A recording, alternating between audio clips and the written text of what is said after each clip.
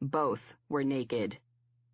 "Shit," he muttered, as he lifted and twisted himself out from under his fence of limbs. He reached out to his phone. He checked the display and touched his thumb to the screen to take the call. "Yo, brother," he muttered to Hop, one of his brethren in the Chaos MC. "Where are you?" Hop asked. "Compound," Shy answered. "You busy?" Shy lifted up to an elbow and looked at the two women passed out in his bed. "Not anymore," he replied. Knowing Shy and his reputation, there was humor in Hop's tone when he stated, "Tabby, call out." At this news, fire hit his gut, as it always did when he got that particular call-out. He didn't know why. It made no sense. He barely knew the girl, but always when he heard it, it pissed him way the hell off. "You are shitting me," Shy bit out. "No, brother. Got a call from Tug, who got a call from Spec. She's out on the prowl, as usual. She's closer to you than me, so if you can disentangle yourself from the pussy you got passed out in your room, it'd be good you go get her." There it was. Hop knew Shy and his reputation. "I'm on my bike. Text me the address," Shy mumbled, shifting from under the bodies to put his feet on the floor at the side of the bed. "Right. Under radar, yeah?"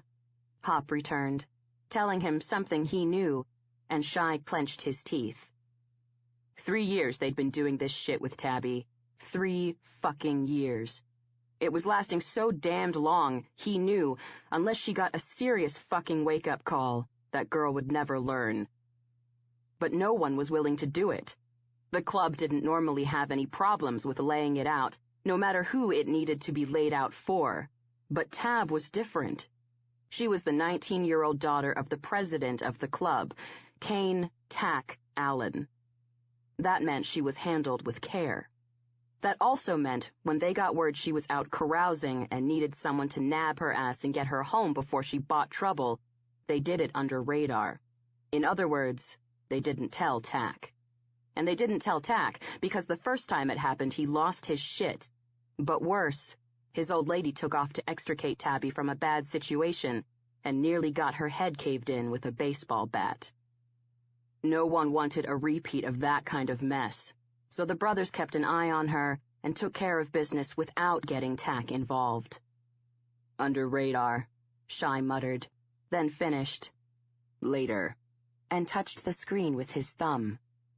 He rooted around on the floor to find jeans, tee, underwear, and socks. The women in his bed didn't twitch when he sat down next to them to pull on his boots. Dressed, he turned off the light in his room and headed down the hall and into the common room of the club's compound. The brothers' rooms were at the back, doors opening off a long hall that ran the length of the building. A doorway in the middle of the hall led to the common area, which had a long, curved bar and a mess of couches, chairs, tables, and pool tables. Off to the side through another door was their meeting room, a kitchen, and a set of locked reinforced storage rooms. As he moved through the common space, he saw Brick, one of Chaos's members, flat on his back on one of the couches. He had one foot on the floor and was dead to the world. He also had a woman draped on him, dead to the world too. She had a short jean skirt on, and Shy saw that Brick was sleeping with his hand up the hem, cupped on her ass. Shy also saw the woman wasn't wearing any underwear. Other than that, the space was empty and currently lit only by a variety of neon beer signs on the walls. That night, Brick's girl had brought 2 friends to party. Brick got his girl. Shy got the friends. Shy left the compound, went to his bike, threw a leg over, and drove the 6 blocks to his apartment. Once there, he didn't bother going upstairs to his place. He never bothered to go upstairs to his place. He wondered vaguely why he kept it. He was rarely there. He ate fast food that he ordered to go. He slept in his bed at his room in the compound. He worked in the garage at Ride or the auto supply store attached. He drank and partied wherever there was drink or party provided.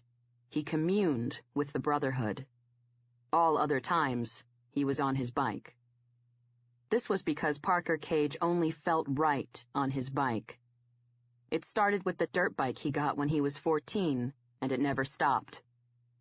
5 years ago, on his third-hand Harley, he'd cruised by Ride Custom Cars and Bikes, a massive auto supply store that was attached to a garage in the back that built custom cars and bikes. He'd heard of it. Hell, everyone had. The Chaos MC owned and ran it, and the garage was famous. Built cars for movies and millionaires.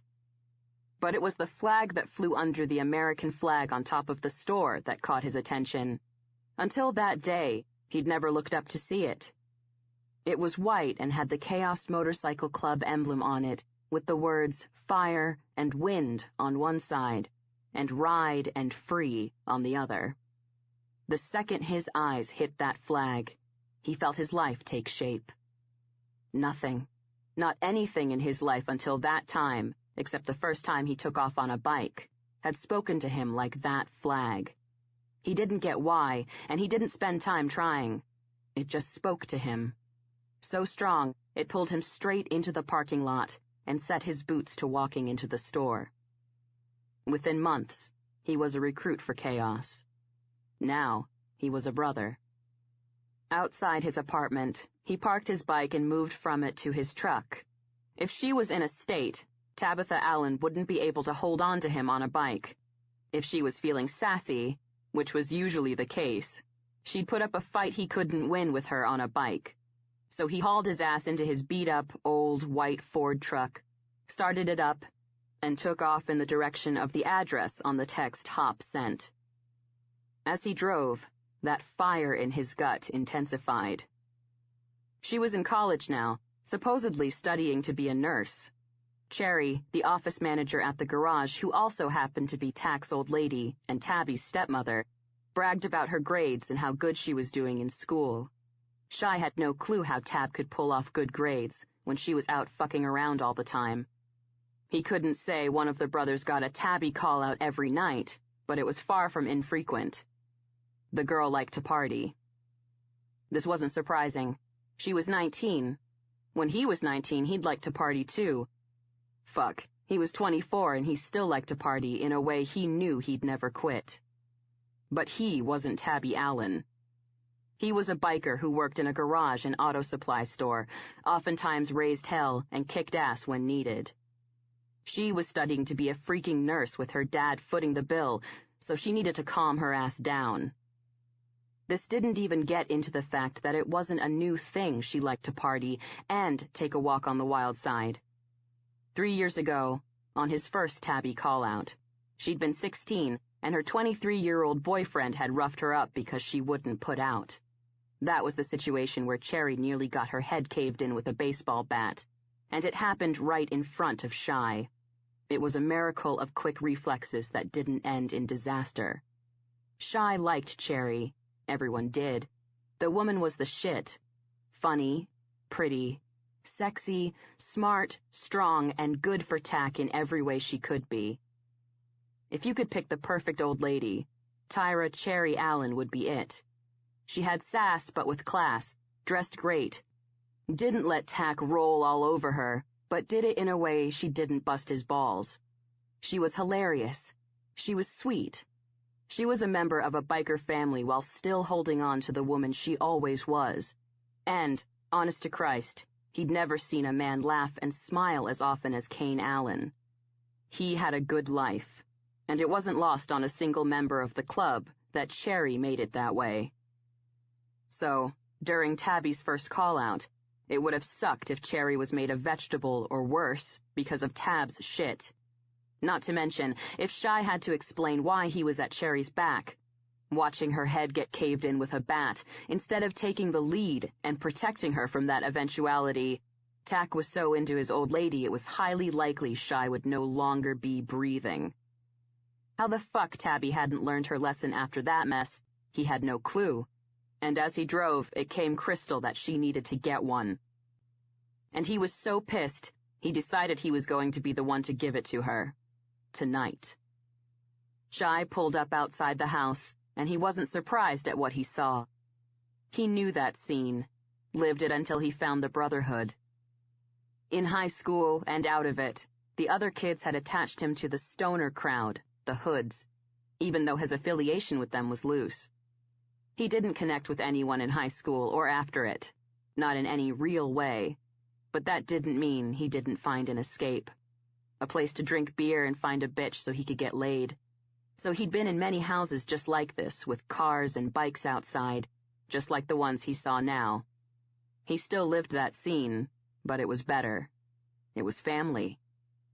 He saw a couple of bikes parked outside the fully lit and heaving house, and they pissed him off even more than he was already pissed. The bikes were older. The kids inside didn't have enough money for better, but still, they didn't take care of them. If you had a Harley, you took care of it. You treated it like a woman, lots of attention, lots of TLC, no excuses. If you didn't do that, you didn't deserve to own it.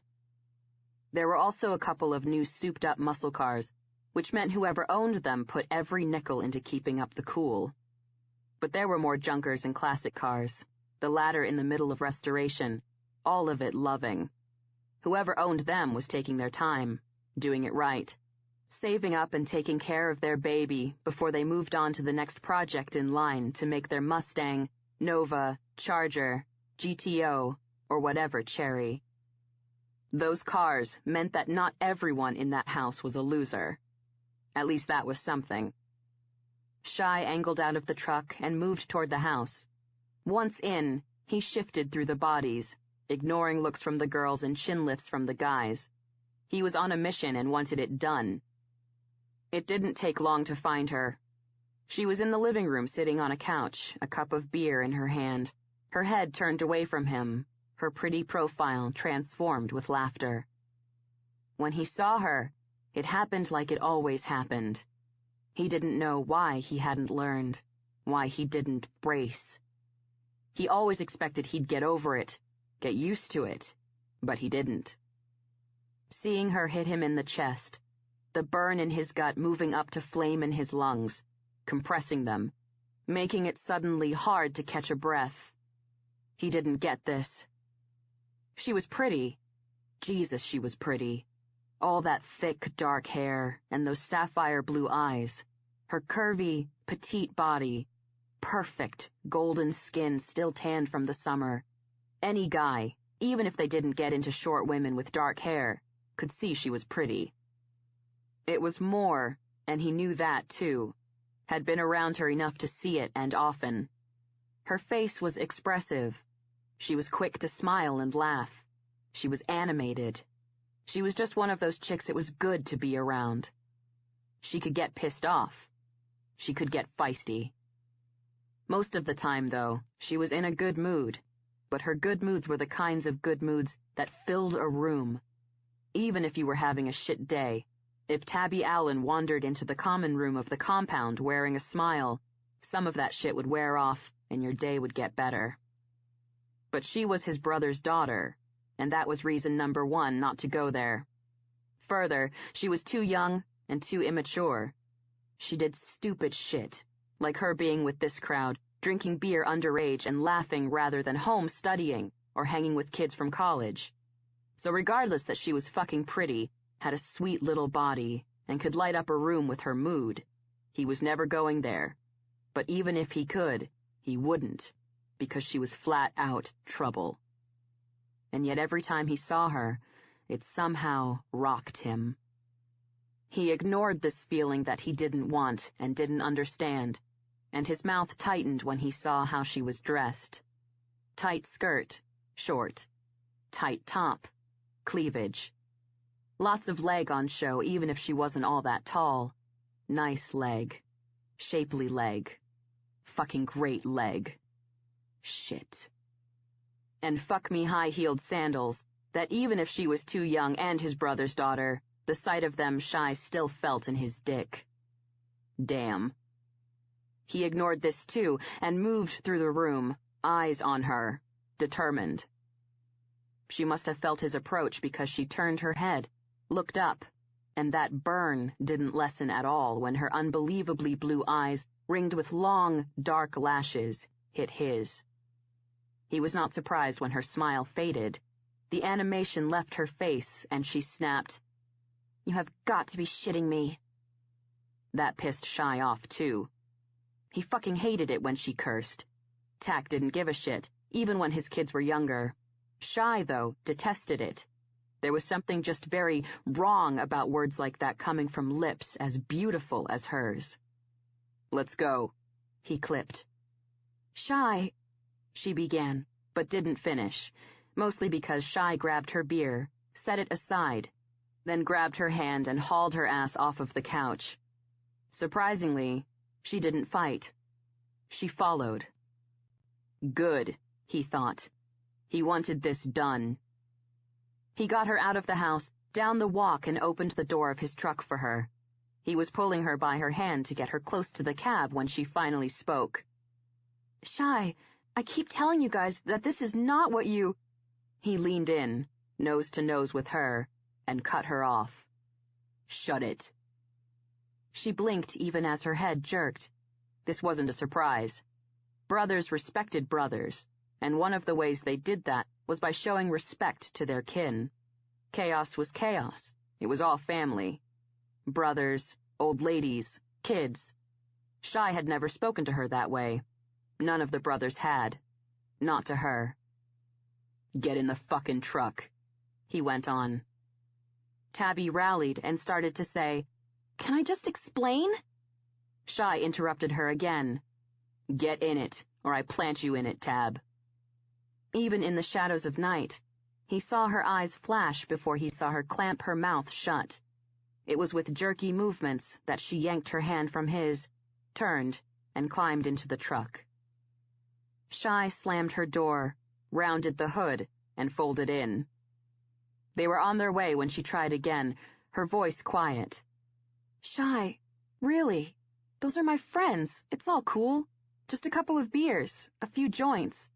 I'm not smoking and I'm driving, so I wouldn't—" "So all of those kids are nursing students?" he asked. "No," she answered. "They're friends from high school."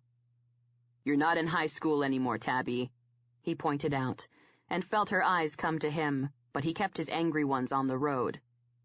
"You're right," she snapped, the quiet in her voice gone. "I'm not. That doesn't mean they aren't still my friends. We've had a lot of good times together. We're close. What, you think I should just scrape them off?" He didn't glance at her when he replied, Yeah, Tab. They're trash. You aren't. Jesus." He shook his head. "I do not get you. I know your mom's a bitch, but for the last 3 years you've had Cherry in your life. It isn't like you don't have a good role model. Why the fuck you can't be like her is beyond me." He heard her swift intake of breath before she returned. "Maybe it's because I should be like me. And by the way, Shy, Tyra would want me to be like me, too." The members of the club called Tack's woman Cherry, but Tack called her Red. His kids and everyone else called her Tyra or Tai-Tai. "Anyway," Tabby went on irately, "they're not trash." "They're trash," he stated firmly. "They are not," she stated loudly. There it was. That gave him his opening. "You want that life?" he asked. "That life?" she shot back. "Booze and bodies, booty calls and bust-ups," he explained. Hello, Shy. That is my life." "So you want it," he concluded. She ignored his question and pointed out, "It's your life, too, you know. Nothing wrong with it. Never was, never will be." A nursing student. Right. On this path, she'd never make it. On this path, she'd end up like those bitches in his bed. On this path, Tabby was pissing her college education away, and Tack might as well be pissing that money into the wind. "You want that life," he said softly. "You think that's cool, baby? Then let's roll." It was perfect timing, because he'd flipped on his turn signal to turn into ride. "What the hell? Why are we here?" she asked, but he didn't answer. He drove around the store and through the forecourt of the garage to park in front of the compound. He didn't delay in folding out of the truck, rounding the hood, and yanking open her door. "Shy, what are you—" she started, but stopped since he leaned into her, undid her seatbelt, tagged her hand, and hauled her out of the cab. "Damn it! Shy, what are you doing?" she clipped. Again, he didn't answer. He just tugged her into the compound and straight behind the bar. He nabbed a bottle of tequila off a shelf at the back, then pulled her in front of him. "Ready to let go of that little girl beer bullshit?" he asked, holding up the bottle. Her eyes went to it, then to him. He saw the confusion and he sensed her unease. He ignored that too. "Tab, asked you a question. You like to party. You aren't in high school anymore. You want to grow up and learn how it's really done?" She ignored him this time and asked, "Why are you being so weird?" He pulled her closer and tipped his chin down to hold her eyes, now ignoring that it was starkly apparent she wasn't breathing, and her body had gone still. "Didn't answer my question, baby," he said softly, and watched her swallow, then lick her upper lip. Jesus. Shit. He'd never seen her do that. Definitely not this close. The tip of that pink tongue on the perfection of that rosy lip. Shit. "Tab," he prompted, his hand squeezing hers. "I want to go home," she replied quietly, being smart for a change. "Too late for that," he muttered, then moved away, pulling her with him as he moved from behind the bar, through the room, and into the back hall. She tugged at his hand and called, "Shy, seriously, you're more than kind of freaking me out." Hopefully, in about 2 seconds, she'd be a lot more than kind of freaked out. She'd be scared straight and out of this bullshit she kept pulling. Therefore, 2 seconds later, he yanked her into his room, tugged her to a stop and flipped the light switch. The 2 women were still naked, lying head to foot on the bed, having, since he was gone, tangled with each other. Briefly, he tried to remember their names. He stopped trying when he felt Tabby's hand spasm in his, and she gave a rough pull to try to break away, but he just held her tighter and turned to her. "Usually, we throw some back, get loose, in the mood," he educated her, lifting up the bottle. "I've seen the way you look at me, baby, so if you want to just get naked and go for it, I'm up for that too. They're out, but we go for a while, no doubt they'll rally and join in. Sounds extreme, but trust me, you try it, you'll like it." When he started talking, her eyes were on the bed, but they moved slowly to him and he saw she was pale beneath her tan. Her eyes were also wide with shock, and something else he didn't quite get, and her full lips were parted. "What's it gonna be?" he asked. "You want to loosen up or you want to just go for it?" "Why are you doing this?" she whispered, and Shy shrugged. "This is who you are, or who you're heading to be. Might as well quit fucking around, babe, and go for it." Her eyes slid to the side, then to him before she stated quietly, "This isn't who I am." He looked her down and up and pointed out, "Short, tight skirts, too tight tops. I know it's not lost on you that I can see most of your tits, not only through the shirt, but spilling out of it, Tab. Then we got your high heels, lots of hair, lots of makeup. You scream you got a wild side, baby. Quit fucking around. You've been wanting to explore it since you were 16. The time is right. The stage is set." He pulled her closer to him and lifted the bottle again. "Let's go." When he said the word 16, she flinched, and her hand jerked at his again. Also, the look in her eyes he couldn't quite place came clear. Hurt. It sucked. He didn't like to do this to her, but he reckoned that emotion stark in her gaze meant he was getting through. "Take me home," she said softly, and he shifted closer to her. She swung slightly back, but her movements were wooden. "Come on, baby. Don't bullshit me," he coaxed in a gentle voice. "I've seen the looks you give me. Now's your shot. You're hot. You like to have fun. You shouldn't waste this opportunity." "Take me home," she repeated. "If you don't want an audience or this to be a participation sport outside us two, I can rouse those bitches."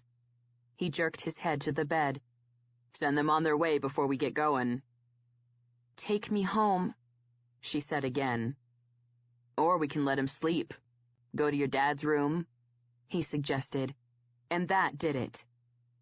With a violent wrench, she tore her hand from his, turned on her foot, and raced from the room. Much more slowly, Shy put the bottle on the dresser, snapped off the lights, and followed her. He wasn't alarmed. She didn't have wheels and she was in high heels. There wasn't far she could go. Surprisingly, when he exited the compound, she was sitting in the passenger side of his truck, her head turned to look out the side window. Yeah, she was ready to go home. He didn't delay in moving to the driver's side, climbing in and starting her up. Tabby didn't look his way as he reversed out and headed toward Broadway. They were well on their way through Denver to the foothills where Tack and Cherry lived, where Tab still lived with them and their 2 new boys before he spoke into the heavy air in the cab. "You're a good kid, Tabby. Don't let your mother treating you like shit kick your ass. Get off that path." "You're on that path?" she whispered to her window. "Babe, I'm not. I'm a man and I got brothers. I chose a lifestyle and a brotherhood. It's different for you and you know it. The bullshit you're pulling, the path you're on, no joke, even if you wanted the life, wanted to be an old lady, that wouldn't work for you no matter what respect we got for your dad. The path you're on heads you straight to being a BB, and you know that too." She didn't speak, but Shy figured his point was made. Tabby knew BB. Everyone did. BB had been banned from spreading her legs and spreading her talent throughout every member of the club after she stupidly went head-to-head with Cherry. But even gone, she was not forgotten. Back then, Tabby had been way too young to know BB in any real way other than seeing the way BB hung on and put out. But there was no way to miss her use to the club, even for a teenage girl. His point made, he also kept quiet the rest of the way to Tack's house. He parked outside the front door, and she instantly undid her seatbelt and threw open the door.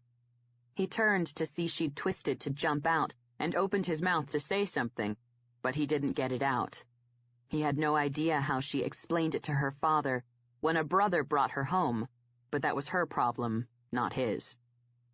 She turned back, and all words died in his throat when he saw by the cab's light the tears shimmering in her eyes, and the tracks left by the ones that had slid silently down her cheeks. His body went rock solid at the evidence of the pain his lesson caused. Deserved, he knew, but it still hurt like a mother to witness.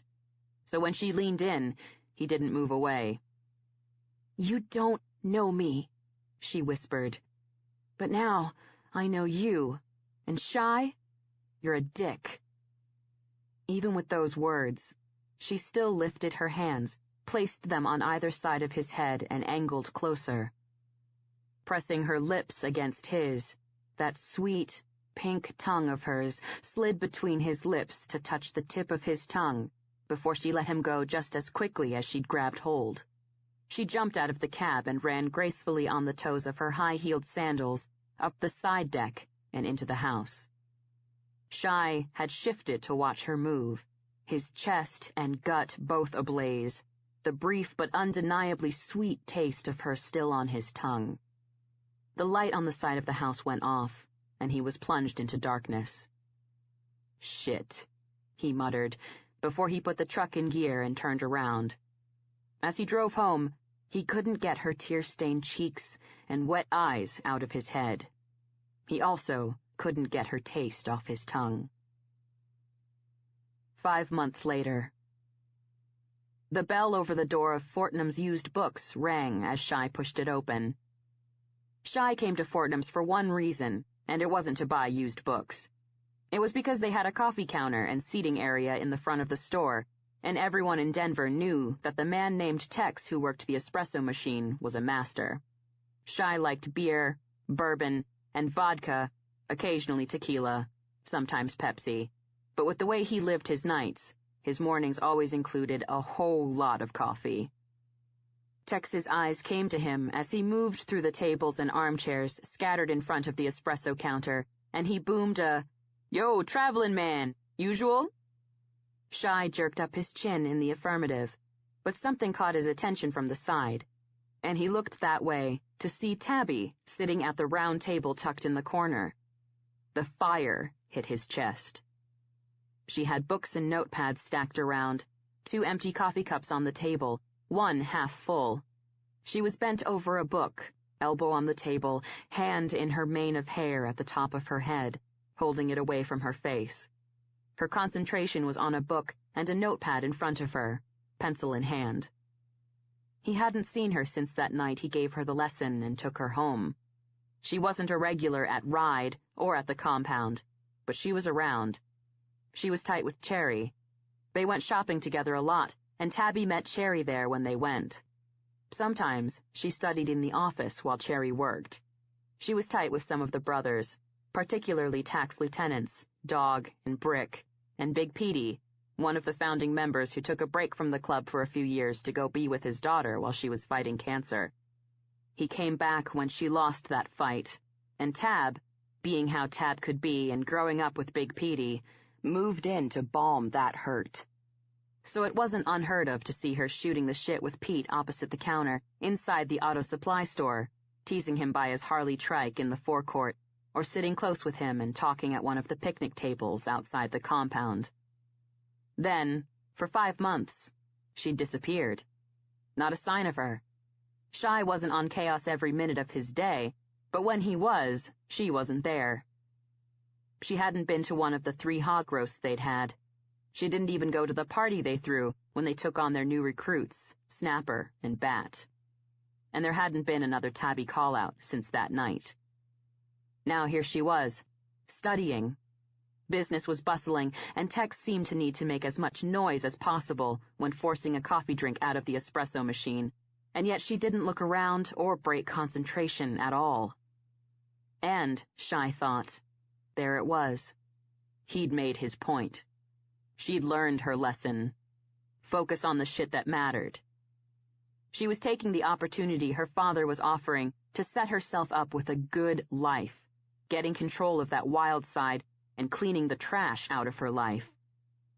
He paid the knockout redhead named Indy who owned the place for his drink, got it from Tex at the other end of the counter, and moved to Tab's table. He pulled out the seat opposite her and twisted it around to straddle it, saying softly, "Yo, babe," before her body jerked with surprise and her head came up. Her eyes hit him, and he saw something that made him uneasy flash through them before she shut it down. Her face went blank, and her eyes slid through the room before coming back to him. "What are you doing here?" she asked quietly. He lifted his to-go cup. "Coffee. Best in town. Come here all the time." She looked at his cup, then at the 2 coffee mugs on the table in front of her, before her fingers slid through her hair and she straightened in her chair. When Shy recovered from watching her thick, shining hair move through her fingers, and he realized she wasn't speaking, he asked, "Studying?" Her gaze went to her books like she'd never seen them before. It came back to him, and she answered, "Yeah, I've got 2 tests this week." "Harsh," he muttered, though he wouldn't know. He'd never studied for tests.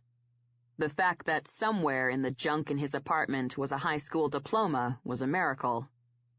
"Yeah," she agreed. "I need to get back to it." "What?" he asked. She looked down at her books, turned her pencil in her hand, and tapped the eraser end to her notepad before repeating, "I need to get back to it."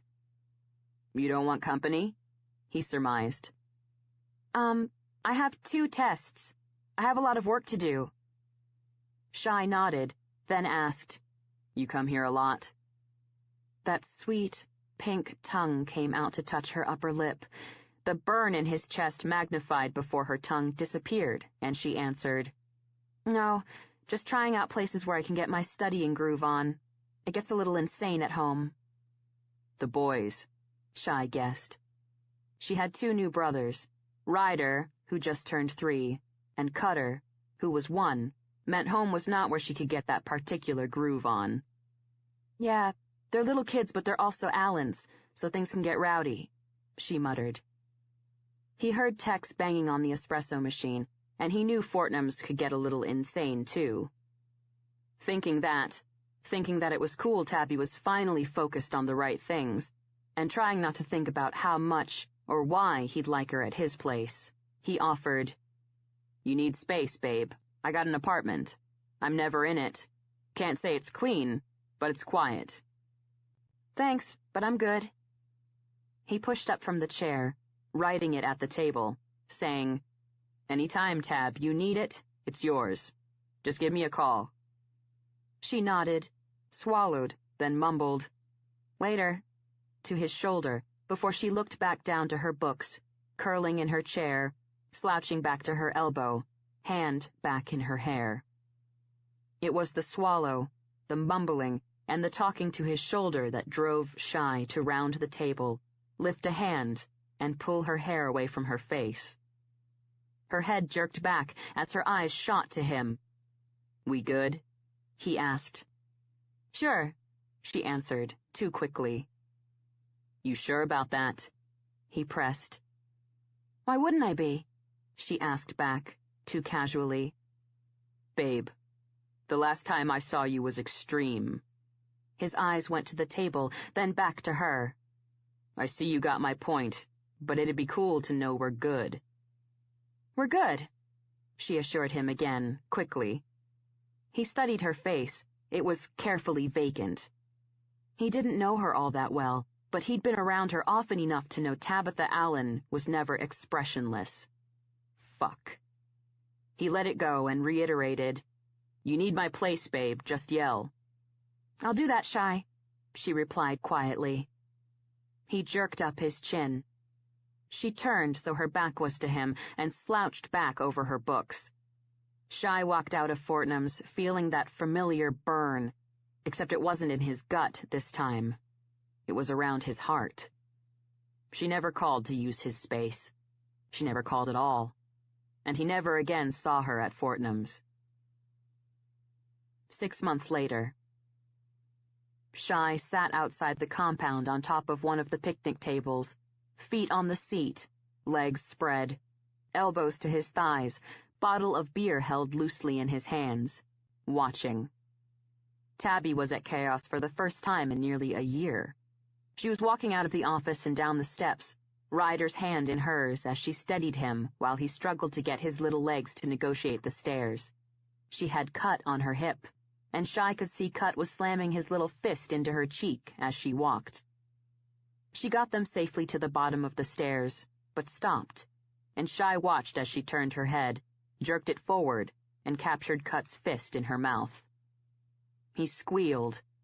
Tabby let his little fist go, and her peal of musical laughter shot across the forecourt and hit him straight in the gut so hard it was a fucking miracle he didn't grunt. Then it happened. Ryder tripped, and Tabby bent to right him, and on her way up, her eyes moved through the forecourt, across the compound, straight through him. Through him. Like he was fucking invisible. Jesus. Fuck. Jesus. There was a time he caught sight of her, her eyes would shift away quickly, and he knew she was watching him. Anytime she'd been around before he did what he did that night, if he saw her, her eyes were on him. Now he was invisible. It was like he didn't exist. She moved the kids to her car and strapped them in the car seats in the back, and Shy kept watching, his gut tight, that burn searing his heart. She had a great ride. Her dad gave it to her when she was 16, and she took care of it like it was one of her little brothers. Its electric blue paint gleamed, clean and pristine, in the August sun. Sweet ride, but Tabby, wearing one of those flowy, flowery, loose dresses that went all the way to her feet, so much fucking material you couldn't begin to guess what lay underneath it, didn't look like she belonged to that car. The dress was saved by being strapless, The top essentially an elasticized tube top covering her tits, but still. It wasn't cut-off short shorts and rocker shirts like she used to wear. And her hair wasn't down and wild. It was braided in thick plaits close to her skull, on either side to flare out in a mass of hair at her nape that only hinted at the dense, glossy mane tax good genes had bestowed on her. Yeah, he'd made his point. Fuck yeah, a year ago he'd really fucking made his point. She got the kids strapped in and Big Petey exited the office, lumbered down the stairs, and Shy watched Pete and Tabby engage in a playful argument he couldn't hear. Tab lost, and she faked being pissed as she handed over her keys and stomped around the car. Pete had one child, his daughter, now under dirt. When he came back after her funeral, he was shattered. The man was not young, but after he lost his daughter and returned to the Brotherhood, he looked 1,000 years old. Now, Shy saw, he was grinning as he folded his huge beer belly behind the wheel of Tab's car and adjusted the seat. Tab did that. Tab brought him back. Tabby put together those pieces and gave Pete something to grin about. The Tab who looked right through Shy, like he didn't exist. Petey pulled out, and he, Tab, Ryder, and Cut took off. Where, Shy had no clue. Shy'd heard Cherry and Tack talking about it enough to know that Ryder and Cut's big sister doted on them and spoiled their asses rotten. So he figured ice cream, park, but whatever it was filled with their sister's love. He watched the car until he couldn't see it anymore. Then he jumped off the picnic table and walked inside.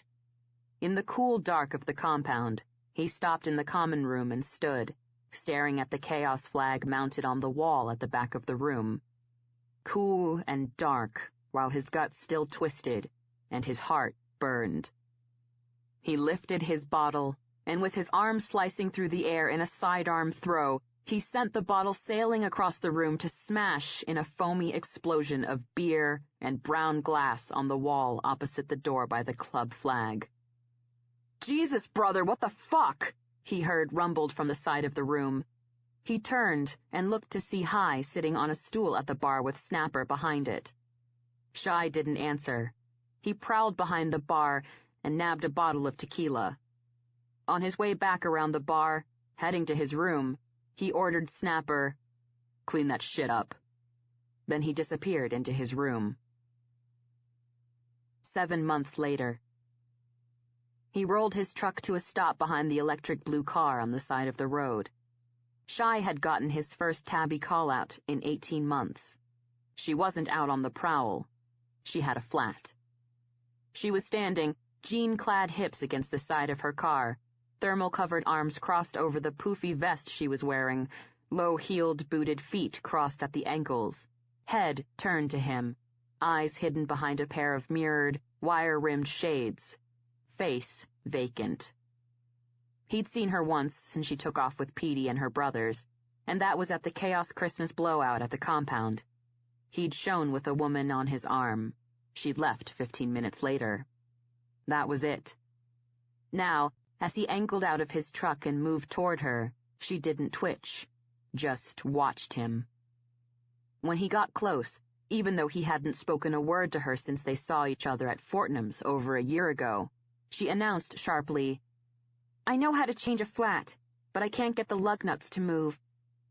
He stopped a half-foot away from her, looked through his shades down his nose at her and growled. "I'm doing fucking great, babe. Thanks for asking. How the fuck are you?" Her head jerked, and her shoulders straightened like a steel rod had been jammed down her spine. "Pardon?" she asked. "Nothing," he muttered. "Do me a favor, step away from the car. Don't need it sliding off the jack while I'm dealing with your tire because your ass is leaned into it." She pushed away from the car, and Shy headed to the flat. She'd pulled out the spare, had the car jacked up, and the lug wrench lying on the tarmac. Shy crouched to it, and was grabbing the wrench when she spoke. "Roscoe phoned. He's 10 minutes away. If this is biting into your schedule, he said he'd be able to help out." "Take me 10 minutes. Then you can disappear again," he muttered. putting the wrench to the nut and finding she was not wrong. Those bitches were on there tight. Tabby fell silent. Shy worked. He switched the tire with her spare, dumped the flat into her trunk, and was slamming it closed when he stated, "Get to the garage. You got time, now would be good. Don't drive too far on that spare." "I may be a girl, but my dad's a biker and a mechanic. I think I know enough not to ride around on a spare," she returned. "Though," she went on when his eyes cut to her, "you've given me an idea. All those silly women out there who don't know better, I could give a helping hand, design some leaflets, pass them out all around Denver, explain about spare usage, how dangerous it is. I'll be sure to put a bunch of butterflies on it and douse it with glitter so I can keep their attention while they're reading it." He felt his eyes narrow as his mouth asked, "What the fuck?" "Nothing," she muttered. Then he felt his gut tighten when she asked, "Is a blowjob acceptable payment for a tire change, or does the headboard need to rock?" Seriously. He hadn't seen the bitch in months. He hadn't spoken to her in over a year. What was with the fucking attitude? He was too goddamned incensed to ask her that. All he could force out was a repeated, "What the fuck?" "Payback, Shy. I certainly wouldn't want to put you out of your way for nothing," she explained, and he felt his jaw go tight before he forced it loose in order to respond. "Give me 5 minutes, baby. Hauled ass out here to take care of you. My truck's old. The heat isn't what it used to be. She warms up. A blowjob in the cab would be just fine." "Is it necessary for me to call a friend, or will just me do?" she shot back. "Hard for two bitches to get their mouths wrapped around my cock, but if you've got a way, sugar, I'm up for the experience." "Oh, you'll be up," she hissed, leaning in slightly. "Don't make promises you can't keep," he returned. She stared at him through her shades, her mouth set, and he knew he tore off those fucking sunglasses, her eyes would be flaring. He pulled in a breath, calming the burn in his insides so he was able to request, "You want to explain the attitude?" "No," she clipped. "If you don't, then don't dish that shit out. You got something up your ass, you gotta have the balls to let it hang out. Not dish out shit and expect me to eat it when I don't know your fucking problem." "You're right, Shy. My apologies. You walking up to my car and cursing sarcastically at me threw me off my game. You went out of your way to help me. I should be more appreciative." Her words were sweet. Her tone was not. "Babe, you led with snapping out you'd have this covered if you could move those lug nuts. You didn't even fucking say hello. How, exactly, would you have liked me to respond to that, seeing as you haven't so much as looked at me in a long fucking time?" She threw out her hands in a bullshit gesture of apology. "Sorry, Shy. So sorry. I mean, it isn't like I was on my way to do something when I got a stupid flat, then I couldn't move the stupid lug nuts and I tried for she leaned in, ever. So when you rolled up to help out, instead of being understandably frustrated, I should have put the smile on and given you the love. I get that. You hauled yourself out here to help out, and me being pissed off that my day is totally screwed, my hands are dirty, my jeans are dirty, and I have to go home and change isn't your problem. I shouldn't make it that way." Fuck. She had a point. "Tabby," he started, but she cut him off. "And the blowjob crack was out of line. I apologize for that, too." "Tab." "As was the friend thing, and, well, everything. Now are we good?" There it was. His shot. And he was going to take it. He took a step toward her and said quietly, "We're good, babe. But since your day is screwed anyway, and we're out in the middle of nowhere, we should take this time to talk." When he moved toward her, she held her ground. After he made his suggestion, she leaned slightly back. "About what?" she asked. "I got the feeling you're avoiding me." "I'm not," she stated, too quickly. "I haven't spoken to you in over a year," he pointed out. "We were never really close, Shy," she replied. Shy tried a different tactic. "Used to see you all the time, Tab. Now I never see you." "I'm busy." You were busy before and I still saw you. Now I'm busier. He shook his head and moved closer. She stood her ground, but he saw her body go stiff. He ignored that and continued. You're avoiding me, and have been since that shit went down a while back. What shit? She asked, and she was so obviously attempting to pull the wool, he almost smiled because it was fucking cute. Damn. You know what shit, he replied. Shy, she began, moving back, but he caught her by her upper arm and she went still again. He leaned down so their faces were close. Jesus, she had a fantastic mouth. It was harsh, babe.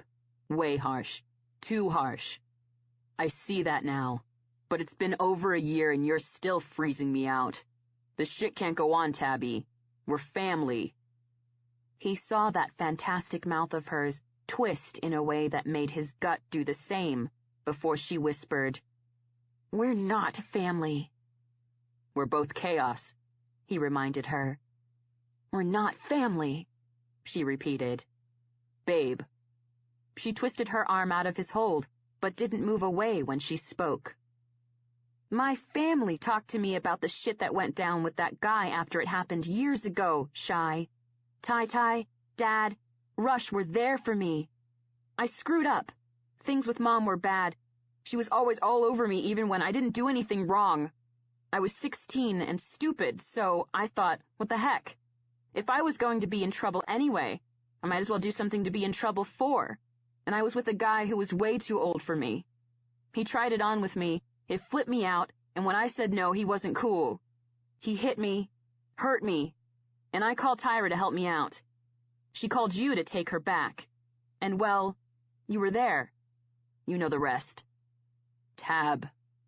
Shy tried again, now trying to cut in because he could tell going over the past was not somewhere she wanted to be, but Tabby kept talking. When they confronted me about it, it wasn't comfortable, but it was honest and gentle and what I needed.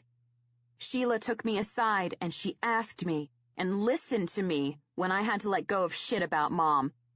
Arlo took me out for a hot dog and a discussion on how to spot a good guy and when to know when a guy's a jerk. And all of them had my back for years after that went down to make sure nothing like that went down again. It was overboard, overprotective and annoying, but at least it was loving. She shook her head. But you made assumptions. You showed you decided exactly the kind of girl I was that night when that guy took his hand to me without knowing one single thing about me. I wasn't what you thought, Shy. I didn't need your shit, and I also didn't deserve it. Family doesn't make judgments. They talk. They support. You made a judgment. You acted on that judgment. You doing it hurt me, so that means you are not my family. After gutting him, she turned on her boot, stomped to her car, folded her curvy little body in, and then she was off, leaving Shy standing at the side of the road. 4 months later. Shy sat on his bike, pissed. Construction jacking up downtown, and some show getting out at the Denver Center for the Performing Arts meant traffic was jammed every fucking where. He watched 3 cars get through the light, and didn't budge on his bike before they were back to red, and he was back to thinking he'd ride his bike up on the sidewalk to get past this shit. The cars were so jacked, jockeying for position to make it to the single lane they had to get through, he couldn't even ride between to get the fuck out.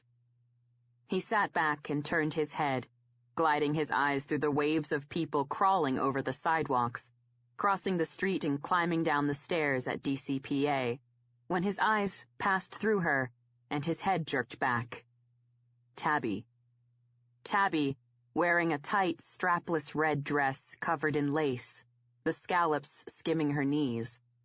On her feet were high, spiked black heels that were sexy as all fuck, the same as they were classy. Her mass of hair was pulled softly back from her face, tucked in a complicated arrangement of curls at the back. She looked like a modern-day princess, elegant, sophisticated, high class. Jesus, he muttered. She was looking around like she was lost, and he was about to put his tongue to his teeth to whistle when she found what she was looking for, and Shy went rock solid. A tall, good-looking, built blonde guy in a suit moved to her, smiling. She tipped her head back, not smiling, fucking beaming. Shy watched as the man slid an arm around her waist.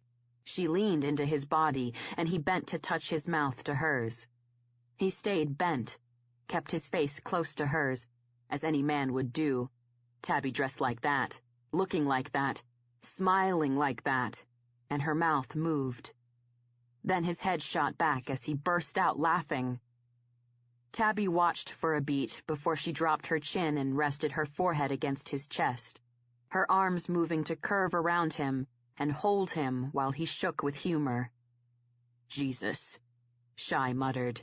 That burn back, in his gut, chest, heart, even up his fucking throat. He wanted to, but he couldn't tear his eyes away when the man dipped his chin back down, cupped her jaw with a hand, lifted her face to his, and bent to touch his mouth to Tabby's again. But it wasn't a touch. He kept his mouth on hers a long fucking time, like they weren't on a sidewalk with hundreds of people streaming around them and waiting in cars to get through traffic. Like they were alone. Just them. Shy kept watching as the man broke the kiss. Tabby's hand, now at the guy's neck, moved so her thumb could stroke his jaw, and she could gaze up at him like he was the only man on the planet. It was then Shy tore his eyes away. And it was then, ignoring the cars that honked and the shouts out the window, he maneuvered his bike through the cars, nearly jacking up his legs and his bike. 2 seconds later, when the light changed, he roared the fuck away. 8 months later. Jesus, seriously set me up. Dog growled as he stalked into the compound and headed toward where Shy, Arlo, and Brick were sitting, drinking beer. Bat across from them playing bartender. "What's up, brother?" Arlo asked, as Dog hoisted his ass on a stool. "Our little Tabby's engaged." Shy felt like he'd been sucker-punched. "No shit," Brick asked, sounding like he'd been sucker-punched, too. "Jesus, God, please don't make it be that blonde guy who's built like a linebacker and looks like a cop," Bat muttered. Dog took a long pull from his beer, but did it nodding. Then he dropped the beer to the bar and leveled his eyes on Brick. "Good dude. I met him. Physical therapist. Played college ball. Good at it, but not good enough. Though that experience helped. He works for the Broncos." Shy looked at the beer he was holding on the bar. Shit. Fuck. Shit. "She's over the fucking moon," Dog continued, and Shy's gut twisted. "Cherry is too. Cherry thinks he's the shit. Can't say I don't like him, but he's fucking normal. Tax torn. The dude totally thinks our girl walks on water. What father wouldn't like that? He's cool, too. Knows us, who we are, where she came from. Does not give that first fuck. He'd take her legless and armless if she was still Tab. He don't care where she comes from. That said, he's not anywhere close to the life. He comes from the fucking suburbs, and Tack's struggling with that." Shy lifted his beer and took a drag. He swallowed and found it didn't help the burn. Dog, unfortunately, kept fucking talking. "They're gonna wait until she graduates to get married. She's being funny about it. Dude wants her to move in, she says after the wedding. Don't know why she just don't shack up with the guy. Try before you buy, see if that shit'll work. But she's not down with that, so whatever." Tabby being theirs, his brothers could talk about this shit all night. But Shy had had enough. He pushed his stool back, slid off it, and muttered, "Gotta go." "Where are you going?" Bat asked. He didn't know. He didn't care. Anywhere just as long as he got there on his bike. "Shit to do," he muttered, and moved around the bar, eyes to his feet, mind centered on keeping his jaw relaxed, his hands unclenched. He walked out the door, swung on his bike, and rolled out. He didn't hit chaos again for 3 weeks. 6 months later. Shai was moving across the forecourt toward the compound in order to grab a shower and head out. His hands were filthy from grease. The car he'd been working on for the last 3 months was finally done. Time to celebrate. He moved into the compound and felt the heaviness in the air immediately. Boys were moving out, faces alert, even alarmed, the vibe bad. "What's going on?"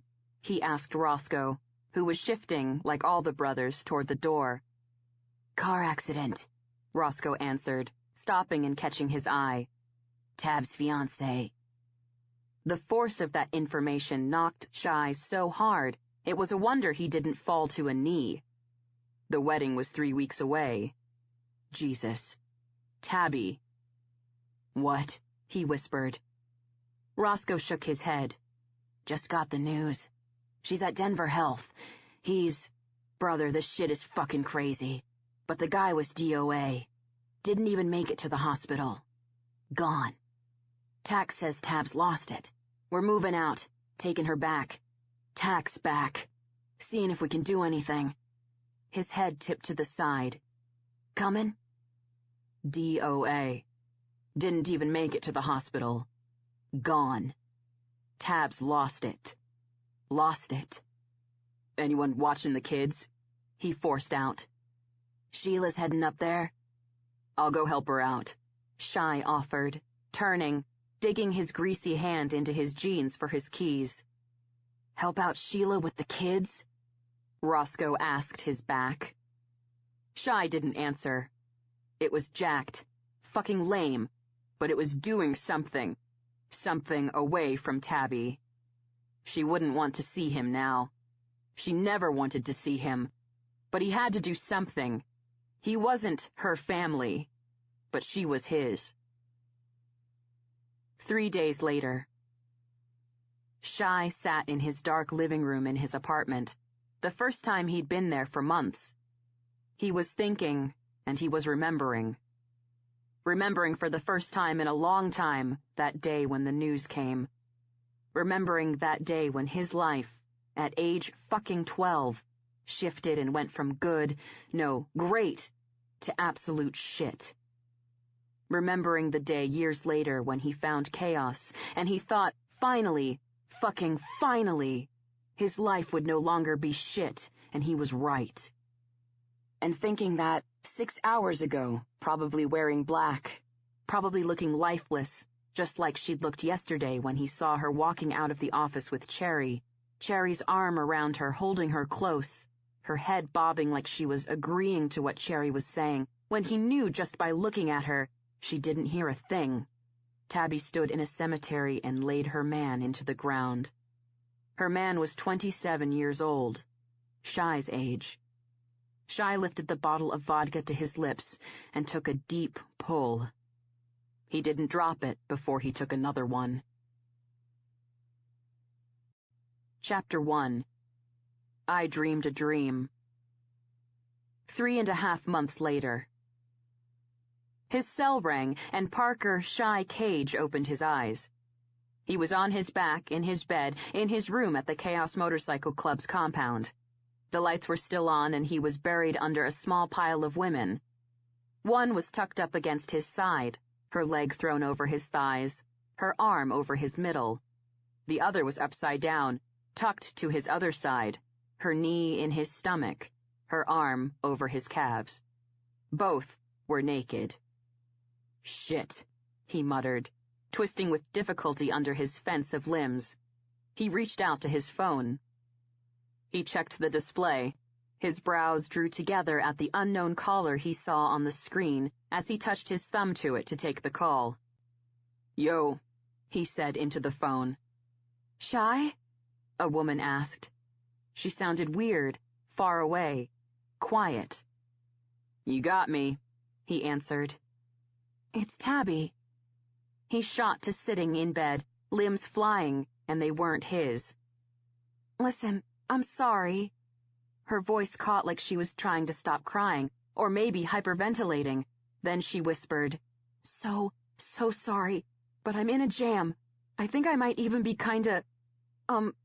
in trouble. Where are you? He barked into the phone, rolling over the woman at his side and finding his feet. Well, I was with this old friend and we were... Damn, She stammered as Shy balanced the phone between ear and shoulder and tugged on his jeans. Babe, where are you? He repeated. In a bathroom, she told him, as he tagged a tea off the floor and straightened, waiting for her to say more. When she didn't, gently, he prompted. I kinda need to know where that bathroom is, sugar. This guy is, I didn't know it, obviously, but I think he's... Another hitch in her breath before she whispered so low he barely heard. A bad dude. Fuck. Shit. Fuck! He nabbed his boots off the floor and sat on the bed to yank them on with his socks, asking, Do I need backup? I don't want anyone. She paused. Please, don't tell anyone. Can you please just text me when you're here? I'll stay in the bathroom, put my phone on vibrate so no one will hear, and I'll crawl out the window when you get here. Tab, no one is gonna think shit. Just give me the lay of the land. Are you in danger? I'll crawl out the window. He gentled his voice further and stopped putting on his boots to give her his full attention. Tabby, baby, are you in danger? I don't know really. There's a lot of drugs and I saw a lot of guns. Shit. Address, honey, he urged, and she gave it to him. Then she said, Don't tell anyone, please. Just text. I'll give you that if you keep me notified and often. Text me. Just an I'm okay every minute or so. I don't get one, I'll know you're not and I'm bringing in the boys. I can do that, she agreed. Right, hang tight. I'll be there. Thanks, Shy. Anytime, Tab. Yeah? He waited, and it felt like years before she whispered, Yeah. He disconnected, pulled on his last boot, and stood, tugging on his tea as he turned to his bed. One of the women was up on an elbow and blinking at him. The other was still out. As he found his knife in the nightstand and shoved the sheath into his belt, he ordered, Get her ass up. Both of you need to get dressed and get gone. He reached into the nightstand and grabbed his gun, shoving it into the back waistband of his jeans and pulling his tea over it. You got 15 minutes to get out. You're not gone by the time I get back, I will not be happy. Sure thing, babe, the awake one muttered. She lifted a hand to shove at the hip of her friend. Jesus. Slicing a glance through them, he knew he was done. Some of the brothers, a lot older than him, enjoyed as much as they could get, however that came, and they didn't limit it to 2 pieces of ass. He'd had that ride, and often.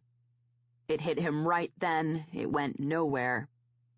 He'd never, not once, walked up to a woman who looked lost without him and became found the second she saw him, who leaned into him the minute he touched her, who made him laugh so hard his head jerked back with it, whose mouth he could take and the world melted away for him just as he made that same shit happen for her. And he would not get that if he kept this shit up. He jogged through the compound to his bike and rode with his cell in his hand. She texted, I'm okay, and Shy took in a calming breath and turned his eyes back to the road. She texted again, this time, I'm still okay, and, getting closer to her, Shy felt his jaw begin to relax. A few minutes later, she texted again. This time it was, I'm still okay, but this bathroom is seriously gross. When Shy got that, after his eyes went back to the road, he was flat out smiling. She kept texting her ongoing condition of okay, with a running commentary of how much she disliked her current location, until he was outside the house. He turned off his bike and scanned. Lights on in a front room, another one beaming from a small window at the opposite side at the back. The bathroom. He bent his head to the phone and texted, "Outside, baby." Seconds later, he saw a bare foot coming out the small window and another one, then legs. He kicked down the stand, swung off his bike, and jogged through the dark up the side of the house.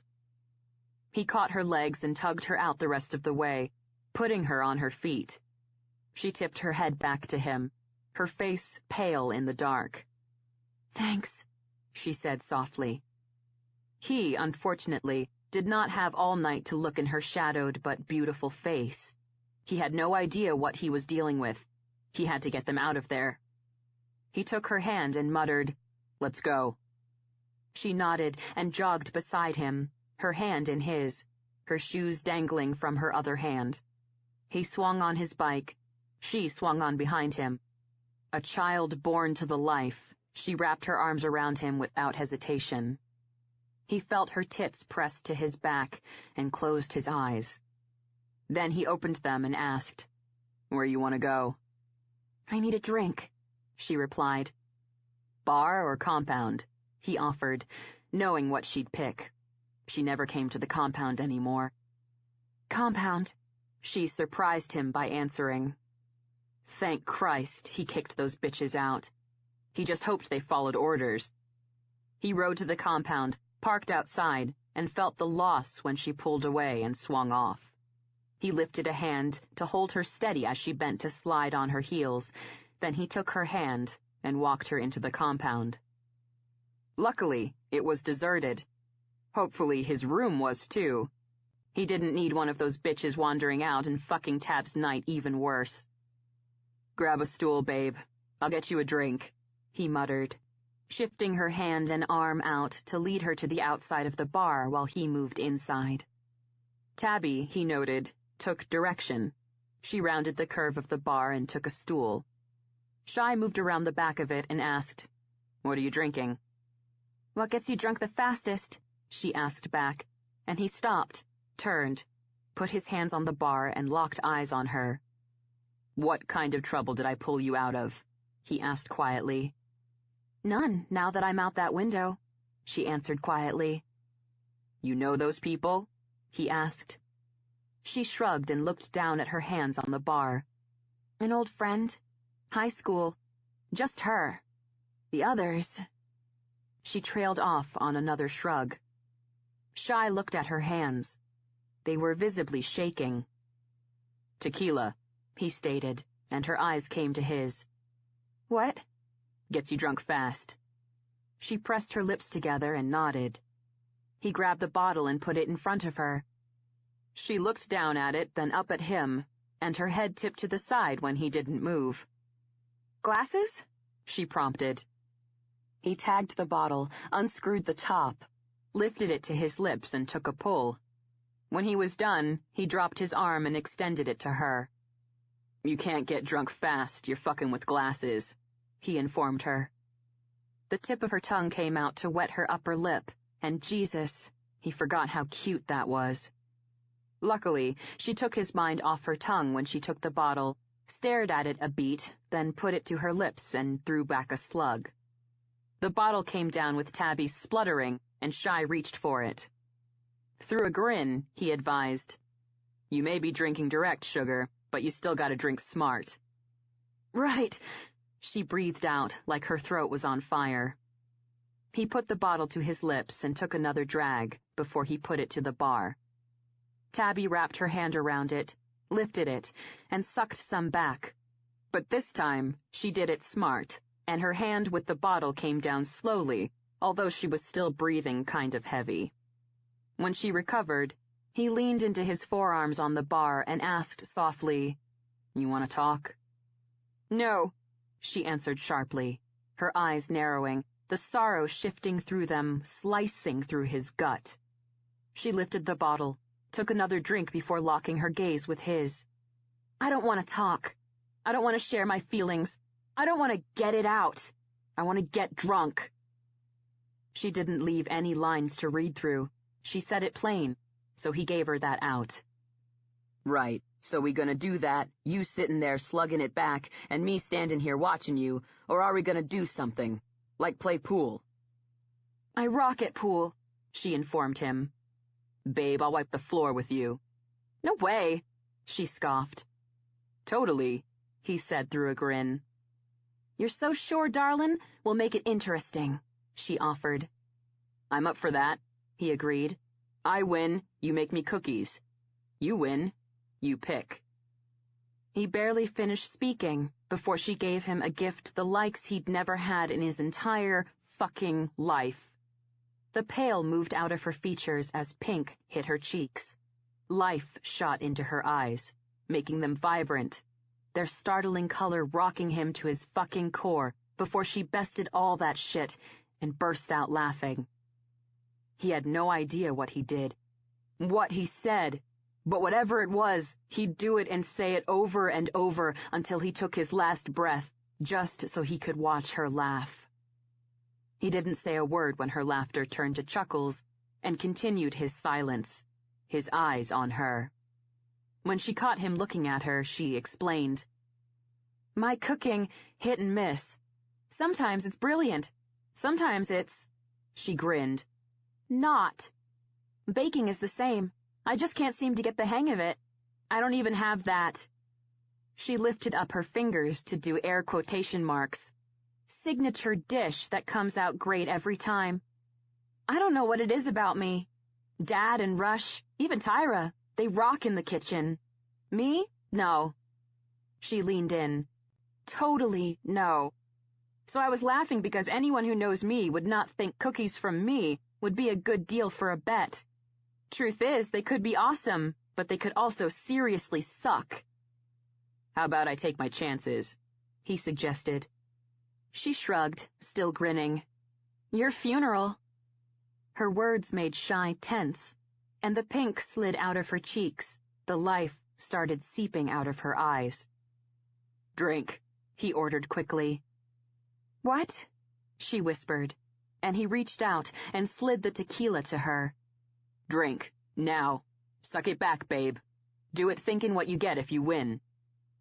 She nodded, grabbed the bottle, took a slug, and dropped it to the bar with a crash, letting out a totally fucking cute, ah, before she declared, You changed my oil.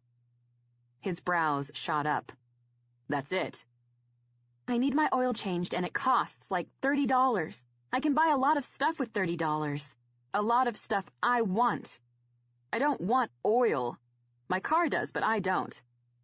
Tabby, sugar. Your dad part owns the most kick-ass garage this side of the Mississippi, and most of the other side, and you're paying for oil changes. Her eyes slid away, and he knew why. Fuck. She was doing it to avoid him. Still. Serious as shit, this had to stop. So he was going to stop it. We play pool, and we get drunk, and we enjoy it. That's our plan. So let's get this shit out of the way, he stated. Her eyes slid back to him, and he said flat out, I fucked up. It was huge. It was a long time ago, but it marked you. You were right. I was a dick. I made assumptions. They were wrong, and I acted on them. And I shouldn't have. And that was more wrong. I wish you would have found the time to get in my face about it years ago so we could have had it out. But that's done. When you did get in my face about it, I should have sorted my shit, found you, and apologized. I didn't do that either. I'd like to know why you dialed my number tonight. But if you don't want to share that shit, that's cool too. I'll just say, babe, I'm glad you did. You need a safe place to forget shit and escape. I'll give it to you. Tonight, tomorrow, next week, next month. That safe place is me, Tabby. But I don't want that old shit haunting this. Ghosts haunt until you get rid of them. Let's get rid of that fucking ghost and move on so I can beat your ass at pool. As he spoke, he saw the tears pool in her eyes, but he kept going, and when he stopped, he didn't move even though it nearly killed him. Not to touch her, even her hand. Not to give her something. It killed. Before he lost the fight to hold back, she whispered, You are never going to beat my ass at pool. That was when he grinned, leaned forward, and wrapped his hand around hers sitting on the bar. Get ready to have your ass kicked. he said softly. Oil changes for a year, she returned softly. You got it, but cookies for a year, he shot back. Okay, but don't say I didn't warn you, she replied. He'd eat her cookies. They were brilliant or they sucked. If Tabitha Allen made it, he'd eat anything. Shy didn't share that. He gave her hand a squeeze, nabbed the bottle, and took off down the bar toward the cues on the wall. Tabby followed. They were in the dark, in his bed, in his room in the compound. Shy was on his back, eyes to the ceiling. Tabby was 3 feet away, on her side. Her chin was tipped down. She was obliterated. Shy wasn't even slightly drunk. She'd won 4 games. He'd won 5. Cookies for a year. Now he was winning something else, because tequila didn't make Tabitha Allen a happy drunk. It made her a talkative one. It also made her get past ugly history and trust him with absolutely everything that mattered right now in her world. DOA, she whispered to the bed. I know, sugar, he whispered to the ceiling. Where did you hear? She asked. Walking into the compound. Boys just heard and they were taking off. You didn't come to the hospital. He was surprised she'd noticed. No, I wasn't your favorite person. Didn't think I could help. Went up to Tack and Cherries, helped Sheila with the boys, he told her. I know. Tai told me. She surprised him again by saying, That was cool of you to do. They're a handful. Sheila tries, but the only ones who can really handle them are Dad, Tyra, Rush, Big Petey, and me. Shy didn't respond. So, thanks, she finished. No problem, honey. She fell silent, and Shy gave her that. She broke it. Tyra had to cancel all the wedding plans. Yeah? He asked quietly. Yeah, she answered. Second time she had to do that. That Elliot guy wasn't dead when she had to do it for Lainey, but still. 2 times, 2 weddings. It isn't worth it. All that planning, all that money. She pulled in a shaky breath. Not worth it. I'm not doing it again. I'm never getting married. At that, Shy rolled to his side, reached out, and found her hand lying on the bed. He curled his hand around hers, held tight, and advised, Don't say that, baby. You're 22 years old. You got your whole life ahead of you. So did he. Fuck. He couldn't argue that. He pulled their hands up the bed and shifted slightly closer before he said gently, If he was in this room right now, sugar, right now, he wouldn't want this. He wouldn't want to hear you say that shit. Dig deep, Tabby. What would he want to hear you say? She was silent. Then he heard her breath hitch before she whispered, I'd give anything. She trailed off and went quiet. Baby, he whispered back. Her hand jerked, and her body slid across the bed to slam into his, her face in his throat, her arm winding around him tight, her voice so raw it hurt to hear. His own throat was ragged just listening. I'd give anything for him to be in this room. Anything. I'd give my hair, and I like my hair. I'd give my car, and Dad fixed that car up for me. I love that car. I'd swim in ocean. I'd walk through arrows. I'd bleed for him to be here. She burrowed deeper into him, and Shy took a deep breath, pressing closer, giving her his warmth. He wrapped an arm around her and pulled her tighter as she cried quietly, one hand holding his tight. He said nothing, but listened, eyes closed, heart burning, to the sounds of her grief. Time slid by, and her tears slowly stopped flowing. Finally, she said softly, I dreamed a dream. What, sugar? I dreamed a dream, she repeated. He tipped his head and put his lips to the top of her hair, but he had no reply. He knew it sucked when dreams died. He'd been there. There were no words to say. Nothing made it better except time.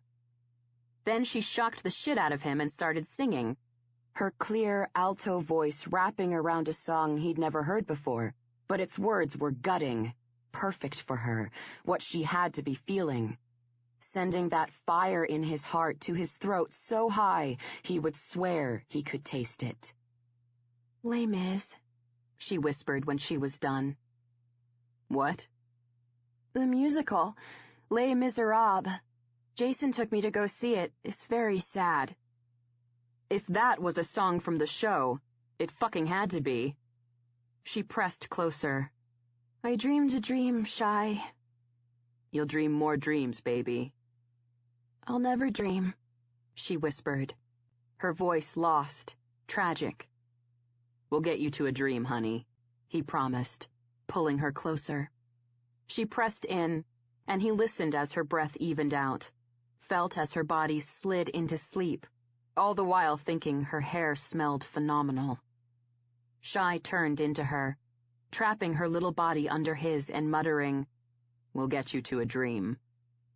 Tabby held his hand in her sleep. Shy held her, but didn't sleep.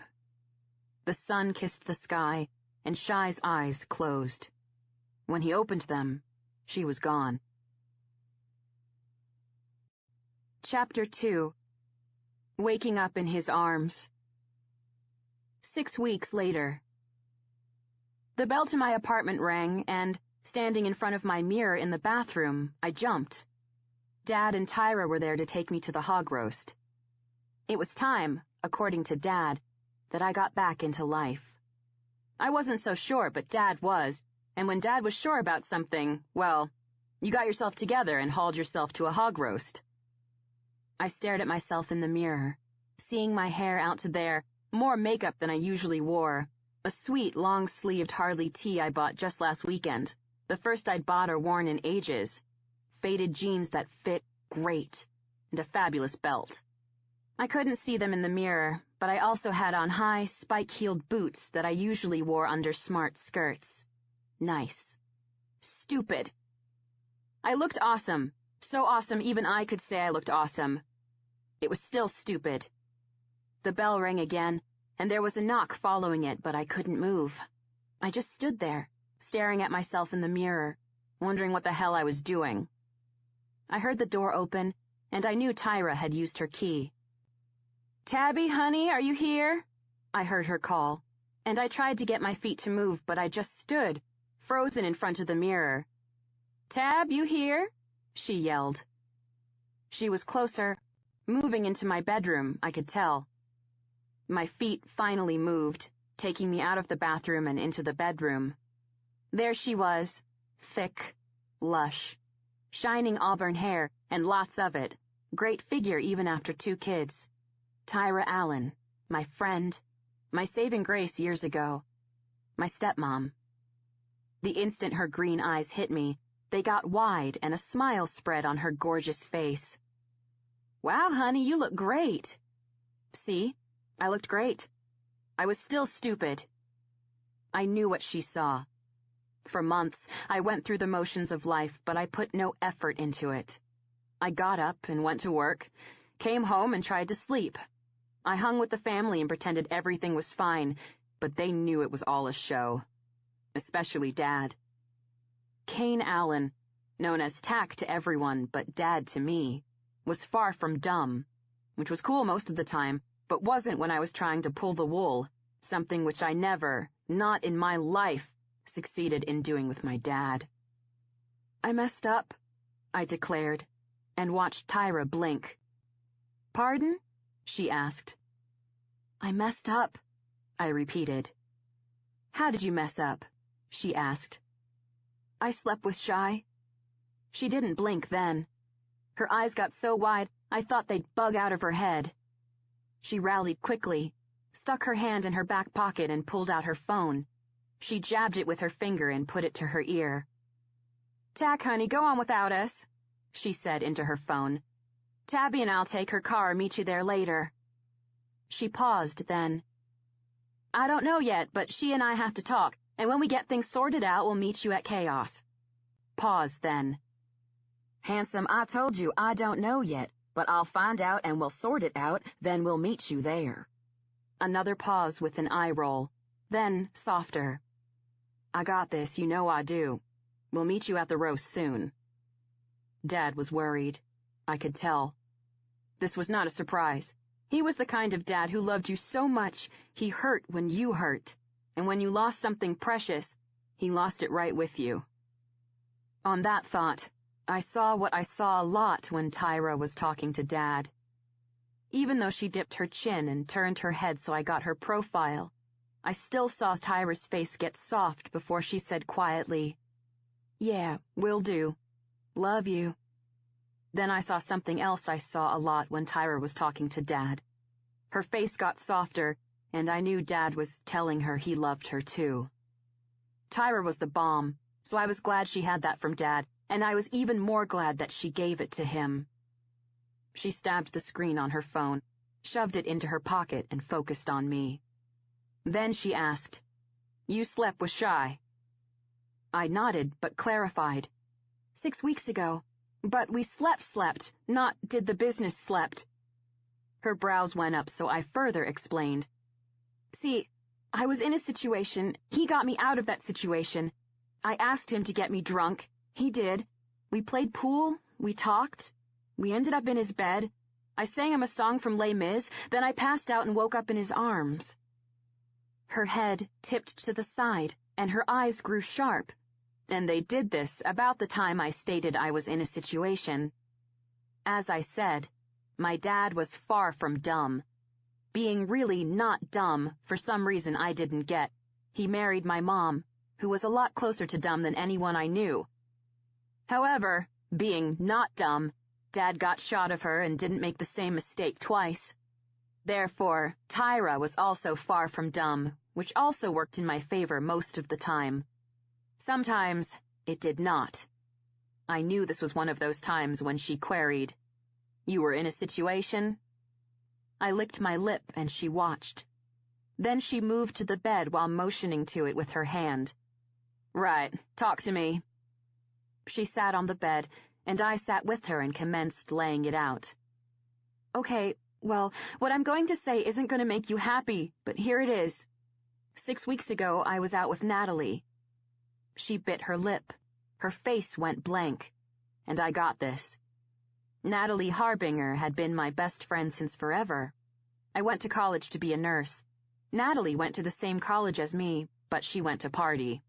She put a lot of effort in, and therefore excelled at this endeavor to the point she got kicked out of college. She continued to do this, and there was nothing wrong with that, except the longer she did it, the iffier became the element she did it with. People at our age started to grow up and get themselves sorted. If they didn't, their lives started spiraling down a path that would mean they never got sorted. Natalie didn't grow up and get herself sorted. I got this. Natalie's mom was arguably a bigger bitch than mine. The problem was, Natalie didn't have a dad who gave a crap, and a stepmom who was the bomb. I understood doing stuff to get attention, even if it was bad attention. But for me, that crap was over years ago. She just didn't seem to be able to pull herself out of it. Thus, Tyra was not a big fan of Natalie's, and even Dad, who was the president of a motorcycle club and essentially had a life motto of live and let live, had issues with her.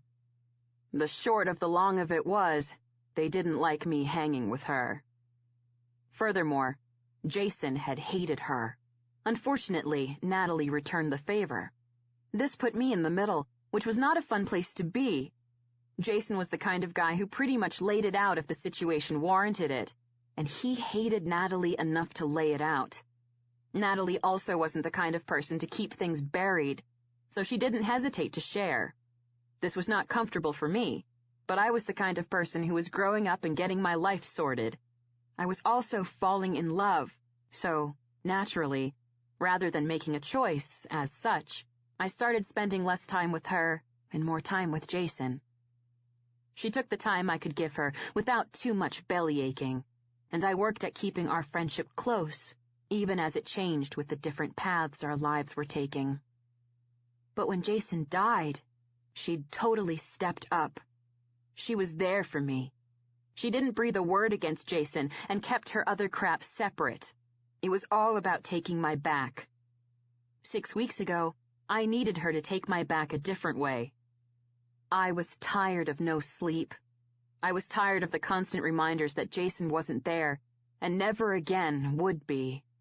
I was tired of the empty feeling in my stomach that would hollow out further when some memory hit me, or a wedding card from someone who hadn't heard about Jason came through the mail, or I got a phone call from someone Tyra didn't know to contact about something to do with the life Jason and I were going to start. I needed a release. I needed to go back in time when, for Natalie and me, it was all about fun and music and beer and talking, and not about how life could go straight down the toilet. I needed to forget. I needed to remember when life was different, when it was good.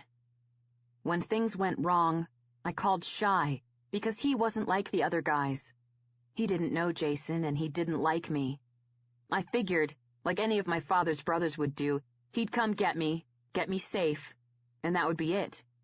He wouldn't look at me with kind eyes, urge me to talk, or give me a gentle lecture about hanging with Natalie, and I didn't need any of that. In fact, I went out with Nat in the first place to get away from that. I'd programmed his number in when I got my new phone. I didn't know why, didn't think about why, I just did. What I didn't expect was that he would give me exactly what I needed, be totally cool about it, and also unbelievably sweet. 6 weeks ago, you were out with Natalie, Tyra prompted, and I focused on her. I trailed off, and Tyra reached out to squeeze my hand. I get what you needed, she said softly, then lifted her chin for me to continue, so I did. It being Natalie, I'm sure you're not surprised that our company wasn't great company. The look on her face told me she wasn't surprised, but she had no response, so I kept going. I was a little freaked.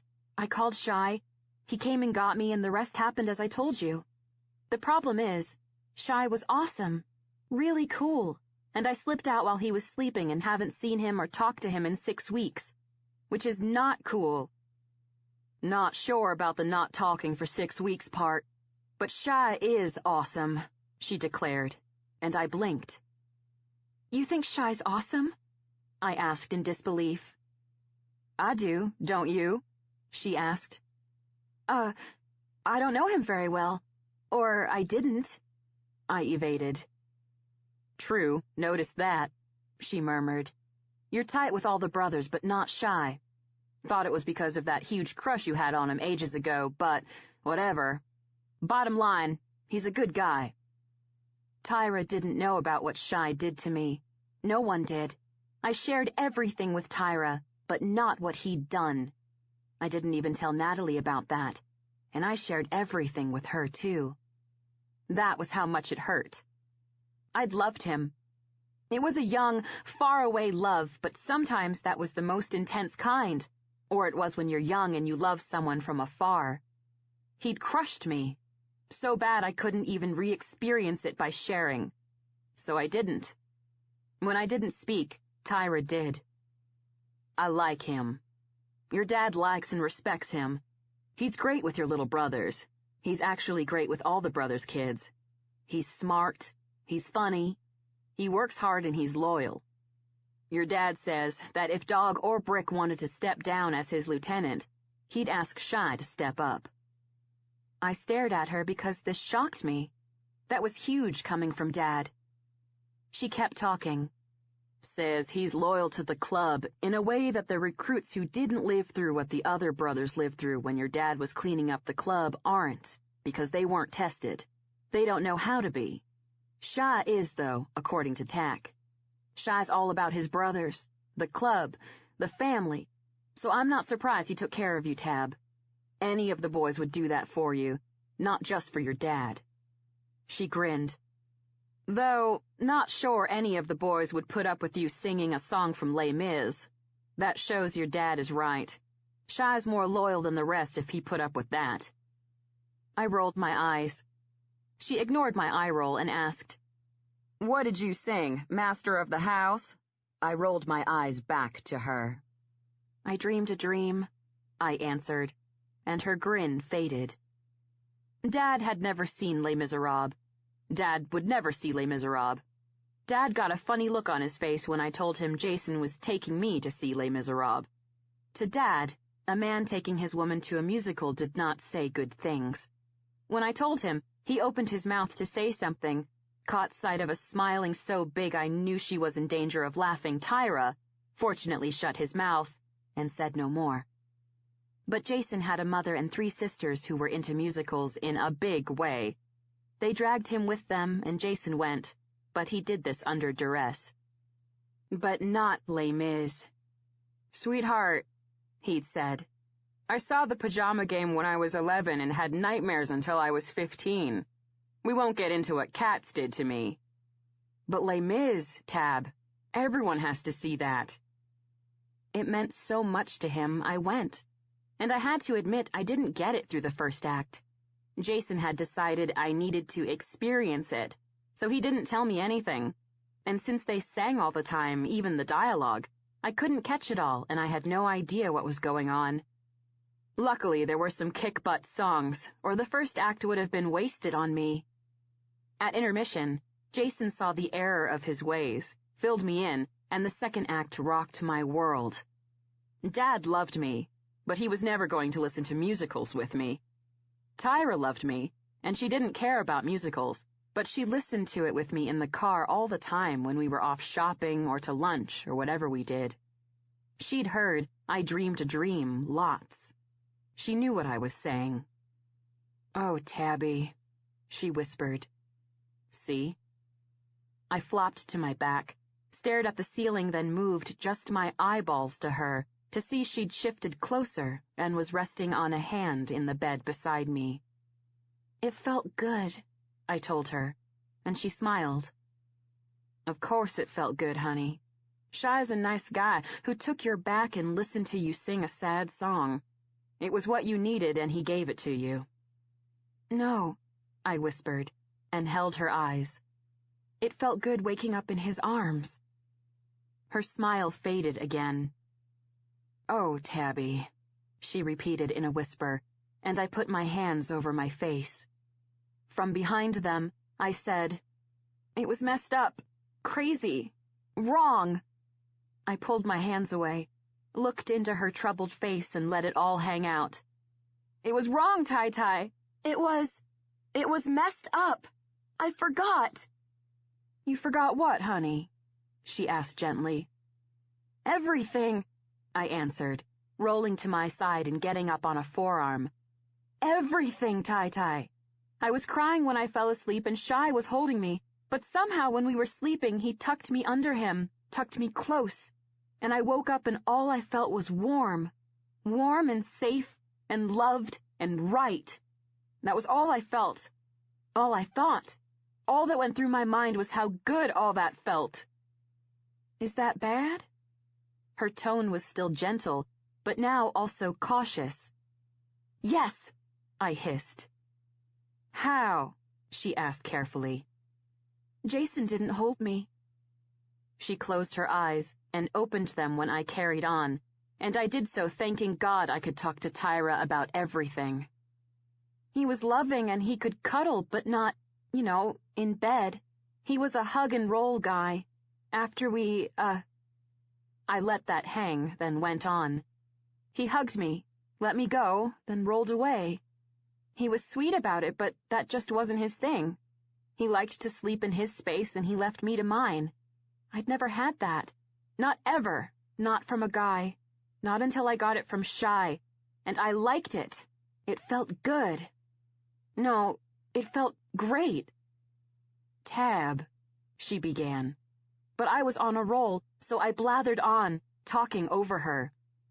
"It gets worse," I shared. "Even after I woke up feeling safe and right, it didn't all crash over me. It didn't come to me at all. I looked up at Shy, and he's, well, everyone knows Shy's really good looking, but asleep, Tai-Tai. Asleep." I leaned toward her. "He's amazing. So amazing. So handsome, so close, holding me, making me feel safe and loved, And after he'd been so cool with me the night before, I kept forgetting everything, and oh, Tyra, God help me. My voice dropped to a whisper. I nearly kissed him. After sharing that, I flopped back to the bed, put my hands over my face and let it wash over me as it did every time I remembered it, which was often, dozens of times, daily for 6 weeks. Guilt. Shame. Betrayal.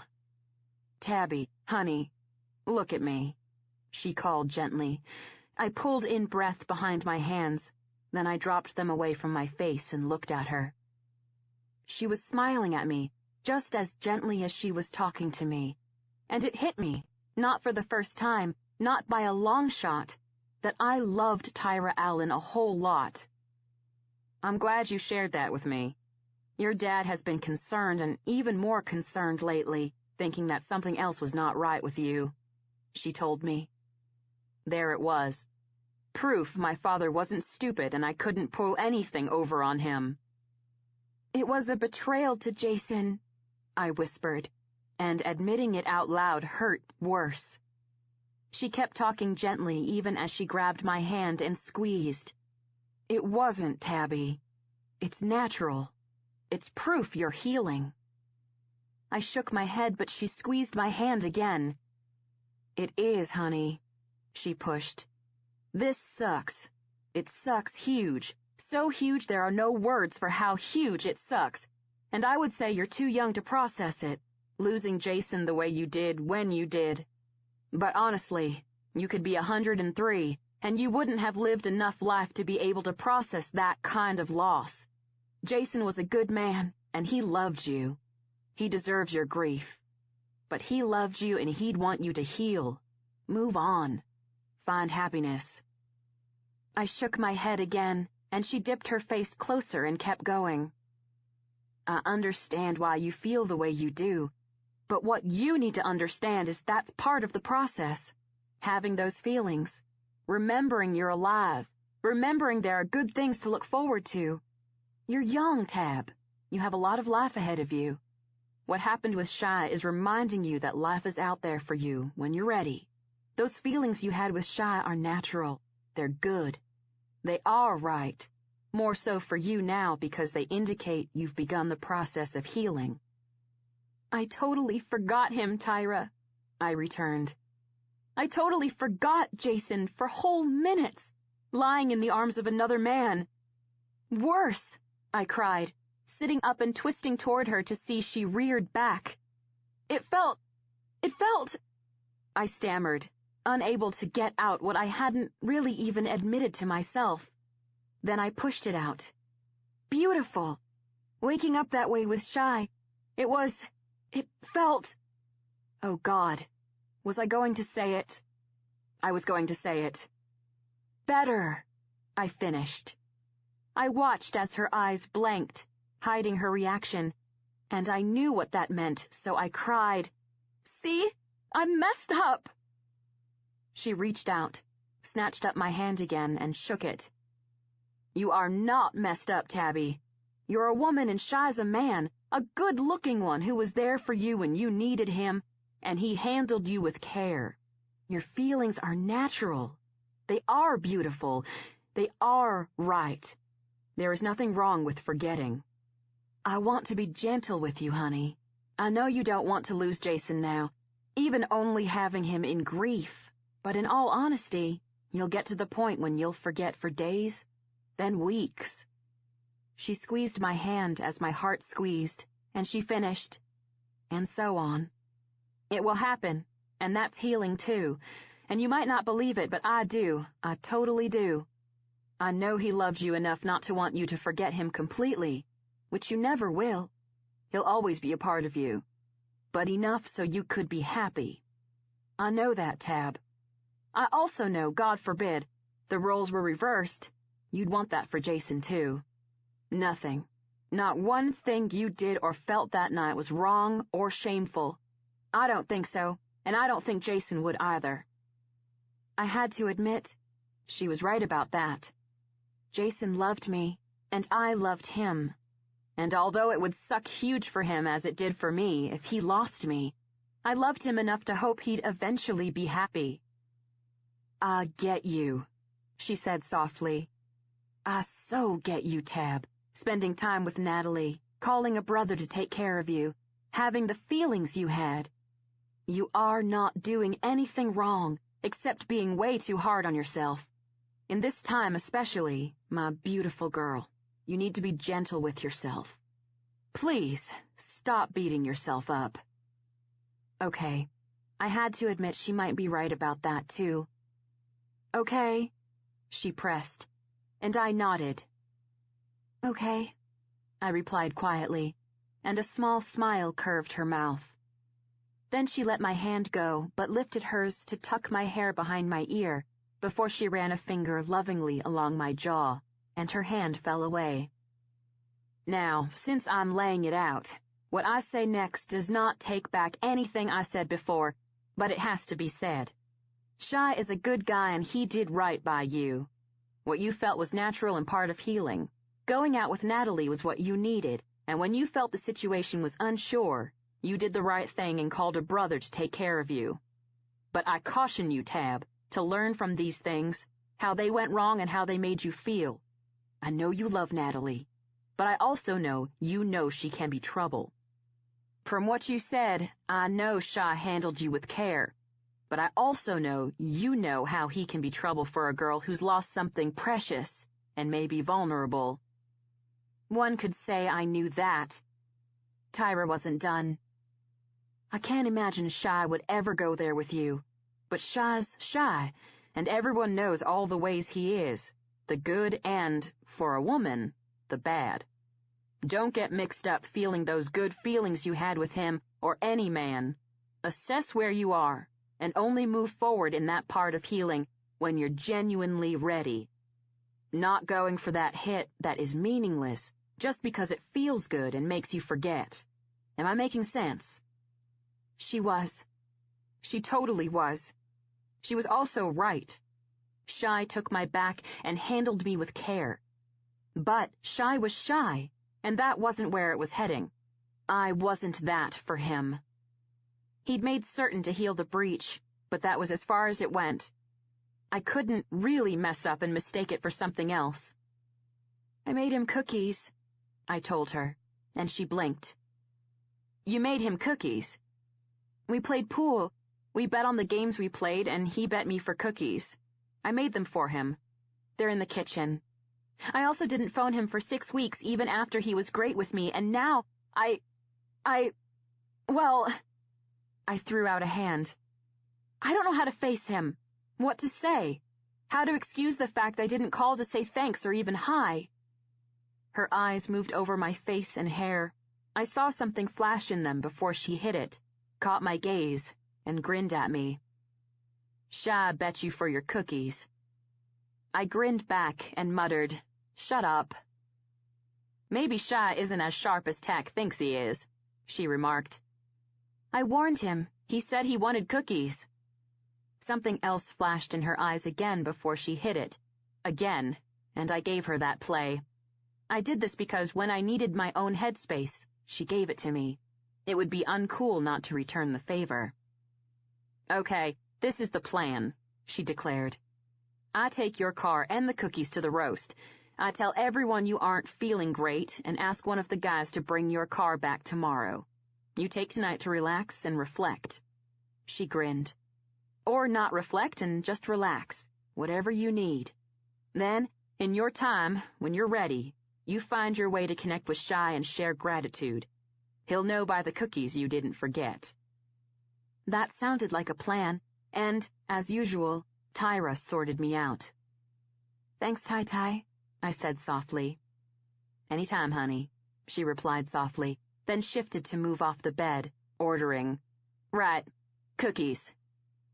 I rolled off my side, got her my keys and the cookies, got her long hug at the door and locked it after she was gone. I moved back to my room, changed into a nightie and my robe, washed the makeup off my face, and went to the kitchen. I grabbed the leftover chocolate from Christmas that I had a lot of. Tyra went nuts with stockings at Christmas, and not just with Ryder and Cut, who expected Santa to go bonkers, but also with me and my older brother, Rush, who were too old for Santa. It was 3 months old, but I was going to eat it. I took it to the couch, sorted out my Hitchcock marathon, and scared myself silly through Rebecca and Rear Window before falling asleep among a mountain of green, red, gold, and silver foil during The Birds. Chapter 3. It was family. The bell at my door rang. I jumped and foil wrappers went flying. I saw a blue screen on my TV and stared at it fuzzily for a second before I grabbed my remote, hit off, and the screen went blank. My eyes went to the DVD player, and I saw it was just coming on 9 in the morning. The bell sounded again, and I turned my head to look at the door. "Who could that be?" I muttered, straightening from the couch amid a fall of silver, gold, red, and green. It wasn't quite 9, and I grew up chaos. This meant I knew that my people didn't often see that hour, and definitely not after a hog roast. Not even if they got a wild hair with being worried about me and popped by, which happened more than occasionally lately. I moved to the door, rolled up on my toes, and looked out the peephole. Then I stopped breathing. Shy was out there, his head tipped down looking at his boots, but even with head tipped down, face mostly obscured, he still looked hot. Crap! Now what did I do? As I stared out the peephole, his head came up, his brows drawn, and he looked at the door. I was a little surprised he didn't look pissed or impatient. Instead, he looked a little perplexed and a little concerned. He lifted his hand, and no bell this time. He knocked. Loud. Oh, God. What did I do? Before my mind figured it out, my feet took me running toward my hall. Then they shifted me and sent me back to the door while my mouth shouted, "Coming!" Okay, I didn't know what to do, but my feet and mouth did, and apparently that was acting like a dork. I hit the door, unlocked the locks, threw it open, and standing there was all the hotness that was Parker, Shy, Cage. My belly flipped. Crap. "What are you doing?" I started, but didn't finish. I didn't finish because his hand snaked out, hooked me at the back of my head, and yanked me forward into a forced faceplant to his chest. The instant I was there, his other arm wrapped around my waist. He shuffled us in and kicked the door closed with his boot. Then I felt his lips hit my hair, and I went completely still. I did this because my dad put his lips to my hair when he was holding me close and talking to me. I liked it. I always liked it. But this, with Shy, I loved it. "Cherry said you felt shit, sugar. You feeling better?" He asked into my hair. Yeah," I mumbled into his chest, seeing as this was my only choice, since my face was smushed there. His lips left my hair, but he didn't back away when he remarked, Tab, just saying. You feel shit. Eating a mountain of 3-month-old Christmas candy might not be the way to go." Obviously, he spied my fall of candy wrappers. He was also being funny, but I didn't laugh, though I did smile into his chest. His hand at the back of my head slipped down to my neck. I pulled my face out of his tee and looked up at him. Yes. Concern. Hotness. No. More accurately, extreme hotness. That was it. "You aren't pissed at me?" Yep, that was what came right out of my mouth. His brows drew together. "Pissed at you?" He seemed perplexed, and I wondered if he was confused about why he should be pissed, if I should enlighten him.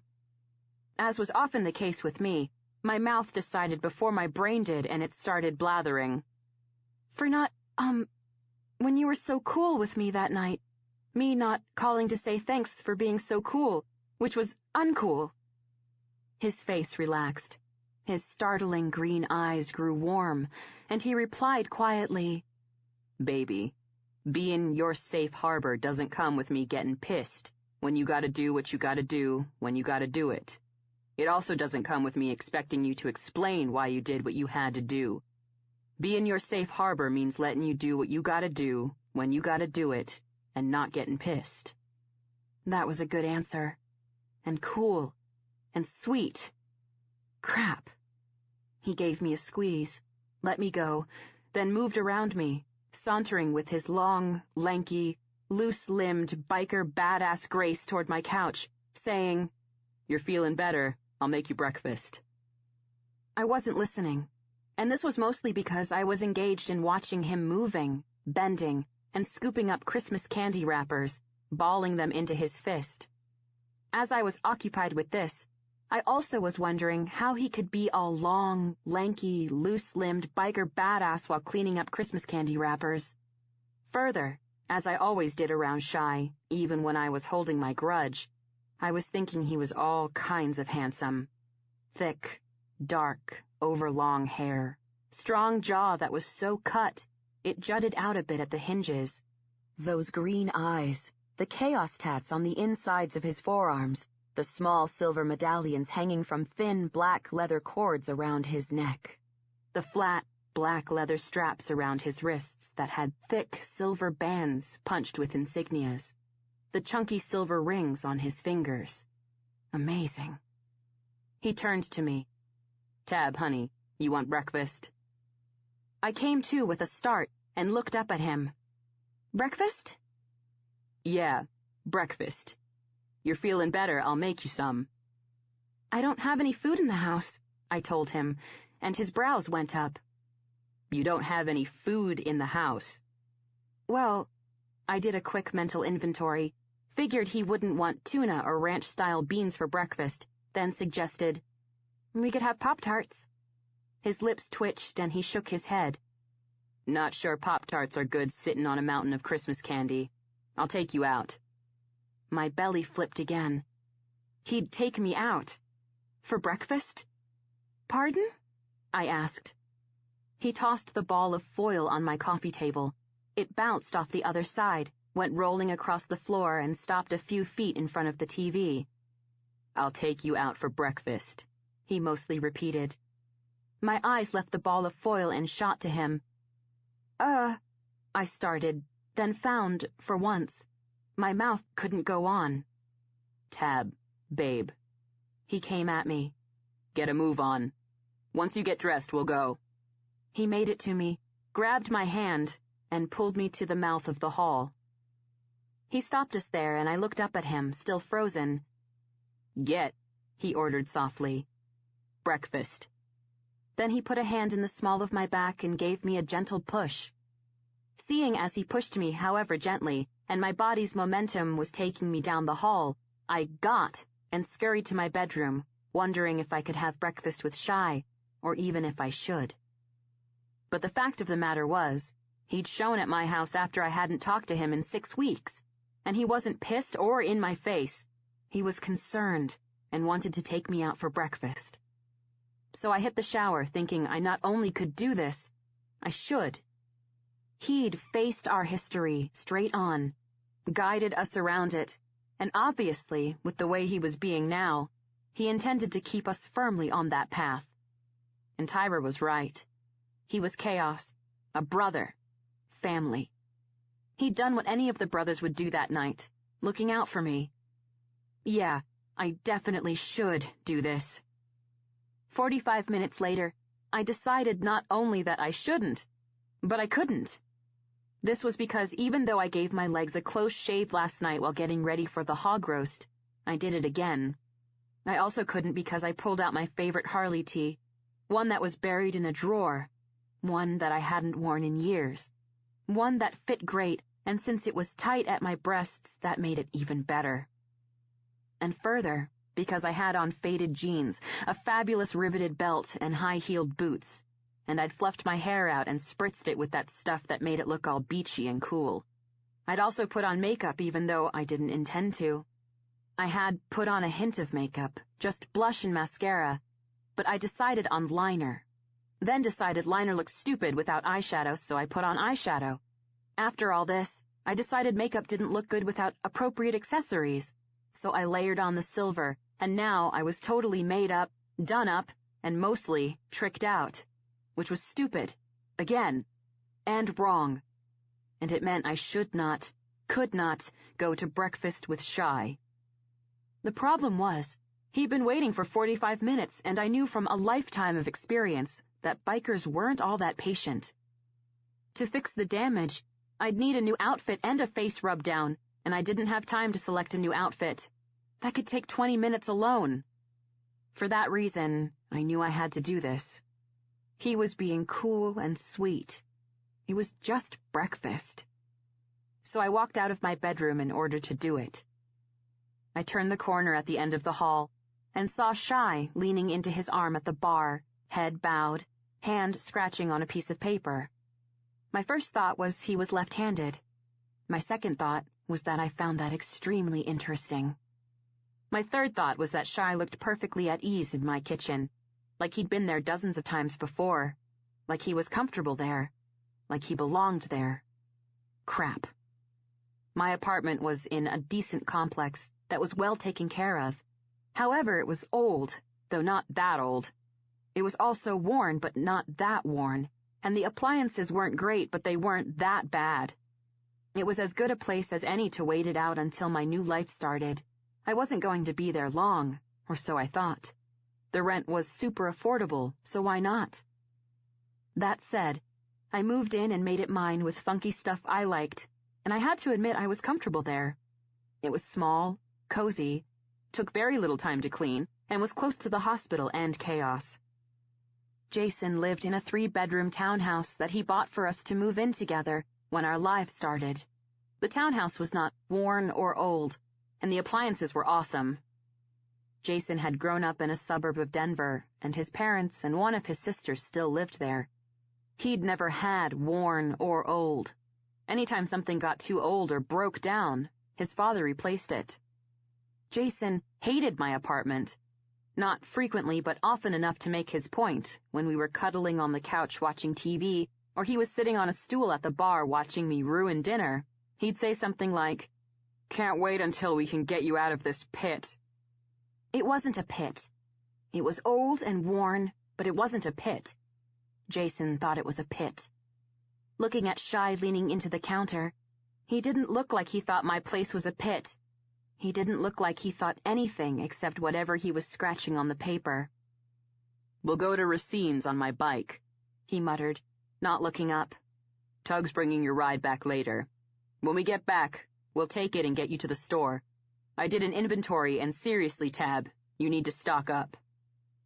That was when he lifted his head and looked at me. 2 beats after his eyes hit my face, they moved over my hair. Before they went down, then they went back up. They did this slowly, with a certain look in them that made my belly flip again. On the way back up, I saw a muscle jump in his jaw. Okay, maybe I shouldn't do this. His eyes were on another downward run, caught around the area of my breasts when I forced out, "Racine's?" His eyes changed direction and came to mine. He pushed away from the counter, pulled the top paper off the pad, and, shoving it in his back pocket, he said, "Yeah, Racine's. Ready?" It hit me then. He said he was taking me to Racine's on his bike. I liked this. First, Racine's was awesome, especially for breakfast. Second, he was taking me on his bike. I had to admit, as much as it killed, that was something I had missed with Jason. Bikes. I loved riding on the back of a bike. Always did. Loved the growl of Harley pipes. I loved even looking at them. Jason didn't do bikes, and as our wedding drew nearer, I'd begun to plot how I was going to talk him around to getting one. I hadn't held high hopes for my plotting. This was because he'd once declared, though gently, "I know that was your life, sweetheart, how you grew up. It's just not my thing, and, no offense to your family, it also isn't real safe." Well, he was in a car when he died, so apparently they weren't real safe either. "Tab, babe, you ready?" Shy asked, and I looked at him. He'd come closer during my mini-trance, but he took one look at my face, dipped his close, and asked quietly, "Hey, you okay?" I sucked in breath, nodded, and answered, I will be when I'm on the back of your bike. His eyes moved over my face, then his lips turned up, and finally he caught my hand and moved me to the door. He held my hand as we moved to his bike. He climbed on. I climbed on. His Dyna Glide roared to life, and I found I was right. I was okay now that I was on the back of his bike. I was even better when the wind was rushing through my hair, my front tight to his back, my arms around him, feeling the same things I felt when he came and got me out of trouble 6 weeks before. Free. Right. I didn't let my mind go to how free and right I felt or why. I just let myself feel it, let the wind whip away my worries, let the pipes drown out anything in my head. I held on and enjoyed the ride. We got to Racine's all too soon. Shy parked. I swung a leg over. He swung a leg over, and he grabbed my hand. He held it as we walked to the restaurant, and he kept hold of it as we were shown to our table. He only let me go when we were seated. We got our coffee and ordered before Shy spoke. So what was it? He asked. I put my coffee cup down on the table and asked back, What was what? You feelin' shit, he said. Headache, flu, what? I looked him in the eye and decided on honesty. It was nothing. Tyra made excuses. I just didn't feel up to a hog roast, and I didn't feel up to anyone poking and prodding about why I wasn't up for a hog roast, so I stayed home. He held my eyes a beat before he said softly, That's cool. It was cool he thought that was cool. He was just plain cool. And sweet. Him being so cool and sweet, I decided it was time, so I went for it. Now that I've got you, I just wanted to say, belatedly, thank you for dropping everything and coming to get me that night. I needed that night to go a certain way. It was going the wrong way, and you were there for me. Everyone. I needed to get drunk and play pool and sing songs from musicals, and you made that safe for me. It was what I needed, and ever since you gave it to me, I've wanted to say thank you, and now I can. So thank you. There. Good. I'd finally gotten the chance to say what I needed to say, and although I mostly stammered, I still said it, and I was glad I did. Shy took a sip of his coffee, put his mug down on the table, sat back, looked at me, and commenced with rocking my world. Pleased I could give that to you, Tabby. It's what you need. It's what I'm here to give you. Know that. Wish I had someone to give me something like that when my parents were murdered, so I'm glad I could give it to you. Luckily, I wasn't taking a sip of coffee, or I would not only have spit it on him, but I also would have choked on it. Pardon? I whispered, and his head jerked slightly, but his eyes grew sharp on me. You didn't know? He asked. Heck no, I didn't know. No, I didn't know, I answered out loud. He looked to the side and muttered, The brothers didn't share. The brothers certainly did not share. I didn't express this. I stayed silent. Shy didn't. He told me his heart-wrenching story. New Year's Eve. I was 12. My brother and me were at the babysitter's spending the night there, 'cause my parents were going out. Mom was home getting ready. Dad was at the liquor store picking up a bottle of champagne. Guy came in to rob the store, popped the clerk, popped my dad. Took the cash from the register, the clerk's wallet, Dad's wallet and keys, and he took off in Dad's car. Don't know for sure, but I figure no one's luck is that fucked up, so I also figure that means some other random motherfucker didn't do my mom. In other words, it stands to reason the same guy used Dad's license to find our house, his key to get in. He got in, popped Mom, took everything he could shove into our car and took off. Cops got a lock on the shit he pawned a few days later. Found our car 3 weeks later 2 states away. Never found him. My breathing was shallow when he was done, but I forced through it. God, Shy. God, I didn't know. That sucks. Huge. So huge, it's impossible to measure how huge that sucks. It's that huge." He grinned. Yes, I said grinned. Through his grin, he noted, "That about covers it, sugar." I ignored the grin that I knew, from experience, hid his pain and blathered, "What? I mean, you don't have to talk about it if you don't want to. You don't have to tell me, but what happened after? To you and your brother?" He leaned further back in his chair, shifting his hips so his legs were out to the side. He stretched them, crossed them at the ankles. Casual, cool, like this could be any conversation. "Mom and Dad, Lan, my brother, and me were tight. Dad was cool, but not in your face. Mom was awesome. You're right, fucking sucked huge they were gone, and after, Dad's brother took us in. He was cool, a lot like Dad. My brother and I liked him. We didn't understand until later there were a lot of things about him not like Dad." This, I thought, wasn't a good beginning. Shai kept talking, and I found I was right. "My aunt was not cool. Dad hated her. Mom detested her, said straight out in front of Lan and me she was a bitch. My aunt hated us being there, and she didn't have a problem letting us know. Doted on her two pieces of shit brats. Acted like Lan and I stole the last slice of bread the family'd ever have and pissed on it." He tipped his head to me. "Your mom. Seen her around, Tab, before Tack stopped taking her shit. She's a total bitch. My aunt makes your mom look like Mother of the Year. She was relentless. She had enough venom for 1,000 snakes, and she was not afraid to strike." "That sucks too," I noted, then finished. "Also huge." He grinned again, and that grin, as well as the first one in the face of our subject matter, made me all kinds of uneasy. "You're right about that too, babe." "I don't know what to say," I told him, and I didn't. I mean, I really wanted to say something, I just didn't know what that was. He sat up in his chair, put his legs under the table, and leaned into me, all the while his eyes locked on mine. "Nothing to say, Tabby. Life was shit. Lost my family. Years later, found a new family. Then, life wasn't shit anymore." He was talking about his life, but his point was clear. My life was shit.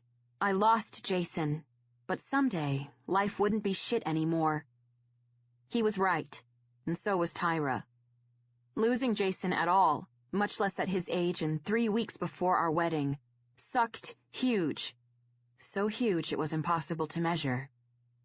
But time would pass, and, if I was lucky, life wouldn't suck anymore. To express the epiphany he'd led me to, I whispered, "Right." "Right," he whispered back. Our food arrived. It was time to eat and get out of the heavy, and I knew Shai agreed because he tucked right in, so I did too. I was forking into my eggs when it hit me. I should never have had second thoughts about coming out with Shai, because Shai was chaos. I was chaos. And chaos was family. So being out with Shai was right, because he was family. "Thanks for dragging my ass out to breakfast, Shai Cage," I muttered to my eggs, then shoved some into my mouth. "Pleased you hauled your ass out to come with me, Tabitha Allen," Shai muttered back. I lifted my gaze to his, and I saw his unbelievable green eyes warm and smiling at me. I chewed, swallowed, and informed him, "Just that, I hope you know, you're getting the check." Shai burst out laughing. It sounded beautiful, good, right. And again I was right. This was right. This was good. It was family. Chapter 4. Let's Ride. 2 months later. I stomped through the parking lot of the hospital and stabbed at my phone. I put it to my ear. It rang once. Then he said what he always said when he got me. "Sugar." "Where are you?" I snapped. Silence, a beat then, with humor in his tone that I wisely decided to ignore. Shai asked, "Where do you want me to be?" "My house for dinner. 20 minutes. And I don't care what it tastes like, Shy. You're gonna eat it, and you're not gonna bellyache about it. Your place. 20, he agreed, still with humor in his tone, which I continued wisely to ignore. Then he hung up. I shoved my key into the door of my car and unlocked it. I only felt better when I turned the key in the ignition and she purred to life. My dad gave me my car. He restored it for me, and he still kept it purring for me. He did this with love, straight through from before I was 16 to now, and he'd do it until he couldn't lift a wrench anymore. Every time she purred to life, I remembered that, and it made me feel better. I coasted on that feeling all the way home, even as my mind filled with the last 2 months. In that time, I'd grown tight with Shy. This was partly because he didn't treat me as fragile like everyone else did. Shy treated me like me, and as the days wore on with Shy in my life, I felt more me than I'd felt in a long time. This was also partly because there were times when I needed to be treated like I was fragile, and with an acute sense that was a little uncanny, and something I was burying in my pit of denial, a place I created after breakfast with Shy that was seeing a lot of action these days. Shy knew when those times were, and treated me accordingly. Twice, I'd fallen asleep in his arms, crying about Jason.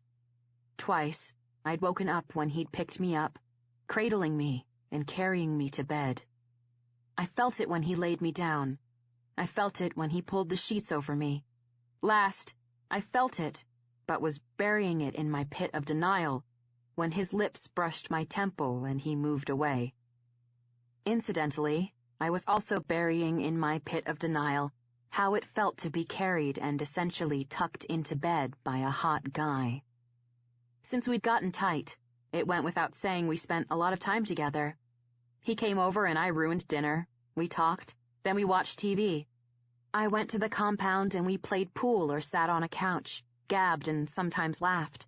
Or we'd sit at the bar with some of the guys and shoot the breeze. We didn't see each other every day, just 4 or 5 times a week. But we talked every day on the phone, sometimes more than once, just checking in, chatting, Shy keeping his finger on my pulse, something I also was burying in my pit of denial. With Shy's help, I was coming back to myself, and I was healing from the loss of Jason. I didn't think of him every other minute. The times when I would feel empty were coming less frequently, and the times when I would smile or even laugh were coming more often. As the days went by, with Shy in them, I was also realizing, in a way I couldn't bury in my pit of denial, that it had been a long time since I'd been me, truly me, even before Jason died. I was also remembering things. Like when I'd catch Jason staring a hair too long at my Harley tees in my drawer, his face expressionless, but the length of time he did it speaking volumes that now I was coming to understand, but before I refused to acknowledge. I also recalled times like when we were sitting outside a restaurant and a bike would go by, I'd watch, listen to the pipes, and when they died away, I'd find his eyes on me. I knew my face was wistful and his gaze was contemplative. Having these memories, I wondered if Jason wondered if there was some piece of me I was burying that would eventually surface, and, without Jason living, breathing, walking, talking, putting his hands and mouth on me, making it all good, I was wondering the same thing, too. He had never judged, never acted like I was anything or anyone but someone he wanted. He was cool and comfortable around Dad and Tyra, Ryder and Cut, Rush, Dog, Big Petey, anyone associated with my family or chaos. Jason didn't make me be not me. It was me who was denying my world, my life, in order to live in Jason's. And I wondered if somewhere inside him he knew it.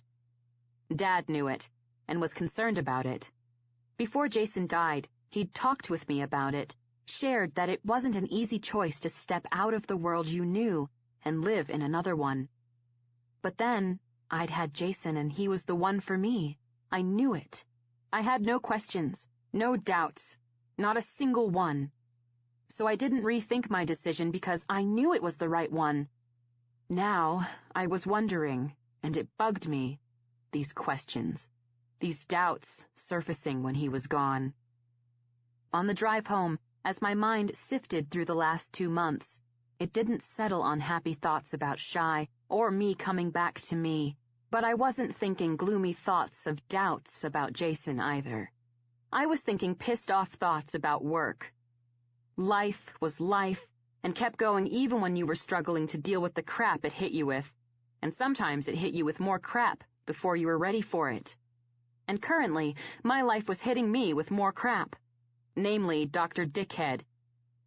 We had one doctor at the hospital that was more douchebag than your average douchebag.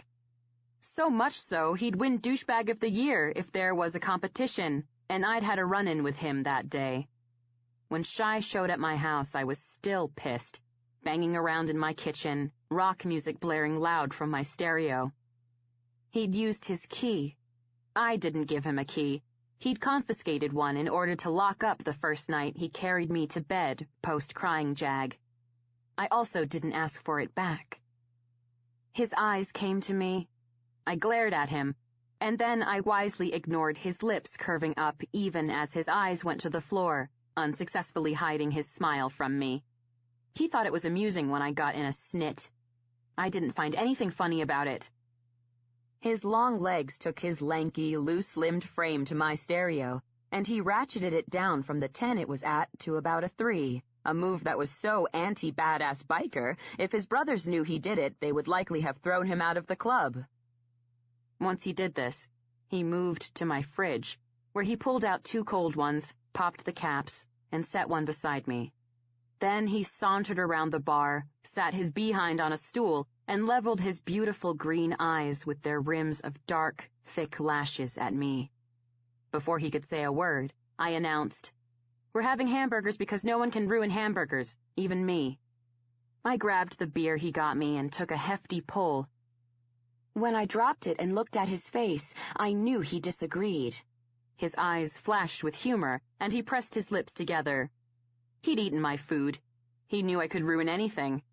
It was his turn to act wisely, because even though his eyes disagreed, his mouth stayed closed. Then he opened it to invite. "Talk to me." I grabbed the salt, started shaking it on the mound of ground beef in the bowl, took him up on his invitation, and cried, "Get this! Dr. Dickhead wrote the wrong order in the chart, which meant I administered a higher dose of medication than was warranted or even healthy. Then, when it all went down, I overheard him telling the hospital administrator that even though the dose was written down wrong in the chart, he'd verbally given me an order with the right dosage, and I'd administered the wrong one, which, Shy, he did not." I slammed the salt down. The muscle in Shy's jaw jumped, as it had a tendency to do when he was pissed, which happened often during the times I was ranting about Dr. Dickhead. I grabbed the pepper and started shaking, ranting on. Luckily, the error wasn't so bad it ended in trauma, tears, lawsuits, and loss of employment. Just uncomfortable explanations and me tamping down my desire to commit physician-aside, but still.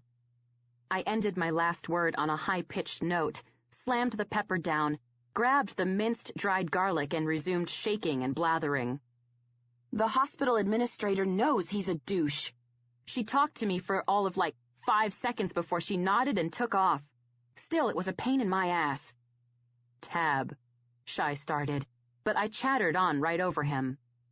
"Don't worry, it's all good. Not only does the administrator know he's a douche, everyone knows he's a douche. Even the other doctors think he's a douche, though they wouldn't say it out loud. That's how big a douche he is. And it doesn't matter what he says. If it comes down to it, it matters what the chart says. Still, I don't like the idea of how this could have gone bad. Okay, sure. If the dose was crazy wrong, I'd notice it and question it before I administered it, so the bad would never be that bad. Still, even not that bad, like today, was no good." "Sugar," Shy tried again, his eyes to the bowl, but I kept babbling. "It's just him lying about me. That bugs me. Okay, everything about him bugs me, but today, that's the top of the list of all the 107,000 things about him that bug me. His gaze came up to mine, and he said, "Baby, I want you to rant. Get that shit out. Process it so you can move on and have a good night. But you're processing it while ruining our dinner. Gotta say, I prefer it when you ruin our dinner while laughing and smiling, not ranting and raving." My eyes shot down to the bowl, and I noticed a not small mound of garlic on the beef. Crap. I felt the garlic taken out of my hand and tipped my head way back to find Shy close. Sit on a stool, drink beer, and rant it out. I'll deal with this, he ordered gently. I shook my head and gave him a small smile. It's cool, Shy, I'll fix it. He got closer, and his voice got gentler when he repeated, "Get." I buried the gentleness of his voice in my pit of denial, along with how it made me feel. Grabbing my beer, I got and moved around him and the bar to haul my bottom up on a stool. I sucked back beer while Shy did his best to shake garlic into the sink. "What are you gonna do about this motherfucker?" he asked. "Suck it up," I answered, and his head jerked around so he could look over his shoulder at me with narrowed eyes. I understood this reaction. We were both chaos. It wasn't lost on me that any member of chaos would put up with Dr. Dickhead for about 3 seconds. I smiled at him before I told him, I can't exactly plant a bomb in his car. Shy looked down at the meat, that muscle moving in his jaw, and I knew he was calling up his memory banks to ascertain precisely how to plant a bomb in Dr. Dickhead's car. I buried that in my pit of denial, too. "Shy," I said quietly, and he turned from the sink. He came back to the counter in front of me as I explained. I knew this was the gig when I took it. It isn't a secret doctors can be dickheads. They don't warn you in the textbooks in nursing school, but word gets around. I'm lucky. All the other doctors I work with are great. Always have been. Even in nursing school. It's just him. There's always one. "You don't eat shit, baby," he told me. I licked my lip. His eyes dropped to my mouth. That muscle ticked in his jaw again, and I buried that instantly in my pit of denial. "Life can be shit, Shy. So unfortunately sometimes you have to eat it," I told him. "Right. Correction," he returned. "You eat shit until you're done eating shit, and then you find a way so you don't eat shit anymore." I grinned at him. "Okay, how's this?" I began. "I eat shit until I'm done eating shit, then I go to the hospital administrator, share my concerns in an official way, and hope." Shy's hands were forming patties, while his eyes remained on me, and, again, I knew he didn't agree with my solution. When he didn't say anything, I continued. "Then, if a miracle occurs and he's prompted to move on, life will be breezy and I'll smile and laugh while ruining dinner rather than ranting and raving. Work for you?" "Yeah, sugar, works for me," he muttered, and I didn't bury in my pit of denial how much I liked it when he called me sugar. This was mostly because it was too big to fit in my pit, and that pit was dug deep, not because I was burying stuff deep, but because Shy gave me so much to bury. He jerked his chin in the direction of the hall and ordered, "Go, change out of your scrubs. I'll deal with this." "Righty-ho, biker boss," I mumbled, grinning at him, grabbing my beer and jumping off my stool. I was nearly to the mouth of the hall when he called, "What are we having with this?" I stopped and looked at him. "Store-bought potato salad and chips." "Chips?" he asked. "Chips," I confirmed. "You got potatoes?"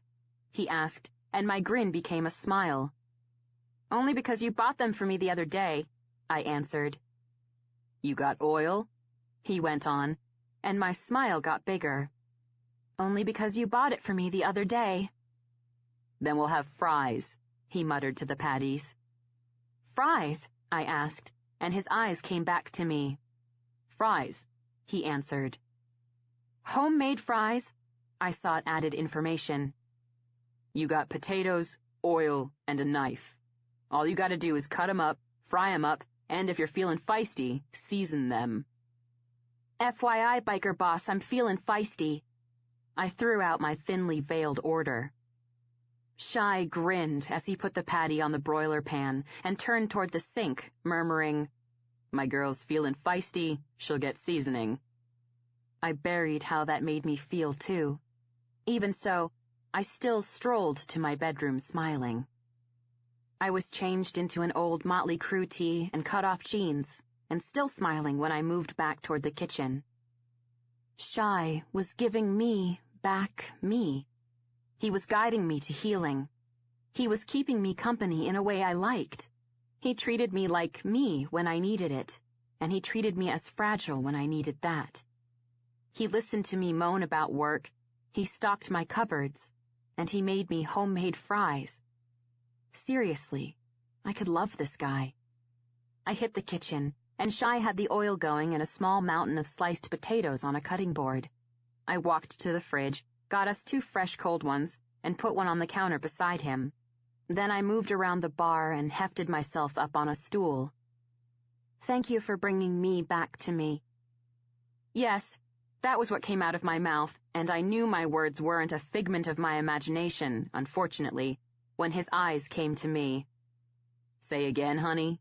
he asked. It was out there. I had to go for it. And anyway, this was Shy. He'd proven over the last 2 months he could take it. Take anything from me and handle it with care. "I'm coming back to me," I told him. "And you're helping me. It's been a long time since I've been me. Just me. I've been thinking, and I've come to realize that even before Jason died, I was burying parts of me." Shy held my eyes. Something working in his I didn't quite get, but he didn't speak, so I hurried on in case he got the wrong idea. "Jason didn't want me to bury it, just so you know. He wasn't that kind of guy. It was me who buried it. All me. Now, looking back, I'm wondering if it would have surfaced. I'm wondering if he worried about it.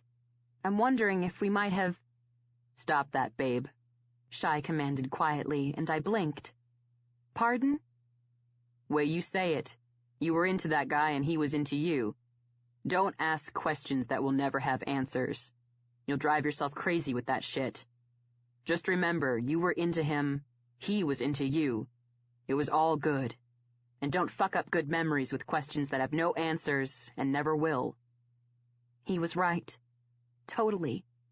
My head tipped to the side, and I felt my eyes go soft when I asked, "How'd you get so wise?" "Had a good teacher," he answered. "Your dad, before he died?" "My dad before he died, and your dad when I found him." I sucked in a sharp breath. It was not lost on me that Shy liked my dad. He respected him, and I loved that because that was how I felt about my dad. Obviously more, since he was my dad. But I still loved it that Shy felt the same. Yes, I totally could love this guy. "You're done ranting and got nothing to do but sit there and stare at me," Shy began. "Haul your ass off that stool, come around and help me with the fries." I was done ranting, and it would probably burn out my retinas if I stared at him too long, so I grinned at him, hauled my ass off the stool, rounded the bar, and helped him with the fries. "Sugar, you awake?" I opened my eyes and blinked at the blank TV. I didn't know what time it was, but it felt late. What I did know was that I'd fallen asleep with my head on Shy's chest, my legs curled behind me on the couch, my arm resting over his abs, his arm around me. The last thing I remembered was being sucked into a marathon of American Chopper. I tipped my head back and looked up at him. "Hey, is it late?" I asked. "Yeah. You gotta work tomorrow?" he asked back. "Yeah," I answered. He nodded, gave me a squeeze, and shifted to move, but my arm around him tightened, and he stilled. "Why?" I asked. "Why what?" he returned. "Why did you ask if I have to work tomorrow?" "Going for a ride. Thought you didn't have to work, you might want to come with me." He was going for a ride. I wanted to go with him. I wanted to go with him because I liked to ride. I wanted to go with him because he was shy, and I was me, and that was what we did. It wasn't rare. It wasn't frequent. But he liked to be on his bike, and he didn't hesitate to offer to take me with him. I didn't hesitate to say yes. This, too, I was denying. How much I liked it that he asked. How much I liked to be behind him on the back of his bike. I shifted, saying, "I'll get some shoes." He gave me a squeeze, and his fist came under my chin, gently tipping my head up to look at him again. "Tabby, baby, you gotta work. It's cool. Another time." I held his eyes and replied quietly, "I'm alive. You're alive. I gotta work to live, so I do that, and I'll have to do that for a long time. But when I'm not working, I'm living. So let's ride." His eyes moved over my face, and then a slow, lazy, sexy as all hell, beautiful smile spread on his face about a millisecond before he pulled himself off the couch, taking me with him and setting me on my feet. Then, looking down at me, still smiling that unbelievable smile, he whispered, "Let's ride." I smiled back, took off, grabbed my shoes. Shy held my hand all the way to his bike, and we rode. For a long time. It was paradise. Chapter 5. Apocalyptic. 2.5 months later. "Are you insane?" That came from my best friend Natalie, who not only asked the question, but was also staring at me like I was insane. I was back. Totally back. I was me. What I was not was insane. Life had settled, grown into a pattern I liked, with work and family, friends, and Shy. I was going out again with Tyra, shopping, meeting friends for lunch, hanging with the boys, acting crazy, just like I used to. I'd even found the time to reach out to Jason's family, see if there were relationships there to salvage. I couldn't say I was tight with his mom and sisters, but I liked them in a way that I knew if we had the future we were supposed to have, I would have gotten tight with them, though I didn't like his dad too much. He was too straight-laced for me, and I didn't like the way he sometimes barked at Jason, making Jason's mouth go tight, and then later Jason would take that crap out on me. But his mom and sisters were cool. We'd clung together after we lost Jason, then naturally drifted apart, shrouded in our individual fogs of grief. But when we sat down, it was clear they didn't want the tie to Jason that was me to be cut, and I felt the same. It was all good. My life with Shy hadn't changed. We saw each other all the time. I ruined dinner, he took me out on his bike. We called each other frequently, and I laughed and smiled even more. And it had been weeks since I'd had a time where he needed to treat me as fragile, and I no longer felt empty inside. That didn't mean the sucker punches didn't keep coming. I'd drive by a restaurant where Jason and I went, I'd remember, and my breath would leave me. Or I'd be blow-drying my hair, looking in the mirror, and remembering how Jason used to come in, dip down, and kiss my shoulder. And going to bed and waking up alone day in and day out. I still wasn't used to that. But I was no longer going through the motions. I was getting back to life, living it, and not pretending. Thus, I was out to lunch with Natalie and sharing with her my scheme.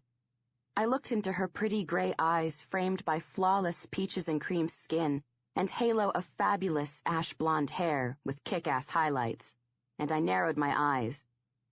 "You are," she stated, "you are insane." I leaned forward. "I'm not insane." "Wrong," she declared.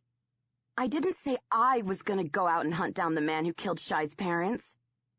This was the reason Natalie thought I was insane. Although most of the time Shy and I were together, I was blathering, there were some times when he talked. He shared. He laid it out. He was as comfortable giving it to me as I was giving it to him. He talked about his parents and brother a lot, which meant they were on his mind a lot. He did it often grinning, chuckling, natural, comfortable. But as time wore on, I saw this was all an act. Their loss bothered him. No, it didn't bother him. It was coming clear it was eating at him. All his talk was understandable about his brother. He was in the army and deployed in Afghanistan now, and I knew, even though Shai didn't say it flat out, Shai was worried about him. I didn't even know him, but for Shai, I was worried about him too. It was more than that, though. It was clear they had a good family, but it was a family interrupted, and the fact that the guy who murdered his parents was never caught, and Shai was still talking about it, meant he didn't have any closure. He didn't have a way to put it behind him, and I wanted to help him heal and move on, like he'd done for me. So I figured finding the guy, bringing him to justice, if that could happen, would help Shai to heal. Or, at least, it wouldn't hurt. No, Natalie cut into my thoughts. You're not going to find the guy yourself, but that doesn't mean you're not insane. Why is finding that bastard insane? I snapped. How many reasons do you want? She snapped back. 5, I retorted. She sat back in her chair, lifted her hand with one finger extended, and launched in. 1, you're hiring Lee Nightingale, and, girl, you know that dude has had books written about him. They were fictionalized, but he's also in the paper all the time, so we both know whoever wrote that shit did not tone it down. He's the badass to end all badasses. He's such a badass, he's the freaking definition of badass, and his team of badasses only exist to define alternate nuances of the same thing. Her chin jerked out. Badass. This is good in a private detective, I pointed out. Natalie ignored me, lifted her hand again, and shook 2 fingers at me. 2, he's the best of the best, and the best of the best is expensive. You got a sweet gig as a nurse, but even so, you also don't have that kind of cake. I had to admit this was a concern. When I moved into my apartment, Dad and Tyra sprung from my living room furniture set. The brothers bought me a killer stereo, and the old ladies got together to outfit my kitchen with junk I could use to ruin food. I just had to buy my dining room table and bedroom furniture, and I was good to go. My rent was also cheap. And Nat was right. I had a sweet gig. I wasn't a millionaire, but my salary was nothing to sneeze at, especially at my age. Therefore, I was comfortable. That said, I'd been thinking on this scheme for a while, and I'd called over a month ago to get an appointment with Lee Nightingale of Nightingale Investigations, the premier private investigation service in Denver, or maybe, from their reputation, the world. They set me up, but my appointment was next week. That was how in demand this guy was, and usually that kind of thing reflected in fees. 3, Natalie went on, and I focused on her. I don't know, it's a guess since I never was stupid enough to hire a badass, but I'd say, when a badass sends an invoice and it doesn't get paid, he gets testy. Another concern I had. Maybe he'll take installments, I suggested. She again ignored me. 4 and 5, because, girl, when I say it, you're gonna know this is worth 2 numbers. You managed to hire Lee Nightingale, he manages to find this guy, and, Tabby, you know Nightingale is so good that case could be cold as the Arctic, and he'll still find this guy. We're talking about Shai Cage and chaos here. The guy who whacked his parents is unearthed. He's gonna go apocalyptic on his ass. We're talking taking this guy somewhere no one knows about, playing with him for maybe years, then probably tossing him into a pit, dousing him with lighter fluid, and setting him on fire like that stone-cold black dude did to Tig's daughter on Sons of Anarchy. Chaos is not Sam Crow, I returned, referring to the acronym for the motorcycle club in that TV show. She lifted her eyebrows. I decided not to argue that point. She leaned forward and continued. Tab, I can see it. My girl is back and I don't want to turn you to that dark place you're leaving behind. But Shai Cage is not a physical therapist. Her voice dipped quieter. In other words, girl, he's not Jason. I licked my upper lip and fidgeted in my chair. Natalie kept talking. If Jason's parents were murdered, you found the guy who did it, he'd stand in front of reporters and make relieved statements about justice being done. You know, there is no way that motherfucker was found. Shy, who you're suddenly weirdly tight with, and we'll talk about that later, she declared ominously. And your dad, I'll put out there, since Shy is a brother, and those brothers are all about the brotherhood, will not lose their fucking badass biker minds and let that shit go unavenged the way they think it needs to be avenged. Okay, even though I'd been thinking on this a while, maybe I didn't think it all the way through. Okay, I started. Maybe I can make a deal with Nightingale that he finds enough evidence that when this guy goes inside, he never comes out. Natalie sat back. Her brows shot up and she cried, "Girl, do you not watch TV?" I glared at her. She leaned toward me again and stated, "These guys got networks." That guy would be in the joint about 2 seconds before some inmate who owed Chaos a marker got the word and he started carving that motherfucker's name in a shiv. This, too, was probably true.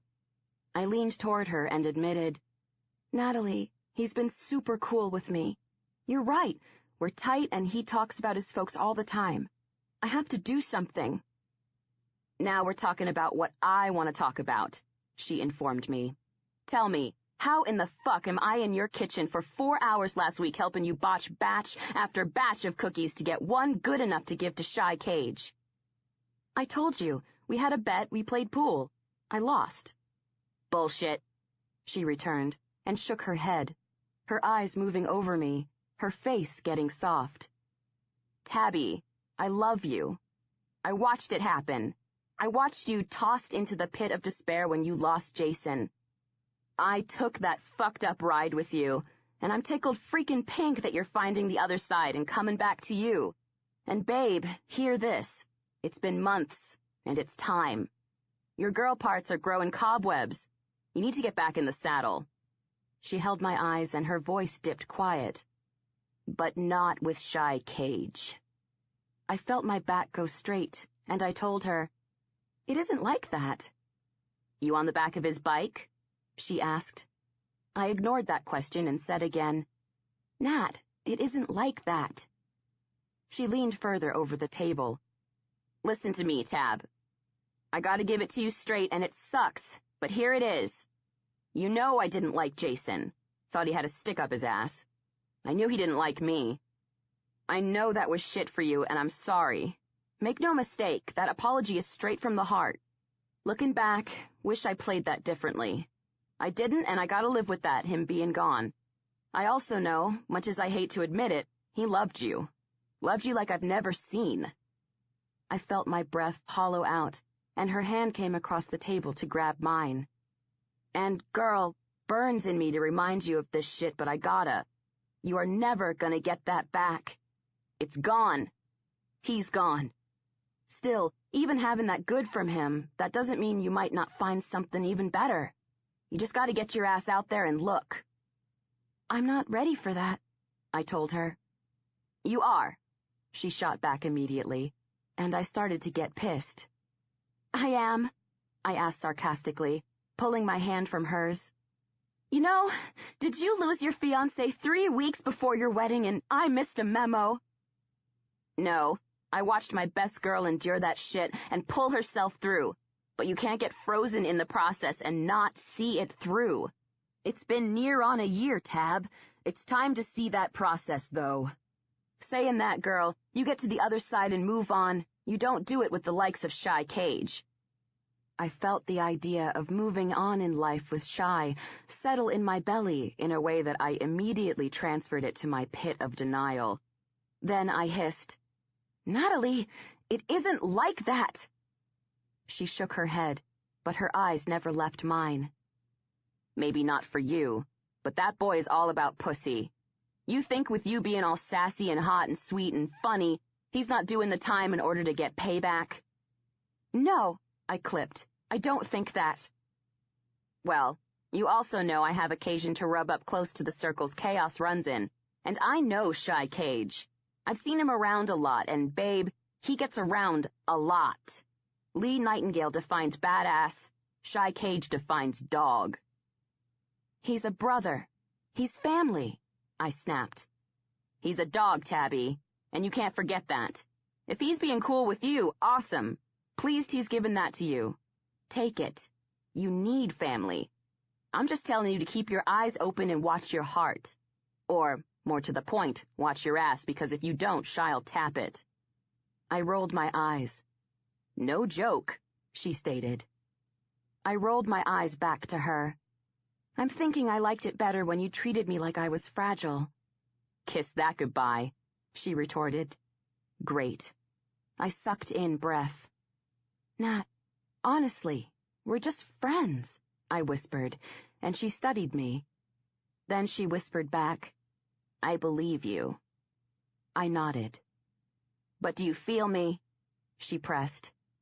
I feel you, I said softly. She grinned. I grinned back. Then I sat back and she did too, turning her head and calling loudly and rudely to no one in particular, Yo, check! My grin grew into a smile. That was Natalie. Loud, rude, funny, up for anything, always surprising and mostly always loving. I just wished she was willing to listen to advice just as easily as she was willing to dish it out, and I determined that during our next lunch, it was my turn to lay it out. This time, it was my turn to pay the check. Thanks, Lenny, I called to the man under my car. No problems, Tab. Be done in about half an hour, Lenny called back. Cool, I finished, and then wandered out of the big garage bay at Ride. The good part about not holding a grudge against Shy anymore was that I was at Ride more, on Chaos more, with the boys more, my family more, and, obviously, Shy more. I also got free oil changes. I was heading toward the compound to see if Shy was there, and he wanted to share a drink when I saw him. Walking out of the compound, hand in hand with a tall, buxom brunette. My lungs started burning, and my body tossed itself to the side of the cement steps that led to the office, hiding me from the couple. I crouched and deep-breathed. What the heck? What the heck? Okay, all right, okay. No, not okay, not all right. What the heck? I lifted up and peeked over the stairs toward the compound, and my lungs burst into flame at what I saw. Shy and the woman standing by his bike. Her hand was at his hip, his hand was at her neck. Their mouths were connected. I jerked down and my lungs turned to ash. I struggled for breath as I heard a Harley roar, and I pressed against the cement at the side of the steps, my eyes glued to the forecourt so I could see them as they drove by, Shy on his bike, the woman pressed to his back. Fortunately, Shy's head was turned away from me. Heartbreakingly, her cheek was pressed to his shoulder. A huge wave crashed over me, pulling me under, whipping me around. I couldn't get myself under control. I couldn't strike out for the surface. I was drowning. I'd grown up in the world of bikers, and I knew what a piece of tail looked like riding on the back of a bike, and I knew what a biker's woman looked like. That woman was not Tail. She was Shy's. I hadn't even recovered, and another wave crashed over me, bigger than the first. So huge and powerful, I'd never make it to the top. I watched until they disappeared, and I kept watching, trying to surface, come up for air. Honey Bunch, what in the frig are you doing? I heard Big Petey ask. I shot up from my crouch and turned to see him moving my way, coming from one of the bays. I mumbled, but couldn't go on. He looked at me and concern washed over his features. You okay? Yeah, I forced out. Great. He stared at me, then remarked, You look like someone ran over your puppy. Oh, God.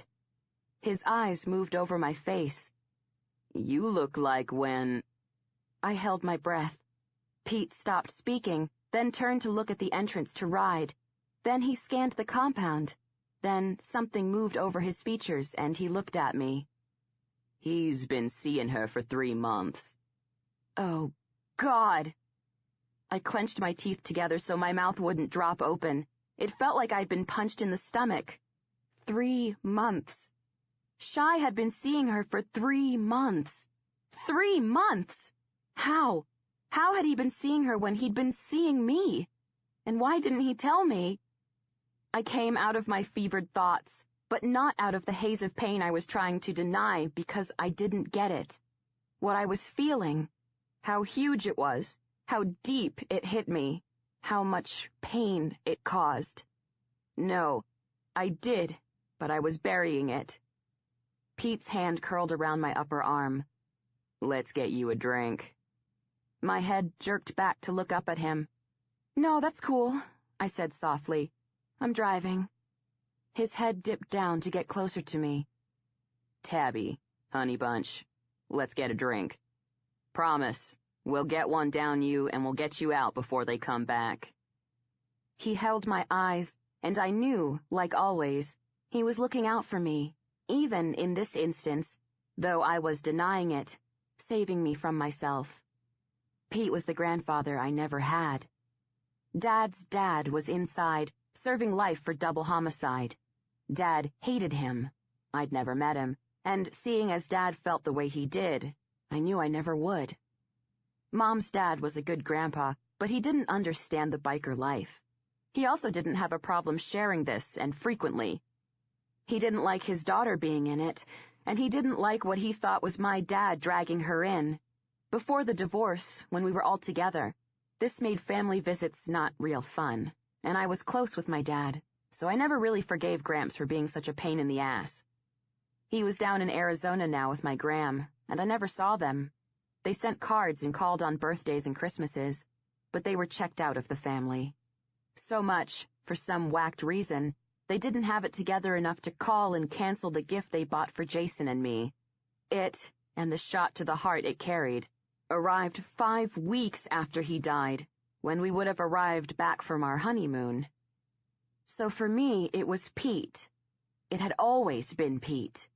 And looking in his eyes, I knew, since he only had one daughter, now passed, and no grandkids, it was always me. So I took the hand he offered and let him lead me to the compound. He got me a drink. He also got me the heck out of there before Shai came back with his woman. Chapter 6. Tied to Your Strings. 2 weeks later.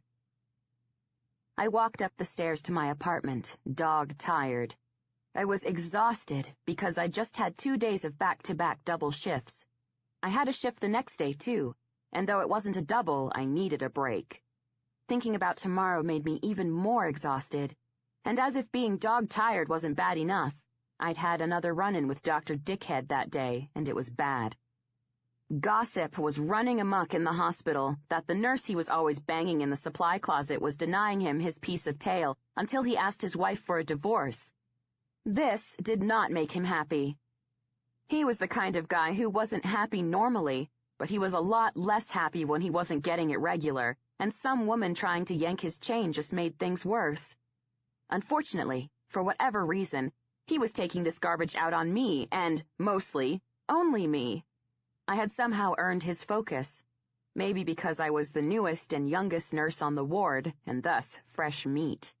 Maybe he just had it out for me because he was a douche. The constant focus of his doucheness escalated that day when he laid into me in front of a patient. It wasn't cool normally, but in front of a patient meant I couldn't stick up for myself. I had to take it.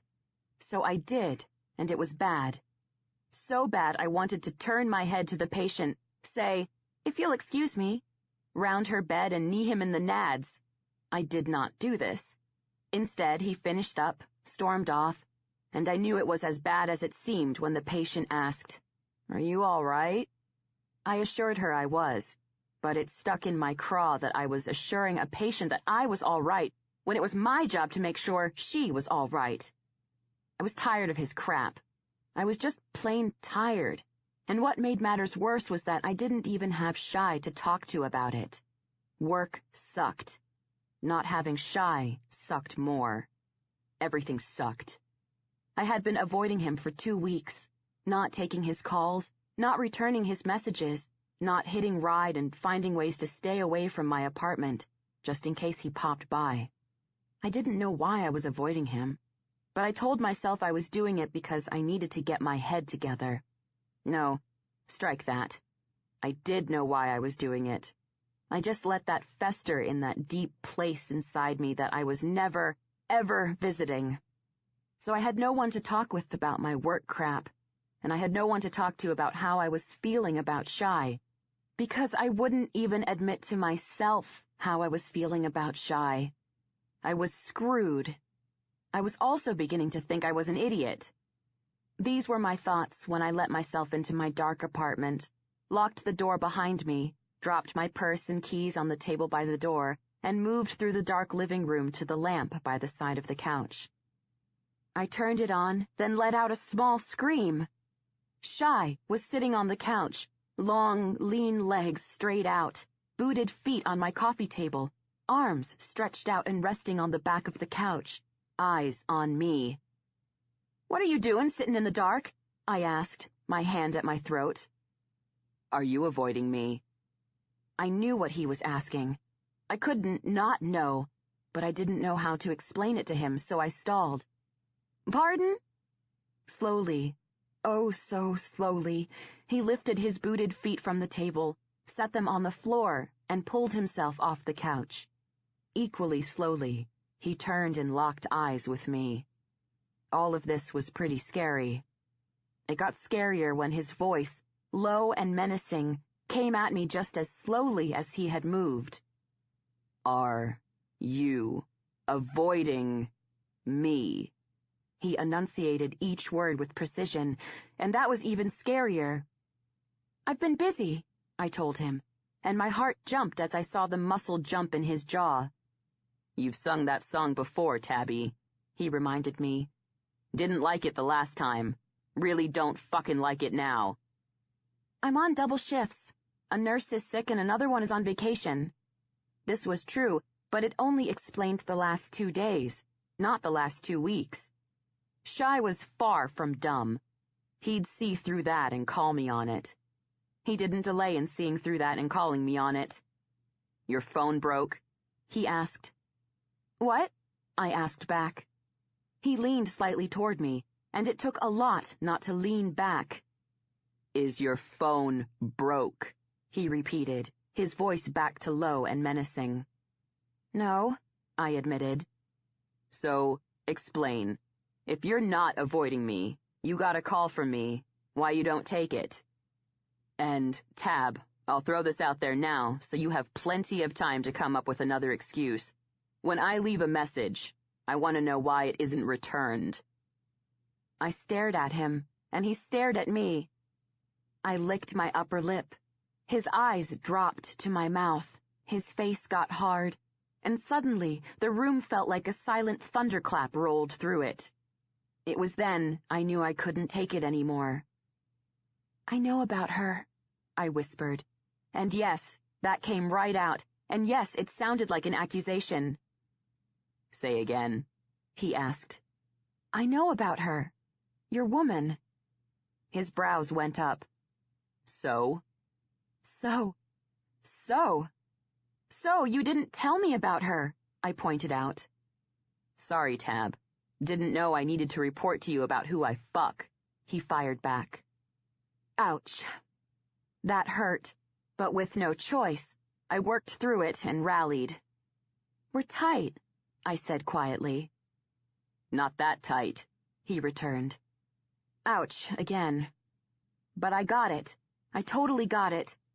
And I had no choice but to power through it, so, with difficulty, I did.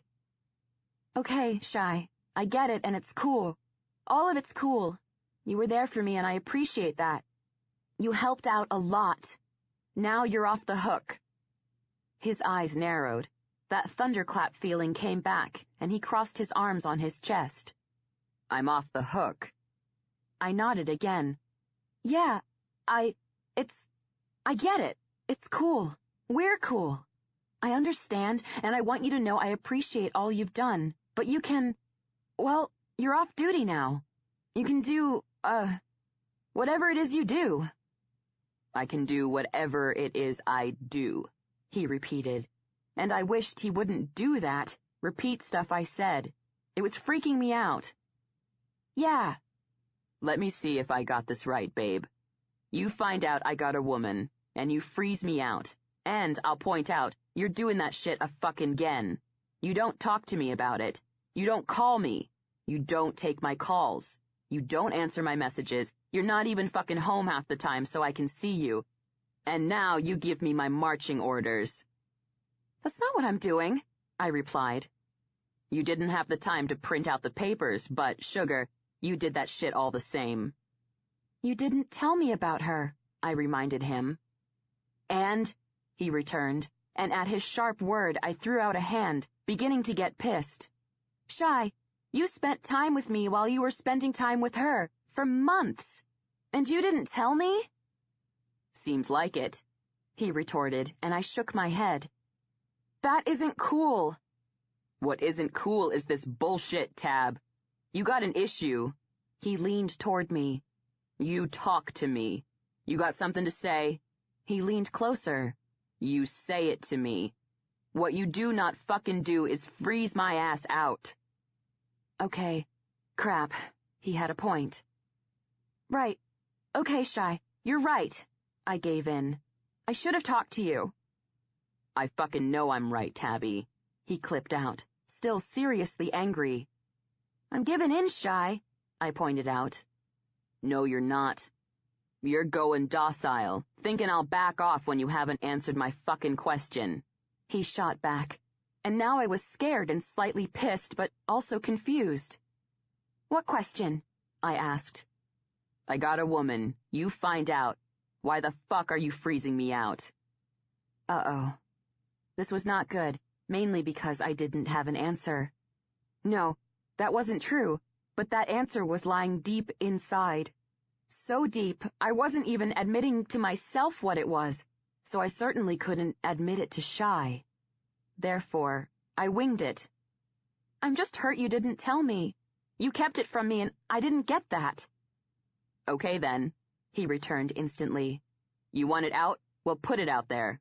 Tomorrow night you meet me and Rosalie for dinner and you'll see for yourself. It came as a surprise, instantaneous, overwhelming, so huge my middle rocked back with it like I'd been socked in the gut.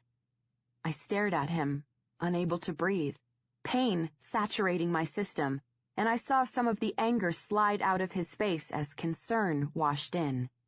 He didn't miss my reaction. Then again, Shy never missed anything, not when it had to do with me. You okay? He asked. No, I whispered. He dropped his arms and took a step toward me. I took a step back. He stopped and his head tilted to the side. You got a cramp? I shook my head. No. Tabby, baby, what the fuck? I can't do this, I announced, not knowing where those 4 words were coming from, just knowing they were coming from somewhere deep, and I meant each and every one like I had never meant anything else in my life. His brows drew together. You can't do this? I shook my head. Do what? He sought clarification. I lifted my hand and waved it between him and me. This. His eyes went to my hand, then moved to my face, and he asked, This. You and me. You and me. You and me. There was never going to be a him and me. My belly, twisted in knots, screwed up tighter, and the pain was excruciating. He stared at me, his eyes moving over my features, and I watched in horrified fascination through the pain as his face grew terrifyingly dark. Then he whispered, You have got to be fucking shitting me. I didn't know if I was shitting him. I didn't know what the heck I was doing. Tell me, Tab, that you're shitting me, he demanded. Honestly, Shy, I don't know what I'm doing, I admitted. I do, he ground out. You're standing there telling me fucking years ago, you were into me. I fucked that up. You held a grudge, also for fucking years. You lost everything, and only then did you let me back in. Now, you find I got a life without you in it, a woman, and you can't deal. For fucking months, I listened to you talk about him. I held you while you cried about him. Now you're handing me this shit. He had a point about that, too. God, What was I doing? Shy, I tried to instigate damage control. I failed. Spectacularly. The damage was done. No way to control it. No, he bit off. You need to disappear to get your head straight, Tabby. You fucking do it. That works for me. I don't take rides I don't like, and I just found out I was on a ride I didn't know I was taking, and I don't like it. So you go into your head and get it straight, Tab, but you don't come back to me until you got your head straight. No sooner, babe. I do not need that shit in my life. I am not gonna see you through that shit your way, tied to your strings. I'm cutting myself loose.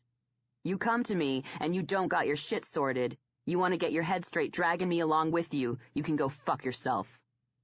With that, he pulled his keys out of his jeans, twisted my key off the ring, and my heart twisted when he dropped it on the coffee table. Then he prowled to the door and slammed it behind him. Woodenly, I walked to the door and locked it. Just as woodenly, I walked to my couch and sat on the edge. I heard his Harley pipes roar, and I stared at my wall, unseeing, listening as they growled until I couldn't hear them anymore. Only then did I collapse, my face in my hands, as I burst into tears. Chapter 7. You are not leaving. 1 month later. Shy walked out of his apartment, locked the door, and headed to the stairs. These days, he stayed there, seeing as Rosalie cleaned it and also seeing as, since he didn't have Tabby's cupboards to fill anymore, he hauled his ass out and bought groceries for his own damned house. He also stayed there because Rosalie was not the kind of woman you banged in a bed in a biker compound while men were raising hell in the common room or tapping ass in rooms down the hall. She was the kind of woman you banged in an apartment that was 2 steps up from shithole that she kept clean. He jogged down the stairs, moved into the sun, and saw Roscoe sitting astride his bike. His brother was there because they had some chaos business to see to. Shy tipped his chin up. Roscoe tipped his back, and Shy moved to his bike. He threw a leg over and was starting the ignition when Roscoe spoke. Sucks, man. Shy turned his head to Roscoe. What sucks? Tab taken off to Cape Cod. That burn hit his chest, encroaching dangerously close to his heart. A burn he hadn't felt for 4 months. A burn that, over the last month, smoldered deep. Now it fanned to life and singed his lungs. Say again? He asked, and Roscoe's eyebrows knitted. You didn't know? He asked back. No, I didn't fucking know, Shy bit out. Tabby's going to Cape Cod. How can you not know? You two are tight. You're not banging Rosalie, you're up in Tab space. I didn't know, Roscoe, he clipped. She's going to Cape Cod. Roscoe nodded. Yeah, brother. Some doctor at work was up in her shit. She couldn't take it anymore, so she quit her job. She's packing up her shit, storing it up at Tack and Cherries, and heading out. Some traveling nurses program. 6-month contract. Shy's vision went hazy. He could not believe this shit. That bitch. That fucking bitch. She was leaving. Leaving her family. Leaving him. Leaving people who had taken her back for a fucking year. Leaving. Leaving him. Not doing this, he growled right before his bike roared to life. Doing what? Roscoe shouted over the pipes, and Shy looked to him. This. Our gig. You need someone at your back, called Tug or Snapper. I got shit to do. Before Roscoe could say anything, Shy backed out and roared out of the parking lot. On his way to Tab's, he did not make one single effort to calm his ass down. He'd need everything he had not to wring her pretty neck when he got there and lit into her. Leaving. Leaving him. Fuck. 10 minutes later, he pulled up outside her apartment, parked, switched off the bike, and scanned for rides he knew. Tack's bike wasn't there. Neither was his expedition. Cherry's Mustang wasn't there. Tab's girl Natalie's ride wasn't there either. But Tabby's electric blue ride that she took care of like it was her baby was gleaming in the sun. The way clear, Shy swung off his bike, jogged to the steps, took them 2 at a time, and didn't hesitate to pound his fist on her door the instant he hit it. He also didn't stop pounding until he heard the locks turn and the door was thrown open. "Geez, Shy, what's the deal?" Tabby snapped, staring up at him. He hadn't seen her in a month. This meant that was the wrong greeting. The way wrong greeting. Making matters even worse, behind her everything but the furniture was boxed up. Fighting back his need to explode, he prowled in and Tabby had to jump out of his way. Once in, he turned on her. "Shut the door, Tabby," he ordered. "Shy, what?" "Shut the fucking door, Tabby," he roared, and watched her face pale as she shut the door and turned to him. "Okay, Shy, calm down.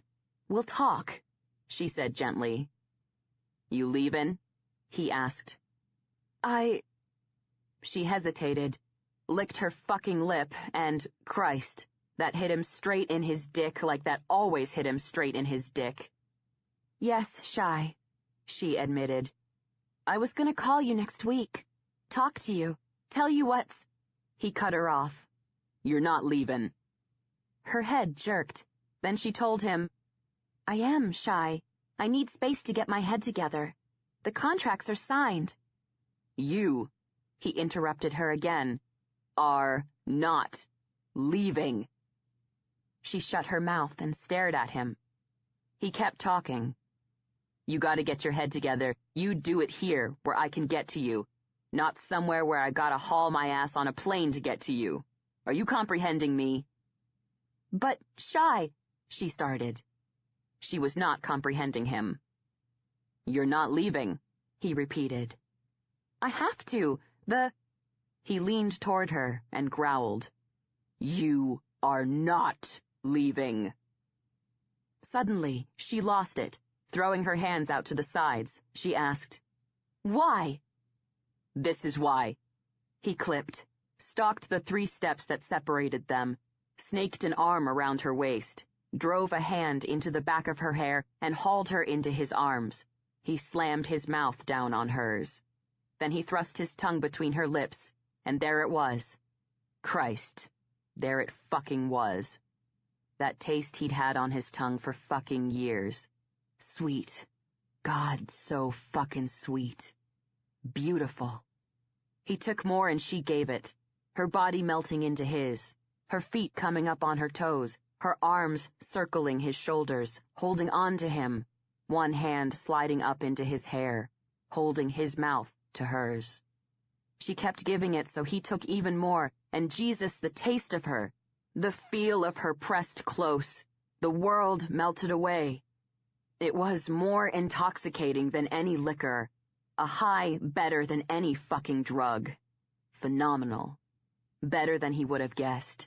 Better than years of wondering how good it could be. The best he ever had. With just a fucking kiss. He broke his mouth from hers, but felt her short, excited pants against his lips when he said yet again, "You are not leaving." "Okay," she breathed, and he closed his eyes, dropped his forehead to hers, and sucked in a breath to gain control over the burn in his chest. When he had it, he opened his eyes and looked down at her. Her eyes were unfocused, hazy.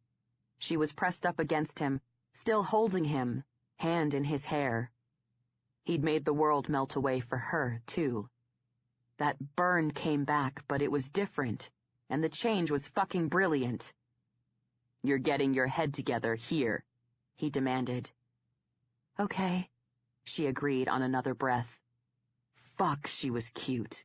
Hot and cute. It was time to talk to Rosalie.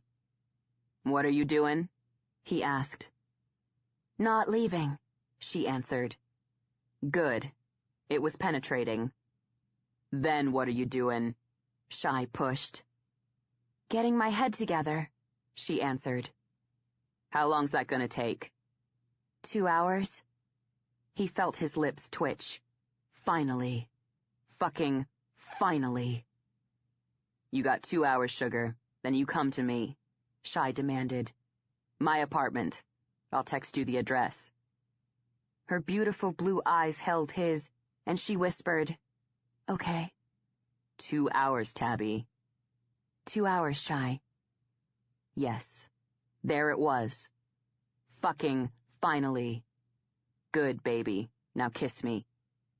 Her eyes flashed in a way he also felt in his dick. Then she rolled up to her toes, put her pretty, rosy mouth to his, and gave him what he'd been craving for 4 years. That sweet, pink tongue of hers slid out, glided between his lips, and touched the tip of his. His tongue pushed it back into her mouth, and he took over the kiss. It was a repeat of the first, but longer, wetter, deeper. Not better, but a whole lot fucking hotter. He broke his mouth from hers and ordered, 2 hours, babe. She panted against his mouth and nodded. He let her go. She teetered. He prowled to the door, pulled it open, turned back to her and lifted a hand with his middle and index fingers extended to the ceiling. Her cheeks were pink, her mouth swollen, her eyes dreamy, and it was a fucking good look. She powered through the haze and nodded. Shy grinned, turned, closed the door behind him, and he kept grinning as he jogged to his bike. Chapter 8. Gone for You. I stood outside Shy's door trying not to hyperventilate and also trying to get my head together. 2 hours wasn't enough time. I knew one thing. My pit of denial could be denied no longer. Not after a month without Shy. Not after that kiss. That kiss. That fabulous, unbelievable, amazing kiss. That wasn't what I had to sort out in my head. At least I'd been able to deal with the agency that was sending me to Cape Cod. I'd called and told them I had a family emergency that might mean I'd have to back out, which was a total lie. But after that kiss... After that kiss, I knew one thing for certain. I couldn't take off and be that far away from Shy for 6 months, or even for another day. I'd had a month without him in my life, and I felt even more lost than I felt when Jason died. I knew why this was. Unlike with Jason, I didn't have anyone to talk to about it, and even I was denying to myself why our separation affected me so deeply. Both of these made it more difficult. So difficult I couldn't deal without escape. Therefore, Cape Cod it was. So after that kiss, no way I could be most of a continent away from him and stuck on a freaking island for 6 months. But we still had things to sort out. Like Rosalie. One thing I had managed to do in those 2 short hours was phone Big Petey. I tried to pull the wool, dance around the subject, but I was thinking that he saw through it when I tried to ascertain without coming right out and asking if Shy was still seeing Rosalie. Pete gave me the bad news, sounding like he was giving me bad news. This why I thought I didn't pull the wool. The bad news, Pete told me, was Rosalie got dropped off at the compound 3 days ago, and they'd gone off together on Shy's bike. Before we moved on from that kiss, I had to know what was going on with Rosalie. And last but oh so not least, we needed to have a discussion about him losing his mind when he got annoyed at me. I'd had a lifetime of watching biker babes, and the way they got on with their badass bikers. I knew this was a minefield. And I knew that Shy was not the only badass biker who went gonzo like he did that night we discussed why I'd disappeared for 2 weeks, and like he had again 2 hours ago when he confronted me about leaving. As far as I could tell, there were 3 options for going the distance with a biker, and after that kiss, that was what was on my mind.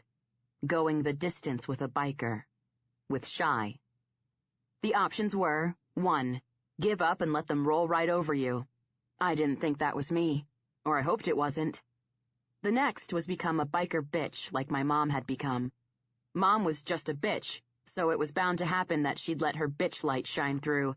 But sometimes, when the boys were the boys, bossy biker badasses, instead of setting the boundaries right off, I'd seen women go over the top with attitude, butting up against their man all the time, and not talking to him so they did nothing but fight.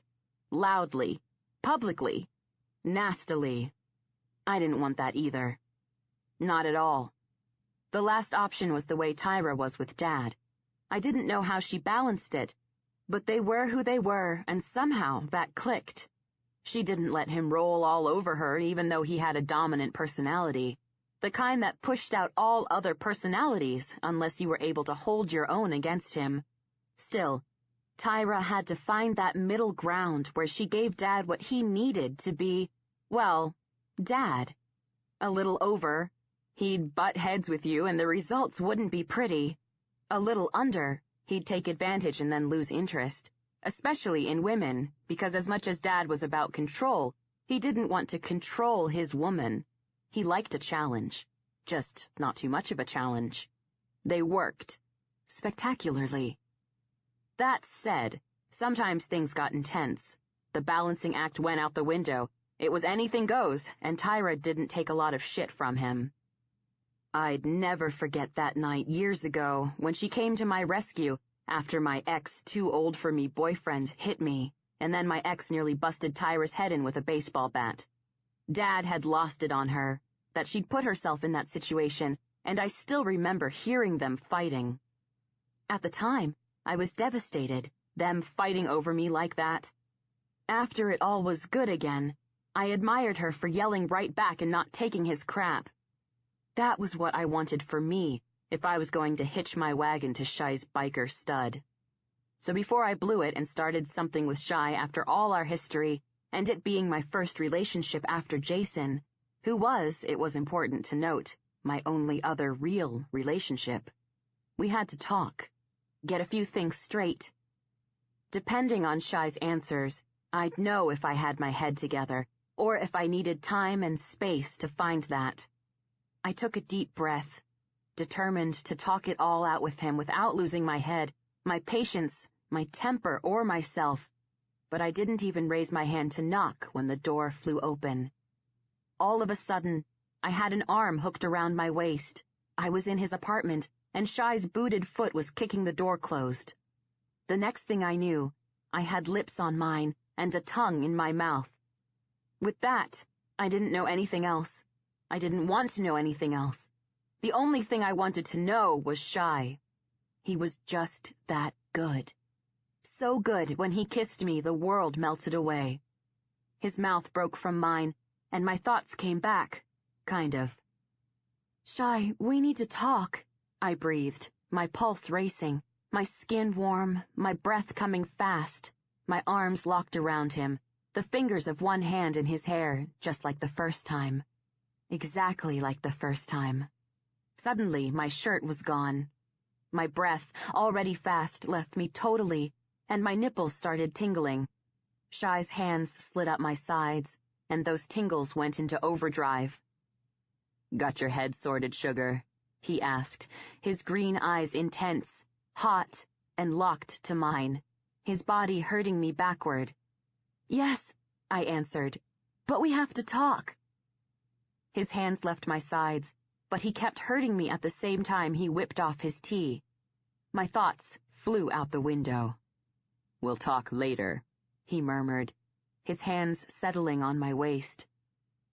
I got a second to take in his lean, muscled chest and the scrolled, elaborate tattoo that adorned his upper left pectoral that said forebodingly, "Love dies," before I was falling backward. I landed on the bed. Shy landed on me. Before I could get my wits about me, Shy's lips were back on mine, his tongue was in my mouth, and his hands were moving on me. His hands felt good. His mouth felt good. And he tasted great. I wanted more of him. No, strike that, I needed more of him. I put my hands to his body, and the feel of all that smooth skin, soft to the touch, hard underneath, rocked through me so thoroughly it felt like it started in my hair and ended at my toenails. And that was so huge, I needed even more. So I took it, arching up, pushing him to his back and climbing on. I put my mouth to him, his neck, his throat, collarbone, chest, nipples, my lips moving, my tongue tasting as my hands roamed. While I was exploring, Shy's fingers went to the hook of my bra, and, with a flick, it came loose. I only stopped long enough to lift up, pull it off, and toss it aside. Then I went right back. I didn't take my time. I was desperate, needing to get in as much as I could, as fast as I could, like he'd go up in a puff of smoke any second. I got down to the waistband of his jeans, my tongue licking a line along the edge as my fingers undid the buttons. When Shy suddenly hauled me up his body, took my mouth in another devastating, wet, hard, hot kiss, and rolled me to my back. Within seconds, my jeans were undone, he broke the kiss, and then they were gone. The sensation of the fabric sliding down my legs caused another bolt of desire and hunger to shoot through me. Shy moved away, but only to lift me up and rearrange me in the bed so my head was on the pillows. He pulled my legs apart and positioned himself on his knees between them. I stared up at him, my breaths rapid and shallow. He was staring down at me, his face dark with the same hunger I felt slinking through my body, and his hands were moving down the outsides of my thighs until they stopped behind my bent knees. "You," he growled, the sound of his rumbling, deep, harsh voice like a touch. "In my bed," he finished, and my heart flipped. 4 words. 4 words that said everything. He wanted me there. He'd wanted me there for a while.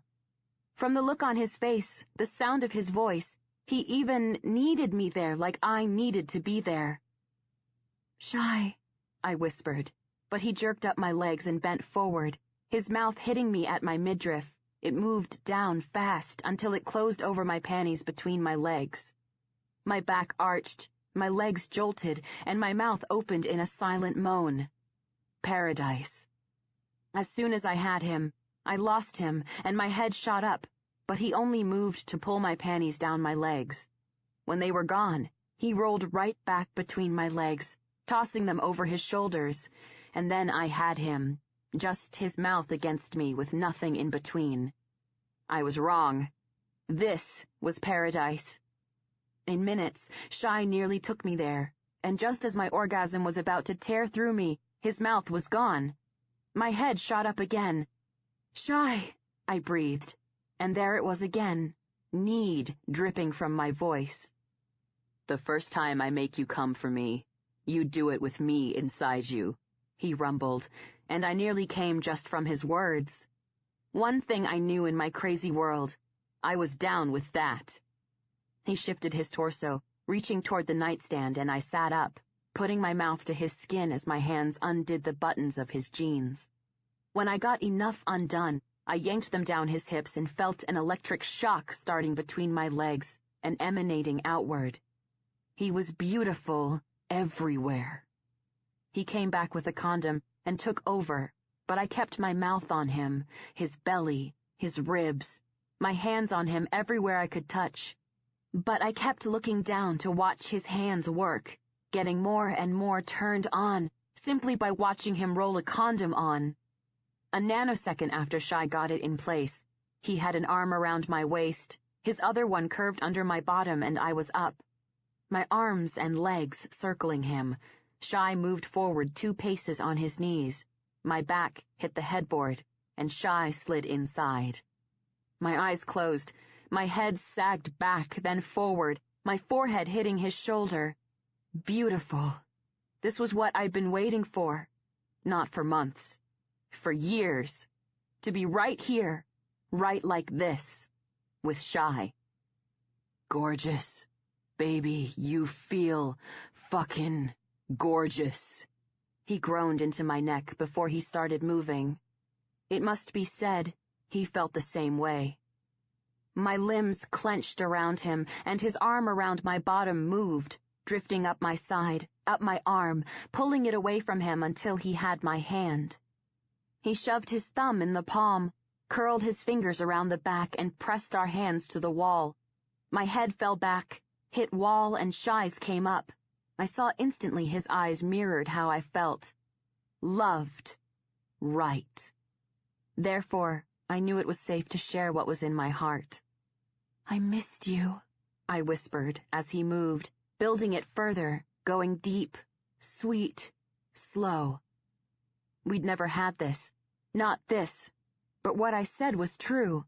I missed him. At my words, he closed his eyes, dropped his head to rest his forehead against mine, and kept moving, faster, sweeter, deeper. He opened his eyes but didn't lift his head, even as the power of his hips increased, the burn built, and his hand in mine clenched hard. "Missed you too, honey." Oh, God. He missed me. I loved that. He went faster. The build sharpened. The burn increased, and I gasped, "Shy!"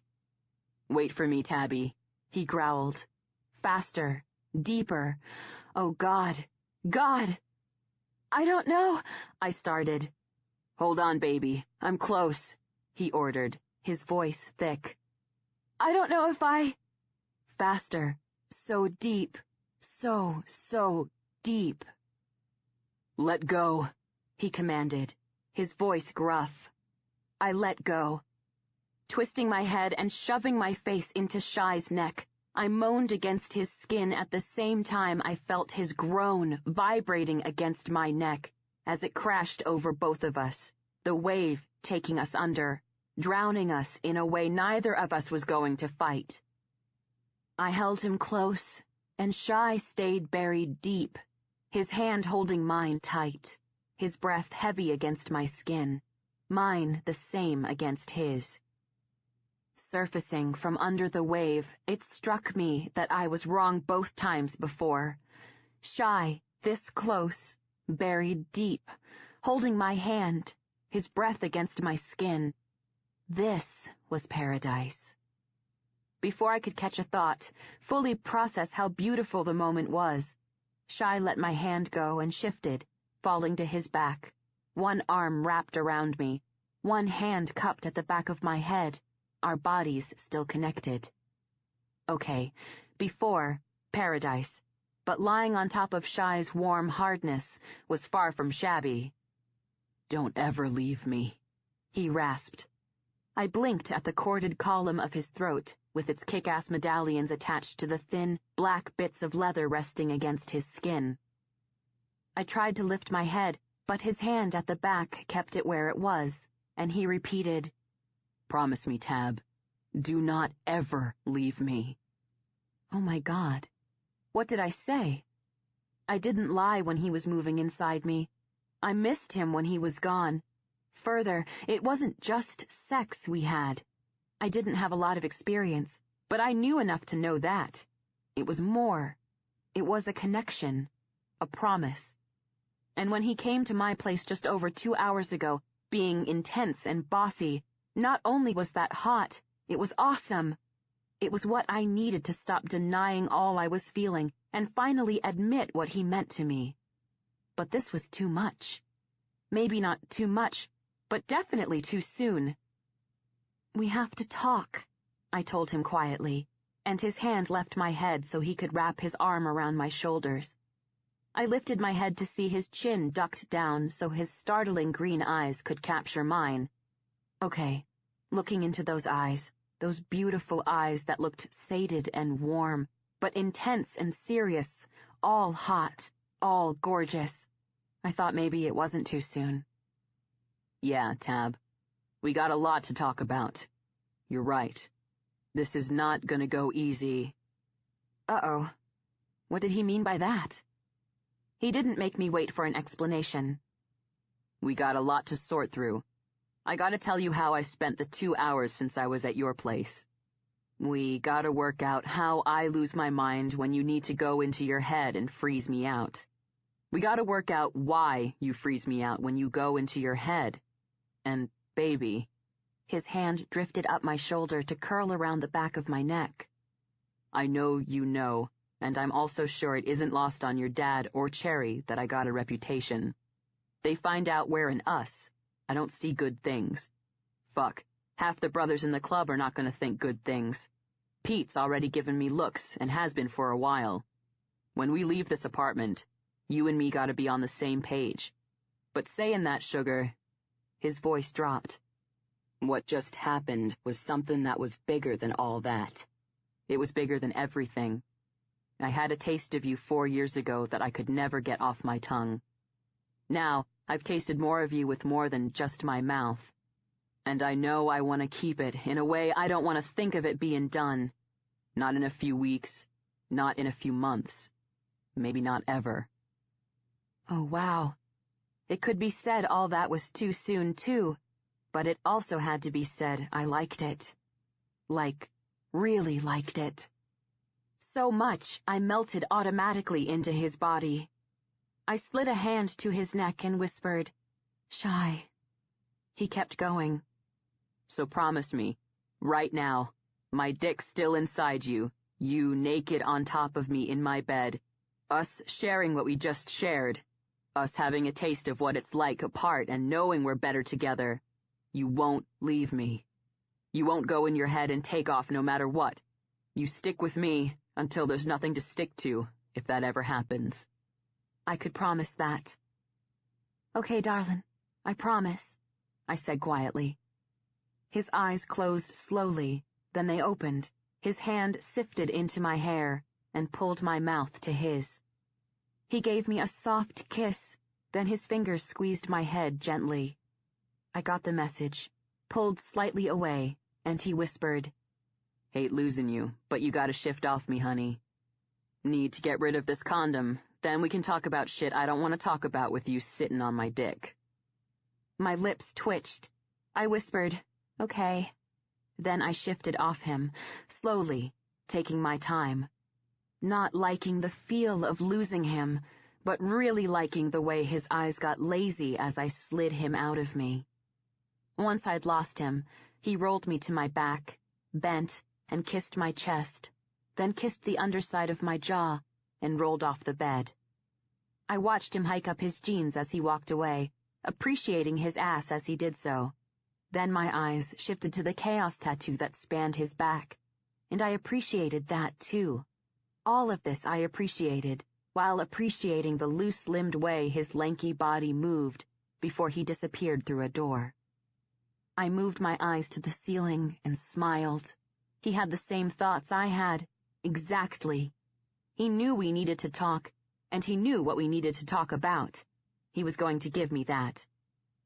I rolled toward the edge of the bed, reached out a hand, and nabbed my panties, and since Shy's tea was close, I nabbed that as well. I shimmied my panties on while lying on my back, sat up, pulled his tea over my head, and my smile came back. His shirt smelled of him. Another piece of paradise. Arranging myself cross-legged on the bed, I looked around and surprise hit me, tamping down, but not forcing out. Nothing could do that except perhaps the end of the world, my happy mojo. Shy lived in an apartment that was just that little bit older and more worn than mine. The carpet wasn't great. The walls needed a new coat of paint, and they needed that coat about 7 years ago. There were boxes all around and no personal touches at all. It was like he hadn't actually moved in yet. I'd never been to his place, and I knew he spent a lot of time at the compound, but I also knew that he'd had his own place for a long time. Maybe he'd recently moved, though if this was a step up, I wondered where he used to live. I was in the living room, and, weirdly, so was his bed. It was at the wall to the back of the room, but there were 2 doors on the side of the living room, and I figured at least one must be a bedroom. There was a couch shoved up against the side wall, but it was covered in boxes. There was also an old TV on a stand about 2 feet from the foot of the bed. There was one nightstand with a lamp on it, a bunch of change, packets of condoms, and that was it. No other furniture. No dressers. No bookshelves. Nothing. It was somewhat tidy, considering any space filled with boxes wasn't exactly tidy. It was also surprisingly clean. What it wasn't was a home. Not even close to it. Not even a bachelor pad. It looked like it was just a place to crash on occasion and store stuff. This made me feel uneasy. What didn't make me feel uneasy was when Shy walked back into the room with his biker grace, his chest on display. The instant I saw him, I pushed to my knees, and moved to the edge of the bed. Shy, his eyes on me, his face soft, did exactly what I wanted him to. He moved right to me. I slid my arms around him and pressed my lips to his chest. He curved a hand around one side of my neck. The other hand he glided up into my hair to curl around the back of my head. There it was again, that feeling. Loved. Right. I took my lips from his skin and put my chin there, seeing the Love Dies tattoo. I'd seen the 2 tats he had on the insides of his forearms, and I'd suspected, like all the brothers, he had the Chaos emblem on his back. These 3 tats all the brothers had. The 2 Shy had inked into his forearms, the brothers put wherever they wanted. The emblem on his back, all the guys had on their backs. They got the back tat the minute the club voted them into full membership. Having never seen his chest, I'd never seen the only tattoo he seemed to have outside the Chaos ones. "Love dies?" I asked quietly, my gaze lifting to his.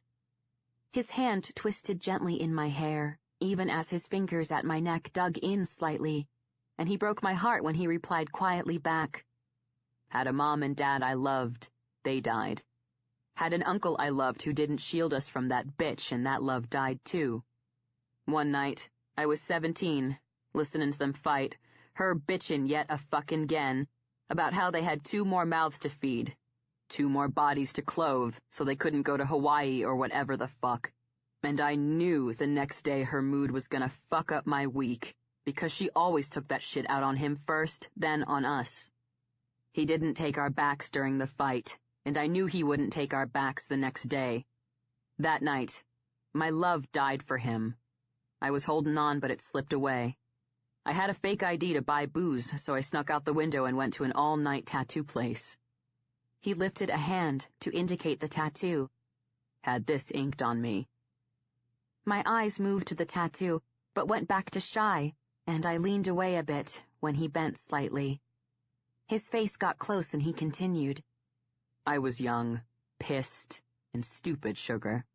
I don't believe that shit anymore. But ink is ink. It doesn't fade away. Unfortunately, it reminds me of a shitty time in my life every time I see it." He grinned. "It also reminds me not to do anything permanently stupid because I'm pissed." I grinned back. "Good lesson to learn." His grin faded, and he muttered, "Not sure I learned it." I knew what he was saying, so I whispered, "Shy, don't. We both fucked up, and obviously it wasn't permanent." He touched his forehead to mine and sighed before he ordered, "Shift, Tabby. I'm climbing in." I shifted. Shy climbed in, then he claimed me. Resting with his head on the pillows, he tugged me over his body and turned so he was on his side. His body curled at the waist and knees, and my hips were cradled in his lap, thighs over his hip, my back to the bed, head to the pillow. Shy came up on an elbow, head in hand, and aimed his eyes at me. "Rosalie," he muttered. Oh, crap. I braced, and his gaze moved over my face even as his hand hit my belly and slid across, pulling me in and tucking me closer to his body. He kept talking. "Until about an hour ago, we were seeing each other. Now we are not." "Shy," I started, and his hand at the side of my waist gave me a squeeze. "Let me finish, baby." When I shut my mouth, he went on. "It was unpleasant. For her it came out of the blue, and she was not pissed. She was hurt. Pissed I can deal with, hurts a lot harder. It sucked. It's over. She's sweet, nice, pretty. She'll find someone else." I began hesitantly. "Being honest, although it's good to know you had that conversation with her before we, officially started things, I have to admit I'm not real sure you being equipped to scrape her off at the drop of a hat fills me with joy." "I get that, Tab. What you don't get is, she isn't you," he returned, and I blinked, then my belly warmed. When I said nothing, he gave me another squeeze and went on. "By the end of our conversation, she admitted she'd wondered about you and me. The time I spent with you. When I'd walk away from her to take calls from you. How you disappeared for a month, and I was in a shitty mood that whole month.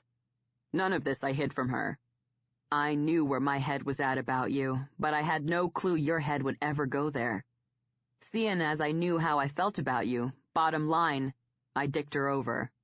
It was uncool. I gotta live with that. You in my tea, in my bed, I think will help. That's kinda cold, Shy. It's cold, but it's real. And it's better that shit is done for her, for me, and for you, so we can all move on. Rather than me dragging it out in a pointless effort to cushion the blow for her that, in the end, would only make shit even shittier. Yes, but you and I are moving on to something that's good, and, obviously, since it lasted a while for you two, when she started it with you, she thought she was moving on to something good too, I pointed out. I saw you, he replied, and my head tipped on the pillow as I felt my brows inch together. Pardon? With that guy outside DCPA. You were wearing a red dress. My heart squeezed. I felt my eyes get big and I stared at him. I remembered that night. That was the night Jason took me to see Les Mis. You saw me? I asked. You were alone, looked beautiful but lost. You saw him, he got to you. You leaned into him, kissed him, made him laugh, and then he kissed you. I saw it.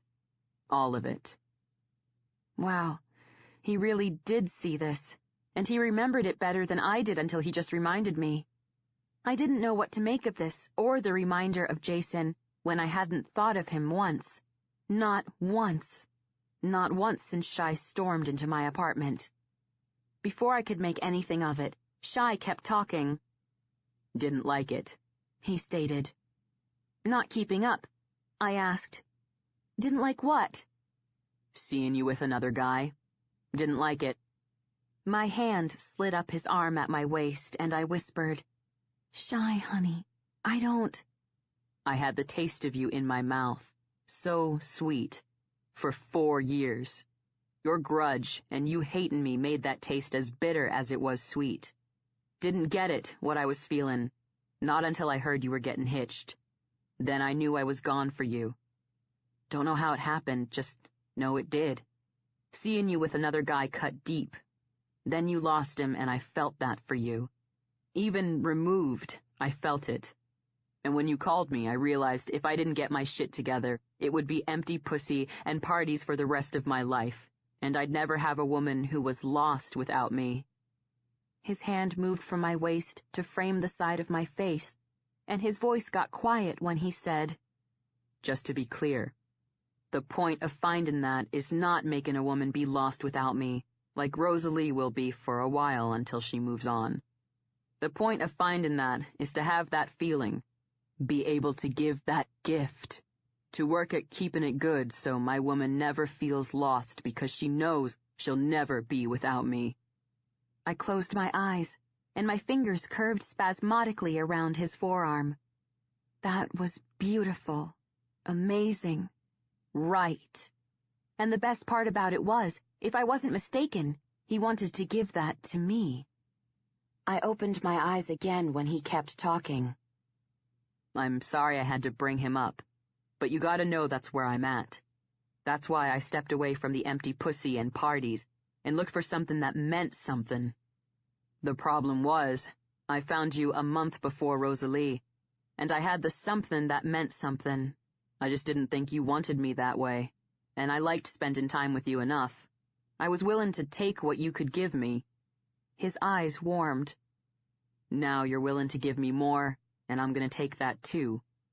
Suffice it to say, I was willing to give more to Shy, but he knew that, and I had to go over some of the more important things he said. So I commenced in doing that. You were gone for me? I asked softly, and got a grin in return as his face dipped closer. You and me may not have been tight since the day we first saw each other, but am I the kind of guy who hangs around listening to bitches moan about work while ruining a dinner I gotta eat? He asked. No, he was absolutely not that kind of guy. My belly got warmer, and I whispered, "No." His eyes moved over my face again, before they caught mine, and he whispered back, "Gone for you." I closed my eyes and pulled in breath. Yes, this was right. "Sugar, look at me," Shy ordered gently, and I opened my eyes. "Let's go over it all. You are not Rosalie. That shit that went down with her will not go down with you. On that, baby, you got my word. When it goes around that we're in us, we're gonna face shit from the club. How that's gonna come, I don't know, but I suspect it'll come from your dad, even Cherry, and we gotta stand strong and prove to them this is what it is. And last and most important, to stand strong and prove it to them and ourselves, we gotta get our shit together and get out of this pattern where you go into your head and freeze me out, and I get pissed and say shit that's out of line. That means you gotta suck it up when I call you on your shit, and you gotta be willing to call me on mine. Are you with me on all this?" I nodded. After I nodded, I found my mouth forming the word, "Why?" His head jerked slightly and his brows drew together before he repeated, "Why?" It came out. I had to go with it. "Yeah, Shy. Why? Why me? Why us? You seem pretty sure, and I stopped talking when a big, beautiful white smile spread on his handsome face right before he burst out laughing. He was good-looking always, better when he was laughing, but it kind of peeved me he was laughing when I wasn't being funny. "Shy," I snapped into his laughter. He sobered, kind of, and focused on me. Then he started speaking.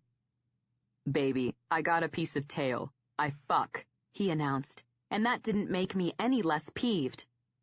I figured he noted that because he carried on. "I fuck and I do it hard.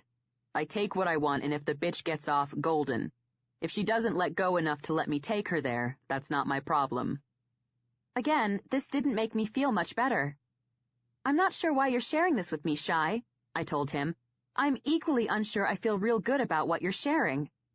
His hand shifted minutely so his thumb could move over my cheek and my lips before his eyes got intense, and he explained, "I have never, not once, not in my life, made love to any woman.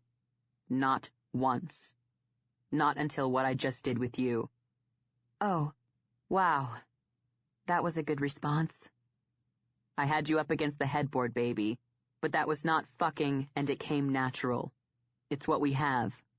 I didn't know that's what I'd get, but I'm pleased as fuck you gave it to me. That alone answers your why when it comes to the us part. As for why it's you, I don't know. I don't care. It just is. It could be 'cause you're gorgeous. It could be 'cause you're funny. It could be 'cause I like the way you handled Pete when he lost his daughter. It could be 'cause you and me got chaos in common. It's us.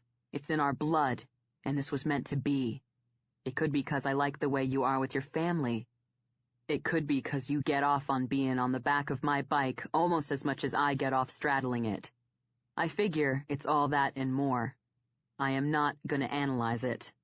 I'm gonna feel it, 'cause I like it, and that's all there is to it." That response was even better. "Do you want to know why it's you?" I asked quietly, my hand gliding up his arm to his chest. "Don't want to piss you off, Tab, but I don't give a fuck.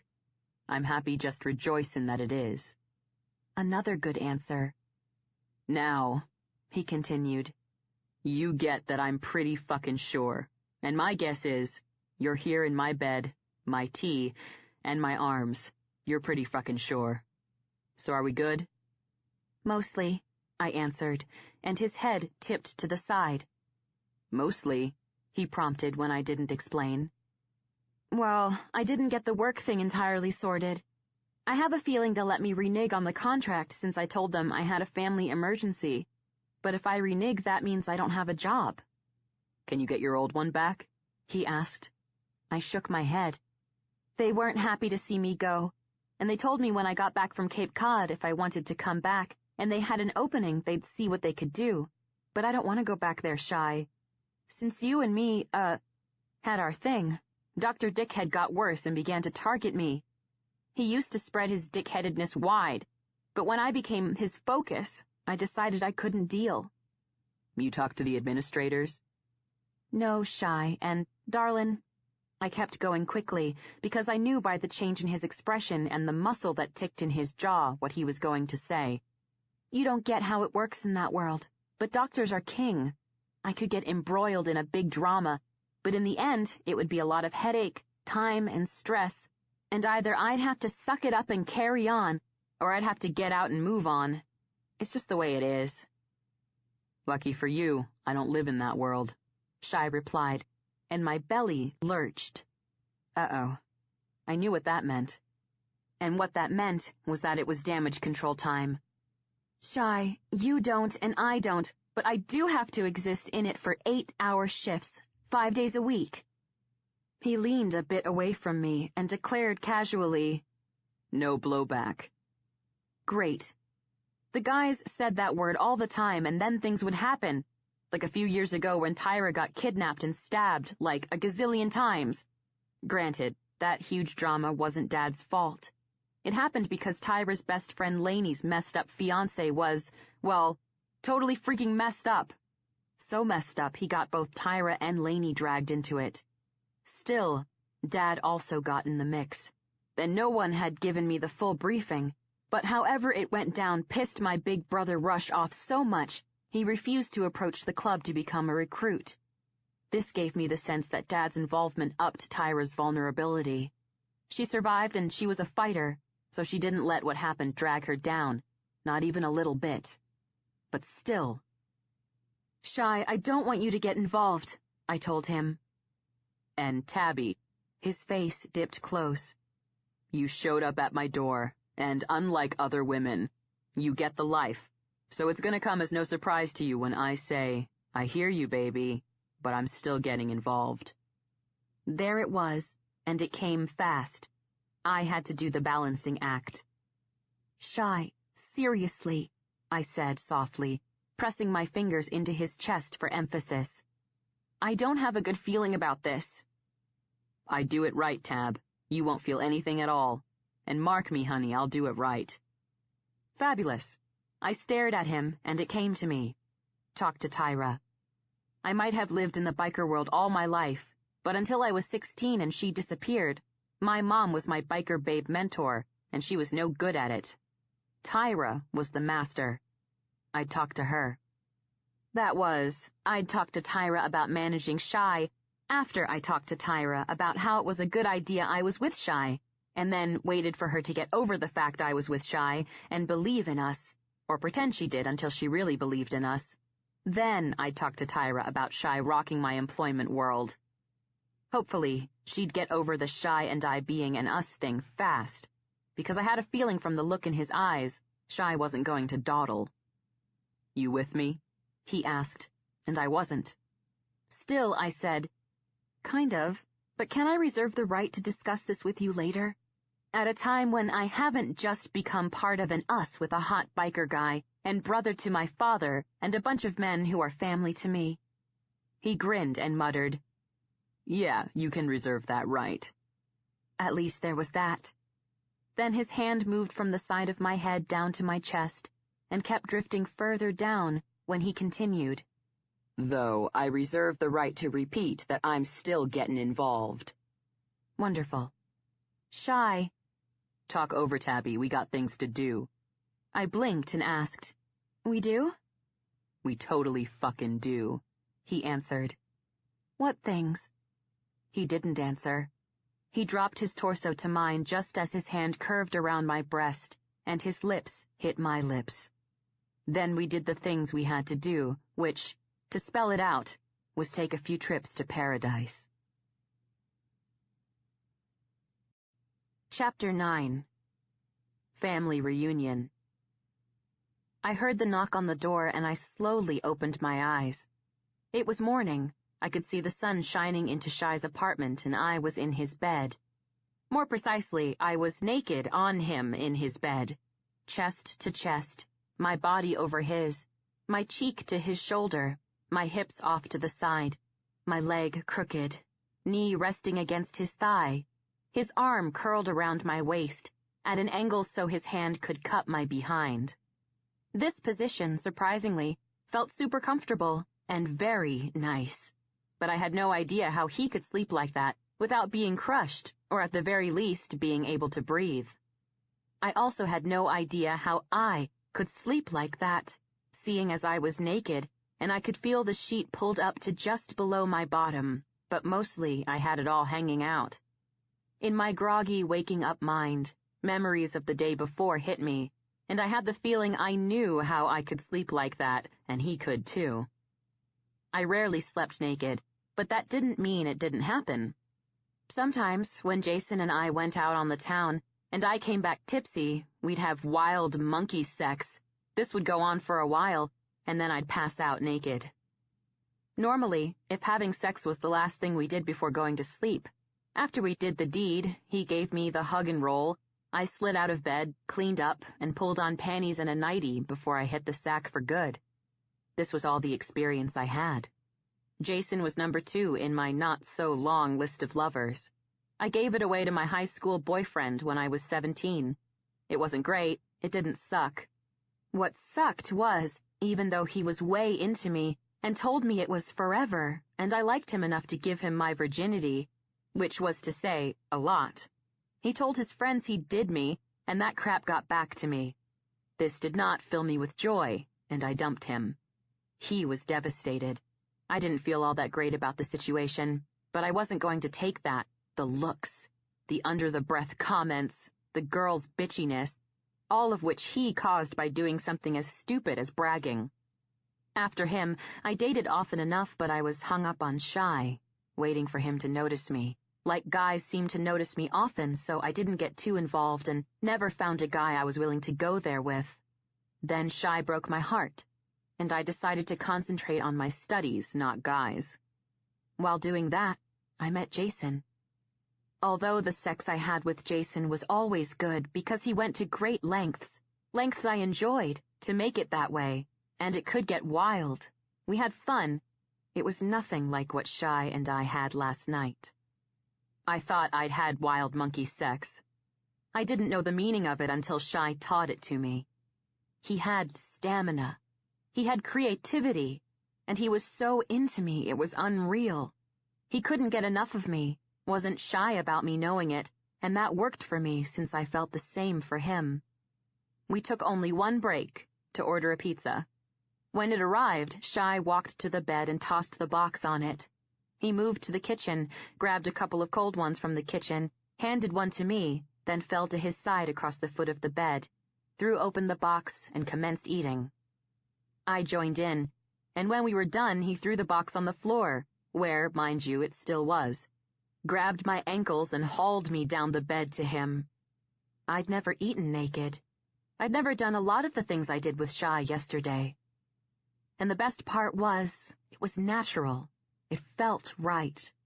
I never felt funny or apprehensive, or wondered if I was doing it right. It was all about him, his hands, mouth, cock, and body, what they made me feel and how much I could get of them, going for it, building it in him, giving it my all to get a low groan or a growl, feeling like I conquered the world when I earned one. It was beautiful, amazing, all of it. And there was a lot of it. So it was no wonder I passed out naked on top of Shy. Another knock came. I felt Shy's hand tense into the cheek of my bottom, and I was about to lift my head and look at him, when his other arm wrapped around me and I stilled. This was because he was holding me gently, rolling me, moving me slowly and carefully, like he didn't know I was awake, and he was making a grave effort not to wake me. Sweet. Very sweet. "I'm awake, darlin'," I said softly, right before he placed me on my back. His head came up, my eyes hit his sleepy ones, and my heart tripped. God, seriously, even sleepy-eyed he was amazing. Those sleepy eyes moved over my face as his hand came up, cupping the side of my head. His thumb slid along my hairline, his eyes came to mine, and he gave me the best good morning ever. "You," he whispered, "in my bed." my lungs compressed, but in a good way. "Yeah," I whispered back. "With you." His eyes went lazy, dropped to my mouth, then his lips dropped there. We touched tongues when another knock came at the door, and this time it didn't stop. Shy's head came up and he growled, "Fucking fuck me." I grinned up at him. He scowled down at me, then kissed the underside of my jaw before he rolled over me and off the bed. I pulled the sheet up to my neck and rolled to my side, watching the show that was Shy tugging on a pair of jeans. He looked out the peephole and I watched, captivated by what I saw, at the same time bracing as I watched every inch of his body go still. Then he moved quickly. Unlocking the door, he threw it open and let out a man howl that shook the windows. This shocked me so much I sat up in bed. Holding the sheet to my front, I watched Shy lunge at whoever was outside.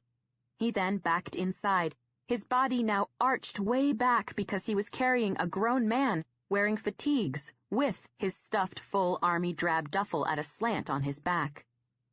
Shy bounced the guy a few times as the guy slapped Shy's bare back. In a way, it appeared he hadn't noticed Shy's back was bare. Then Shy dropped him on his feet. They jumped apart and looked at each other, grinning hugely.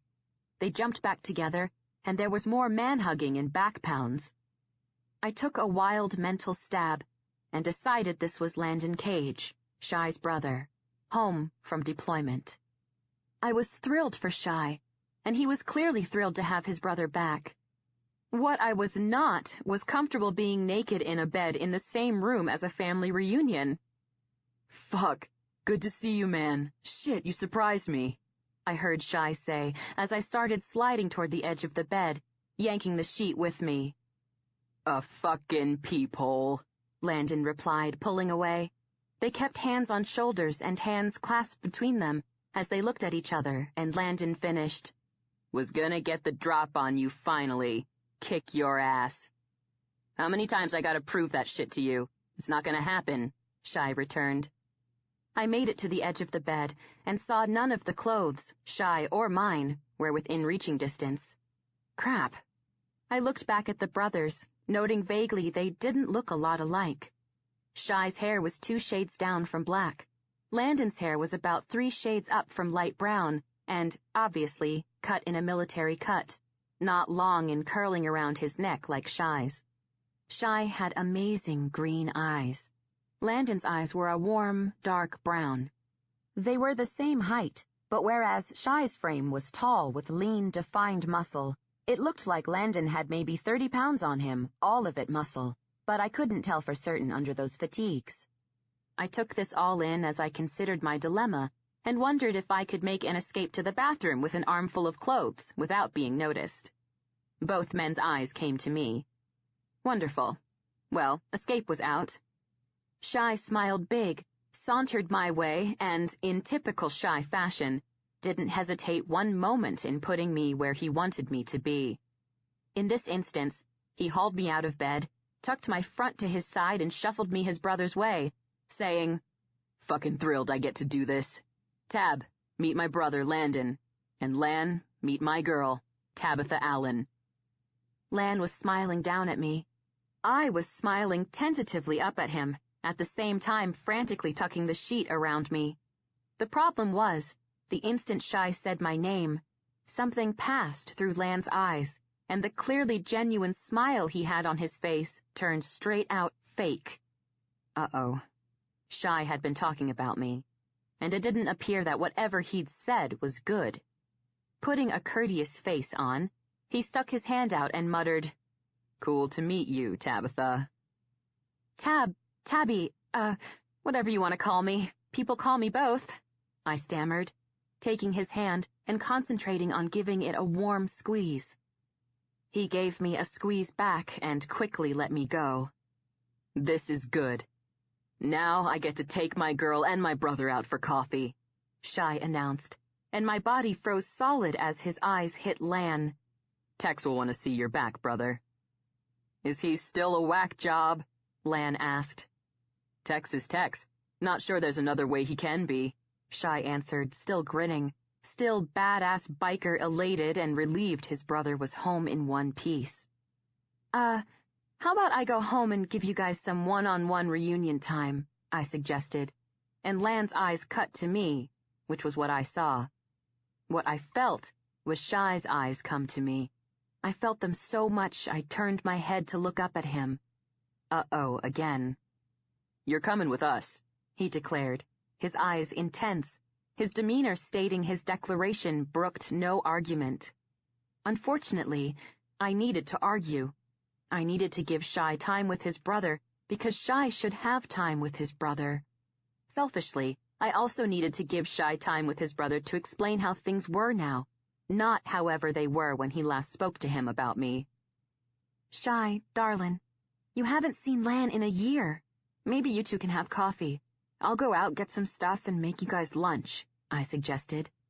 Shy's eyes cleared, and his lips twitched. "He just survived Afghanistan, sugar. Don't think he needs to come home and have you kill him with your cooking." I forgot Lan's reaction to me, and the small fact I was wearing nothing but a sheet, and only could think of Shy embarrassing me by announcing to his brother, of all people, the only real family he had outside of the Chaos family we shared, that I couldn't cook. "My lunch won't kill him," I snapped. "Baby, I don't know if garlic poisons anyone but vampires, but the way you use it I figure this is a possibility," he returned. "I'll make sandwiches," I told him. "You can't screw up sandwiches." "That's what you said about hamburgers before you screwed them up," he told me. "Well," I started to huff, but he kept going. "And tuna casserole before you screwed that up, too." "Shy," I clipped. "And those steaks, that roast chicken, and that soupy chocolate pie," he went on. "Shy," I rolled up on my toes and got close. "Shut up." He grinned. I looked to Lan and announced, "You really need to take him for coffee so I have plenty of time to plot his murder. You can't plot a murder distracted by hot guys, and now I have 2 of you on my hands." Lan was looking at me like the Tabby he met just minutes ago evaporated. A new Tabby took her place, and he'd never seen me before. Then his eyes went to his brother. His face softened. They came back to me. He grinned a gentle, sweet grin, and he informed me, "Honey, you do know you're wearing nothing but a sheet." "I can't think of that now," I returned. "My biker boss hot guy just told his brother, the brother I just met, that I can't cook. I have to focus on plotting murder, or at the very least revenge, and not on how I'm embarrassed I'm in a sheet, which, might I add," I turned angry eyes up to Shy, "is not my choice either. Just so you know, darlin', I was headed to the bathroom when you plucked me out of bed, and it would have been nice to get there and put on at least a pair of panties before you hauled me across the room." "We went 2 feet, he contradicted me. 2 feet to you, because you're in jeans and you've known your brother since he was born.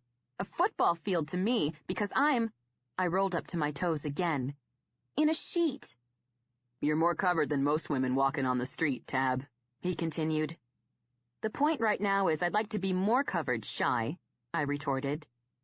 "And I'd like coffee, kids, so if you two can quit your bitchin' and put some fucking clothes on, we'll go do that," Lan cut in, laughter in his deep voice, and both Shy and I looked at him. Shy grinned.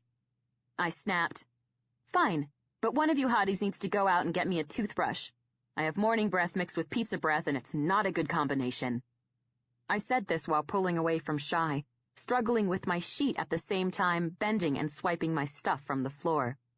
I bundled it in my arms, pulled the sheet tighter, and stomped toward the bathroom, but stopped, turning back to them and flipping the ends of my sheet out behind me like a Hollywood starlet threw back her train on the red carpet. I aimed a glare at Shy. "Something to know about me. I use electric, always. But if I'm in a situation, say now, where you have to hit Walgreens, I want a pink toothbrush and whitening toothpaste." I cut my gaze to Lan and stated, "I won't take long and we'll get you coffee. Really glad you're home safe." Shy was super worried. Then I glared through Shy and finished stomping out of the room and into the bathroom. I was dumping my stuff on the vanity when the door opened. Shy stalked in, pulled me in his arms, and whispered against my lips, "I don't care about morning pizza breath." He went ahead and proved this by kissing me, deep, wet, and long. When he broke his mouth from mine, he grinned down at me and, still whispering, said, "You're the shit, Tabitha Allen." Oh my God. That felt really freaking good, and I wasn't just referring to the kiss. "And you're a great kisser, Shy Cage," I replied, my words breathy. He grinned, gave me a squeeze, let me go, and sauntered out of the bathroom, closing the door behind him. I turned to the mirror and saw I had wild sex hair that even I had to admit looked good, flushed cheeks that helped the overall look, and swollen lips that looked sultry as all get out. And happy eyes. Very happy eyes. Shy's brother was home, and Shy was mine. I smiled at myself in the mirror, then I turned on the shower. Chapter 10. Rebound. VIP! V-I-fucking-P! This was boomed out by the huge, shaggy, blonde-haired, russet-bearded guy that stood behind the espresso counter at Fortnum's Used Books. We had just come through the door, and I noted that he was not only looking our way, but pointing a finger in our direction. I'd only been there once years ago, the time I ran into Shy, but when he told me he was a regular there, I'd never come back for fear of running into him. So it clearly wasn't me he was declaring a VIP. The man lumbered from behind the espresso counter, pushed through the people standing in front of it, and headed straight to Landon, who, while I'd showered, had changed out of his fatigues into jeans and a tee.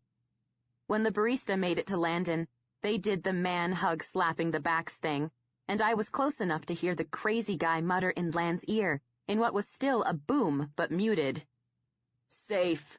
Home. Welcome back, son." I didn't know this guy, but something about that, probably the deep emotion I heard in his voice, made tears sting my eyes as I watched the crazy guy hold on to Landon like he was something precious for several long beats before he pulled away. He pulled away, but he didn't go too far. He kept hold of Land's hand between them and curled his other beefy mitt around Landon's shoulder, shaking it slightly, eyes locked to Land's, and muttering in his low boom, "Welcome home." Shy, who was holding my hand, let it go to slide his arm around my shoulders and tuck me close to his side. This was another demonstration of how he could read my mood without even looking in my eyes. Watching a soldier's welcome home, that soldier being Shy's brother, I needed him to hold me. The crazy blonde guy took a step toward the counter and declared, a lot louder, "Coffee is free for you. We do that for heroes." His blue eyes swung toward Shy. "Sorry, traveling man. You and your girl gotta pay. If it was up to me, I'd give free coffee to heroes' families too. But when I do that shit, Indy throws a conniption." And with that, he lumbered away. I take it you know that guy?" I noted. Landon burst out laughing while Shy gave me a sweet, sexy smile, and neither man bothered to answer a question the answer to which was obvious. We just moved to the counter. All went well with the ordering and paying portion of the normally simple and drama-free task of ordering a coffee drink.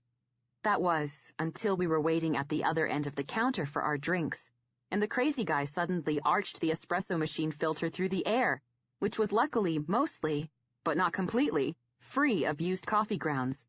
He used it to point toward the couch in front of the window and totally ignored the small splash of coffee grounds that plopped and slid across the ordering counter. Then he boomed, "VIP seating. Move your asses. We got a soldier just got home and his ass is sitting in that couch." The people on the couch stared at the big man for about a half a second, then they wisely scurried. It was then the pretty blonde woman with the unbelievably glamorous smile, who was also behind the counter, aimed that glamorous smile my way. I suspected she did this since I'd been staring at the crazy guy like he was, well, a crazy guy. "Tex is harmless," she explained. "It takes a while to believe that since he's also totally nutso, but I promise he's harmless." What I knew was he was loud and bossy, and he appreciated the sacrifice members of our military made for us, so I could get over the loud, bossy, and crazy bits. Therefore, I smiled back. She tipped her head to the couches. Go, sit before Tex tells you to do it in a way that people at Walgreens a block away will hear. I'll bring these out. Thanks, I replied. Don't mention it, she mumbled, her eyes sliding back to Tex, who was again banging on the machine that looked like it cost as much as my living room furniture, and more, like it only produced under the most abusive of conditions. Shai flexed his arm around my shoulders and guided me toward the couch. We hit the seating section in front of the windows, and Shai again put me where he wanted me, settling me into the corner of the couch. He sat on the arm beside me and pulled me up against him. The nice woman came out with our drinks, and I had a hopefully undetected mini-orgasm when I tasted my drink. Really, the crazy guy was an artist. Shai and Landon were catching up, which, not surprisingly, didn't give me a lot of opportunities to enter the conversation. This went on for a while, long enough for my mind to wander to things I could be doing, such as, say, ascertaining if I was going to be blacklisted by the traveling nurses agency for backing out of a job, and calling the HR department of the hospital to see if I could have my old one back, and phoning my landlord to see if I could stay in my apartment, although I gave up my lease. Nothing important. I didn't want to get impatient. I wanted the opportunity to get to know Landon, though that kinda wasn't happening except for me doing that by following their conversation. Not to mention, I'd never seen Shai like this. Obviously happy his brother was home safe. Obviously happy he and I had moved to another level of our relationship. Obviously happy in a way that made my belly feel warm that he was in the company of two people he cared about.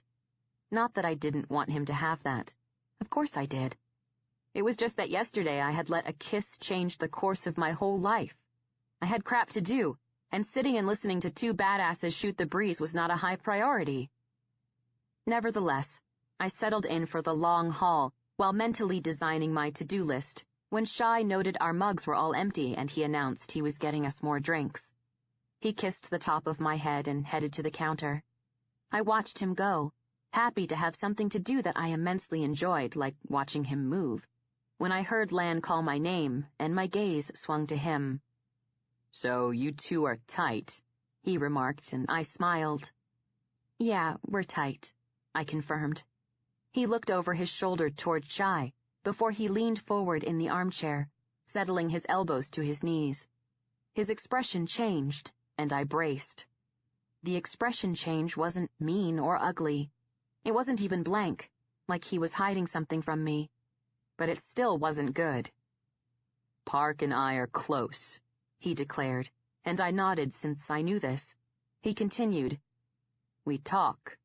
The last year, not often, can't do that too often when you're in the thick of shit. But when we do, we lay it out. Uh-oh. I couldn't know for certain what was coming, but that didn't mean I didn't have a feeling. Okay, I said cautiously, sucking it up, wanting it over and inviting him to share what was on his mind. Lan took me up on my invitation. Last thing I heard about you, Tabby, was that you were about to tie the knot, and it was a couple of weeks after that went... He paused, and I knew he was trying to find the right words when he finished. South. Yeah, I verified, still talking softly. That went south. Sorry, honey, he whispered, and the way he said it was almost as sweet as his brother could be. I liked that, even though I didn't like our topic of conversation. Still, I nodded. That was a while ago, Landon, I informed him. Almost a year. Yeah, he muttered. Then he asked, after the... Another hesitation. Other guy, is Park your first? I felt a tingle slide down my back, the kind that didn't feel great. This was none of his business. Okay, he was Shai's brother. They were close, so it kinda was. It also kinda wasn't. I'm not sure, I started, but stopped when he shook his head and lifted a placating hand. Please get this, Tabby. He's my brother. He's my best friend. We've been through a lot of shit. In an effort to survive that, we had to learn how to unload, and we did that by unloading on each other. After we both left that life, that didn't stop. In other words, I know about you." His eyes held mine. "All about you, Tabby." This wasn't great news. I opened my mouth to speak, but he lifted his hand again and kept his eyes locked to mine. "I know he was a dick to you. When you laid it out for him, he gave that to me, and I can see why you thought he was a dick. I also know he talked a lot about his brothers in his club, and he talked about some of the family attached to that club, and most of that family he talked about was you. And you weren't even talking to him. He didn't tell me why that was, but that doesn't mean I couldn't get a read that he was into you. Seeing him with you, the way I've never seen him with another woman, I get now he's not into you, he's into you." Well, that felt nice. "I'm into him too," I shared. Lan nodded. "I can tell. I'm missing something from the last deep conversation I had with Park. Seeing as it was a long time ago, I can tell that too. What I gotta know is that this isn't you stepping out from under grief, using him to do it, and then you're gonna leave him behind to go find another clean-cut guy you want to hitch your star to." At that, my back went straight. "I'm chaos," I reminded him, and he nodded. "You are. I know that. Reigning princess. It's my understanding, though, you turned your back on that for your last man." He was correct, but he was going in the wrong direction. "You can't control who you fall in love with, Landon," I pointed out, trying to keep the sharp out of my voice. "No, you can't. But you can dig down deep and assess if the man you're with now genuinely means something to you, like you do to him, or if you're on the rebound." I sucked in breath in an effort not to get angry, and when I got it under control, I told him firmly, "I'm not on the rebound." "You didn't dig deep, Tabby," he returned quickly, but gently, and I stared at him. Then I leaned forward and locked my eyes to his. "You two get a moment alone, and, Landon, I'll be talking with Shy shortly to get him to give you that, as well as leave me to the stuff I have to do, since I made some major decisions just yesterday, possibly screwing up my career, maybe being homeless and jobless, also I could be with your brother, and I need to sort out my life." His eyes flashed. I kept talking. "But when you two have that moment, he'll tell you what's been going on the last 7 months. What he won't tell you is what it meant to me, because he can't know. So, if I can manage the Herculean feat of sharing all Shy meant to me in the last 7 months, in the 2 minutes I have before he returns, I'll do that." He said nothing, just stared at me intently, so I kept going. "Yes, he helped me get over Jason, and he did it in a just friends way that was no pressure. Until certain things I'll let him share happened, he had my back every single day since I let him back in after Jason died. My loss was too fresh. I wouldn't allow myself to consider having the same emotions for another man so soon after losing the one I intended to spend the rest of my life with, so I denied what was growing between us." I hesitated a moment for effect, then went on. "That said, from the very first night I let him back in, I knew what had started growing between us." This got another flash, but I ignored it and continued speaking. "But I didn't deny the fact that I knew, when I was with Shy or even talking to him, I felt more me than I'd felt in years after Jason died, before I even met Jason. So I can assure you, I am not with Shy now as gratitude for his kindness. I'm also not with him because I'm lonely. Further, I'm not with him to test the waters of putting myself out there again." I sucked in a breath, held his eyes, and laid it out. For him and for me. I'm with him because when I'm with him, I'm free to be me. I'm with him because he's hot. I'm with him because he lets me blather, since I'm prone to blathering, and he lets me rant when I have a bad day. I'm with him because when I rant, he makes me feel better, and he does this effortlessly. I'm with him because I live for the times when I'm on the back of his bike and we're riding together, not even talking, just being free. I shook my hands in front of me and kept giving Landon the honesty. Crap went down between us that's my fault because I was messed up, confused, acting stupid and frankly immature, and Shy got understandably angry at me. We were apart for a month and I was lost. Totally. Lost in a way I wasn't even lost when I lost Jason. Now we're back together and I'm found. If I'm misinterpreting things and that all spells rebound to you, my apologies. It doesn't to me. For the first time in a long, long time, I'm happy. I'm also happy to take the time to prove to you I'm willing to do my part to see we go the distance. I just hope you won't mess with it in the meantime, because you yourself said you noticed your brother is happy too. He is in a way I've never seen, and it would be nice if you wouldn't fuck that up. I hope you know. It goes without saying I'll give my brother that, he replied. Good, I returned instantly. I'm glad to hear that. But just a heads up, it would be good to know you're also going to have his back. His brothers in the club are protective of me, understandably more protective after what happened with Jason. And I think you might guess, when they find out we're together, that might not go great for us. Shy hasn't exactly lived his life holding it precious, waiting for the one. That got me a lip twitch, but I ignored that and powered on. We could get lucky and they'll accept us with open arms. Unfortunately, I don't see this happening. You know who I am, so you also know my dad is the president of the club, and if he doesn't feel like welcoming Shy into my life with a smile and a handshake, he can make things difficult for him. So if Shy unloads on you what might happen, I'm asking now that you don't let your misgivings about us shadow the support you'd give to him. This got me another eye flash, and a low, kind of rumbly, I'd never do that, Tabby. Good, I returned. Then I think we both know where the other stands. What the fuck are you two talking about? Shy's voice was also low and rumbly. Not good. Park, Landon started, but didn't continue when Shy, coffee mugs in each hand, shifted to the side of Land's chair and turned angry eyes down at his brother. Do we gotta go outside and talk? He asked. Uh-oh. I stood, as did Landon, and, not unusually, my mouth got there first. Everything's cool, darlin'. Shy turned his eyes to me. Not from what I heard. Take 2 seconds, I began. Put yourself in Landon's shoes. Think of meeting the woman who held a grudge against your brother for years, and then you hear she lost a fiancé, and when you show up and see they're suddenly and inexplicably tight, what would you do? Shy set the mugs on the coffee table and turned to his brother.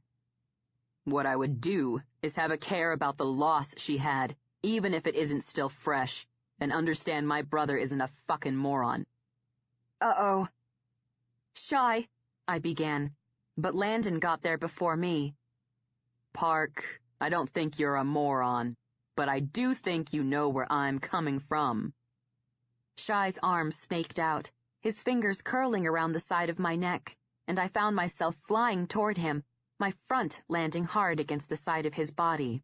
His hand moved so his arm could curve tight around my shoulders. His other hand crossed his body so his fingers could curl into my waist, and through all this, his gaze didn't leave his brother. Look at me. What do you see? He growled. And when Landon didn't answer, he repeated his demand. What do you see? Oh, God. I didn't know whether to feel elated because I knew what Shy thought Landon would see, or terrified because I didn't want a bust-up to happen in Fortnum's bookstore, not with that crazy guy behind the counter. He'd side with Landon, and Shy would be outnumbered. My eyes shifted to Landon to see him taking us in, then they moved to Shy's face. I see it, Park, he said softly. Fucking brilliant, Lan, Shy bit off. Now you get this. Do not. He leaned us toward his brother. Ever blindside my woman like that. I'll let this one go, 'cause I'm happy as fuck you're home. It happens again, I won't let it go. Are you with me? I didn't take any offense, Shy.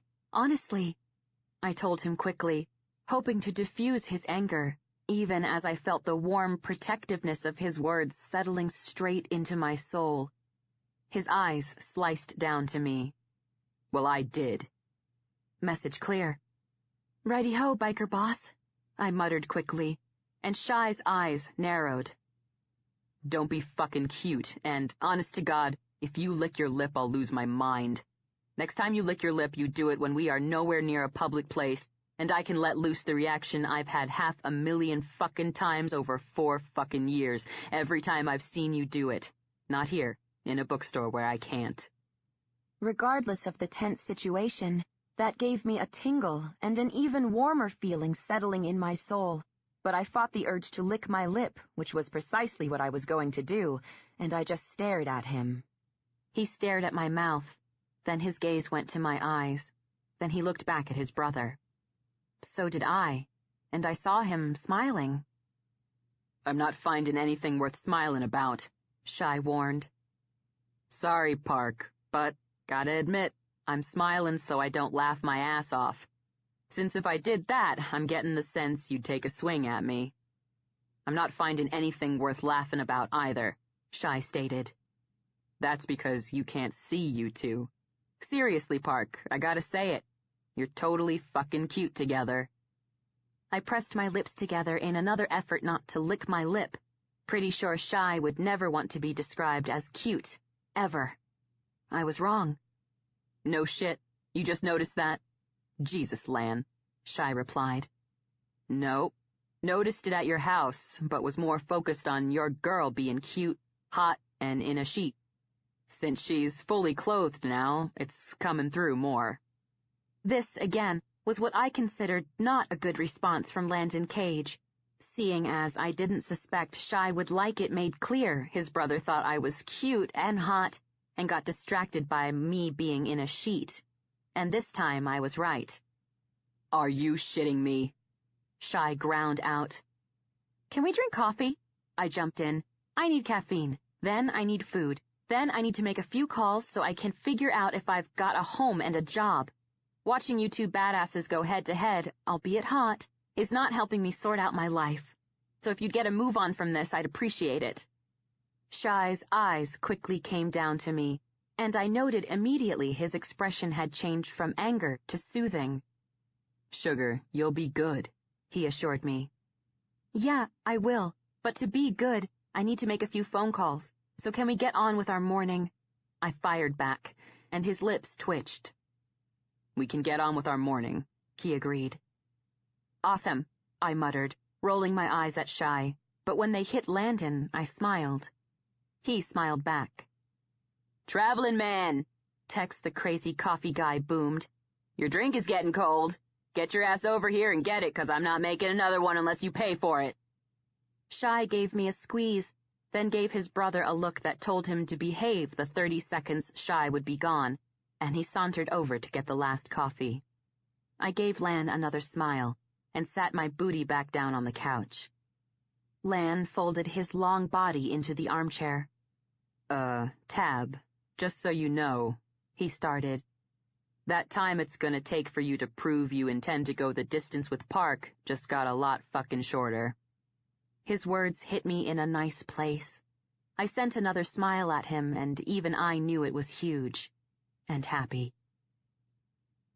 I looked up at Shy as Shy looked down at me. We were in my bed. We were naked. I was on my back, one leg wrapped around Shy's hip, one leg extended, pressed up against his torso, ankle to his shoulder. Shy's hips were between mine, one hand gliding up my shin at his chest, one hand in the bed, his cock moving inside me. Gotta say, baby, he murmured, you're beautiful always, but you're seriously fucking beautiful when you're taking me. God. I loved it when he said stuff like that while he was making love to me. Gotta say, darlin', I murmured back huskily, you're handsome always, but you're seriously handsome when you're giving it to me. His eyes, already hot, scorched into me even as his mouth curved and his hand moved down until it curved around my thigh. His thumb found me as he whispered, let's see how much more beautiful you can be. Then he pressed and circled. I moaned, my neck arched, my leg around him tensed, and his hips drove harder and faster between mine. Beauty. Unbelievable, he growled. I tipped my half-masked eyes to him, his face darker, his eyes so hot I thought the bed would combust, and he was right. Beauty. Unbelievable. Not me. Him. His thumb pressed deeper, circled faster as his hips pumped harder, and I whispered urgently, "Shy." "Come without me, honey. This time I want to watch." Free to do as he asked, I did, and it was spectacular. It was only when I was coming down that his thumb left me. He rolled us so he was on his back. I was astride him, and both his hands framed my head, moving it so he could look at me. "Take me there," he ordered roughly. "I want to watch you move on me." Without delay, wanting to give him what he wanted, I sat up and gave him what he wanted, doing it slowly at first, then faster, harder, my hands moving on his chest, my eyes never leaving his face, my excitement building again as I watched what I was giving him build. Then his hands at my hips yanked me down, kept me full of him, and he gave it to me. As he felt his orgasm, I dropped to him, chest to chest, my fingers drifting over his skin, my mouth in his neck, my tongue darting out to taste. He closed his arms around me, and he kissed me on my forehead. His head righted, I shoved my face in his neck, and we lay there for a while, silently. I didn't know what Shy was thinking about, but I took that time to savor the last 45 minutes. Then I took more time savoring my most favorite parts. Since all of the parts were savor-worthy, this took a while. After that, my mind moved to my day, post-coffee with 2 badass brothers. The good news was, my apartment was mine again. They hadn't even put in an ad, so they were happy for me to sign another lease. The bad news was, they expected me to sign a 12-month lease. I was down with that, kind of. I needed someplace to stay at the present moment, and, with my job in the air, I was kind of stuck staying where I was, rather than apartment hunting and explaining how I'd pay rent if I didn't have income. That said, I felt it might be time to move on to something a tad bit nicer, and if they'd switch to month and I got my employment sorted, I'd have the opportunity to do that in the not-too-distant future. Shy wasn't down with it, at all. Although I'd asked Shy for time to get my stuff straightened out, which would give the brothers time to reconnect without my listening ear, Shy had refused to give it to me. This kind of freaked me out, because it pissed me off, and I was confronted yet again, in less than 24 hours, with the balancing act I had to perform to be with a biker. At least, that was what I thought, until Shy explained it to me. "Waited for you for 4 years, Tabby, baby. 4. Spent a lot of that time thinking I'd never have you. Now I got you. Not even for a day. I'm not big on letting you go. Give me that for now, yeah? Make your calls here." That was sweet as well as loving, so I gave him that. We quickly hit another danger zone when he heard me talking on the phone about the lease. I knew he didn't like what he was hearing when he pulled my phone out of my hand, muttered into it, "She'll call you back." Then his finger hit the screen and he looked at me.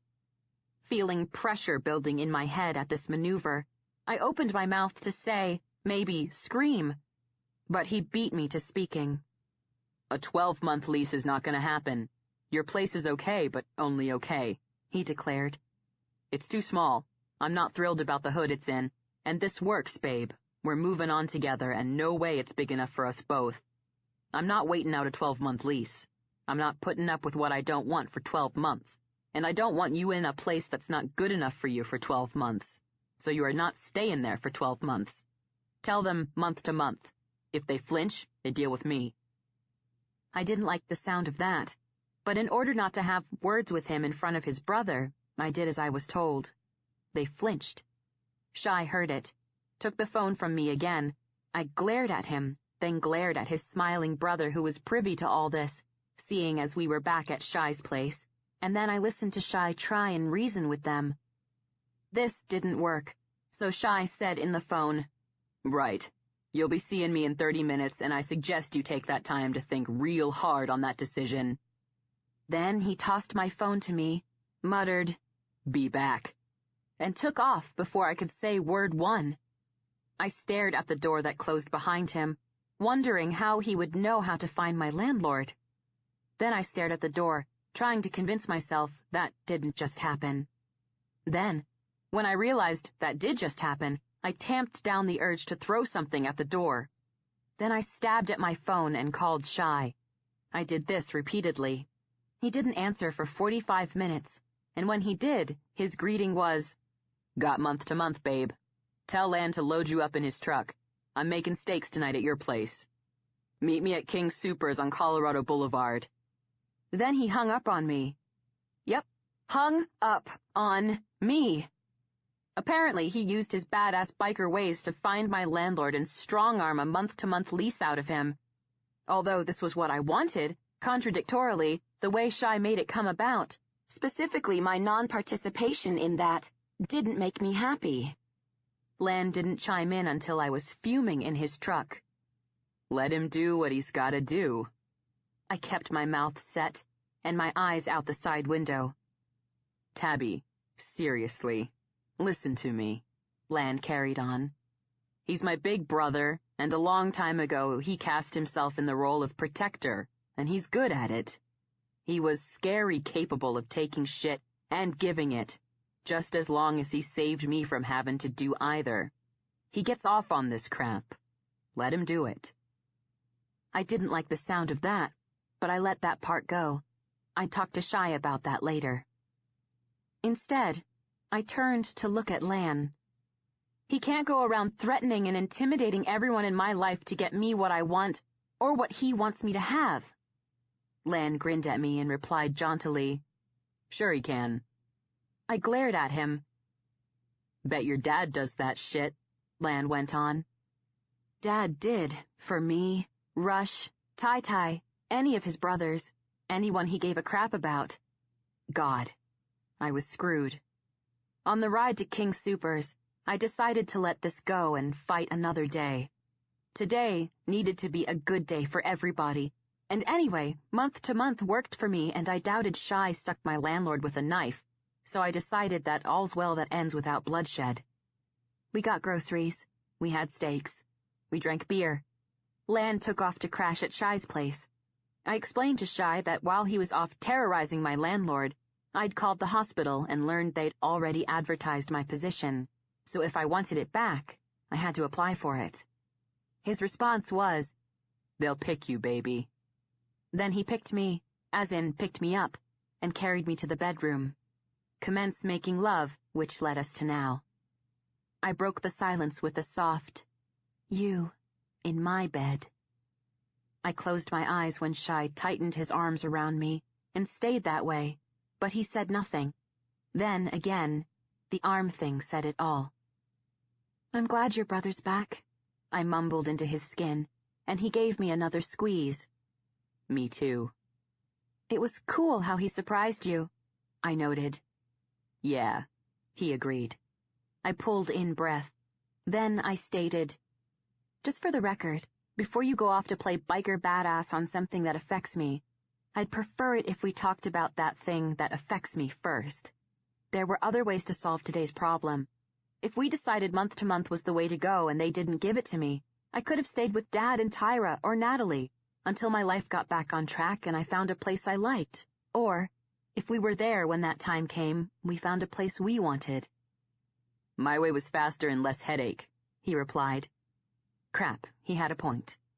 I sighed. His body shook. I knew he was silently laughing, but I ignored that. Then he murmured, "Slide off me, Tabby, but do it slow. I like it like that."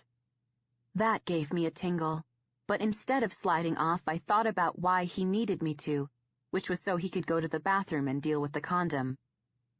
"I'm on the pill," I told him quietly. His arms gave me another squeeze, but this one felt reflexive, so I lifted up to look down at him. Then I pulled in another breath and started carefully. "Before, were you—" He didn't make me finish. He quickly cut me off with another squeeze of his arms, the pressure not releasing, before he stated firmly, Always. So we can... He again interrupted me to order gently, Slide off, honey. I held his eyes a beat before I nodded, then I slid off, slowly, watching his face as I did, which stated eloquently he liked the feel just as much as I did. Once I'd slid him out of me, he rolled me to my back, leaned in to kiss my chest, and then the underside of my jaw. Then he gave me a sexy smile. Then he rolled off the bed. By the time he sauntered back into my room naked, I was standing by the side of the bed and had on a pair of undies, but had yet to get to the nightie. I didn't get a chance to locate one before Shy had me back in bed with him on top of me, his face serious. Right. We'll do this quick and hopefully not painful, he began ominously. For 3 months, it's only been Rosalie. The month before that, nobody. I didn't lie, babe. Always careful. Always. But I'm gonna get tested, so you know I'm giving you nothing but me, when it's only you and me with nothing in between. We'll wait for the results, and then it'll be just you and me. You cool with that? I was. Totally. It was way beyond what I expected he'd do without me even asking, and it made me feel safe in more ways than knowing making love with him would be safe. Thanks, Shy, I whispered.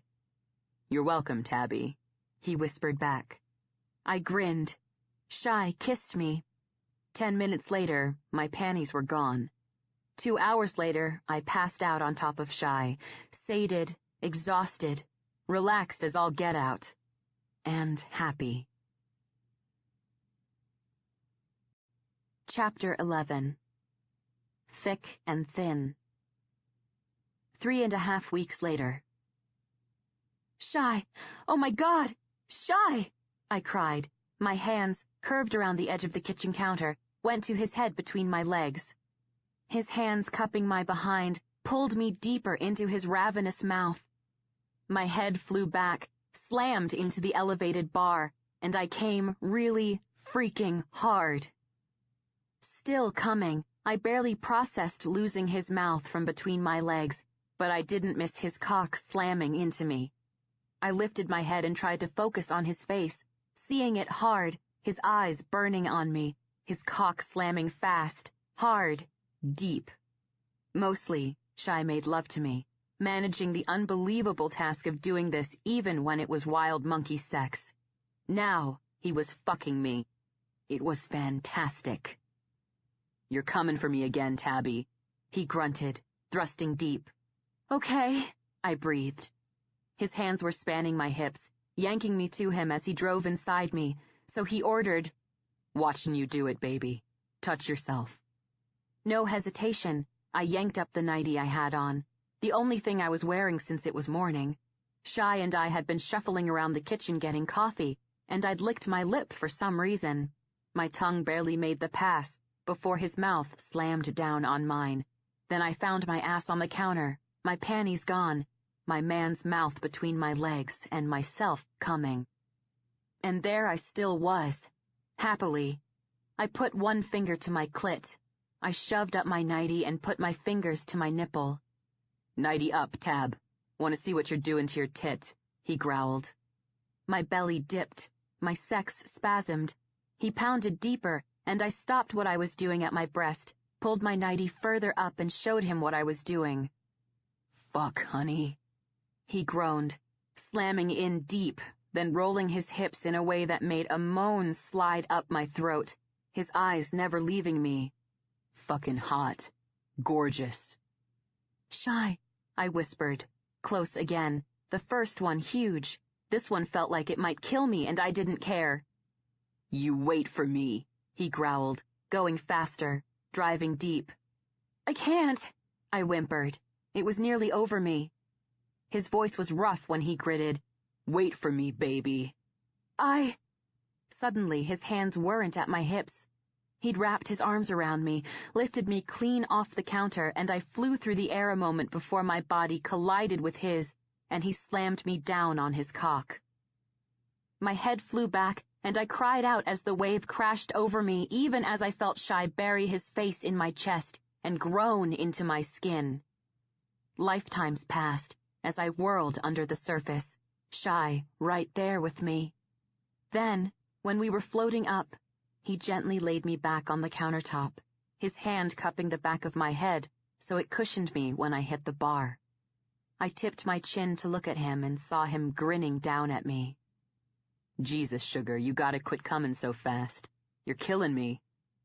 My happy mojo took a hit, and I glared at him. Just pointing out, Shy, you're the one who makes me come so fast. I like that, babe, and I get it, my mouth between your legs in the morning, after you've had a full 8 hours without me taking you there. But right after I give it to you, you get there again before me? What the fuck? He was still grinning, which meant I knew he was teasing. He was also teasing because he was pleased with himself and didn't mind me knowing it, and this didn't please me. You were fucking me hard, I reminded him. Yeah, so? He kept grinning at me. On the kitchen counter, I carried on. And? It was hot, I snapped, and watched his grin spread into a smile. I got that, Tab. You came, your pussy clenched around me so hard, I had no choice but to do the same. That sweet cunt of yours milked it right out of me. That pissed me off and turned me on, both in equal measure. I gave in to the pissed-off part and I kept glaring before I tipped my head to the side and asked fake sweetly, "Is this a problem?" Still smiling, he opened his mouth to speak. Then his smile died completely. His head jerked up, eyes to the door, and before I knew what was going on, he pulled out, yanked me off the counter, set me on my feet, shoved me behind him, and his hands went to his jeans, the only thing he'd luckily pulled on earlier to shuffle around in the kitchen with me. This was lucky because usually he only wore his boxer briefs, and sometimes he wore nothing. And Shy being in his jeans was lucky, because at that very moment a key could be heard in the lock. This could only be one of 5 people: Dad, Tyra, Rush, Big Petey, or Natalie. And none of those choices were good, because none of them knew about Shy and me. Shy and I had talked about it, and we'd decided that the best course of action was for us to get used to being an us before we sprung it on anybody. This was easy, considering the guys were used to Shy spending time with me, and he'd begun to hang at his apartment in the final throes of his relationship with Rosalie, so they were also used to him not being at the compound. Somehow, they missed the fact that we'd had a month apart, but I suspected this was because the brothers didn't really stick their noses into each other's business, unless it was invited. Shy did share around the club he'd broken it off with Rosalie, but that was as much as either of us shared. Of course, we had to modify our behavior when we were at the compound together, though sometimes I had to admit we exchanged looks. He would touch my behind. I'd run the tips of my fingers along the back of his hand, but still we kept up the charade. As for my part, when I shared with Dad and Tyra that I wasn't going to Cape Cod, they took it in stride, though they both looked happy that they weren't losing me. I suspected they took it in stride because they suspected I was still trying to sort myself out in some ways after losing Jason. So, naturally, I would make decisions then go back on them willy-nilly. I didn't want them to think this, seeing as it wasn't true, but I had to go with it until it was time to tell them what was true. With all that, it must be said, it didn't take a lot of effort to get used to being part of an us with Shy. We slid into it naturally, likely because we were used to each other. We'd grown tight. The only changes were lots of sex, sleeping in the same bed and more cuddling, and all of those were adjustments that came easy. So, truth be told, at least on my part, and Shy gave no indication he didn't agree, I was used to us being an us about 2 days after that happened. But we still kept it under wraps and didn't even discuss the next step. For me, this was because I was holding on to my happy. I woke up happy. I happily passed out on Shy after a variety of orgasms, and all I had was happy in between. I'd even interviewed for my old job 2 days ago, got the call 3 hours after the interview that I was back, so there was just all around happy. Therefore, possibly injecting antagonism and aggravation into my life didn't fill me with glee, so I was avoiding it. I didn't feel guilt about this, because I knew when I explained it to Tyra, she would get me. This was because she always got me, and if Tyra got me, she could explain it to Dad as well as Rush in a way they would get me. Also, Big Petey adored me, so even if he was angry at first, he'd come around. Therefore, when the door opened and it was Natalie, that meant the worst possible scenario was about to play out. I knew this instantly when she entered. Her head swung to the kitchen, her eyes got huge, her mouth fell open, red suffused her face, and she yelled, "I saw his bike outside, so I fucking knew it!" Not good. "Nat," I started, but got no further because she slammed the door and stomped in. "Same as with Jason. 1 minute I got my girl, the next minute she's unavailable, but this time it's worse. You're hooked up with the dog to beat all dogs and hiding it from me." She shrieked the last. "Tabby, what did I tell you about him? How could you be so stupid?" That thunderclap coming from Shy I'd felt during our conversation nearly 2 months before slapped the room, but Natalie apparently didn't feel it. As for me, Shy took his STD test the day after his brother got home. He paid extra for a rush. It came in clean. So at that present moment, regardless of the uncomfortable situation confronting me, Natalie saying words I didn't like all that much that needed to be addressed, the heavy air and the fury emanating from my man. I had on a nightie, no panties, and Shy sliding out of me. Priorities. I moved around Shy, got in between them, happy there was also a bar in between them, and ordered, "Don't you move, either of you, and neither of you speak. I gotta do something. I'll be back in less than a minute, and I swear to God, you two lay into each other before I get back. It will not make me happy." Natalie, being Natalie, took one look at me, guessed the situation, and didn't have any problems throwing it out there. "Shit, seriously? Did I walk in on the aftermath of you getting banged by a biker? Let me guess you did it." She leaned in, doggy style. Her meaning was clear, and Shy actually growled low in his throat, and I felt him begin to move. I put up a hand and planted it in his chest, keeping my glare pinned on Natalie. "I love you. You know I do. But one more word, Nat, I'll confiscate my key, kick your ass out, and you'll never see me again. Are you feeling me?" I asked softly. Her eyes bore into me. Her jaw clenched. Then she jerked up her chin. I twisted my neck and looked up at Shy. "Darlin', please, for me." That muscle ticked in his jaw. His eyes were locked on Natalie, but he also jerked up his chin. I heaved a sigh of relief and dashed to the bathroom. I cleaned up in record time, snatched a pair of panties out of my drawer, yanked them up, and tripped on our clothes that were strewn all over the floor on my way out.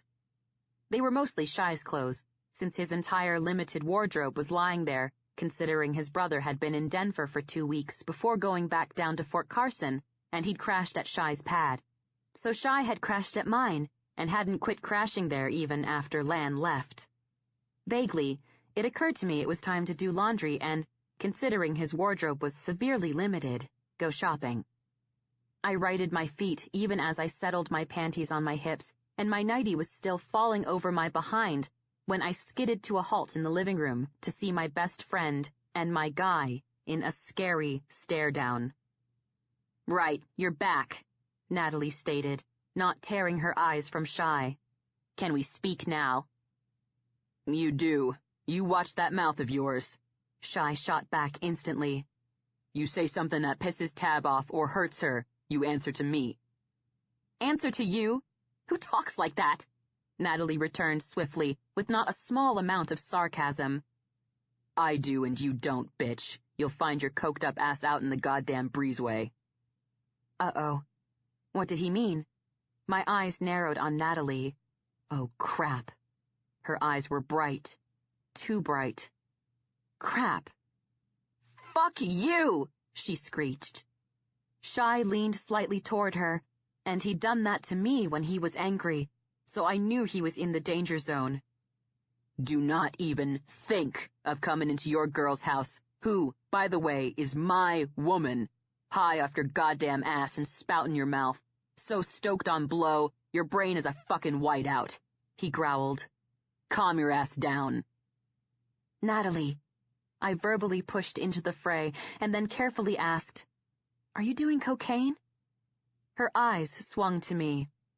We're not talking about me. We're talking about you hooking up with Shy fucking Cage when I warned you not to do that shit. Shy moved. My eyes went to him, and I asked, "Darlin', please, let me handle this." His gaze cut to me. He took me in, rocked to a halt, gave me an unhappy look that I endured, but fortunately cut his eyes back to Natalie and stood firm, crossing his arms on his chest. I looked back at my friend. "Nat, are you doing blow?" She ignored me and declared, "You said it wasn't like that with you two when I fucking knew it was, and now he's saying you're his woman, Tab, which means you didn't listen to me. You listened to his bullshit lines, and now you think you're his woman when you're just like any other woman he's had, and there have been lots, Tabby, and you fucking know it. You're just pussy." Tab, babe, she didn't hear me. Shy clipped his warning, but I didn't move my eyes from Natalie. "Natalie, maybe we can talk about what happened with me and Shy when Shy's not around. Let's talk about something important, and that's the fact that I'm a nurse, and I can see quite clearly you're high."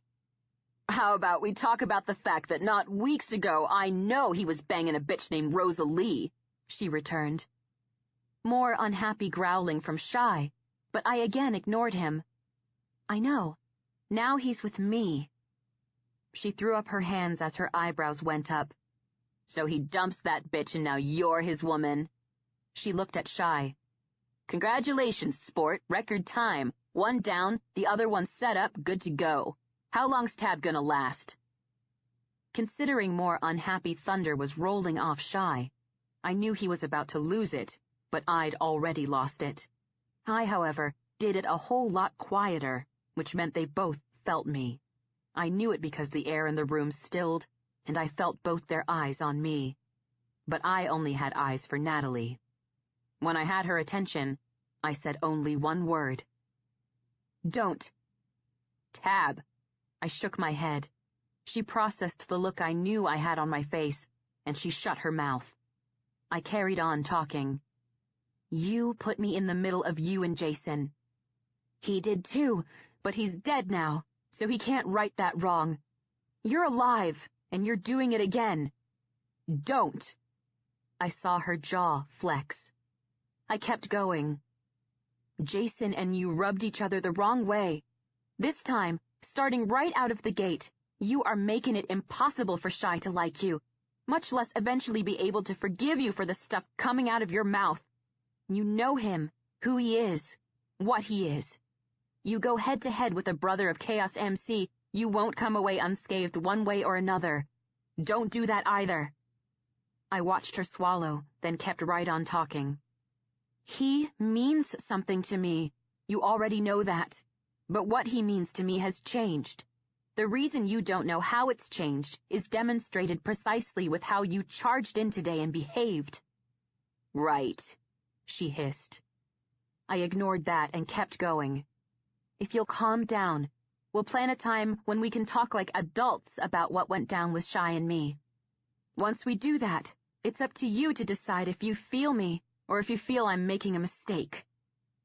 I gave that a moment to sink in, and when Nat made no response, I kept right on going. "You also gotta be you. So be you and tell me then, rationally, and without being a pain in the ass, why you feel that way. But I expect you to respect my decision, since I'll warn you now you won't change my mind. I'll also expect you to suck it up and get along with my man instead of putting me in the middle. You pull that crap on me again, Nat, like last time, you know you're gonna lose. And this is not because I don't adore you. You've never had a man." I powered through her flinch. "When you do, you'll get it. If you have a partner who grows to mean the world to you, I'm sorry, girl, but he'll win every time. The thing you gotta get is, a sister's any sister at all. She stands by her sister's side, or takes her back no matter how she feels about her sister's man, or the shit that goes down between her sister and that man. You have got to learn that, but learn it now. I'm not going through that bullshit again.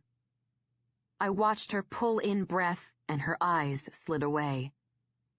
Nat, I called quietly. Look at me. Her eyes slid back to me. You have got to pull yourself together, I whispered. Her shoulders went straight, and I lifted a hand. Hear me out. She stared at me. Her eyes slid to Shy, then they came back to me, and she jerked up her chin. I took her invitation, but kept at it gently. You're in free fall, Natalie, and you know it. You have been since high school. Right now, I'm telling you, and I want you to listen to me. You need to reach out and catch hold of the hand I'm extending and let me help you pull yourself out. I'm cool, she returned, and I shook my head. You're coked to the gills. That doesn't indicate cool to me. It's recreational, she spat. Recreational? I asked. Coked to the gills at 10 in the morning? I've got it under control, she retorted. Geez, Nat. I threw up my hands, suddenly exasperated. Listen to yourself. They all say that. I live my life the way I want to live my life, and you live your life jumping from man to man because you can't seem to live your life without clutching onto some dick that makes you feel complete. Your dad ruined you, controlling your every move, so now you can't exist without finding some guy who will do the same. Tabby, I'm losing patience, Shy warned, in a low voice, as I suspected he would when she pulled Dad into it. Something, incidentally, I didn't much like either. Nat, that isn't true and you know it. But I'll point out you're turning the focus on me, so we won't focus on you. It's my life, under my control, she fired back. I'm chaos, I reminded her. We were at that party and you know that I know that those dudes were not good dudes. I had to climb out a freaking window. They flipped me so bad. They're fun to party with, she returned. Booze, drugs, and stockpiles of firearms right out on display for all to see is not a good combination, and you don't have to have a college degree to know that's just the God's honest truth, I shot back. Oh. She leaned back, waving a hand out in front of her in a wide sweep. Now you're better than me because you got your degree? I shook my head and looked to Shy, wanting to find a hint of calm so I could keep dealing with her. From all appearances, I was looking in the wrong direction. Shy looked happy to rip her head off. No help there. Crap. I looked back at Natalie and pulled in a calming breath. Then I said softly, I'm with you, thick and thin. I've proved it. I'll keep doing it. You're a beautiful person, Natalie. You deserve better. But the person who has to believe that is you. No one can give it to you, especially if you won't let them. Stop doing this to yourself. Realize your beauty. Quit treating your body like shit, hanging with people that could get you in trouble or worse, and find your better. Maybe I should rub up with Chaos. Get myself invited to a threesome like Shy here likes so much. She flicked a hand out to him as my breath caught at the unwelcome, long-ago memory her words brought crashing back. Maybe I'll get lucky, perform like a prize pony, get noticed and get myself an old man for a spell. That work for you, Tabby? I powered through the painful memory and shot back. Any of the Brothers of Chaos wanted to take your shit on, Natalie, and you didn't put it out that you're no more than asked to tap when they got a hankering for empty pussy, then yes. That would work for me great, Natalie. She leaned in to hiss. You're unbelievable. I didn't hiss. I whispered, and you're in denial. She glared at me, and I took it. Finally, she spoke. You can take your thick and thin and fuck yourself with it, Tab. We're done. My heart lurched, but my mouth pleaded. Don't do that either, Natalie. Too late, bitch. It's done, she declared, sent an acid look to Shy, turned on her foot and stormed to the door. She stopped there, twisted my key off her ring, but was smart enough to throw it at the couch and not me when Shy was standing 2 feet from me. Then she slammed out. I stared at the door for about 1/3 of a second before Shy curled his arm around and pulled me close. I deep breathed into his chest. "Babe, your best girl is a fucking bitch." I closed my eyes. Then I mumbled into his chest. "That didn't go well." "Nope," he agreed.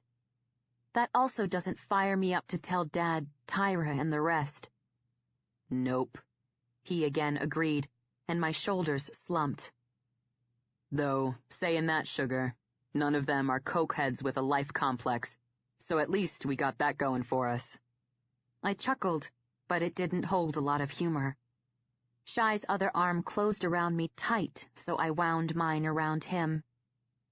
"Fuck," I whispered in his chest. "She loves you, Tabby. She just doesn't love herself. She'll come back." God, I hoped he was right. Then he muttered forebodingly, and not helpfully, "Let's just hope when she makes that call to mend fences, she isn't in a situation where she's fucked one way or the other and we gotta save her ass." "Maybe you should stop talking," I suggested, still speaking into his skin. Shy was silent a moment, his arms tight around me. Then he murmured, "I'll give you that, sugar."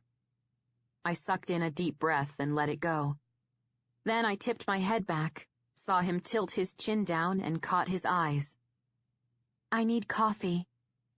Shy's hand slid up my back, my neck, into my hair. He tipped my head down. I felt his lips at the top of my hair, where he whispered, "Then I better get my girl some coffee." I liked it like that. He kissed my hair. His arm gave me a squeeze. I returned the favor, and he let me go. Then he got me coffee. And, it must be said, I liked it like that, too.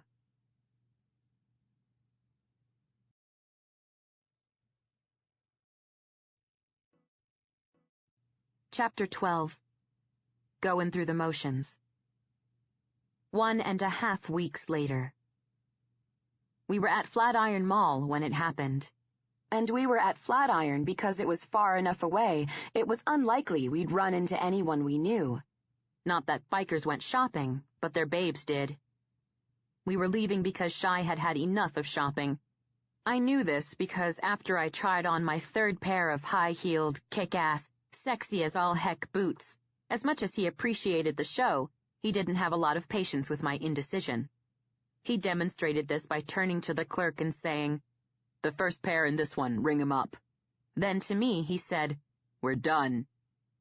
I could really only afford 1 pair, but since Shy bought them, after a brief verbal tussle at the counter, I got 2. Part of letting this go was that I bought Shy all 3 pairs of his new jeans and 2 of his 4 thermals, so I thought that trade-off worked. Anyway, I knew I was pushing my luck just with him agreeing to go shopping, therefore I didn't push it further. So just then, we were walking through the mall, Shy with his arm around my shoulders, me with my hand shoved in the back pocket of his jeans. Things were still great, even after the Natalie debacle.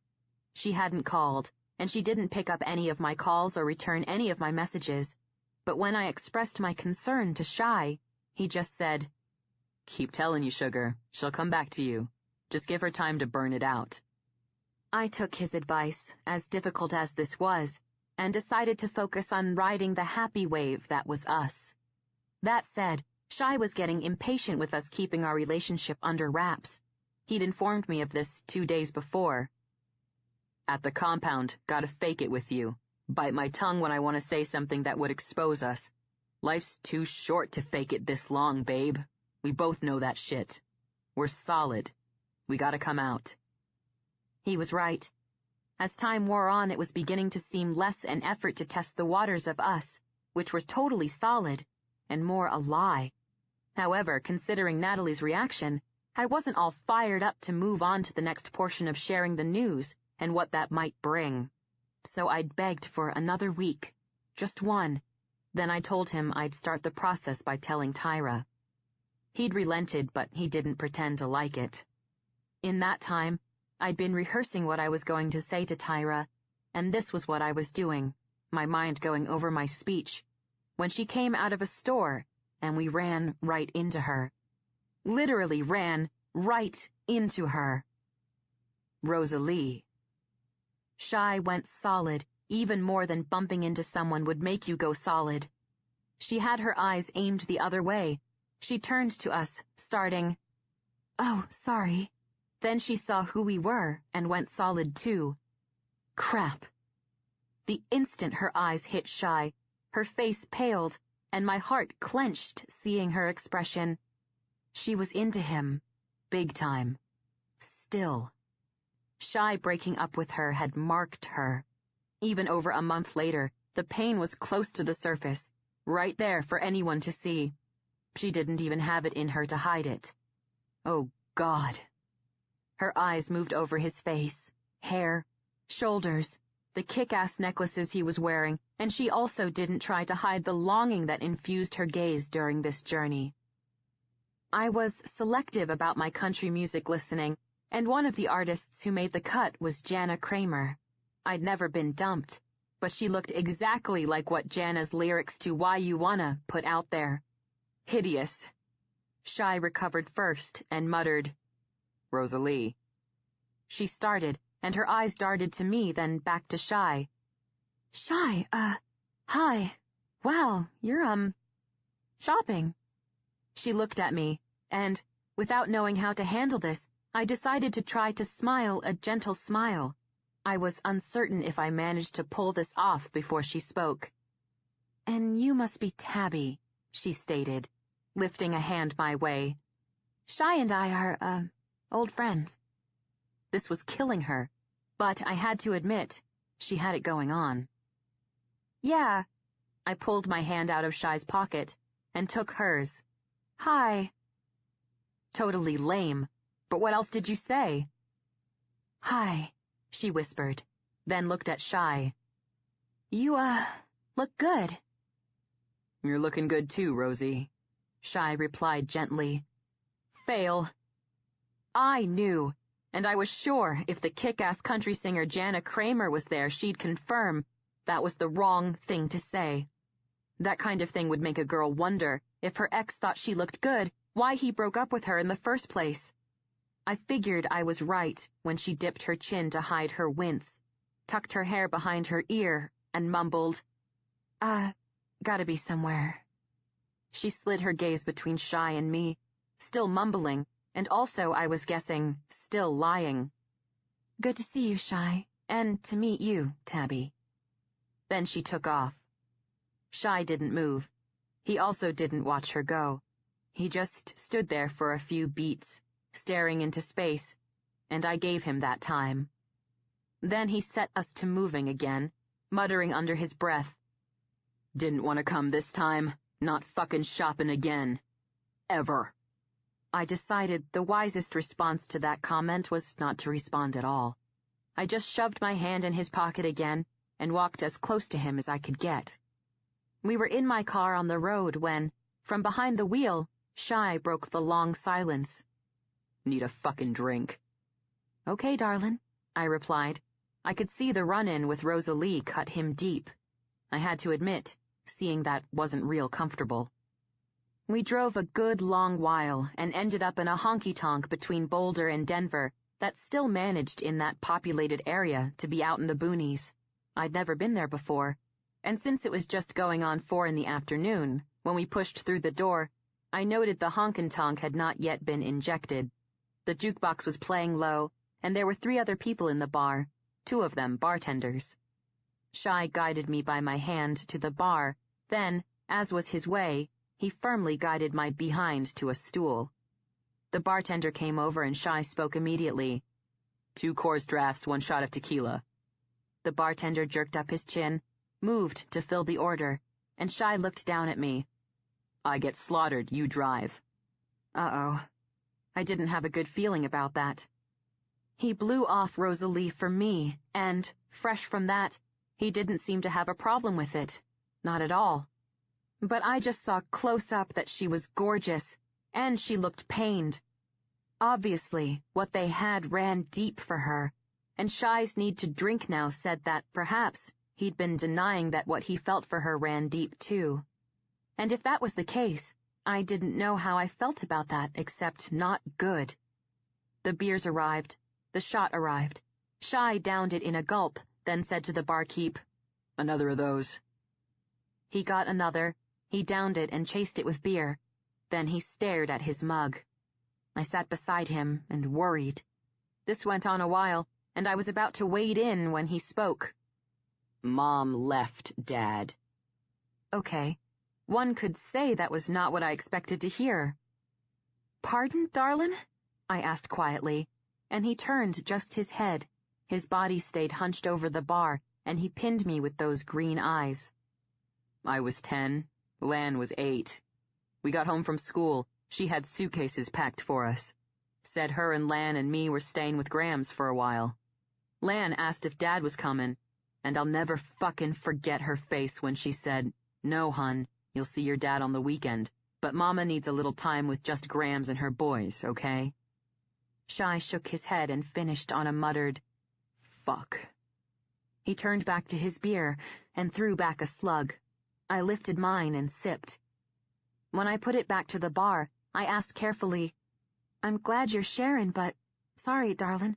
I don't understand why you're sharing particularly this, Shy." "Lan and me had no clue," he continued, looking at his beer, and I knew he had to get his story out without interruption. "Came out of the blue. They were the kind of parents that hid any bad shit. They didn't yell at each other in front of us. They didn't even shout at each other in their room when we were in bed, or at least if they did, we didn't hear it. Dad was. Fuck, I was a little kid and I knew he was into her. Always kissing her, her mouth, cheek, neck, shoulder, touching her ass, her waist. They walked, he had his hand on her back or his arm around her, or he held her hand. She walked through the living room, he'd grab her and pull her into his lap. They laughed a lot, gave each other looks a lot. We'd go to bed. They weren't camped in front of the TV, but sitting at the bar in the kitchen, sitting close, talking. Not about heavy shit. Air wasn't like that around them. Not ever, that I can remember. They just got off on talking to each other. It was fucking cool. I loved that shit. Made the house feel safe. So I had no clue why she'd need time from Dad. "Obviously she went back," I prompted, when he stopped to take another tug off his. He stopped hunching over the bar, straightened, and turned to me. "Yeah, she went back," he confirmed. "So that's good," I noted stupidly. "Heard her talking to Grams." Uh-oh again. "Yeah?" I asked. To this day, I thought it was stupid shit. He wasn't stepping out on her, gambling, drinking, taking his hand to her, hiding money from her. And since they died, I always had this pit, this poison pit in my gut.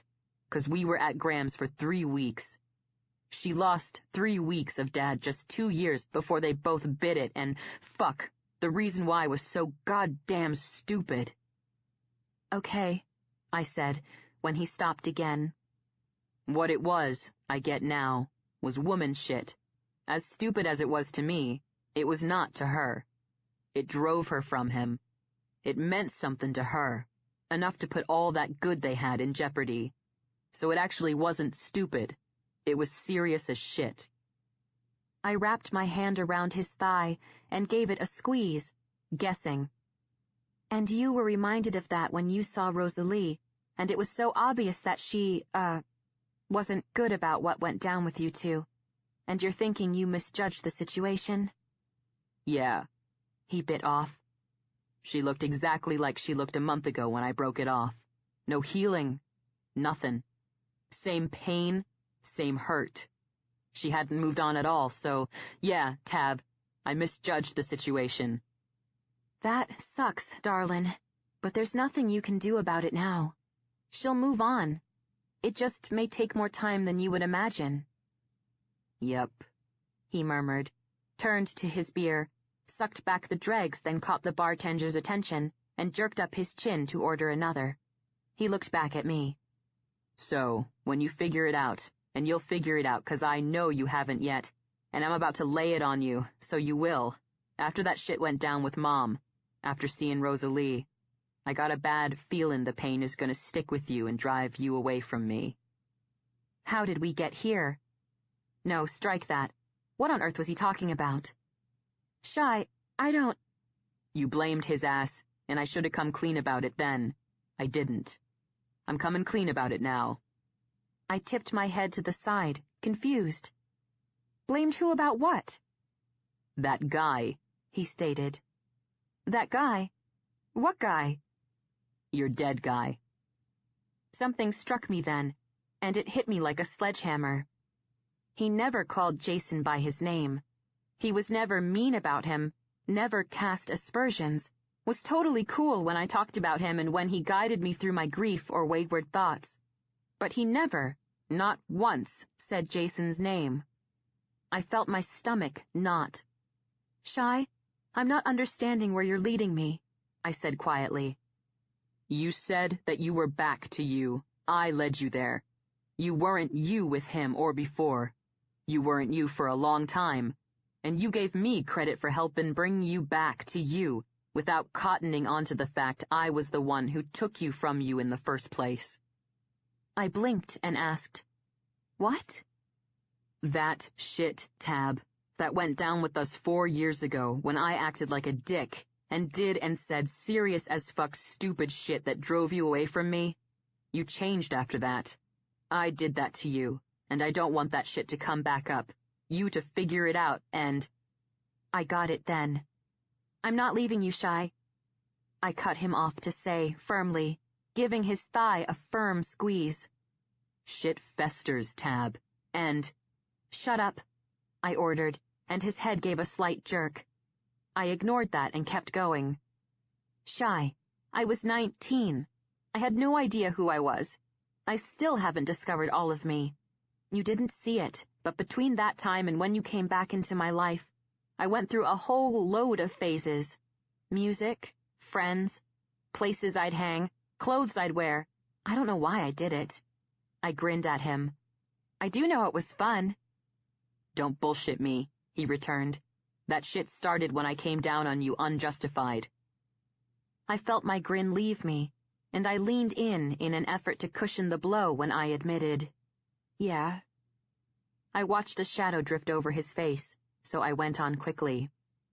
But Shy, darlin', it would have happened anyway. Maybe differently, but anyone at that age goes on a journey to discover who they are. You did, and it took you to chaos. I did, and, in a roundabout way, it brought me back home and to you. The shadow lifted, but only slightly, before he said softly, First, what I gotta live with is it took you away from me and led you to that guy. Yeah, babe, it led you back to me, but I almost lost you, and in the meantime, you had to suffer losing everything. Second, and what's on my mind right now, I do not want you going back there for any reason and letting what I did get under your skin. I shook my head and leaned so close, my breasts brushed his arm, and I lifted a hand to rest on his chest. Shy, that's done. All of it. Jason's gone, and that's not anyone's fault. It's just what life had in store for me. And we're past that bad history we had. It is not gonna come back. The shit Mom left Dad for, he did to her in college. Over a fucking decade before she left him for it. There it was. I'm not your mom, darlin', I told him carefully. Shit festers, he repeated. They died, I announced, and that pain he thought he hid behind grins or casual conversations shot through his eyes. Still, I pushed on. They didn't leave you, Shy. They died. I promised I wouldn't leave you, and honestly, you strong-arm my landlord against my wishes and haul me around where you want me to be, and if there were reasons for me to be pissed, for us to butt heads, somewhere along the line in the last month with our personalities, they would have come up. But I get that's you. You get whatever it is me, and we both know what we have. We also know how it feels not to have it, so we don't let that shit get in between. His brows went up. You don't like it when I haul your ass around? At first it freaked me. I grinned again. Now I think it's kinda hot. He studied me a moment before his eyes cleared, and his lips twitched. I let my smile fade, and pressed my hand into his chest. I'm not leaving you, Shy. You're not gonna lose me, because to do that, I'd lose you, and that isn't going to happen. He held my eyes 2 beats. I saw his turn warm and intent. Then he whispered, You're the fucking shit, Tabby. I know, I told him airily on another smile. My man tells me that all the time. His eyes dropped to my mouth, and his lips ordered, Kiss me, baby. There it was. All was good. I leaned forward and did what he told me. He tasted of beer with a hint of tequila. All Shy. All mine. All amazing. We stayed at the honky-tonk for more beers, dinner, and 10 games of pool. I won 4, Shy won 6. However, the bet we'd waged this time was a lot more interesting and included me sucking him off regularly. Since I did it regularly already and I liked it, this was not a hardship, and I wouldn't admit it to him, but I threw that last game purposefully. I was thinking about giving him his winnings when he led us into my apartment. My thoughts so pleasantly occupied, I didn't notice the kitchen light was on. I also didn't notice Shy stopped dead until I ran into him. Shy, darlin', what on? I started, stepping to his side and following his gaze toward the kitchen. What I saw made me go statue still. Kane Allen, my dad, was sitting on a bar stool. I was his daughter, but Dad was hot in a way that even I knew he was serious hot. Dark hair salted with a bit of silver, a kick-ass biker goatee that was long at the chin that also had some light in it. He gave me my eyes, sapphire blue. His, I knew, could be warm or piercing.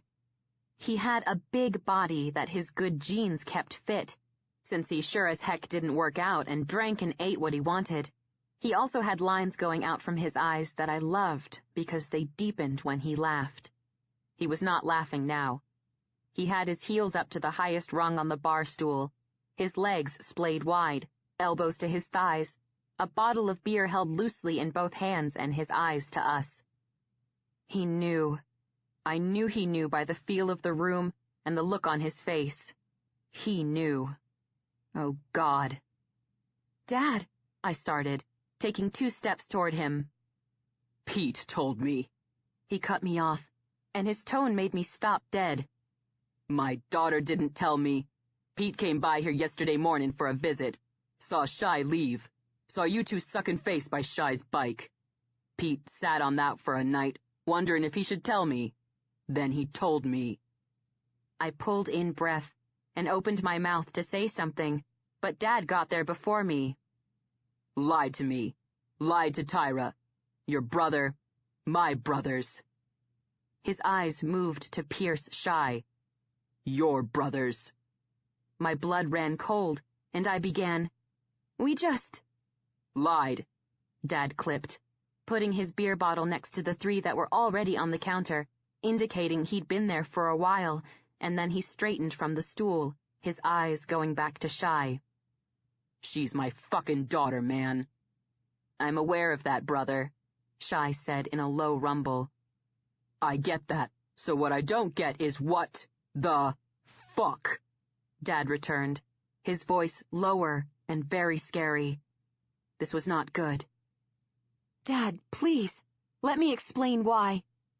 His brows shot up, and his eyes sliced to me. You lied.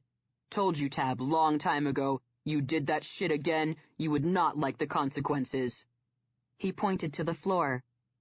Now you get the consequences. He started walking, and his gaze moved to Shy. You do too. He stopped close to Shy, nearly nose to nose, and kept talking. My daughter, my brother, not cool. You know it. That's why you hit it. Do not think for 1 second this shit washes. Brace, brother. I'm all over your ass. You fuck up, even minor, I'll jump all over that shit to get you out. I sucked in a harsh breath that burned. Shy's body jerked, and I watched as Dad stalked by us, straight to the door. Shy turned to him. Then he opened his mouth and blew my mind. Tack, brother, I'm in love with her. Dad already had the door open, most of his body out of it, but he turned and leveled his eyes on Shy. He didn't hide his disgust. Brother, you do not know what love is. And with that, he was gone. I stared at the door, too much happening to process it all. Then it all slid into place. The thing that happened that was priority hit me like a bullet, and I turned woodenly to Shy, who was also staring at the door, that muscle ticking in his jaw. "You love me?" I whispered. He turned slowly to me, and the muscle in his jaw kept ticking until his eyes locked on mine. You lost that guy. Respect. You found the strength to carry on. Know this, Tabby, I lost you. It would be 60 years of going through the motions. I know that in my dick. I know it in my gut. I know it in my heart. I know it deep down in my goddamned soul. Oh my God. Oh my God. Tears filled my eyes, and I stood frozen, staring at his lanky, tall, biker badass gorgeousness. Your dad just threw down, and I just laid it out, Shy stated when I didn't speak. Now's the time to share, Tabby. I love you, I whispered. Good, but don't say that shit to me 3 feet away. Get the fuck over here. I launched off on a foot, took one step, and flew through the air. Shy, as he'd been doing a while, caught me. I wrapped my limbs around him and looked down in his beautiful green eyes. I love you, I whispered again. Good, he whispered back, his hand sliding up my neck into my hair. He pulled my face to his, and he kissed me. And he kept doing it until he laid me in bed. He only stopped to make love to me. Chapter 13. Home no longer. 3 days later. I drove into the forecourt of Ride, scanning the space. I saw Shy's bike, Dad's bike, Big Petey's trike, and Tyra's Mustang. Excellent, I muttered under my breath, irately. The gang's all here. Suffice it to say, I was in a mood. This mood had part to do with the fact that I just got off work and, in my absence, Dr. Dickhead had not taken time to reflect on the error of his ways. Not a surprise. I wasn't his sole target anymore, but he was worse than before, so it still felt the same. The problem was, now that I'd jacked them around, I felt I had to prove that I was stable. They could count on me, and part of doing that wasn't moaning about a douchebag doctor right after I put them through the hassle and expense of an unnecessary hiring process. This mood also had to do with the fact that Natalie still hadn't called, even though I'd phoned her every day since she took off. And last, this mood had to do with the fact that neither Dad nor Tyra had returned my calls I'd made repeatedly, and that ticked me off. Although Tyra and Dad were not taking my calls, Rush called me, reamed my ass for 10 full minutes without letting me get a word in, saying some crap about Shy I was trying to block out so I would maybe be able to forgive him sometime in the distant future. Then he hung up. Hung up! On me. I'd called Big Petey and asked him why in the hell he talked to Dad before he talked to me. Honey bunch, this kind of shit, I know your dad. He'd want to know, he explained to me. Pete, this kind of shit, you think maybe there's a reason he doesn't know, and the only people who can explain that reason would be Shy or me? I weighed my actions, Tabby, and in the end did the right thing, Pete replied, and I knew he had his back up at my tone because, although he was a great guy, I adored him and he adored me. His ass was stubborn. Not to mention, he was a biker and not a young one. He wasn't used to women giving him crap, thus the reason he'd been divorced 3 times. Well, you would be wrong, I told him before I hung up on him. That was yesterday. 2 days of messages that went unreturned from Dad and Tyra, Rush's tirade, and Natalie's continuing grudge. And this didn't even include the fact that Shy was trying to gloss over things were not so great at chaos for him. Not that he'd come right out and said that, but I could tell by the look on his face and his mood. The brothers were about as pleased as Dad upon the news spreading that there was a Shy and me, and when those men got ticked off about something, they didn't go gab with their psychologists about it. All hell broke loose. So by the time I got Pete on the phone, I was over it. Now I was totally over it. Yes, okay. Shy was a brother. I was the president's daughter. This had ripple effects on the family. But, to coin Shy's phrase, I was 23 years old, and I really did not have to report to my dad, stepmom, and extended motorcycle family who I was fucking. Seriously. So I was raring to go when, still wearing my scrubs, I stomped up the steps to the office and stormed right in. Fortunately, I saw my little brother's rider and Cutter weren't there, like they often were, hanging with their mom while she worked. This was the only good thing. The bad thing was Tyra turning to the door with a smile, then seeing it was me.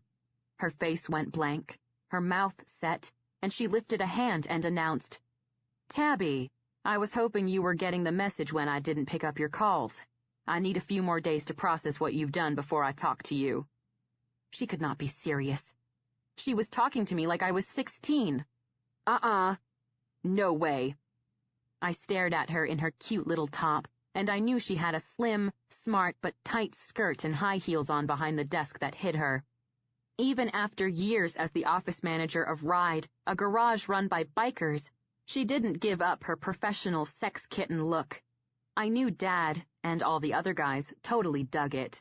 I also knew, staring at her right then, that was a look I had once adopted. Another phase. The phase I was in when I was with Jason.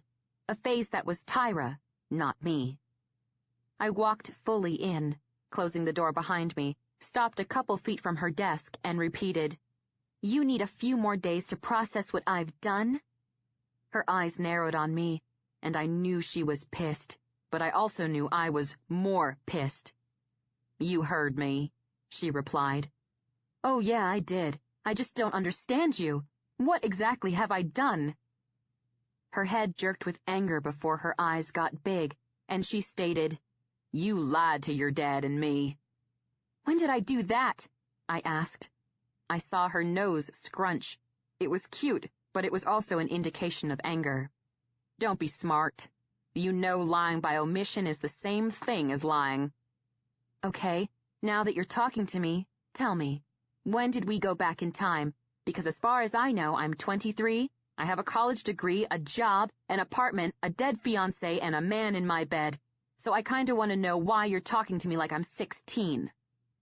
Her voice got quiet when she warned, "Be careful, Tabby." "Fuck careful, Tyra."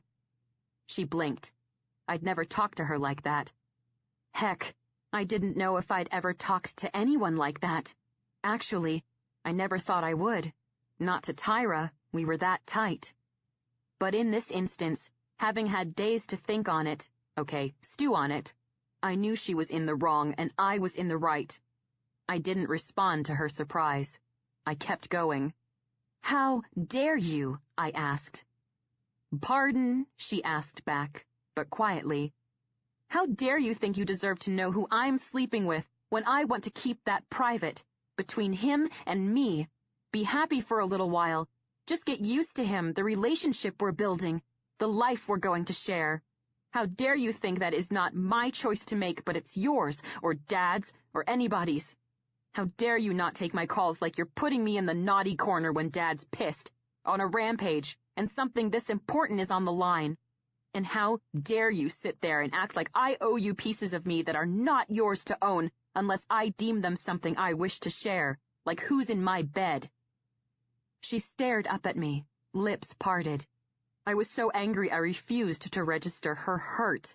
I kept talking. "You want to know why we didn't share?" I leaned toward her and threw out an arm in the direction of the compound. That's why. We both knew that would happen, Tyra, and we were so fucking happy. We wanted a piece of that before we had to face your judgment. Tabby, she started, standing from her chair, and I was right. Tight, smart, sex kitten skirt. Sha is... My hand shot up. Stop right there, I snapped. I'll warn you now not to say anything you'll regret. Rush already spouted that shit to me, and the grudge he has to bear from me is currently scheduled to last years. You have no clue what Shy is. You know who knows? I jerked my thumb toward my chest. Me! You've suffered a grave loss, she reminded me quietly. Yeah, Tyra, a year ago. I had a grave loss a year ago. Now I'm found. She shook her head. I don't think. I cut her off again. You don't get to think. Dad doesn't get to think. Big Petey, Dog, Brick, Boz, Natalie. All you all. I lifted a hand and circled it in the air before I dropped it. Don't get to think. I live my life, no matter how much you or Dad or anyone loves me, or how much I love all of you. You don't get to live my life for me. Tell me how to live it, or judge me for the decisions I make. I know what I have with Shy. Shy knows what he has with me. If I thought I wouldn't be facing this, right here, with you, explaining why I fell in love with the man I love, I would have shared with you while I was falling in love with the man I love. And frankly, Tyra, you're my stepmom, but you're also my friend. I thought a true friend who got me. And not only did I miss sharing that with you, it hurt when the time was forced on us to share and you wouldn't let me. She flinched. But I'll give you a tidbit. He's good to me. When I say he's good to me, Tyra, I mean he's good to me. He's good for me. He doesn't care if I ruin dinner. He doesn't care that I talk too much. He thinks I'm the shit. And you know why I know that? I leaned into her and didn't wait for an answer. Because he tells me all the fucking time. I'm precious to him, and I know it because he shows me and he tells me. It's beautiful. It's real. It's right. And if you'll think back, I knew all of that and shared it with you when it started happening. It was too soon then. That's true. I wasn't ready. But that doesn't mean it didn't happen. She started to round the desk, eyes on me, speaking carefully. Honey, you can get confused, and I think... Oh, God. Seriously? No, I whispered. Don't say another word. She stopped moving and talking. I didn't. I moved to the door and turned to her. You know, I'm not pissed because you worry about me, and you'd act on that even if you do it judgmentally. I know you're in the middle. You love me, but you're Dad's old lady, and your loyalty is with him. You have to take his back in what he's feeling, and stand at his side when he does what he feels he has to do. That said, you should know the reason I'm pissed is because you and Dad and even the guys, you didn't even give him a chance. Her face paled. I knew my aim was true, but I still drove that home. You didn't give him a chance. I saw her face soften when that sunk in. Then I went in for the kill. You know you're Dad's one and only, Tyra. And if you don't know this, seeing as he had kids before he met you, I'm sorry to tell you, but even though you're his one and only now, you weren't his one and only. Her head jerked. She flinched, and I finally saw it. Understanding. You feel me? I said softly. I get I'm not Shy's one and only, but I still fucking am. I pulled open the door, moved through it, and turned back. I'll leave you with this, since you all are so up in Shy's business. How many women has he fucked since he came into my life? You can think hard and you can ask around, but I know the answer. 2. A woman named Rosalie and me. People change, Tyra. He changed, and part of that change was for me. If you don't see that as beautiful, then you're fucking blind. On that, I slammed the door and stormed down the steps toward the compound. I gave Tyra an earful. Now Dad was going to get one, and if I had any fire left, I was going to lay into Big Petey.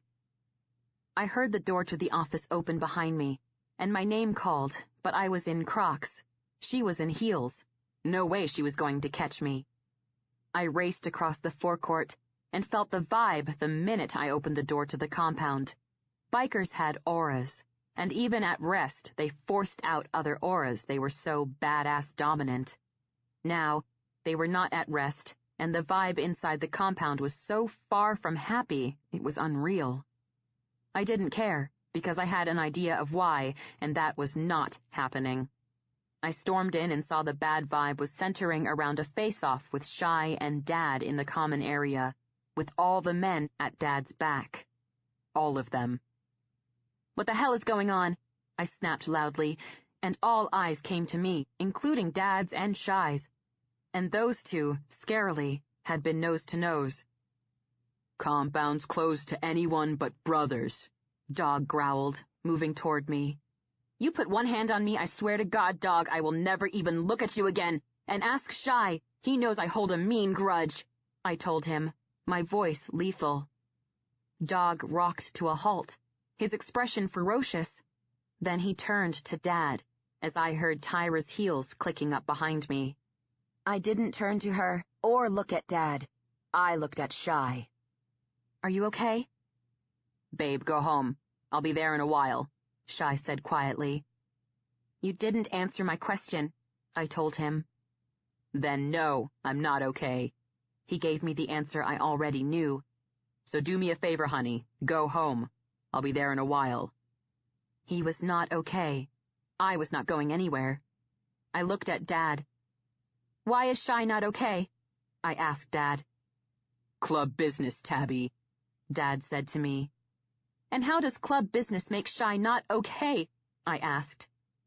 "You want to know, Tab?" Boz, one of the members, cut in. "Not cool, daughters aren't safe. Daughters are always safe, and Shy should know that." "And how am I not safe?" I shot back. Boz's chin jerked, but he didn't speak. "Apparently you have no answer to that, seeing as I'm standing right here."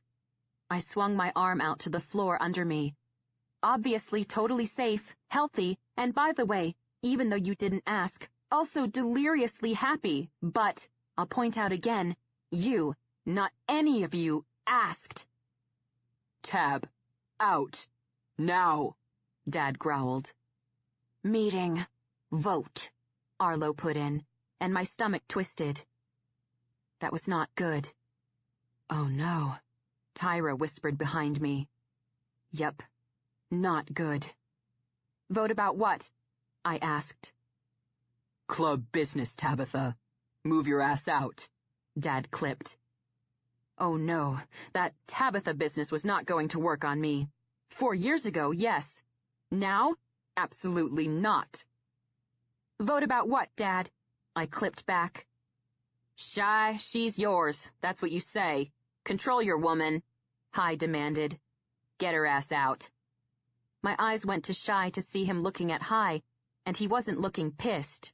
He was looking reflective. Then he said, "Tab and I don't play it that way.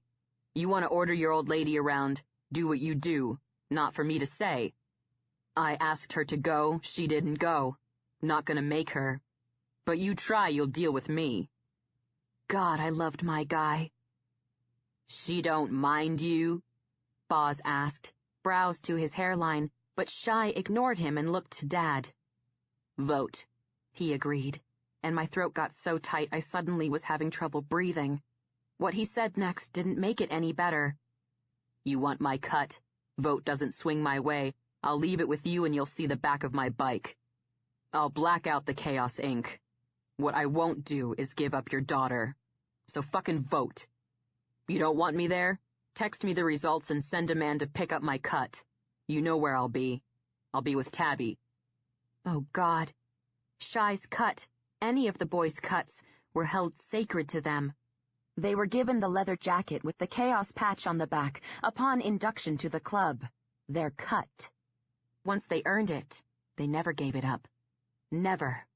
Not for anything. Not unless forced, say, should they do something heinous to get kicked out of the club. No. No, no, no. Tyra breathed behind me, but I couldn't move or speak. You'd give up your brothers for a woman?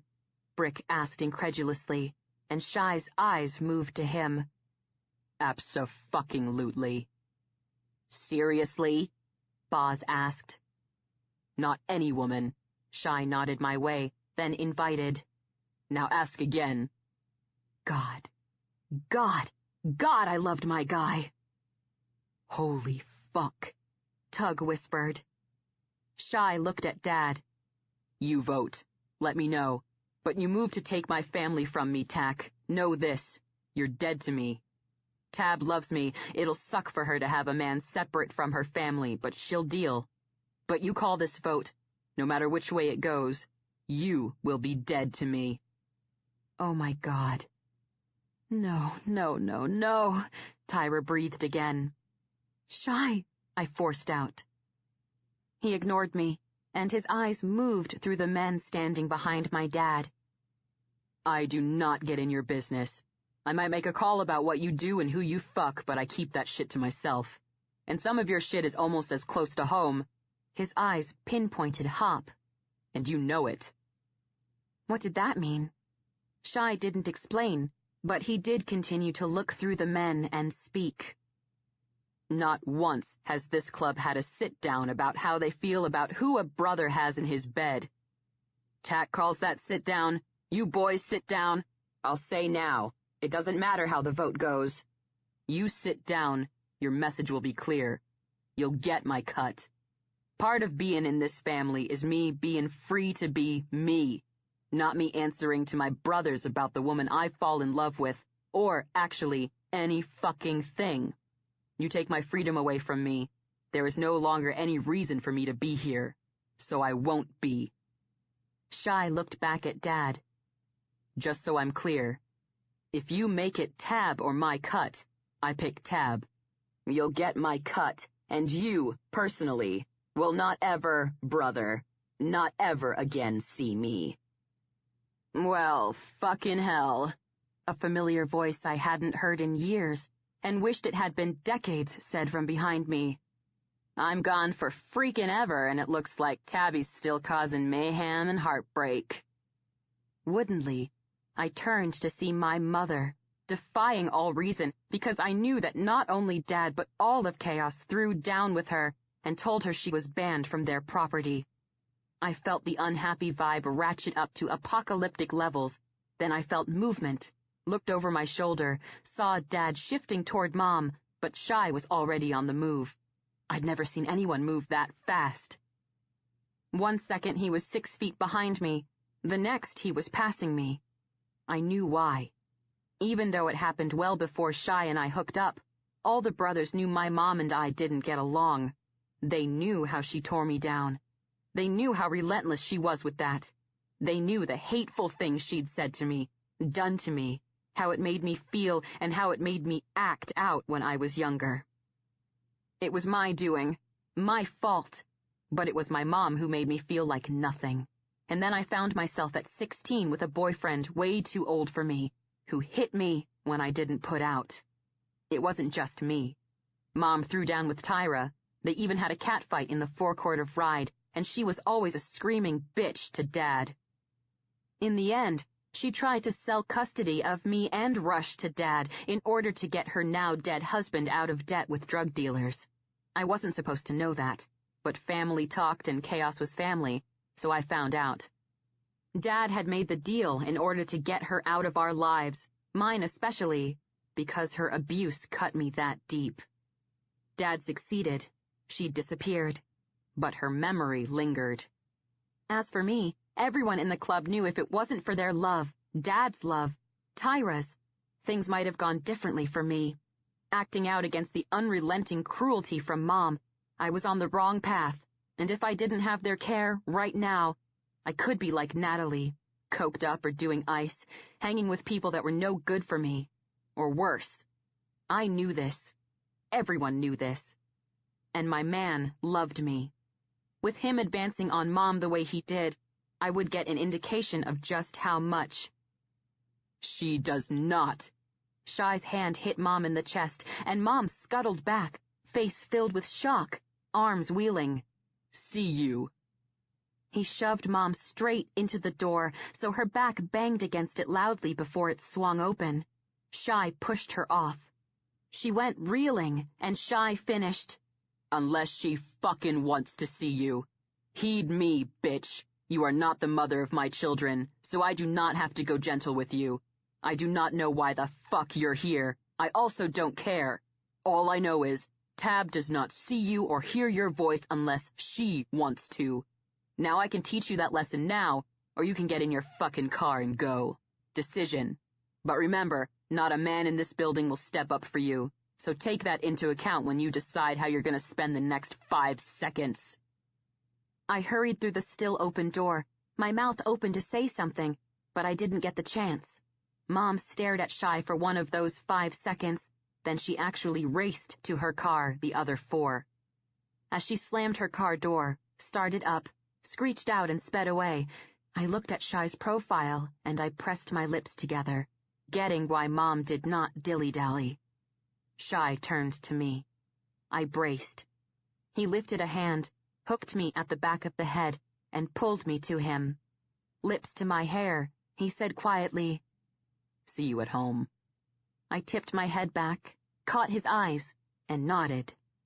He let me go, didn't look back, sauntered to his bike, and I watched him start it, and I kept watching him, my heart racing, my throat burning, my brain not functioning as he roared off. "Tabby." Dad's rumbly voice came from behind me, and I whirled on him. I looked up at a handsome face I adored, into eyes I saw in the mirror every day, and before he could say another word, I gave it to him. "I love you. I couldn't live without you. But if you take away the only family Shy has outside his brother," I pulled in breath and finished, "I will never, ever forgive you."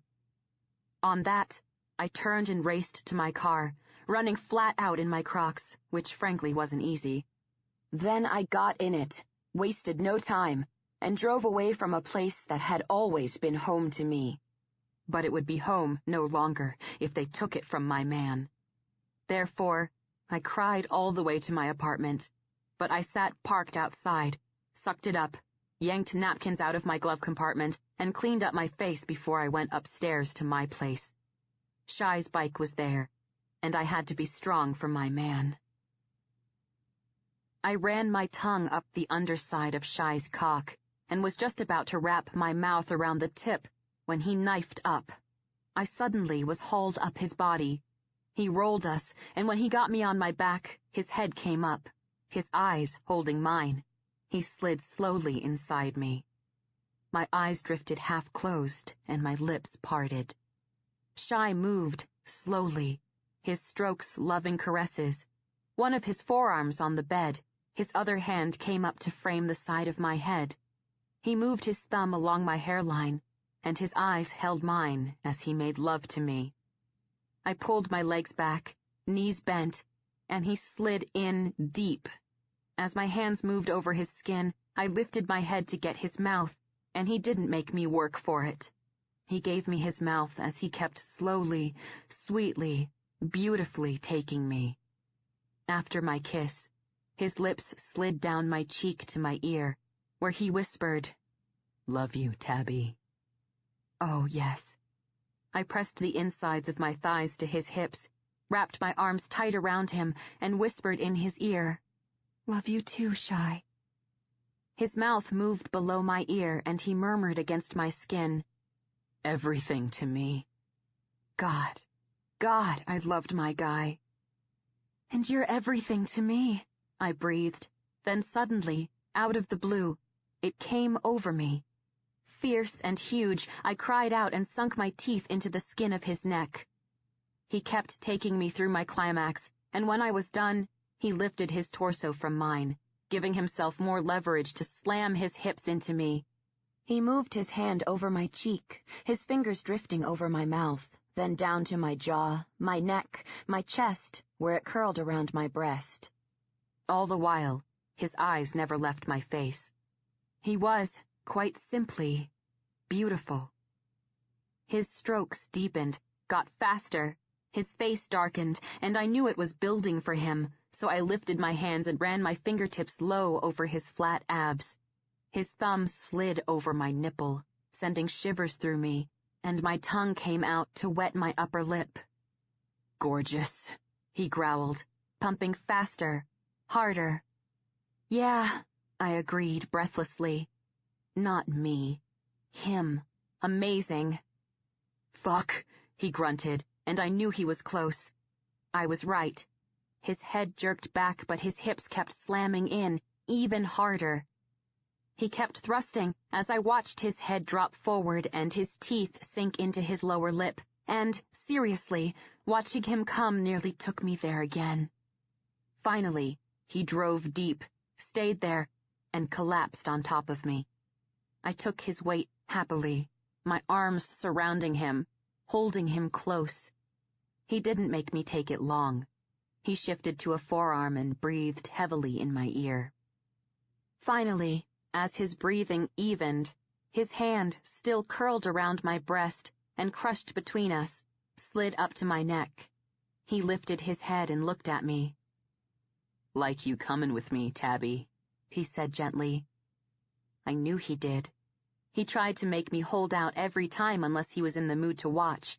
Usually, I could manage this, though I had to admit sometimes I failed. "Well, I had no control over that, boss," I replied quietly. "It came out of the blue, but, that said, sometimes I like watching too." He grinned, bent his head, touched his mouth to mine and lifted up, still grinning. Then he asked, "Boss?" "Biker boss is too wordy." His grin hit smile level. Then he remarked, "You know, no condoms means I don't have to haul my ass out of bed after just coming hard and deal with it. I get to be lazy." He was teasing. This was good and bad. Good because he was obviously in a mellow mood regardless of what went down that day. Bad because I had a feeling he was searching for that mellow mood, keeping hold of us and only us, so he wouldn't have to think about what went down. "You could be a gentleman and haul your ass out of bed anyway, in order to get a washcloth and take care of me," I suggested, and something hot and phenomenal moved through his eyes, even as his hips gave a slight jerk, and his face got closer to mine. "You want me to do that?" he asked. I was being flippant, going with his mood, but suddenly, I wanted him to do that, like a lot. "Yeah," I whispered. His face got closer so he could kiss me, wet and deep. Then he lifted his head to watch my face as he slowly slid out. I gave him a show I suspected was a lot like what he gave me when I was sliding him out of me. Then he bent, kissed my chest, the underside of my jaw, and he rolled out of bed. I shifted to my side, curled up, and watched him move to the bathroom. I stayed where I was so I could watch him coming back. He climbed in, settling on his side in front of me, and ordered softly, "Hit your leg over my hip, baby." I did as he told me. His body shifted slightly, but his eyes never left my face, and I felt the warm washcloth between my legs. It felt nice. I knew this registered on my face when he leaned in closer. "You like that?" It was a statement. My hips pressed into his hand. "Yeah." His head slid even closer. His lips hit mine, and his tongue slid in my mouth. The washcloth moved between my legs. Then Shai shifted it somehow and there was no washcloth, just his fingers between my legs. He slid one finger inside, and I moaned into his mouth, my hips twitching. I moaned again when his fingers slid out and lightly glided over my clit, before it and the washcloth were gone. He lifted his lips from mine. "Be back, sugar." I held his eyes and nodded. His lips curved and he rolled off the bed. Repeat of lying there, happily, watching him leave and come back, but this time, when he slid in beside me, he settled on his back. He pulled me over him so my chest was to his chest. My cheek was to his shoulder, my face in his neck, and his arm was around me, hand cupping the cheek of my behind. "We're doing that every time," he declared, and I smiled. Works for me. His fingers at my bottom squeezed. I pulled in breath and trailed my fingers along his opposite shoulder. You okay? I asked. Healthy or unhealthy, I'm not gonna think about it now, he answered instantly. Just came. Just shared something special with my girl. You're naked on me. Gonna think about that. What happens will happen. I'll deal with it then. Okay, I said softly. His other arm curled around my back. I looked for something else to talk about, and something came to mind I'd wanted to ask him since he mentioned his grandmother days ago. It might not be the best conversational gambit, but at least it wasn't talk of what was happening at Chaos. Still, I requested first, "Can I ask you something?" Anything, he replied immediately, and I smiled into his neck. May not be fun, I warned quietly, and his arms gave me a squeeze. Not always gonna be fun, baby. Ask anyway. I nodded, my cheek sliding against his skin. Then I asked, "Why didn't you go to your grandparents after your folks died?" His arm around my back moved up, his fingers tangling in my hair, then drifting through before he answered. Don't know. Mom and Dad made provisions. They picked my uncle. I figure they didn't get my uncle was weak or they never would have left us to that. Mom didn't have any brothers or sisters. Her mom and dad were divorced. Gramps lived up in Wyoming. Mom grew up there until her folks divorced and Gramps moved them down to Denver 'cause she found a job here. Gramps was cool. She was also around, took Lan and me to dinner, out to do shit. We never shared how bad it was 'cause we were kids. We didn't know how, and by the time we could, the damage was done. That said, I think she knew shit was not good, 'cause she was around as often as she could be. Gramps was cool too. He wasn't around as much 'cause he was in Wyoming, but he came down, got me my first bike for my 14th birthday, a dirt bike. He also gave me my first Harley, bought it third-hand from a friend, fixed it up, got a buddy to help him bring it down to me. I'm still tight with both of them, even though he's still up in Wyoming and she moved to Arizona a few years ago. Dad's parents moved to California when he was in college. We didn't see him as much and still don't.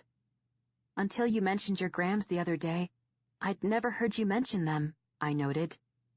There's no reason for that, sugar. They just never came up.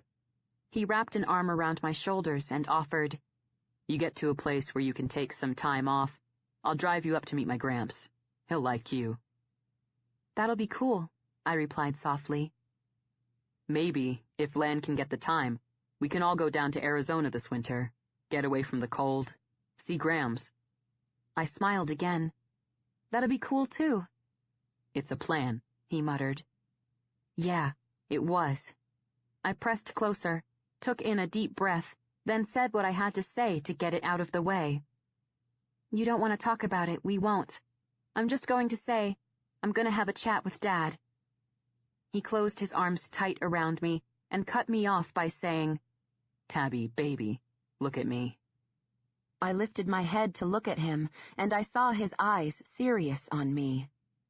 He's got to decide, as my brother, if he trusts me. Not you getting in his face and putting pressure on, not you taking time to explain it rationally. I made the decision I wanted to join. I approached them. When I did, I put myself out there, so before they took me on, they knew everything about me. I did my time as a recruit. I do my part at the shop and in the garage. I take my orders when they come, and I have never questioned them.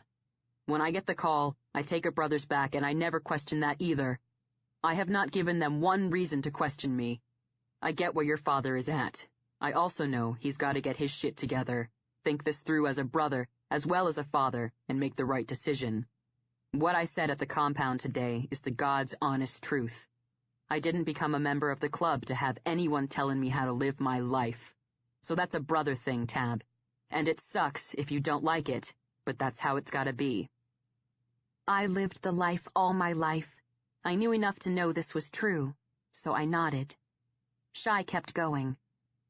More. He's got to come to terms with the fact that his only girl is all grown up, and he's got to give her the freedom to live her own life. What he's doing to me is uncool. I get him being angry. He thought we were hiding for the wrong reasons. But what he's doing to you is more uncool. What he needs to get is that there are now parts of your life that are none of his business. I am not a father. I don't know how it feels to let go of a child in that way, especially your only girl. What I do know is, I acted on assumptions about shit about you years after it happened. It was wrong and justified. I lost you. Now he's doing the same thing 7 fucking years after it happened, and he's got a clue in you're not that girl pulling shit because things with your mom are extreme. You're an adult making decisions about your future, and you get to decide when you'll share. That was the damned truth. You're right, I agreed. Yeah, he replied quietly. Okay, I'll let it be. I gave in, and his lips curved as his eyes got soft and his arms gave me a squeeze. Thanks, baby. I smiled at him. Then I tipped my head to the side and asked, what was that with Hop at the compound? His eyes held mine. He waited a beat. Then he shared, Hop is nailing Lainey. I blinked. Lainey was Tyra's best friend. Lainey was the one who lost her fiancé when all that crazy stuff went down that eventually got Tyra kidnapped and stabbed. Lainey had moved to Connecticut to lick her wounds after Elliot, her fiancé, got whacked and Lainey got shot. She did that until Tyra flew out there, gave her some honesty, and then Lainey moved back. Lainey was tall, slender, and model gorgeous. She also made a lot of money. She ran her own advertising agency, was pure class, and could be, frequently, pure drama. What she was not, in any way, was Hop's type. You're kidding me, I breathed. Nope. They're hiding it too. Don't know why, but I do know neither Tack nor Cherry know shit. He grinned. Not the same as banging one of the brothers' daughters, but figure they're hiding it for a reason. Also, whatever they got is not running smooth. I heard them going at it in his room at the compound. Was in the hall when I saw her strut out, pissed as all fuck. Hop tearing out after her, not looking any happier. He saw me, so he knows I know. We had a chat. He told me to keep it under wraps. I have not said shit. I don't know what to do with that, I told him. Has Lainey been with anyone since that Elliot guy? Shy smiled and replied, I'm not one of her bitches, so I have no clue. I just know he's had her in his bed a while. Oh, God, I whispered. Tai might freak. Don't know why. He's a good guy, Shy remarked. Hop was a good guy. I loved him.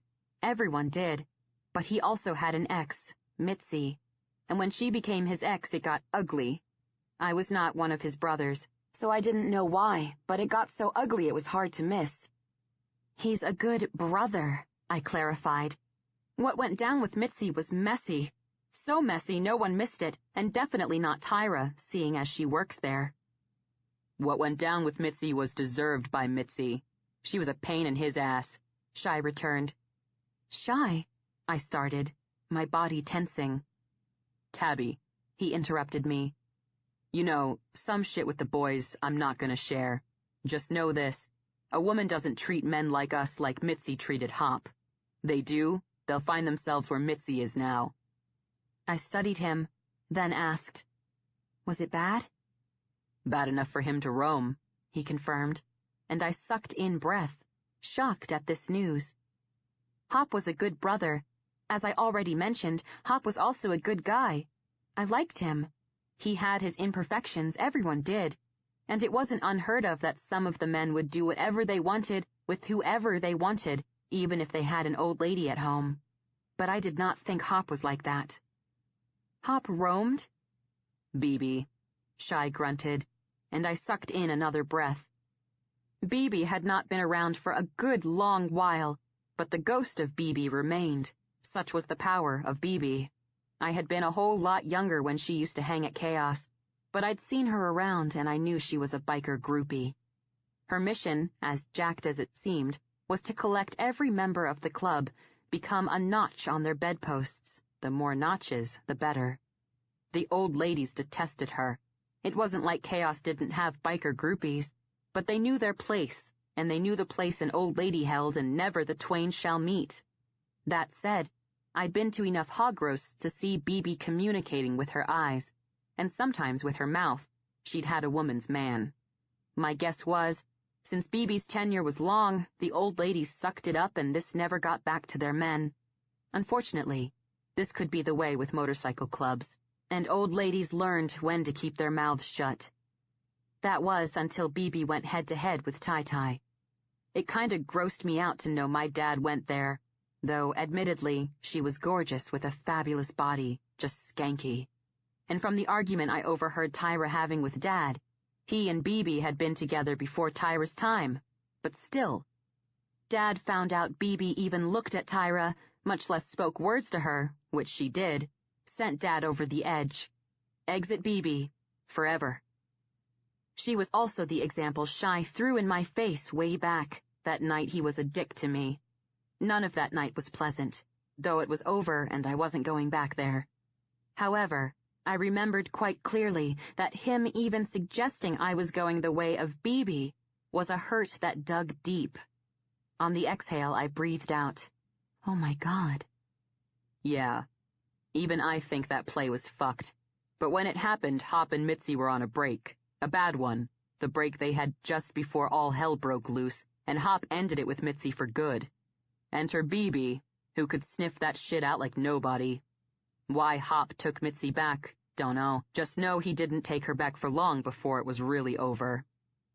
"I'm not sure any of this is good," I told him. "I'm not either," he agreed. Then his eyes grew intense on me.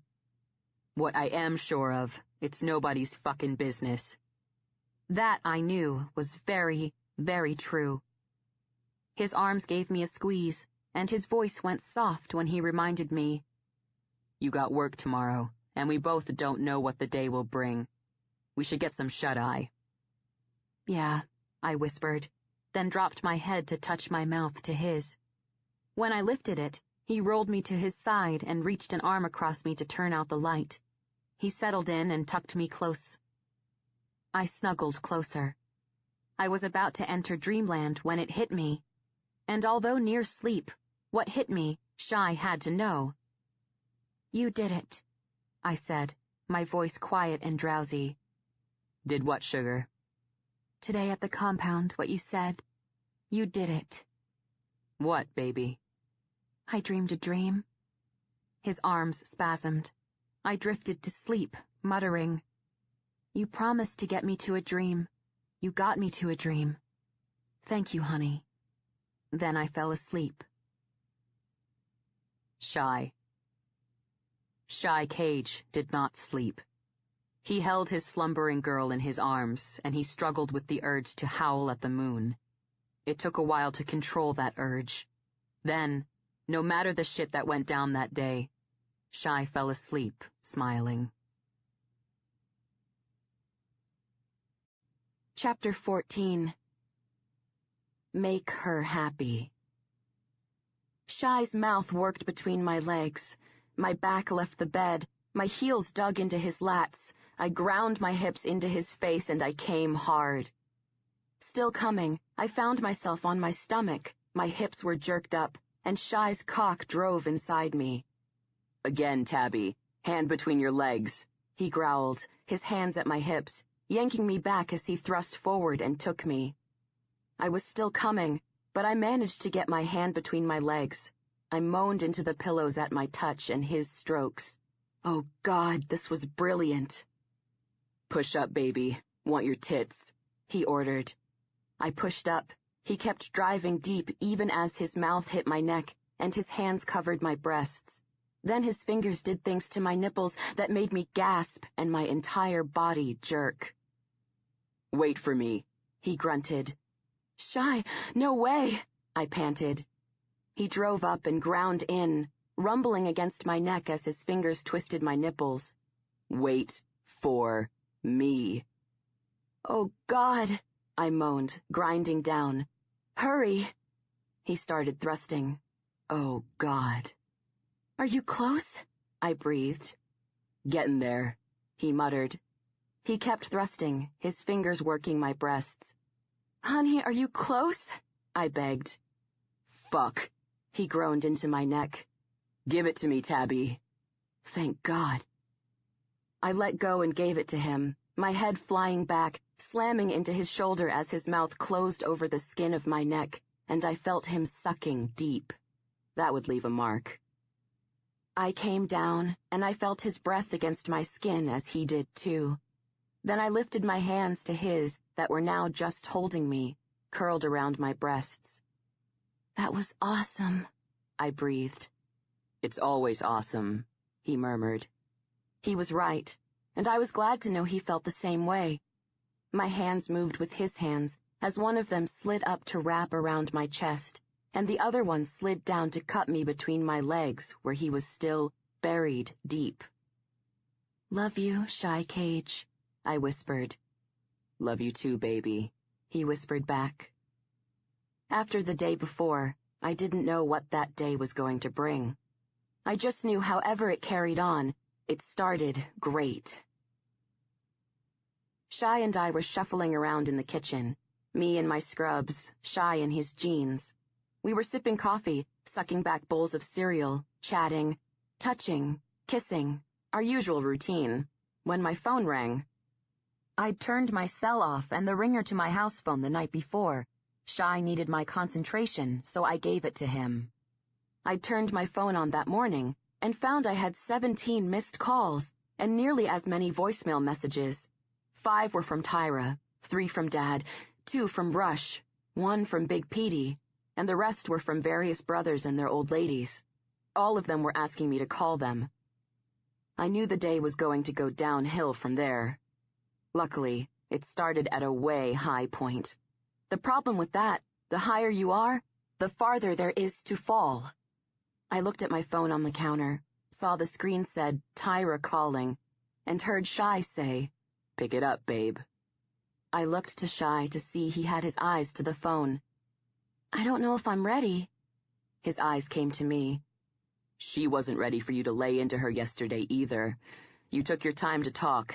Give her hers. He was right. Crap. I grabbed the phone quickly before it went to voicemail and put it to my ear. Tyra, I greeted.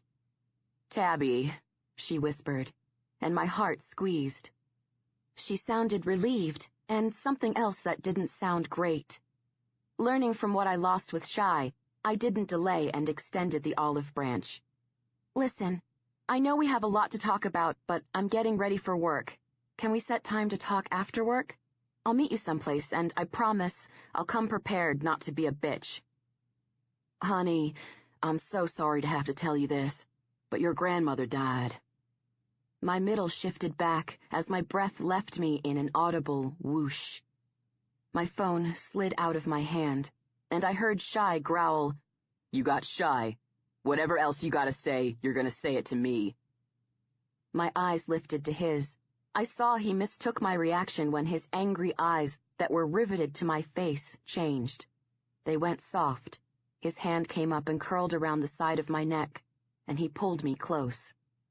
Right, he said into the phone, his voice no longer a growl but a soothing rumble. Okay, he went on. I'll tell her. She's being careful at work 'cause of what went down. I'll talk with her, see how she wants to play this. One of us will call you back. Pause, then quietly, his eyes still on me. Later, Cherry. He didn't take his gaze from mine when he took the phone from his ear, touched the screen with his thumb, and whispered, Your mom's mom. Massive stroke. Your mom told Rush, he told your dad. They've been calling but didn't approach 'cause things were not good. I nodded. You tight with her? He asked. She hated my mom, acted mean to her, but although she could do stupid crap, she was usually great with Rush and me. His hand slid to the back of my neck. He pulled me into his chest and his other arm slid around me. It was then I started crying. Shy held me, gave me time, and only spoke again when I was pulling myself together. Your dad wants to see you, he said gently, and I sucked in breath and nodded. How you want to play this, sugar? I pulled my face out of his chest and tipped my head back to look at him. Unfortunately, I really do need to go to work. I'll explain what's going down. Read the pulse and then I'll know. I'll, call Dad on a break or something." He nodded. "I knew this day would turn shit," I whispered. "I knew with how great it started there'd be farther to fall." His eyes flashed. His hands moved to cup my jaws. He tilted my head way back and brought his face to mine. "May feel like you're falling, Tabby, but remember, I'm at the bottom ready to catch you." At these beautiful words, I burst into tears again. Without hesitation, Shai yanked me back into his arms and held me. There it was. I'd reached bottom, and I was crying, because I didn't realize it at the time, but he'd already caught me, and it felt beautiful. Shai stood on the sidewalk and watched Tab pull out to drive to work. The minute she started rolling, turning to give him a wave, he jerked his chin up to her, waited for her attention to go back to the road. Then his eyes moved to the man on the bike across the parking lot, who he'd seen the minute he'd walked her down. Luckily, she didn't notice. Shai stood where he was and crossed his arms on his chest as he watched Tack throw a leg over his bike and move his way. It wasn't until he stopped 3 feet away that Shai spoke. "This gonna get ugly, or can you contain your shit so we can do this in Tab's apartment?" Tack held his eyes, then said quietly, "Not ugly, brother."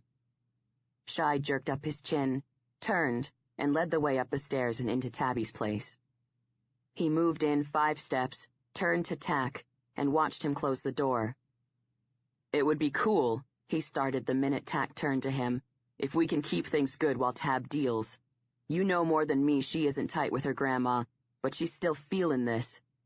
I haven't had the chance to talk to her about it, but she's also feeling the fact that her mother showed to share this yesterday, but instead she led into that by laying into Tabby. You also know she's got other shit on her mind. You, me, the club. One last favor I'll ask of you is you don't make her feel that until she's done feeling this." He watched Tack's mouth get tight before the man spoke. "You don't have to ask me that shit." "Wouldn't think so until the shit you've been pulling. Now I feel I gotta ask," Shai replied. Tack's mouth got tight again. "We good on that?" Shai prompted, when Tack said nothing, and Tack jerked up his chin. "Good," he finished on a mutter. "That other shit, brother, we gotta have words," Tack declared. "You've said your words, Tack. You got other words, I'll listen, but mark me, I've heard every word you've said the last 4 days. "I think you get me," Tack returned. "Oh yeah, I get you," Shai agreed. Tack studied him. Then quietly he stated, "She's my only daughter, man." "And she's the only woman I've ever loved, Tack," Shai shot back instantly. "I'm seeing that," Tack murmured, his lips twitching. Shai didn't find one fucking thing amusing, so he clipped, "Well, brother, finally." "I was pissed as all fuck when I said that shit to you about not knowing what love is," Tack explained. "Know that," Shai returned. "Also know 4 days have passed since you took it back." 3 days passed before you showed me you walked the walk, not just talked the talk," Tack retorted. Fuck, he had to give him that. Shai said nothing. "You know me. She knows me. You knew the way I'd react, and that's why you both hid that shit from me," Tack continued. "Yep," Shai confirmed. "And you know me, brother, and out of respect for you, you know I would never, not fucking ever, go there with Tabby unless it was real. I get your reaction. I just don't get that days have gone by and you haven't seemed to get why we would move to manage it." "Yesterday, Tyra explained some things to me," Tack shared. "Thrilled, brother," Shai replied, and Tack's eyes narrowed. "You're missing this," he warned low. "But I'm waving a white flag here, Shai." "I'm not missing shit," Shai bit out. "It has not been lost on me since I've been fucking there, watching her girl Natalie lay into her about us, and seriously, man, that woman has got a mouth on her. It was not easy not tossing her ass out the way she talked to my woman, but Tabby felt it was time for a fucking intervention, so she wouldn't fucking let me.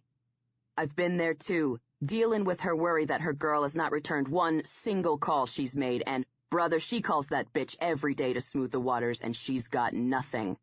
I was also there to overhear my brother giving her shit, testing her to see if she's on the rebound from that guy and using me. Tak's eyes flashed, but Shy was far from done. I was there, watching her take her brother's shit when he fucking called and laid into her. I was there, watching her worry 'cause you and your woman would not speak to her. And I saw her pissed off and in pain yesterday when she saw what you were doing to me and she was stuck, torn between her man and her family. Honestly, I do not give one fuck what you or any member decides to do to me. What I give a fuck about is that you're putting my woman through the fucking ringer a year after she went through the fucking ringer, and brother, I am not down with that. So wave your goddamn white flag, but if Tab isn't feeling you, I won't feel you. Tak's eyes were intense, but his lips were twitching again when he muttered, "She'll feel me." I suspect she will, Shy agreed. You're a hard act to follow. Luckily, when I got my shot at beauty, I had a blood father who showed me the way with the way he treated my mom, and a brother of the cut who showed me the way with the way he treated his family and his old lady. Until recently, Shy stated, and saw Tak's jaw get hard, so he knew the man didn't miss his meaning. Then I had to wing it, he finished. Tak unclenched his jaw to share. Your point is made, brother.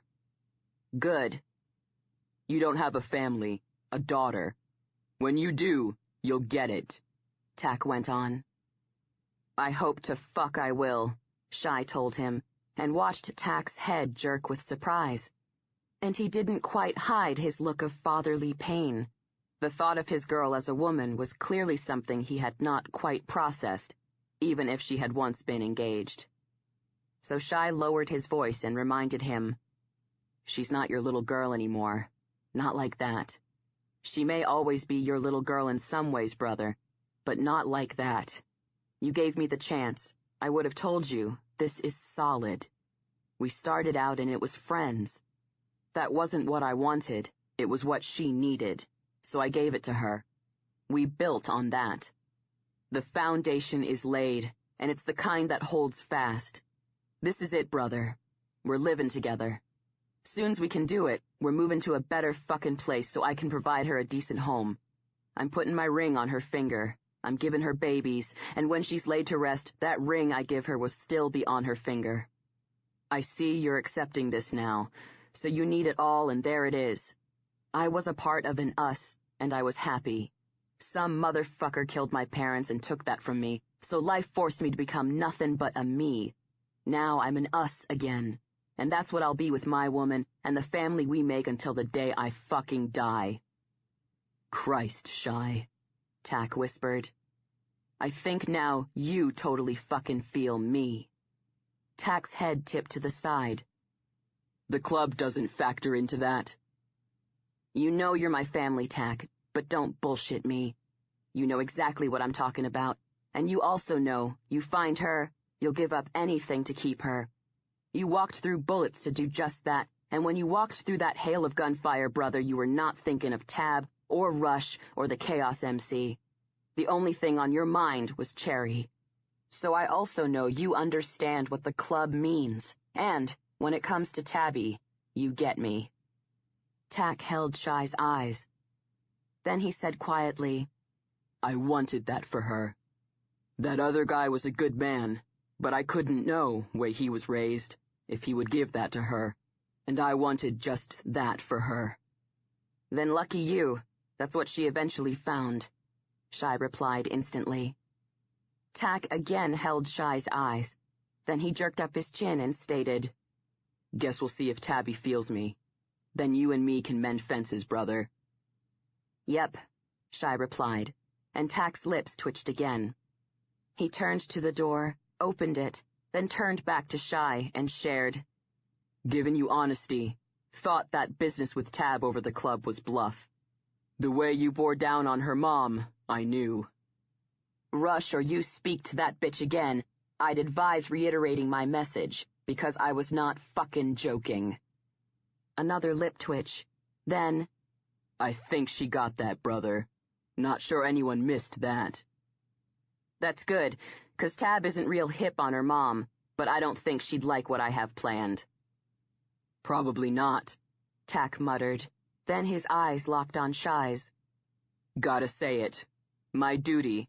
Gettin' you know it without me speaking the words, but you have a girl, you'll understand. Say it, Shy invited. Tack's eyes stayed locked on Shy's 2 beats, then he said quietly, Make her happy. Shy held his gaze as, for the first time in fucking months, he began to breathe easy. There it was. Tack just gave it. His blessing. Shy took it by jerking up his chin.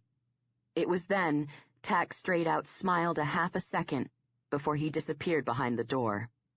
Shy sucked in a breath. He let it out, muttering, Jesus. Then he pulled out his phone to call his brother. I'm good, Lan, thanks. It's cool you're willing to come up, but I'll be okay.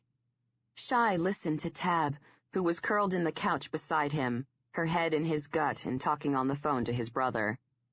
Though you want to come up, Shy would love to see you, and I promise I won't cook. Restaurants and takeout the whole time. Shy grinned. There it was. She was good. Right, she whispered. Thanks, Lan. You want to talk to Shy again? Pause, then. Okay, I'll tell him. Later. She touched the screen, lifted her head, and looked at him. Lan says he'll call you later. Cool, Shy muttered. She tossed the phone to the coffee table, settled with her head on his gut again, and aimed her eyes to the TV. His girl took her fall this morning, but, as was their way, chaos as a whole cushioned the landing. Not surprisingly, there would be no vote. Shy took call after call from brothers who wanted to mend fences. He didn't make them work too hard. If it was just him, he'd be thinking on things. Even respect and loyalty to Tack, and thus, in a twisted way, Tabby didn't take away the fact not one single one of them took his back. Right now, he needed smooth for his girl. Time would pass and they'd again earn his trust. Or not. Tab had sorted things out with her dad, and when she called Shy to tell him she'd talked with Tack, it sounded like it lasted about 5 seconds before it was all good. He was not surprised about this. She loved her old man, and he'd led the conversation with sharing he'd wasted no time and flown the white flag with Shy. Shy had told Tack he was good if Tab was good. She was good because Shy was going to be. She'd talked to her grandfather and explained that she couldn't get off work. He, too, had been cool, asked her schedule, and told her he'd plan the funeral when she had 2 days off. Shy and Tab were going to fly down for the funeral and fly back up the next day. She'd met Cherry for a drink after work, and that was also good. Again, not a surprise. He knew Cherry didn't have it in her to be a bitch, hold a grudge, or fuck with a good thing. And she and Tabby had a good thing. The only person she had not patched things up with was with her brother Rush. He'd called repeatedly, and she hadn't taken his calls. This was a surprise. I'll see him at the funeral and deal then, she'd muttered. It was time, Shy decided, to push her to deal with the situation with Rush. Babe, you gotta call your brother. She lifted her head from his gut, twisted her neck and looked up at him. Shy. He cupped her cheek with his hand. You lost family, both of you. Do not let this fester. She held his eyes a beat, 2. Then she whispered her admission. He said things about you. I don't give a fuck. He repeats them and doesn't get over shit like everyone else is doing. You got a case to be pissed and hold a grudge. Now, you both lost your grandma. He doesn't have a woman. He only has a sister. Honest to God, is my girl gonna take that away from him now? She licked her lip. He hauled her up his chest to touch his mouth to hers. When she lifted her head away, she was grinning a sexy little cat got her cream grin. You pull that shit now deliberately, don't you? He muttered. Actually, no, but it's a good idea, she replied, still grinning. He ignored her sexy grin and looked in her eyes. "Rush," was all he said. She held his gaze. Then she murmured, "Oh, all right." "Call him now," he ordered. She rolled her eyes and muttered, "Righty-ho, boss." He grinned. Then he rolled her to her back in his lap and took her mouth, leaving her clutching his shoulders and panting when he lifted his head. His eyes went to the mark he put on her neck that morning, then to her eyes. "You get off the phone. You thought the day started good. I'll give you an ending you won't fucking believe." "I foresee my forgiveness phone call to Rush lasting all of 30 seconds. Shy burst out laughing. When he quit, he saw she was smiling up at him. And it hit him. All of it. Waking up to her, going to bed with her, making love to her, eating with her, laughing with her, kissing her, going shopping with her, and when she was in a store and wandered away, he saw her looking over the racks, looking for him, and when he came to her at her back, she turned to him, looking lost, and leaned into him the second he got there, suddenly found.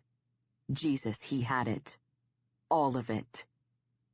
"I never dreamed any fucking dream," he whispered, and the smile faded from her face as tears filled her eyes. She understood him. "Shy." "Didn't dream it.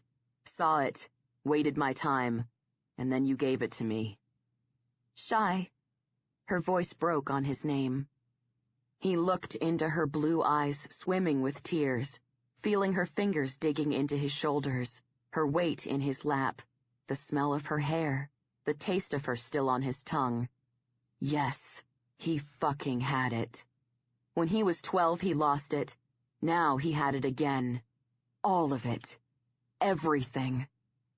"Call your brother," he muttered. She pulled in a breath through her nose, then nodded.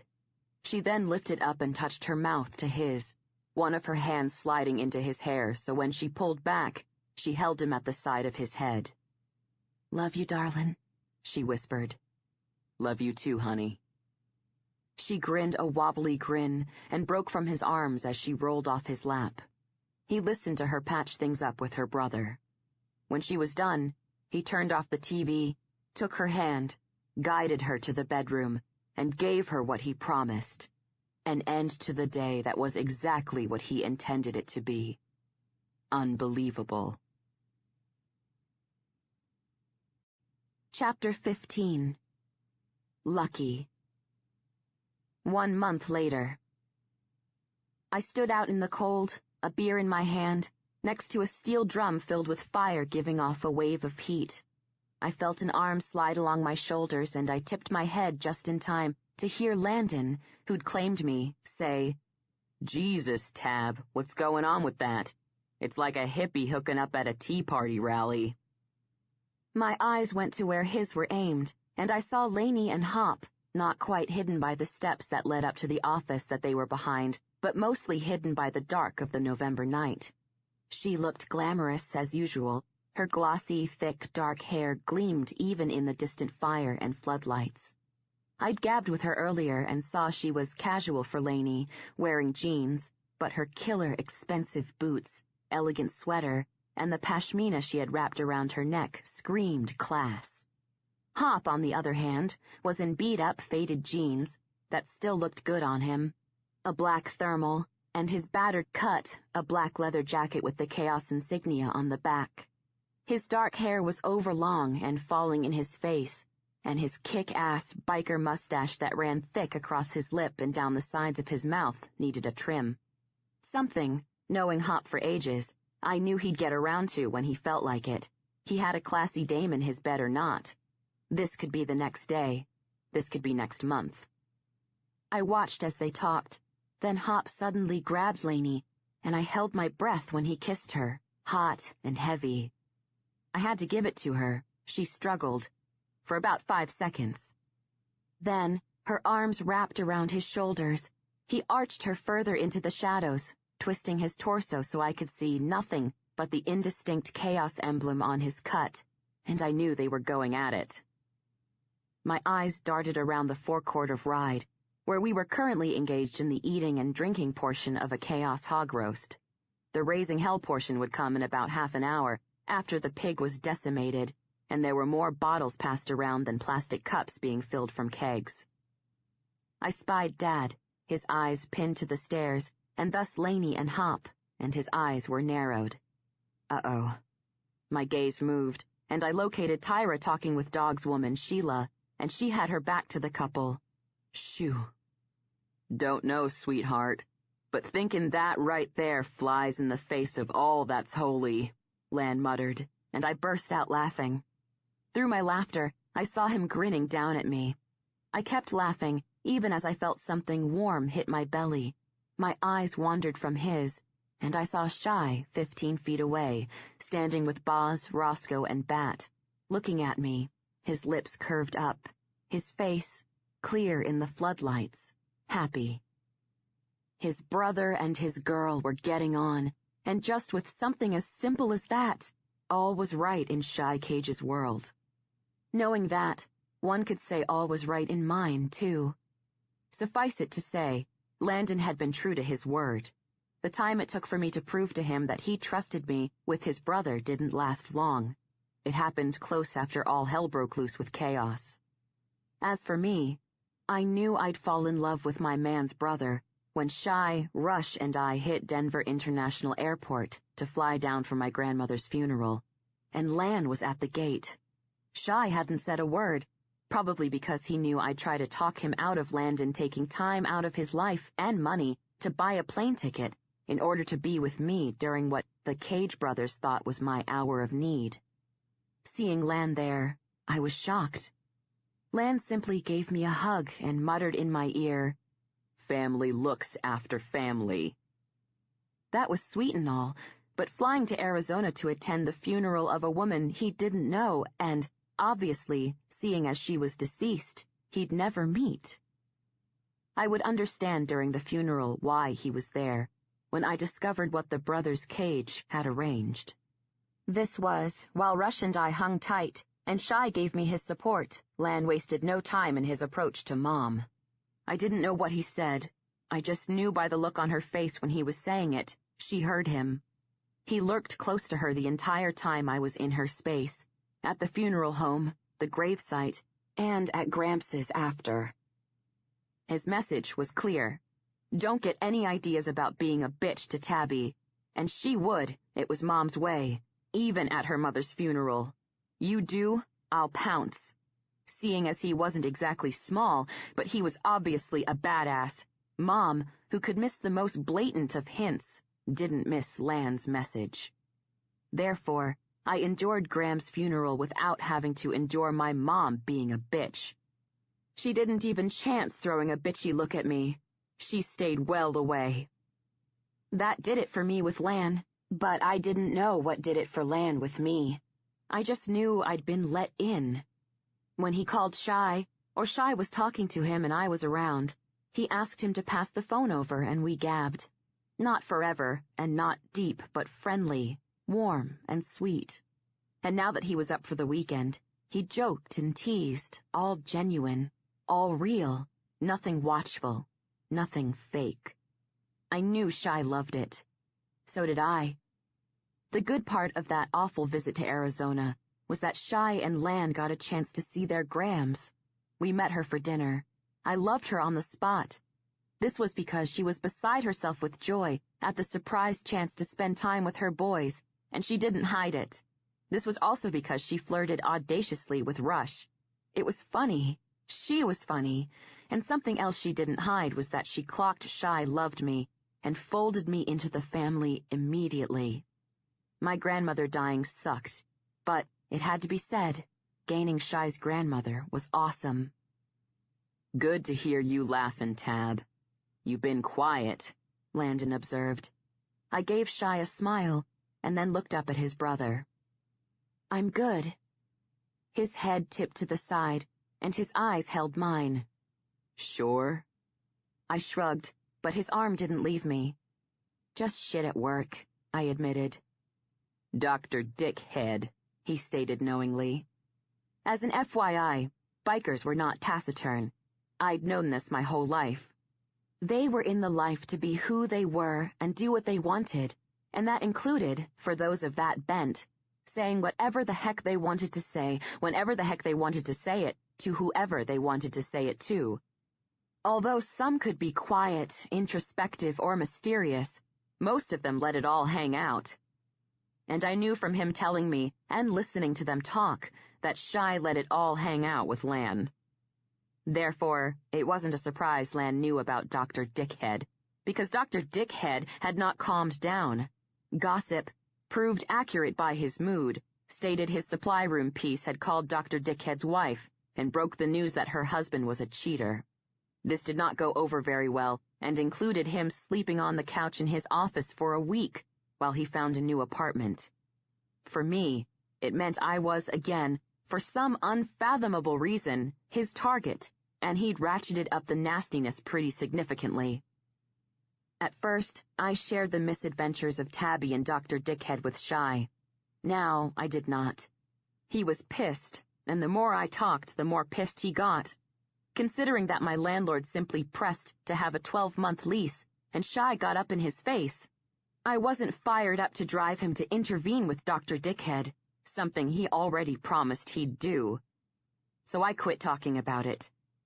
Suffice it to say, the all-good parts of Shy and I building a friendship on which we fell in love and began to build a relationship had ended.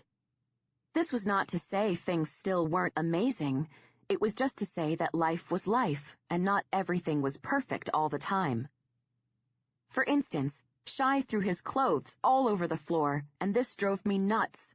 I decided to put up with it, but then, after I gathered them and put them in the hamper, Shy disappeared any time I was going to the laundromat. This, I decided not to put up with. Did I get a biker badass who's great at serving up orgasms and has a natural talent with sweet? Or did I get that and an unpaid laundress's job? I'd asked irately the last time I came back from the laundromat to see Shy in front of the TV with a beer. "Don't do laundry, babe," he told the TV. Not me. The TV. He didn't look at me, and he certainly didn't look at the hamper I was lugging in. "Did you have a magic spell before me that you could cast over your clothes to get them clean?" I sniped, dumping the clean, folded hamper of clothes in the armchair. His eyes finally shifted to me.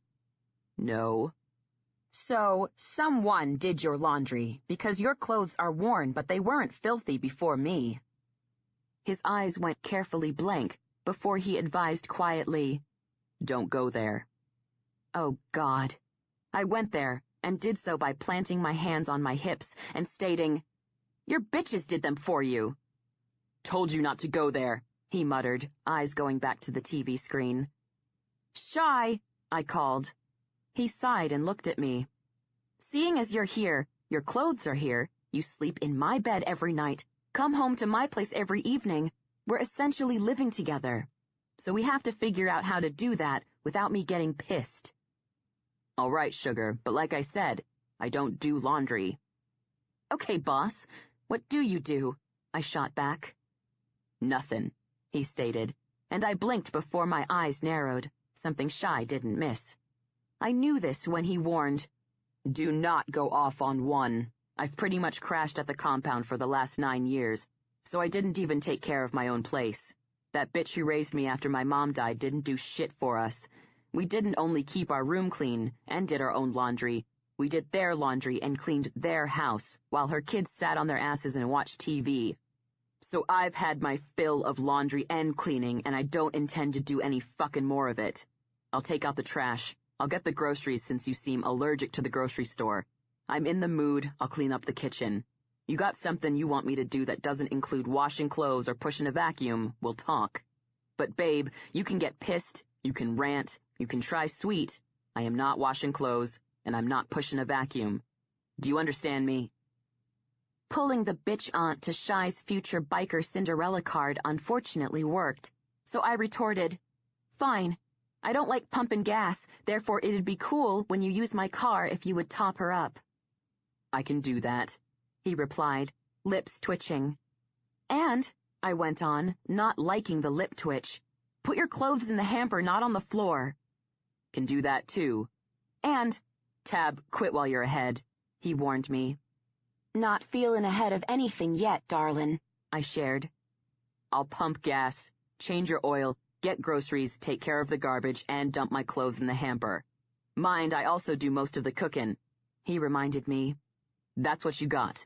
You nag or bust my balls, I can dump my clothes wherever the fuck I want at my place or the compound, and I won't have a woman getting up in my face about it.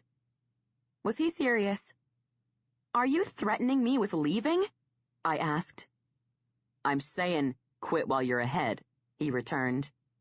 So you're threatening me with leaving, I surmised.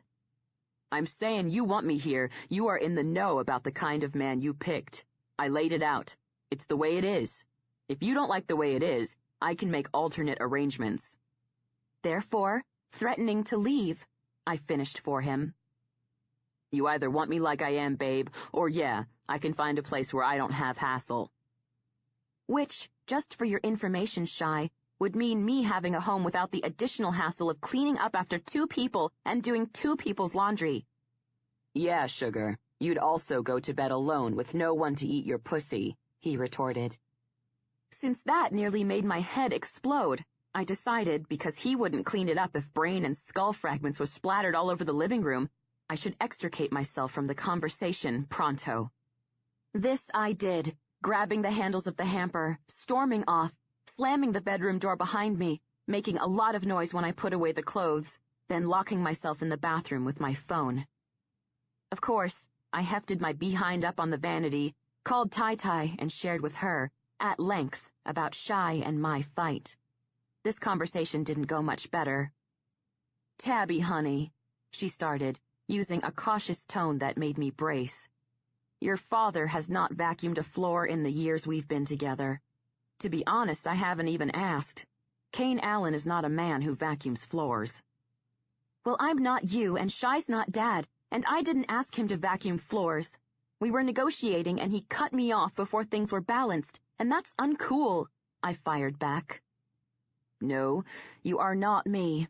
But Shy is Tack, but younger, and I know this isn't what you want to hear, but he's also not wrong.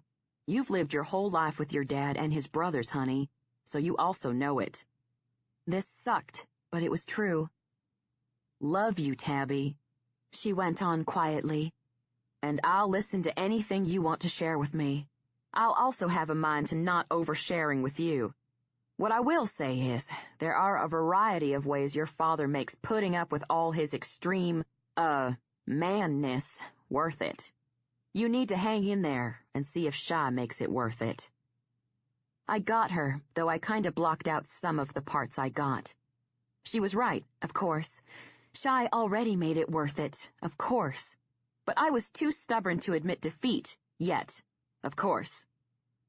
I rang off with Tai, called Natalie, again, got no answer, again, and avoided Shy by hanging out in the bedroom until bedtime. Or, I should say, I avoided Shy until Shy was done with me avoiding him. I knew he was done because he made this clear by walking into the bathroom while I was brushing my teeth. His hands at my hips, he turned me, lifted me, planted my behind on the vanity, pulled the toothbrush out of my mouth and tossed it into the sink. Then he leaned into me, hands on the counter on either side of me, and ordered, "Stop being pissed. You know you don't give a fuck if I vacuum the fucking floors." Truthfully, I didn't. Rush used to vacuum until I made him stop because he sucked at it. It wasn't like I didn't know this was his ploy. It was just that it wasn't worth the headache of calling him on it when I could just vacuum and be done with it. And I discovered it wasn't worth the headache because I'd spent years getting a headache calling him on it before I got smart, gave up, and just did it myself. At that moment, however, I had a mouthful of toothpaste foam and face to save. Priorities. I twisted, spit the foam in the sink, reached and grabbed the hand towel, wiped my mouth, and tossed the towel on the counter. Then I glared at him and shared. "Just so you know, there's really only one kind of biker. He might share his feelings, he might not. He might fuck around on his woman, he might not. He might carouse a wee bit more than is healthy, he might not. But down deep, a biker is a biker, and I know you're a biker. All right, and? He prompted when I shut up and didn't keep going. So I kept going. There's only one kind of biker, Shy, but there are 3 kinds of old ladies. One lets her man walk all over her. One turns into a bitch like Mom or Mitzi. And one is like Tyra, who gives, but also expects to get her take. I'm like Tyra. I'm not Tyra, but you should know I've considered the options and chosen that biker babe life plan. You don't want a vacuum. I'm not going to make you. But don't cut me off by making asshole remarks because you've decided the conversation is over. Respect me, or, truthfully, I love you. You know it. You mean the world to me. But that will dig deep, fester, and there will come a time when I don't mind your clothes are on the floor at the compound. His face changed. I held my breath at the change as he growled. There will never come a time when you don't mind my clothes are on the floor at the compound. A vow. Absolutely. Not an apology, but I got him and I'd take it. I was smart enough not to gloat. Right, so I've brushed my teeth. You haven't, so you're free to eat something before you go to sleep, I declared. That intense look left his face. His eyes flashed with heat. Then I was off the vanity, in the bedroom, tossed on the bed, my panties were gone, and Shy ate something before he went to sleep. Truth was, I used my mouth before finally falling asleep too, but fortunately what I used it for wouldn't give me any cavities. Also, before falling asleep, Shy proved he intended to make it worth it, and it wasn't by giving me 2 orgasms, or it wasn't only that. It was by muttering right before I fell asleep. Just so you know, babe, the kind of biker I am does not fuck around on his woman. Other women might not think it was worth knowing she was the one who would be cleaning the toilets without a break for the rest of her life, but it worked for me. That was the worst run-in we'd had. Although we'd butted heads a couple of times, it was nothing that sent me to fuming alone in my bedroom. And in an effort to continue that run, I was not sharing with Shy about Dr. Dickhead. Shy, like all the members of the club, got a monthly cut of the profits from Ride Custom Car and Bikes, as well as the 3 auto supply stores they ran, one in Denver, one in Colorado Springs, and one in Fort Collins. The boys moseyed their badasses into the store to work the counter, stock the shelves, keep the inventory, and those, like Shy, who had the skills, worked in the garage on the cars and bikes. No one scheduled it, but such was the loyalty to the brotherhood. Not to mention their livelihood, no one sloughed off either. The cut of profits was only graduated as to whether you were a full member or a recruit. Every member had to pledge the club and put up with however much crap the brothers made him do for however long they decided it lasted. Chaos wasn't into rules, so it wasn't like if they pledged, they'd be facing 6 months or a year, and the boys knew when the torture would end, they'd get their cut, ink their tat on their back, and they could sally forth as full-fledged badasses. It was never 6 months or less, but it could be over a year before the boys sat down and voted a new man in. And by crap they had to take from the members, I meant anything. Anything. And anything was really anything when you lived in a biker world.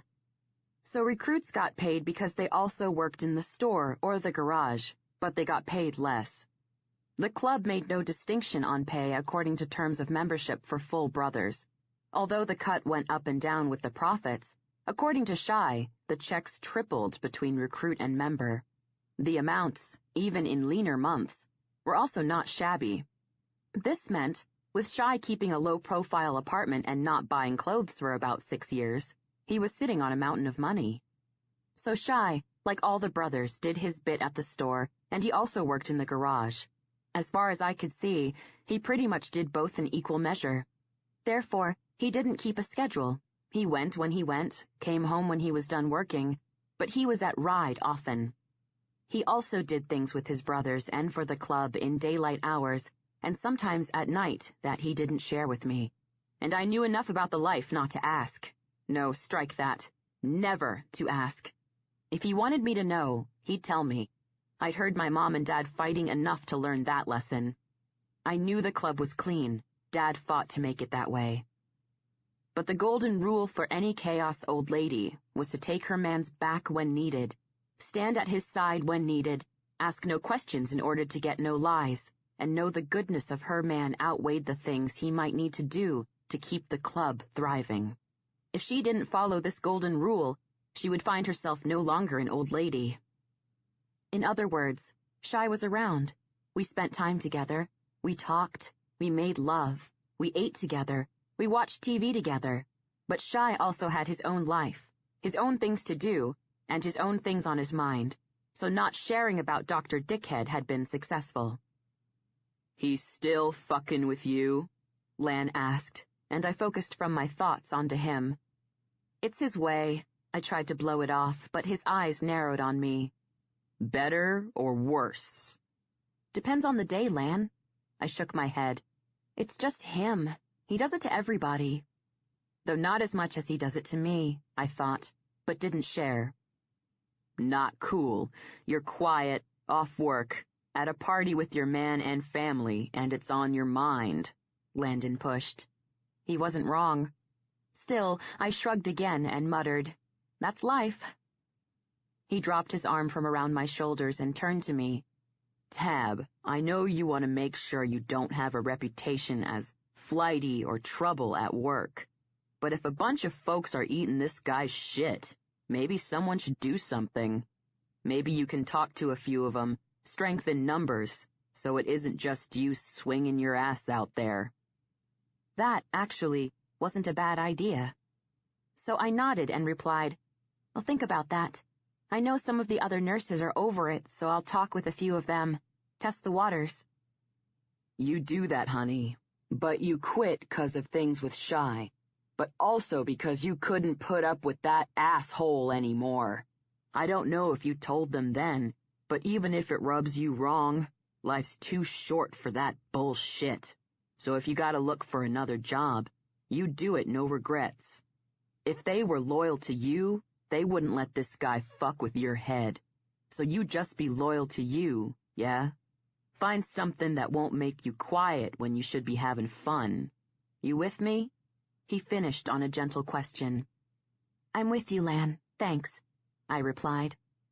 He grinned down at me, and, seriously, Shy told me he didn't have a girl, and I thought that was miraculous. Then his eyes wandered over my shoulder and stopped. I looked over my shoulder, saw a big-boobed, full-hipped, big-haired blonde biker groupie giving Lan the eye, and I knew it wasn't miraculous. He was like his brother, chasing tail, enjoying gathering lipstick, but I suspected when he settled, he'd find ways to make his badass manness worth it. "Right, Tab. Gonna take you to my brother. I got things to do," he stated. Oh yeah, he had things to do. "Luckily, Shy's at my place all the time, or I foresee I'd need to change his sheets," I mumbled through a grin as Lan hooked his arm around my shoulders and started us toward my man. "Absolutely," he muttered. I looked up at him and gave him my grin. He looked down at me and smiled. Then he looked at his brother. "Your girl needs company." His arm fell away. Shy's replaced it instantly. Then he pressed his lips to the top of my hair and kissed me. Seriously, loved my man. Lan jerked up his chin, and I encouraged, "Go get her, Tiger." He shot me another smile, took off, and Shy asked, "What?" "Landon is about to see if he's lucky," I shared. Shy's eyes went to his brother and mine followed. The girl was looking under her lashes at him as he approached. Lan was grinning at her. Something caught the corner of my eye. I turned my head and saw, in the shadows at the edge of the revelry, Hop dragging Lainey toward the compound. He had her hand in his and was definitely dragging her, but her high-heeled boots were moving double time and she didn't appear to be struggling. Quickly, I scanned the crowd and saw Tyra laughing with Big Petey, her back to the compound. She still had no clue. But I also saw Dad, and I knew he had a clue seeing as he was following Hop and Lainey with his eyes, his mouth tight. I knew my dad's looks, and that one didn't say angry, it said impatient. My gaze went back to the doors of the compound, to see that Hop and Lainey had disappeared inside. Them keeping things under wraps confused me. They were both consenting adults, and Lainey wasn't anyone's daughter. But in that moment, I found that I hoped like hell that worked out for them, no matter how, on the face of it, it never could, what with Hop being a rough-and-ready badass biker, and Lainey being chic and sophisticated. I hoped this because, after all that happened to Lainey, she was still Lainey. Crazy. Fun. But there was something off about her that I found troubling, and I knew Tai worried about it, and even Dad did too. Also, I didn't think she'd had one single man since she lost Elliot. Not one. And it had been years. For a woman as beautiful, crazy, fun, not to mention sweet as Lainey, that was sad. She deserved a good man in her life that could make her happy. And Hop was a good man. No matter the ugliness of his break with Mitzi and that business with Bibi, I'd known him a long time. I knew he would never go there with Lainey, knowing who she was to Tai, if he didn't intend to do right by her. Further, like good women, good men deserved happiness. So Hop deserved all the crazy, fun, sweet beauty Lainey could give him. Staring at the compound door, I sent invisible good vibes to two people I cared about, that they'd find happiness together. And of course, that what they were doing wouldn't tick off Dad and Tai too much. "He's lucky," Shy muttered, taking my mind off Lainey and Hop, and bringing my attention back to Landon and the biker groupie close in each other's space, and I mentally agreed. Then Shy's lips came to my ear. "I'm gonna be lucky in about 5 minutes, too." All thoughts of Lainey, Hop, Landon, and his groupie fled. A shiver went over my skin, but I turned my head and caught his eye. "You are?" "Time it takes me to walk you to my room. Yeah, I am," he whispered. Another shiver, then, "But we haven't even started raising hell." "Something's gonna rise, but it won't be hell." I knew that. It would be paradise. I grinned. He bent his head and brushed his lips against mine. 5 minutes later, in his room in the compound, Shy got lucky. "At the risk of pissing you off, gotta share. More than once in the last 5 years, laid on my back in this bed, my hand on my dick, thinking of you doing what you just did to me." That did not, in any way, piss me off. It turned me on. I lifted my head from his shoulder and looked down into his green eyes. "What else did you think of me doing?" I asked quietly, my legs shifting restlessly. His eyes went to the ceiling. "Got her off. Seconds later, she's raring to go again." "It's been minutes, Shy," I pointed out. He aimed his eyes at me and grinned at me. Then his grin faded, and he declared, "Right. Before we tear each other up again, gotta talk to you about something." I registered the grin fade, sensed his mood, and therefore melted into him. "Okay," I said softly. "Boys voted. We're taking on the mountains." I felt my brows draw together. "Pardon?" "Expanding ride, sugar. Boz and Brick went out, scouted locations. Durango or Grand Junction. It's looking like it'll probably be Grand Junction. We're moving out of just having places along the Front Range and opening a new shop out west." I smiled and cried, "Wow, that's cool." His lips twitched, and he replied, "Yeah." I studied him. His lips twitched, but I got the sense he wasn't committed to his yeah. So I asked, "What's on your mind, darlin'?" Shy didn't hesitate to share. "Brick, Dog, and Boz are going out next week, making the final decisions on the locations we might buy. They'll bring the info on the options to the club. Big meeting. All the boys from Fort Fun and Sea Springs will come to town. We vote on one, it's a go. Dog and Brick have already volunteered to up stakes, head out, and oversee startup. We'll be finding new recruits, getting them started, since more boys will be needed when the store is up and running. Bat, Arlo, and Tug have already made it clear they're good to go out and be part of that team. Leaves us down in numbers, so it's time to build the club." I nodded. Shy kept talking. Brick and Dog both say already they want to stay in the mountains for a while. Change of scenery. Right, I prompted. That means Tack's losing his lieutenants. My heart flipped. Right, I said again, but this time slowly. Deal's done. Those two brothers are going and gonna be gone at least a year, probably more. So Tack is making decisions. He asked Hop to step up when they go. My shoulders drooped. He also asked me. Shy finished.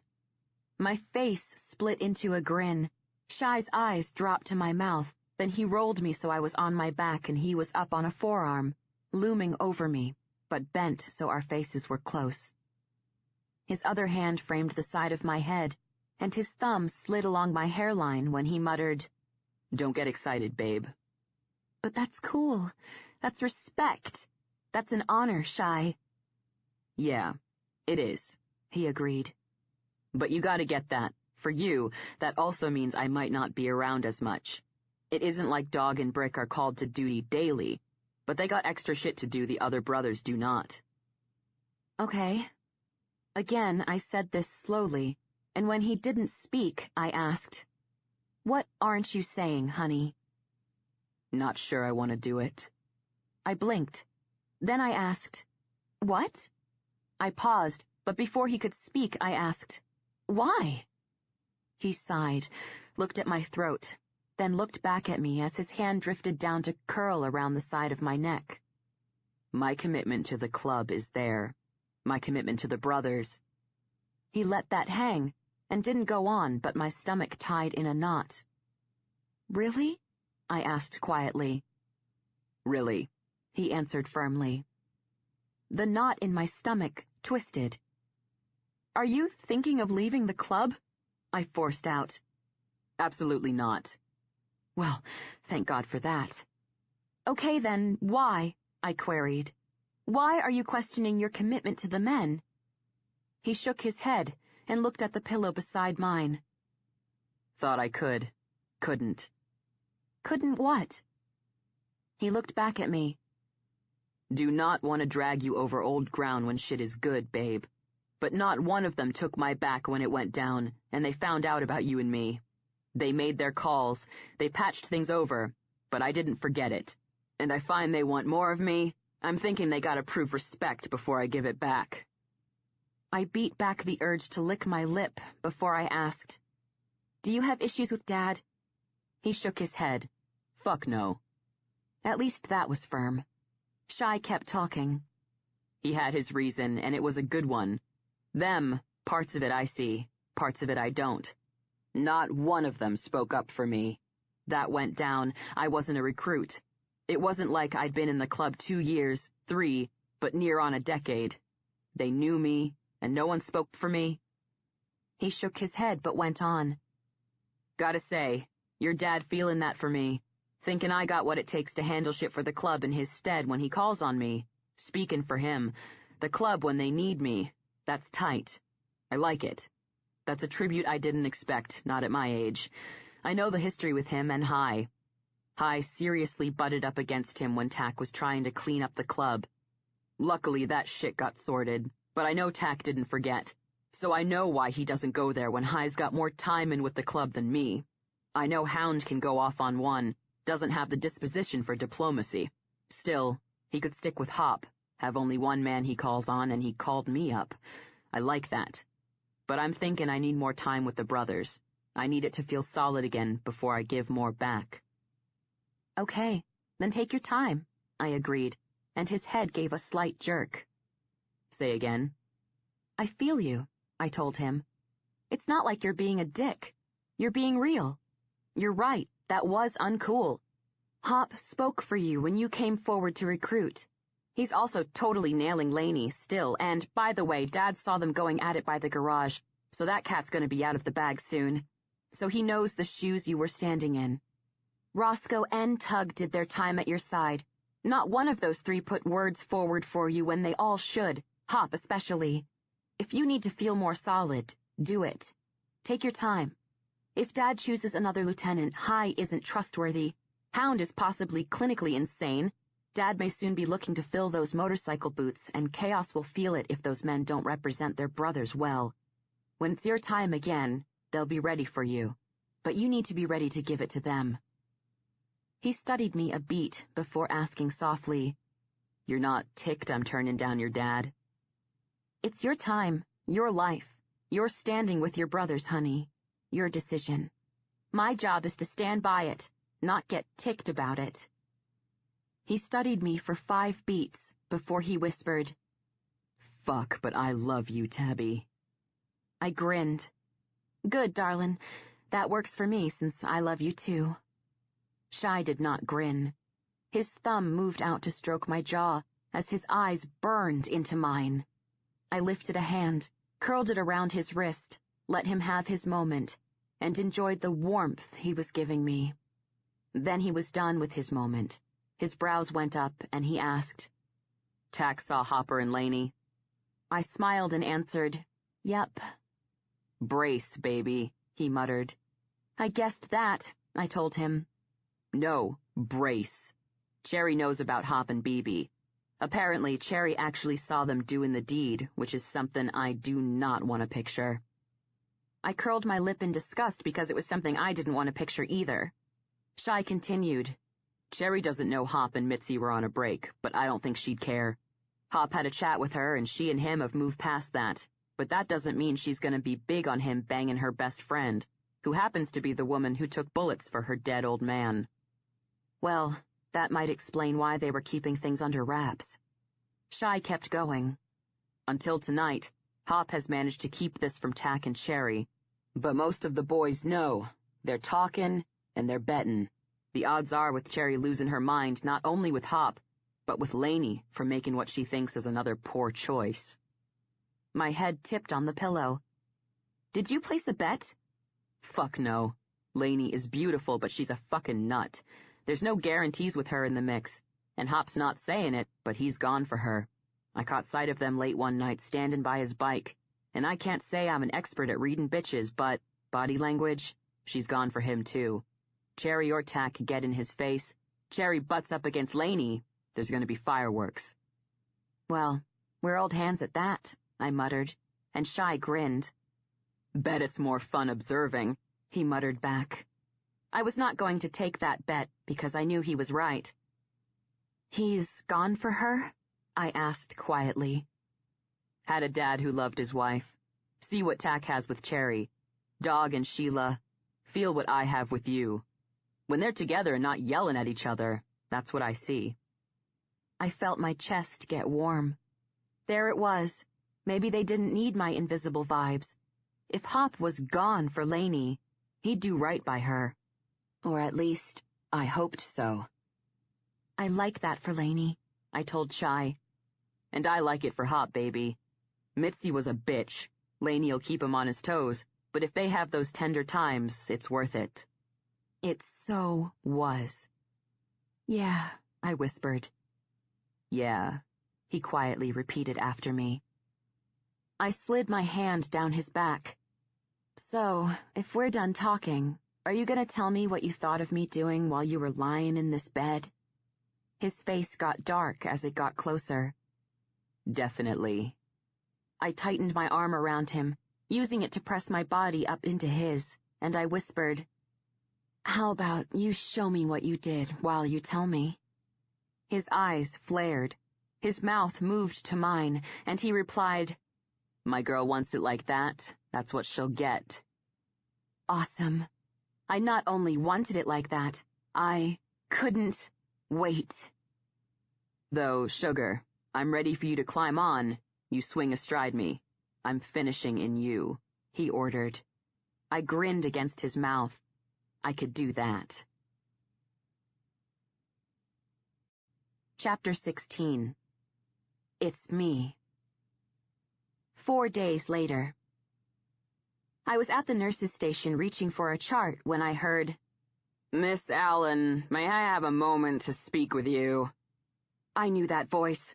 My back went straight. I turned to look up and my mouth dropped open. Dr. Dickhead was standing there, eyes to my shoulder, his face messed way the heck up. We were talking massive. both eyes black, blue, and very swollen, a bandage on the bridge of his engorged, reddened nose, fat lip with 3 angry cuts, and yellowish bruising around both of his cheekbones. Oh, God. Of course, I said quietly, my gaze skimming through my colleague Peggy, who was sitting behind the desk at the nurse's station and who also was staring at Dr. Dickhead with an expression on her face that I was certain mirrored mine. I turned back to Dr. Dickhead to see him extending an arm for me to precede him. I moved, he shifted to let me by, and I noticed that he was holding his body very carefully. Shy had fucked him up. Shy had totally fucked him up. Oh, God. My mind blanked of everything but walking as he guided me to an empty patient's room. I walked into the room and he followed, closing the door behind him. Eyes to my shoulder, he launched in. I want you to know I apologize for my behavior. I've had some problems at home. I took them out on you, and that's inappropriate. From now on, I'll be more mindful of how I treat you and, all the nurses, and be certain to show you more respect. Yep, Shy so totally fucked him up. Okay, I whispered. His eyes slid to mine, then quickly moved away, and he asked, Is that acceptable to you? Yes, that would be great. Excellent, he muttered. I appreciate your time. Well, God, what did I say? Thanks for that. Lame. He extended his chin, winced, hid the wince, turned while holding his body stiffly and opened the door. It swung closed behind him, and I stood there staring at it. I didn't know what to do about this, and I didn't know what to feel about it. I just knew, at that very moment, it felt weird, and not in a good way. I also knew I had 3 hours to the end of my shift, and I couldn't do anything about it until then. When I hit the nurse's station, Peggy was still there, her eyes still wide. She leaned in and asked, What was that about? Something about a patient. No biggie, I lied. She looked down the hall, obviously where she'd last seen Dr. Dickhead, and asked, Do you have any clue how he got that messed up? Oh yeah, I did. I totally did. He didn't share that, I told her. Fortunately, it was the truth, in a way, and she looked back at me and grinned. She was loving this. Yes, that was how big a douchebag he was. I bet he didn't, she muttered. I pulled up enough professionalism to move on with my day, and it was only when I was walking to my car that I took my phone out, my thumb moving on the screen, automatically calling Shy. I put it to my ear, and within a ring I heard Shy's, Sugar. Where are you? He didn't answer immediately, and when he did, his tone was quiet. He'd read me. Where do you want me to be? I stopped at the door of my car, pointed my eyes to my shoes, and said, That didn't answer my question, Shy. I'm at the compound, having a drink with the brothers. Okay, not home. That was good. Maybe I could get my thoughts sorted before he got home. Tab, he called, when I said nothing. I'm here. You okay? No, I wasn't. I just didn't know what I was. Sure, I lied. Tabby, he started. Listen, it's been a hectic day. I'm standing outside my car. I just want to get home. I'll see you when I see you, yeah? Tabby, he began again, but I cut him off. Later, Shy. I ended the call, got in my car, started her up, and ignored the 2 times my phone rang on the way home. I was in jeans, a long-sleeved Harley tee, bare feet, had my hair up in a sloppy ponytail, and my head in the fridge to get a much-needed beer, though I was thinking more along the tequila lines, when Shy got home. I twisted from the fridge to look at him, and saw his face was serious, his eyes intense, and they were on me. I closed the door to the fridge, coming out with my beer, taking 2 steps away from the fridge and deeper into the kitchen. I asked, You want one? He walked into the kitchen, stopped, and his eyes moved over my face. Then he said quietly, "No, I want you to talk to me." "Shy." It was his turn to cut me off. "Tab, heard it in your voice, see it all over your face. Something's up, and I figure I know what that something is. Now talk to me. Why are you looking at me like you're looking at me right now?" Okay. Suffice it to say, I hadn't got my head sorted before he got home. It would have been nice to have the chance to do that, but with the way Shy was looking at me, I knew I wasn't going to get that chance. So I whispered, "You beat up Dr. Dickhead." "Yeah." He copped to it immediately. I blinked. Shy shook his head, then spoke. "Babe, we may not be an old married couple, but we got a lot of time in, and, just pointing out, at first I was into you so I paid attention. Then I was fallen in love with you so I paid more attention. Then I was in love with you, so I figure you get where it went from there. What I'm saying is, I know you. I know you were keeping shit from me. I also know why. And last, I know that motherfucker was fucking with your life and it was bad, because I sensed your mood and it was deteriorating. After the hog roast, Lan had a word with me and what he said sealed it. So I did what I've been thinking of doing for a while. Something, I'll add, that needed to be done." That was debatable, but I decided it best at that juncture not to debate it. "You didn't talk to me about it," I told him. "No, I didn't," he told me. "But I told you flat out what I'd do to that asshole if he didn't leave you alone." "You didn't even tell me after you'd done it." I kept fighting my corner. "No, I didn't," he repeated, and again said no more. Crap. "I'm not sure how I feel about that, Shy. This affects me. My work." Shy interrupted me. "He apologized?" I was losing it, therefore my voice rose when I answered, "Yes, but that's not the point." Shy crossed his arms on his chest, and his voice went low when he replied, "Oh yeah, it is." "Shy." "This is not a surprise to you, Tabby," he stated low. "It's not a surprise, but it's a shock, and I know on the face of it that doesn't make sense, but I also know you get me."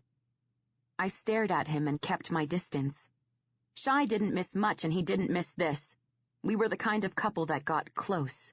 Even shuffling around the kitchen, we touched, brushed mouths, stood near when we were both doing something at the counter.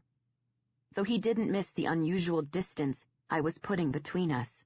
He also didn't approach. What he did was order. "You take time to come to terms with this. You need me to help you, I'm there. Now, I'm gonna give you time alone to sort your head out. Not much. We're sleeping together. We're waking up together. So now you got a sense of how much time you got. Use it wisely, honey. This is me. You knew that was what you were gonna get. You can't expect me not to be me, and I'm not gonna lose you over something as meaningless as that douchebag." On that, he gave me a long look and sauntered with his tall, loose-limbed biker grace to and through the door. I sucked in breath. Then I moved to the phone with only one person on my mind. My dad's rough voice came at me after one ring. "How's my girl?" "Dad, I need to talk to you." He didn't answer immediately, and when he did, his tone was quiet. "You had dinner?" "No." "Buying my girl dinner. See you at Lincoln's in 20. "Okay," I agreed. 20 minutes later, I walked into Lincoln's Roadhouse, a biker bar off a slip road on I-25 that doubled as a neighborhood watering hole. I didn't know how they managed to mix bikers, booze, and often live music with the staunchly middle-class hood that surrounded the joint, but they did it. Likely because the food was good, the waitresses were friendly, and the music when they had it was great. Not to mention, Denver was eclectic, and folks were used to rubbing shoulders with just about anyone. It was one of the reasons I loved my town. I saw Dad sitting at the bar with a beer, and his eyes were on me the moment I came through the door. I moved through the bar, slid my bottom up on the stool beside him, and plopped my purse in front of me. His eyes moved over my face, then they moved to the bartender. He jerked up his chin and waved a hand toward the beer in front of him. Nonverbal badass speak for get my daughter a beer. The bartender clearly spoke badass because he got me a beer. I took a pull, put the bottle on the bar, and looked at Dad. "Talk to me," he demanded. Shy beat up a doctor at work who was giving me a hard time. Yep, that was what came straight out. "No, he didn't," Dad stated, and I stared. After staring a while, I asked, "He didn't?" Dad shook his head. "Nope." He lifted his beer, took a pull, put it back on the bar, and looked at me. Shy, Roscoe, and Hop fucked him up. Not just Shy. Oh my God, 3 of them? I leaned in and hissed, "Are you serious?" Yep. I sat back and threw up my hands. Already it was bad. That's totally overkill. No wonder he was totally messed up. Not overkill, Tabby, Dad told me, and I glared at him. Dad, he's a doctor. They do that shit. It wasn't that big of a deal, and by the way, I was dealing. No, they don't do that shit. Not to my girl, and obviously not to Shy's old lady. An old lady doesn't deal, darlin'. She breathes easy. I hated it when these bikers had good, albeit lunatic answers for statements that had no good answers. I didn't give up. Okay then, Dad, he's a doctor, not a heavyweight fighter. 3 guys? That's insane. Not insane either, Tabby.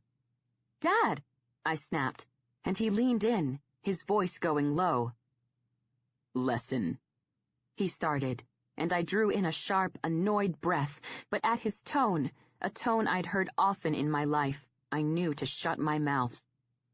You do something, you do it right, and you do it so there's no blowback. There it was again. Blowback. A word which I was beginning to think they didn't really know the meaning of. But since it was a brand new word coined by, my guess, Hollywood, perhaps it hadn't made it to the dictionary. My eyes narrowed. Dad kept talking. To make his point, Shy needed firepower, and he needed presence to make certain that Weasel didn't hightail his ass to the cops. Shy needed to make certain all his messages were clear. Those messages being, 1, he does not fuck with you. 2, he does not fuck with the other nurses. 3, he does. Shy's got the backing to fuck him up worse than he did during his first lesson. 4, he does not go to the cops and report the assault, or he buys chaos displeasure. Shy's lean, but he's tall, fast, smart, and he's got one fuck of a power punch. He could have taken care of that asshole on his own, but if he did, he wouldn't get his point across. Dad dipped his head to me. He did it smart, doing what he had to do to get his point across, and he got his point across. I ignored Dad, knowing Shy had one fuck of a power punch, and, more to the point, how he might come about that knowledge, and instead snapped, I'll repeat, that's insane. Dad's brows went up. He apologized? Oh my God. Tai was totally right. Shy was Dad, just younger. Yeah, he did, but that isn't the point, I answered. Shy didn't talk to me about it, and I'll add, he didn't tell me about it after the fact either. Dad's face registered surprise, and he asked, Jesus, why would he do something stupid like that? I stared at my father. Then I replied sarcastically, I don't know, maybe because it's me. I jerked my thumb at my chest. Who has to work with this guy? Bet that'll go better, he muttered. I rolled my eyes. Thinkin', Dad continued. We're getting in the zone where you should be talking to Red. Well, Tyra isn't here, so you're going to have to guide me through this one, Dad, I pointed out, and Dad's gaze locked to mine. He loves you. I sucked in breath as that hit me in the gut. Dad was far from done.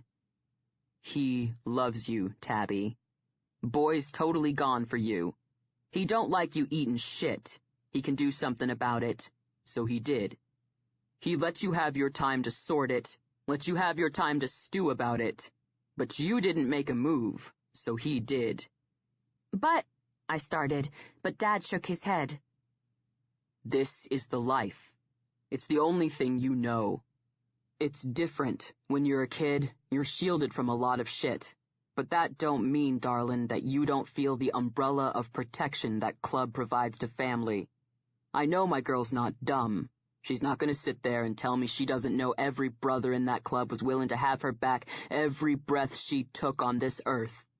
Now, you got a different position in the club. One you chose.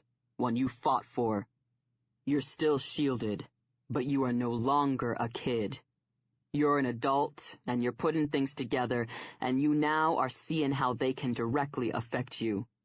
Do not fall down at this first hurdle with your man. As his woman, you got a job. That's to let him be who he is and do what he feels he's gotta do. You find common ground in your home with the life you live together day to day. But what it takes to make him the man he is, you give him. I pulled in another breath. Dad still wasn't done. That other guy, your Jason. I liked him. Another hit to the gut, and I pressed my lips together. Dad kept talking, his tone gentle, his eyes on me the same. He loved you. I liked the way he treated you, liked the way he looked at you, liked the way he handled you. I hated you losing him. But I'll say this. What Shy did to that asshole who was making work an unhealthy place for you to be, I like more. You asked me 5 years ago what I'd want in my daughter's life. I'd pick a man like Shy. I told him that after we had our falling out. And, as far as I'm concerned, him stepping in and sorting your problem, Tabby, darlin', proves I was right. One could not say I didn't like his words, as lunatic as they were. Still, I turned my head away and took a drag of my beer. I was contemplating it in my hand when I heard Dad order, Cajun popcorn and 2 meatloaf cheeseburgers. We're eating at the bar. Well, at least dinner was going to be awesome. I sucked back more beer. Tab, Dad said, and I looked to him just as his hand came up, curled around the back of my neck, and his face got close. You made the conscious choice to step back into our world. You live here again with all of us. And you made that commitment when you took on the club and Red and me to have Shy. You knew what you were getting. You can't pick the parts you want and force out the parts that make you uncomfortable. He is the man he is. With men like us, you accept him as that, or you don't take him at all. You gotta decide. What's it gonna be? I love him, I whispered, and his eyes lit immediately as he smiled. Then that's what it's gonna be. I sighed. Dad pulled my head to his, tipping it down, and he kissed the top of my hair. Then he let me go, turned to the bartender, and ordered us another round of beers.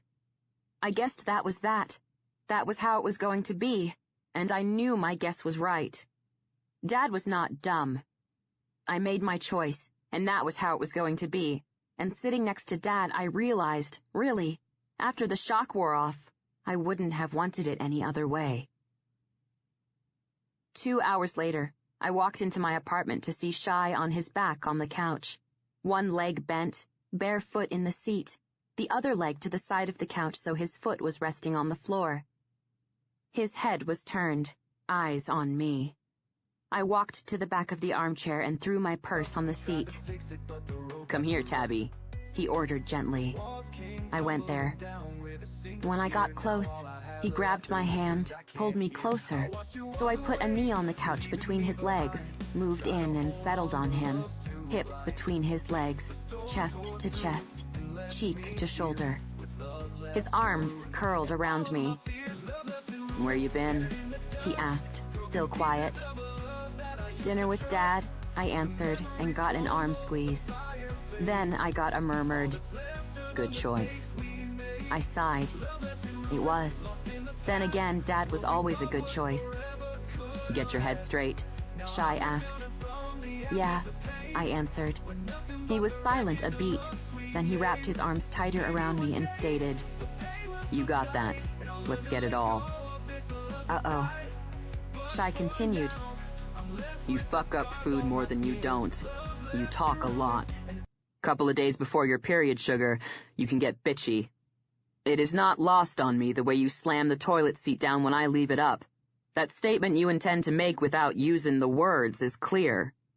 And no one should get as ticked as you do that I don't rinse out my beer bottles before putting them in the recycle bin. I didn't really like where this was going. And seriously, you didn't rinse stuff out before throwing it in the bin. That made the bin stink. Who'd want that? When he stopped talking, I prompted with a slow, "Okay?" Shy went on. I get all that's you. I love you, so I've decided, instead of finding it annoying, to find it cute, 'cause it's you. So that's what it is. Cute. Except the part when you're bitchy 'cause you're going on the rag, but that has more to do with the fact I'm gonna lose your pussy for a few days, and that is not my favorite time of the month. Okay, well, I liked all that, and I was with him. Still, I said to his throat, "Beating someone up isn't cute, Shy." No, but it's me. He was not wrong about that. I pulled in breath in order to help that thought settle. When it settled, I shifted and kissed his throat. His arms got tighter around me, and I figured that statement was clear, too. He was fucking with you, Tabby. Anyone fucks with you, I'm stepping in, and I'm gonna do it how I feel it needs to be done.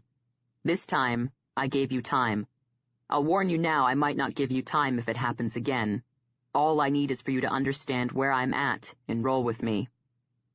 I'll roll with you, I agreed, and got another squeeze. I'll also say that I gave you the option of going quiet about it this time, 'cause we're still getting used to each other. But, sugar, in future, I'll have a lot less patience with you going into your head and keeping shit from me.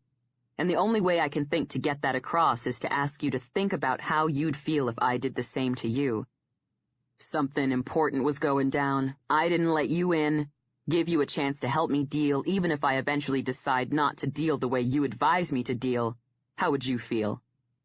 I wouldn't feel good, that was for sure. I'd want the chance to help him deal, but more, I'd want him to trust me to do that. When I said nothing, he asked, "Did I get that across to you?" "Yeah," I answered. Shy went quiet. I did too. Then I told him, "You were there, but, just saying, I saw the aftermath and he was totally fucked up." Had a point to make. Didn't fuck around. I made it, Shy muttered. He certainly did that. Peggy thought it was a hoot, I shared. I didn't know she was so bloodthirsty. She told everyone about it. She's dying to know what happened. Shy was speaking with humor now when he said, "Least somebody got off on it." "Yeah," I mumbled. Shy again went quiet, and I did too, tipping my chin to stare at the TV. My body was settling deeper into his, relaxing, when Shy asked softly, "We good?" I slid my arm around him, tucking it tight, and I replied just as softly, "Yeah, we're good." "Good," he murmured. Again I sighed. There it was. No going back. I just went through the unofficial ceremony. I was an old lady. Just like with anything in life, there was good and bad. To get the former, you put up with the latter. So I decided, bottom line, Dr. Dickhead was clearly not going to mess with me anymore, and although the path to that eventuality was not paved with stuff that made me want to do cartwheels, that journey, at least, was over. Minutes slid by as this settled deep, before Shy called, "Sugar?" "Yeah," I answered, now sounding drowsy, and this wasn't a surprise.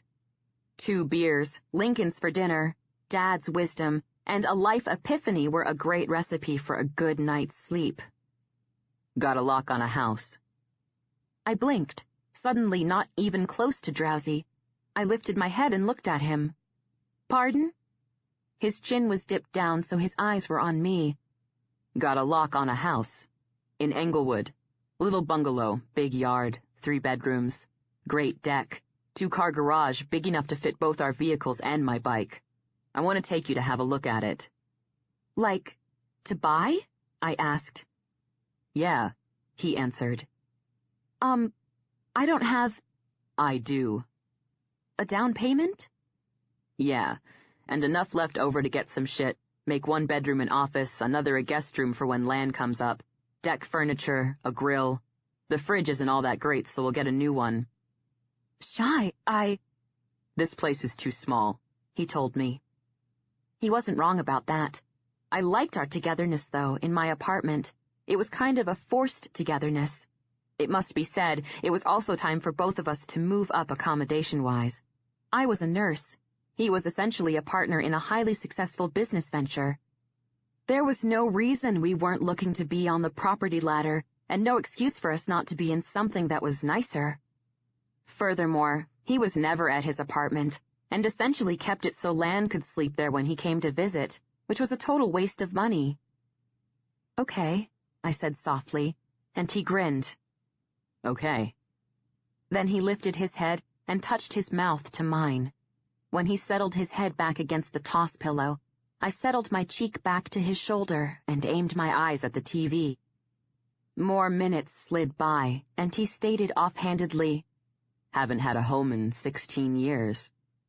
I closed my eyes tight. I saw the boxes in his apartment, the bed in the living room, the old TV at the end of his bed. I heard his voice saying he mostly crashed at the compound, and I knew that to be true. I opened my eyes and replied, going for offhanded, but my voice was husky. Then let's get you a home. Sounds good to me, baby, he muttered back on another arm squeeze. Yeah, he was right. A home with Shy. The opportunity to make it a good one for him. That sounded good to me. Chapter 17. Blowback. 2.5 weeks later.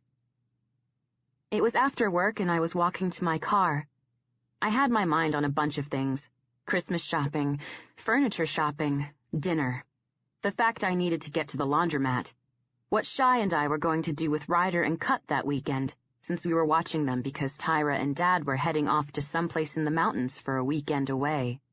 The conversation I'd had with my brother 3 days before, when he told me Dad had called a meeting, and Rush was now the newest recruit for Chaos. I was elated about this, but Rush still seemed conflicted, though he didn't share. What he did do, surprisingly, was go off for a beer with Shy. When Shy came back, he didn't share either, but he did say, He's close. Lives the life, not the edge of it. He'll get closer. I decided to leave it at that, since the way Shy said that meant I needed to leave it at that. I'd also viewed the bungalow that Shy had scouted for us, and, unfortunately, I didn't like it. Mostly because the bedrooms were too small, it didn't have a master bath, and I just didn't like the feel of it because it didn't have stairs. It didn't even have a basement. I shared this with Shy, and he didn't get pissed. He just pulled me to him and said against the top of my hair, Needs to be right for both of us, honey. So totally loved my man. Even though the first place didn't work out, I was now on a mission to make Shy a home, so I spent every available minute looking at places online. Shy clearly was on the same mission, since he came home last week saying he'd scouted 2 more places. I looked up their pictures on the internet. They looked awesome, so we didn't delay in going to see them. The bad news was, I loved the first one, but Shy hated it, and even at that early juncture, I had begun to despair we wouldn't find a happy medium. The fantastic news was, we both totally dug the second one. It was perfect. So we put an offer in. Shy negotiated like he bought houses for a living. We got a good price, and we put the deposit down. All was a go. I was totally excited. Shy was too, I could tell. It was badass biker excited, but it was still excited. I was also excited about Christmas. I loved Christmas. Loved it more when I had 2 little brothers to buy for, and now I had a feeling I was totally going to love giving Christmas to Shy. It went without saying that since life wasn't good at his bitchy aunt's house, Christmases weren't much better. So I got to give something for Christmas, not only to Shy, but also to Lan, that they hadn't had in a long time.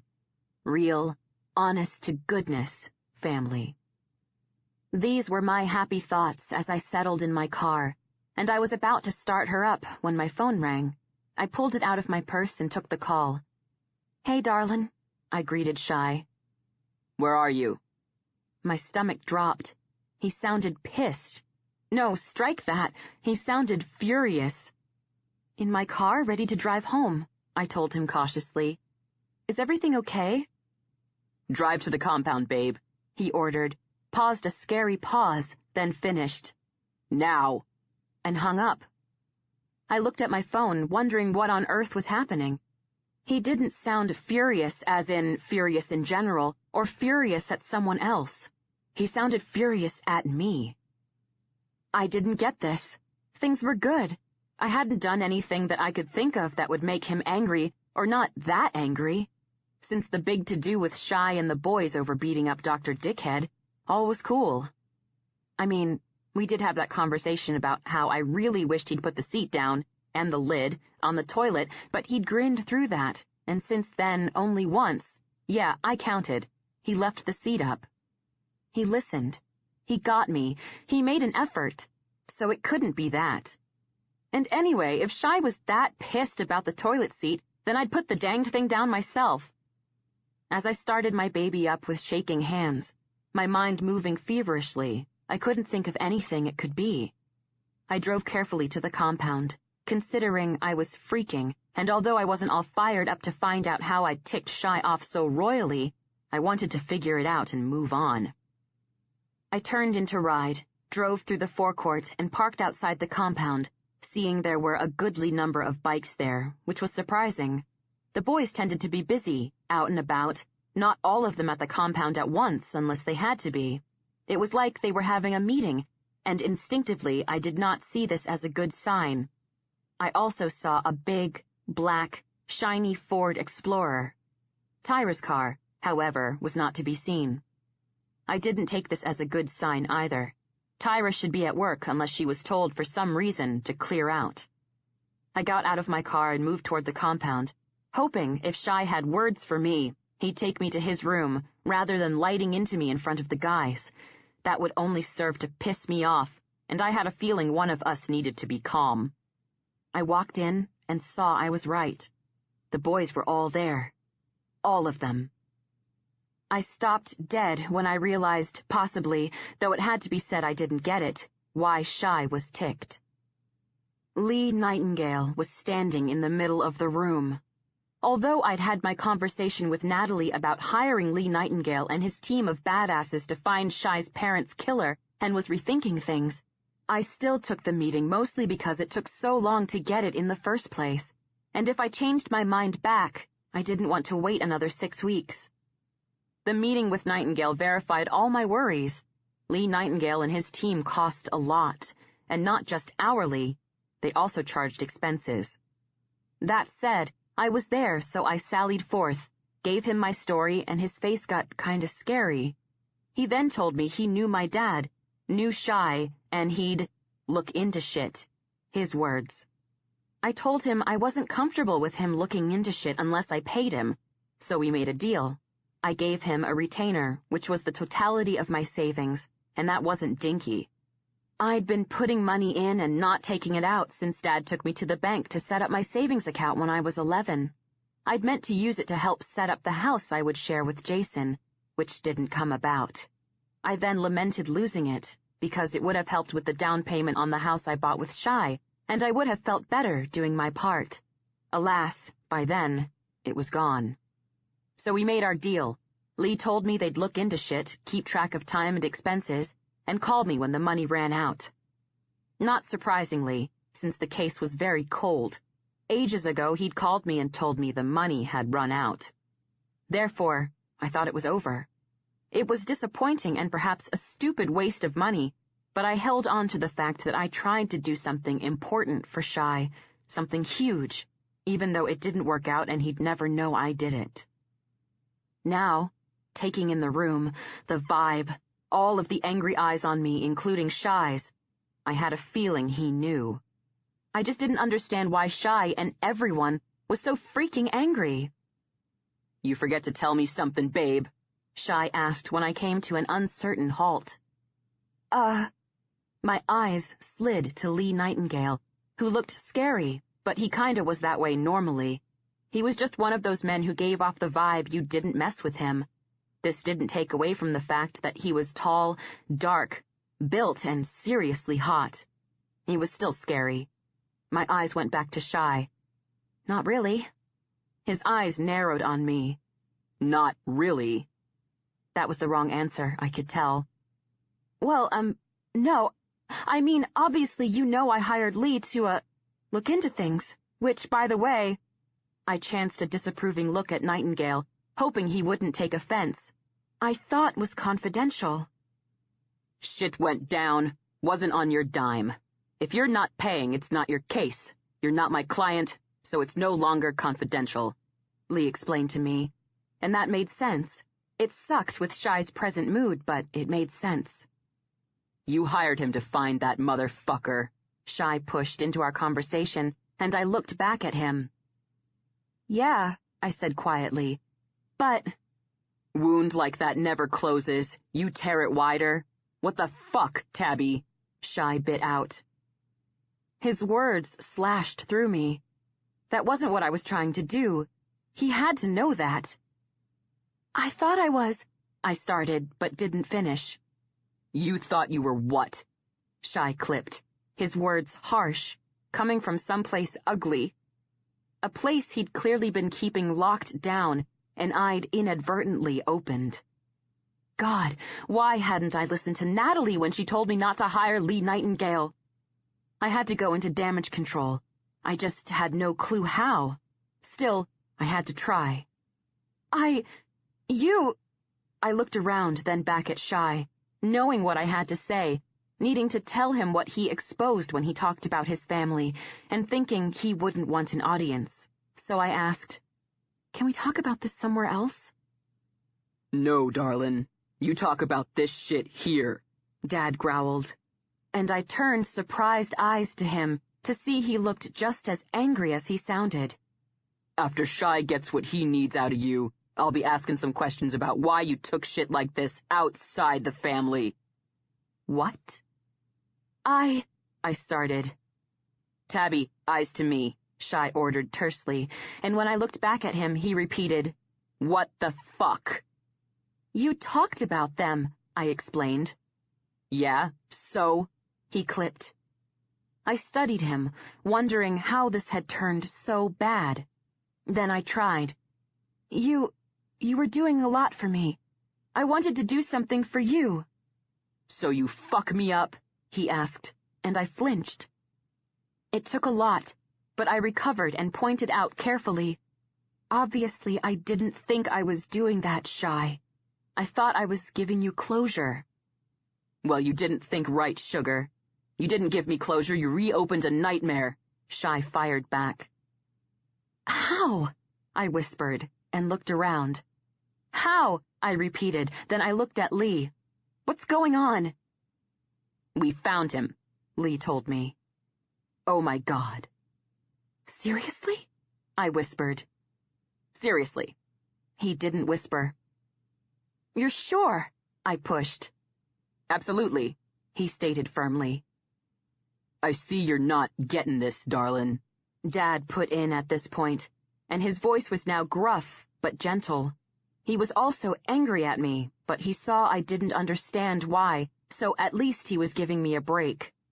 Nightingale's got this guy in his holding room, and now he has a difficult decision to make because he knows we got a job to do. We also got a relationship with Nightingale and his team. If we don't agree on what goes down now, there'll be friction. We try to avoid friction. But there's only one thing that can go down now, so if we can't negotiate with Nightingale, we got a problem. I didn't get it. Then, I got it.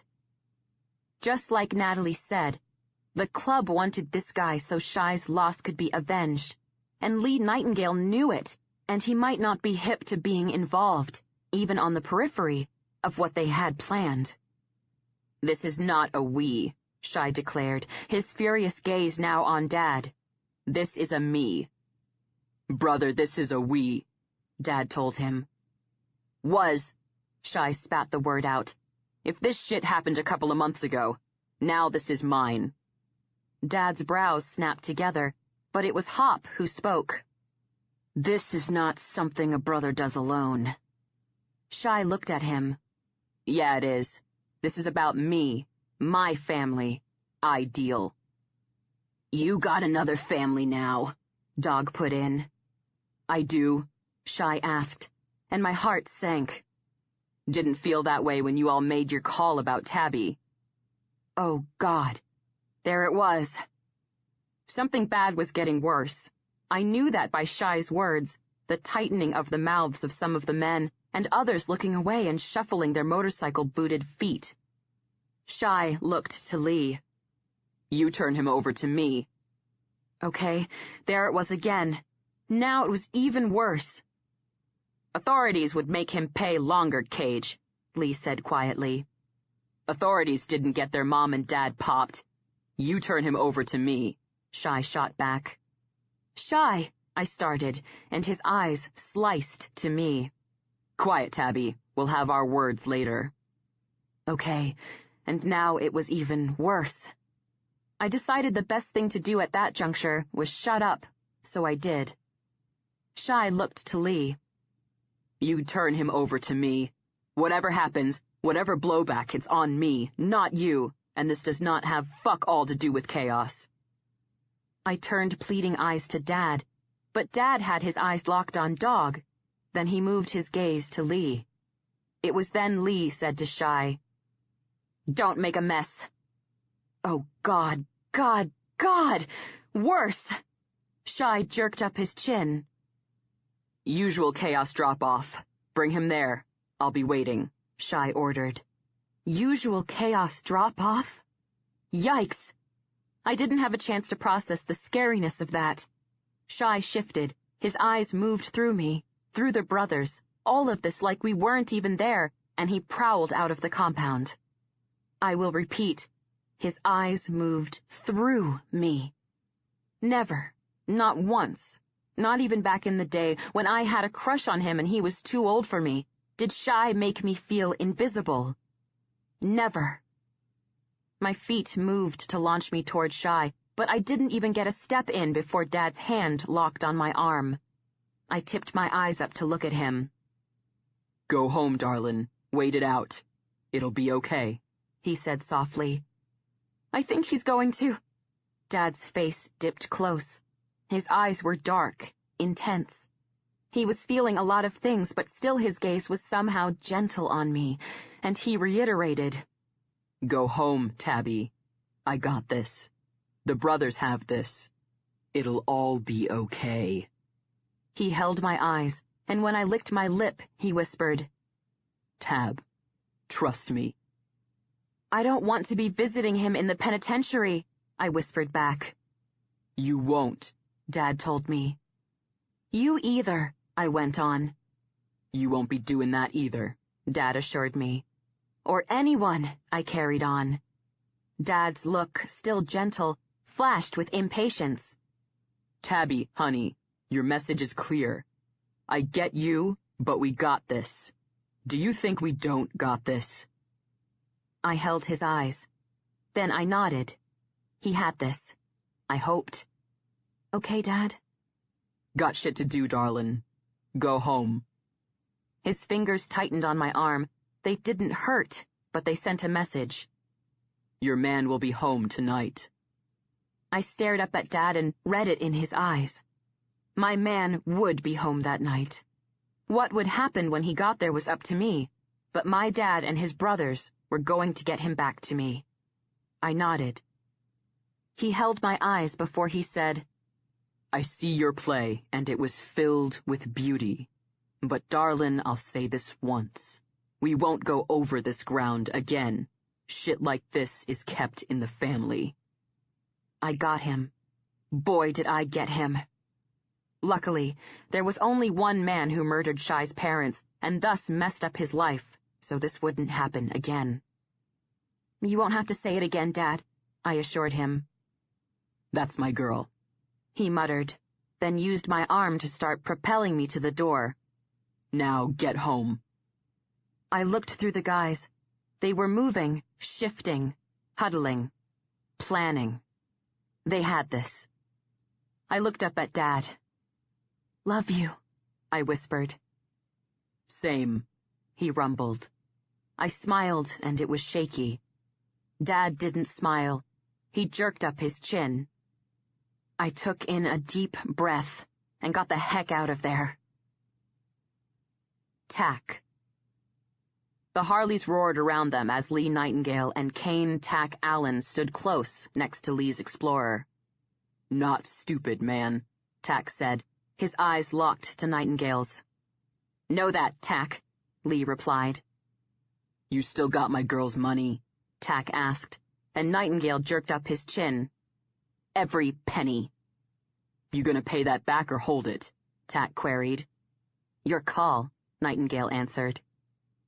Tack studied him, then remarked, "You told my girl you stopped looking, but you never stopped looking." Nightingale's face went hard. "Man loses his family. He should know who took them from him."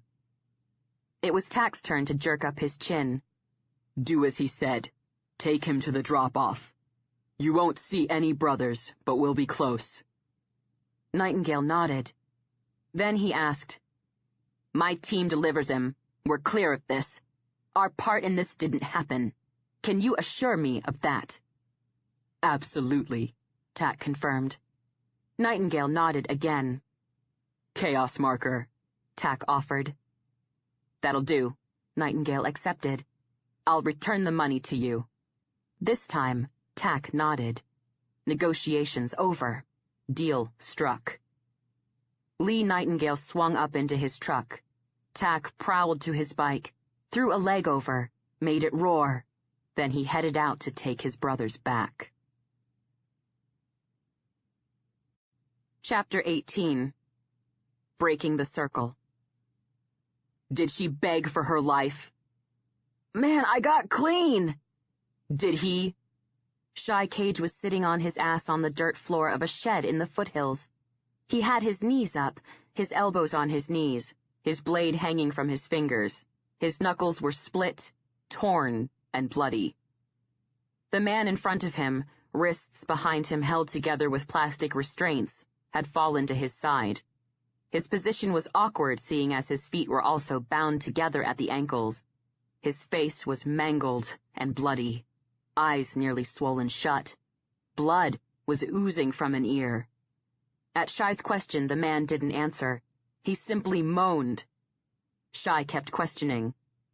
"She have time to tell you she had 2 boys at a babysitter's, playing games and eating junk food and watching late movies, having no clue, no fucking clue, that they'd wake up in the morning with no family?" The man took in a wet, sloppy, pained breath, but didn't answer. Shy kept at him. "Or did you pop them quick? Did they even have the opportunity to say please?" The man shut his swollen eyes and whispered, "I was messed up back then." "Yeah, talk to me about that," Shy said, his words an invitation, but his tone was cutting. The man opened his eyes, kept his head to the dirt, but his eyeballs slid up to Shy. "Smack, man! I would do anything." "I know," Shy agreed. "I know, 'cause to get your fix you fucking killed my family. That, man, that's any fucking thing." "I'm clean now," the man told him again, hurriedly. "I made my way out of that, and, bro, I'll tell you, not a day has gone by where I haven't remembered how far I stooped, and it haunted me." "You lose sleep?" Shy asked. "Every night, man, every single night. I see them every night." "So you remember. You see them, tell me. Did they beg?" The man closed his eyes. "He got her earrings every Christmas," Shy told him. "Not shit. They were diamonds, emeralds, rubies. After you plugged her, when you rifled through my home, you didn't get that shit, did you?" He hesitated before he finished with a disgusted, "Bro." The man opened his eyes and whispered, "No." "No," Shy whispered back. "I know. My bitch aunt got them. The aunt my brother and I went to after you murdered my family. The aunt who made us her slaves, who treated us like shit, who hated us and let us know every fucking day for 6 fucking years. She got my mom's earrings." "I'm sorry," the man replied brokenly. "So am I," Shai agreed. "I've been sorry for 16 fucking years." "If I could take it back, I would," the man told him. "You can't," Shai replied shortly. The man shifted, his eyes locked to Shai's. "I'll do anything you want. Anything. I get you. I deserve this. I knew this was coming. My penance. It was gonna come. I always knew it. You can't do what I did and breathe easy. You need to know I'll do anything you want, but please, please, man, don't kill me." "If you'll do anything I want, then fucking answer me. Did they beg?" He sucked in another wet, gurgling breath and answered, "No." "Tell me," Shai ordered. The man again shifted uncomfortably. They, both of them. He surprised me. Didn't see him. I was dealing with the clerk. He showed and I just freaked and He trailed off, but Shai knew what he did. He knew exactly what he did. He killed Shai's father. Then the man told him, "She was in the kitchen. I surprised her." "Quick, right? It went quick," Shai pushed. "Yeah," he said swiftly. "It went quick." "They didn't suffer." "No." The man shook his head against the dirt with difficulty. "No, man, they didn't suffer. She didn't." His voice dropped near to nothing. "She didn't even know I was there." Shai closed his eyes. In his low voice, the man said, "I shot her in the back of the head." Shai's head dropped forward. "She didn't know anything," the man finished. Shai lifted his head and looked at him.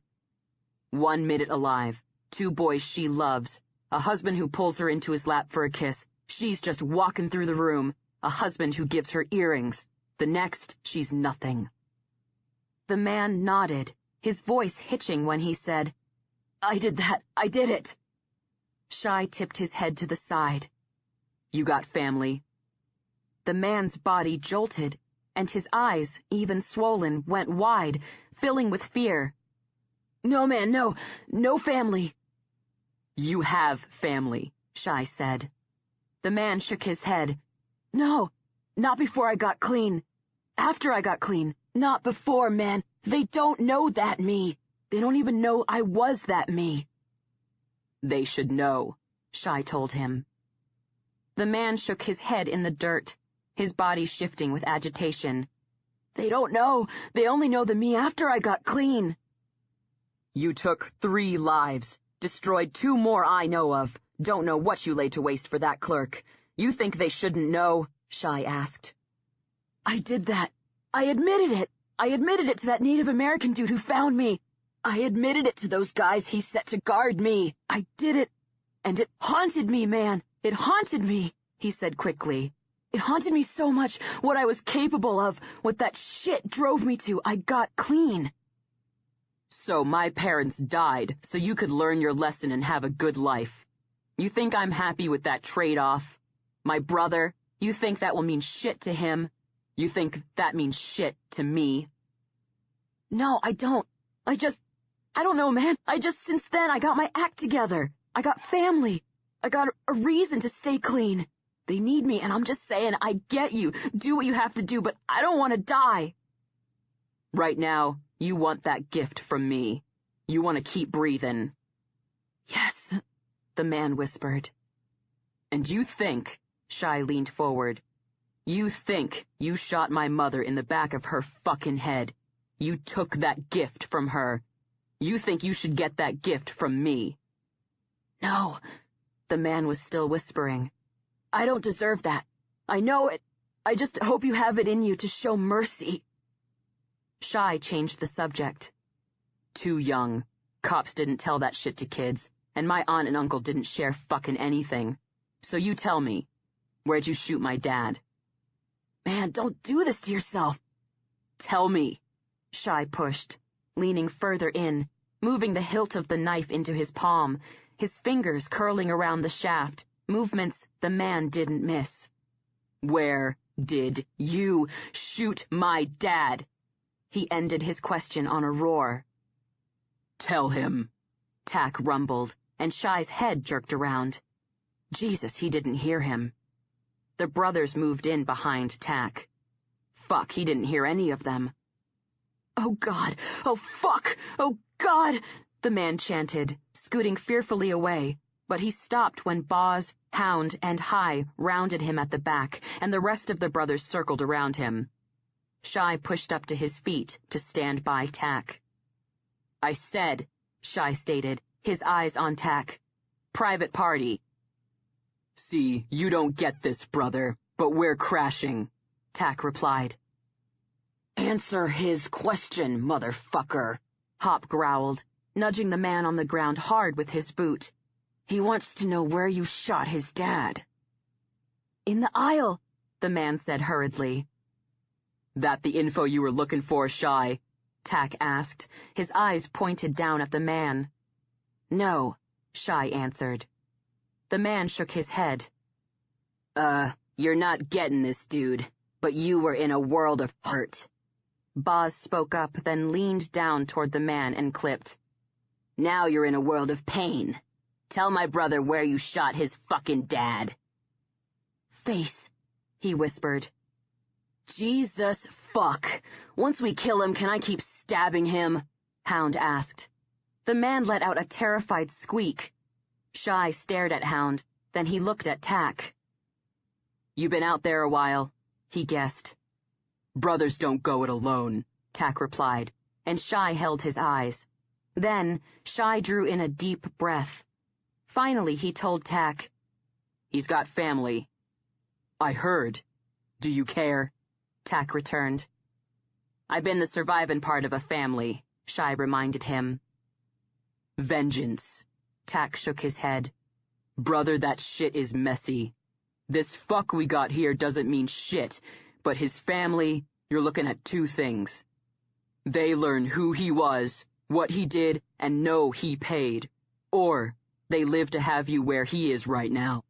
Difference is, you got your brothers. That kind of shit. He swung a hand toward the man in the dirt. Unlikely to happen to you. Way it's going, my guess you'll have a new family soon. You carry through, suddenly they're vulnerable. Vengeance is a circle. There's no corners to turn. There's no end of the line. You feel lucky, we'll deal accordingly. You want this to end here. We get creative in taking his penance and the circle is broken. Your choice. Whatever you choose, your brothers stand with you. Shy looked down at the man, but felt a presence get close. This is not a case for mercy, Big Petey rumbled. Shy turned his head and looked into the man's eyes. Big Petey kept talking. But boy, you make this decision, you get on your bike, you go home, you lie down by your woman. So right now, ask yourself, next time you touch her, how you gonna feel doing it with blood on your hands? Shy's mind filled with all things Tabby. This meant it filled really fucking full. He drew in another deep breath and looked down at the man in the dirt. Then he declared, I'm feeling creative. The vibe in the room shifted. Shy's head lifted. He looked to Tack, and he found him smiling. Shy rode hard, his mind blank except for one thing. Or pairs of them, but they were all the same. All the same. He hadn't thought of them for years. They'd been lost a long time. So long he almost forgot about them. Tonight, he was getting them back. He drove his bike up into a driveway he hadn't seen in years. He didn't even drive down this street. He got nowhere near this fucking place. He walked to the door, pressed the doorbell and didn't let go. It was late, dark. It had to be well past midnight, so he knocked, loud, hard, and he didn't stop. He saw a light go on in the window high in the door. The locks turned and the door was thrown open. Park, son, jeez. What on earth? Are you okay? His uncle asked, and Shy stared at him as saliva filled his mouth. Then he pushed through him and prowled into the house. Park? What the heck? his uncle yelled after him. "Where are you going?" Shy took the steps 2 at a time. He rounded the flight at the top and stalked down the hall, his uncle still yelling after him. There she was, in her shapeless nightie, hair ratty from sleep, standing in the door to her bedroom staring at him, pale-faced, eyes wide with surprise. "Parker? What on earth?" she asked. "Where are they?" Shy asked back. "Who?" she queried. "Not who. What?" Shy clipped, and didn't stop.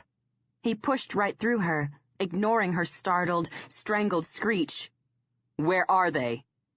"What?" she asked, her voice now pitched high. "Park," his uncle called, his voice sharp. "Son, what in the hell are you doing?" Shy saw the jewelry box on her dresser and went right to it. "Oh my God!" his aunt cried. "Timmy, he's going for my jewelry!" Shy stopped and turned. "I knew it," she hissed, her eyes on him as his uncle moved toward him. "You're on drugs, aren't you?" "Where are they?" Shy asked. "Where are what?" she snapped, her tone ugly. "The same shit as always." "Exactly." "My mother's earrings." Her hand flew to her throat, and her face again got pale. His uncle stopped dead 2 feet away. "Son?" His uncle called Shy's attention to him, so Shy gave him his attention. "I am not your son." He watched his uncle wince. His eyes went to his aunt. "Where are they?" They... She began to babble, but Shy's uncle cut her off.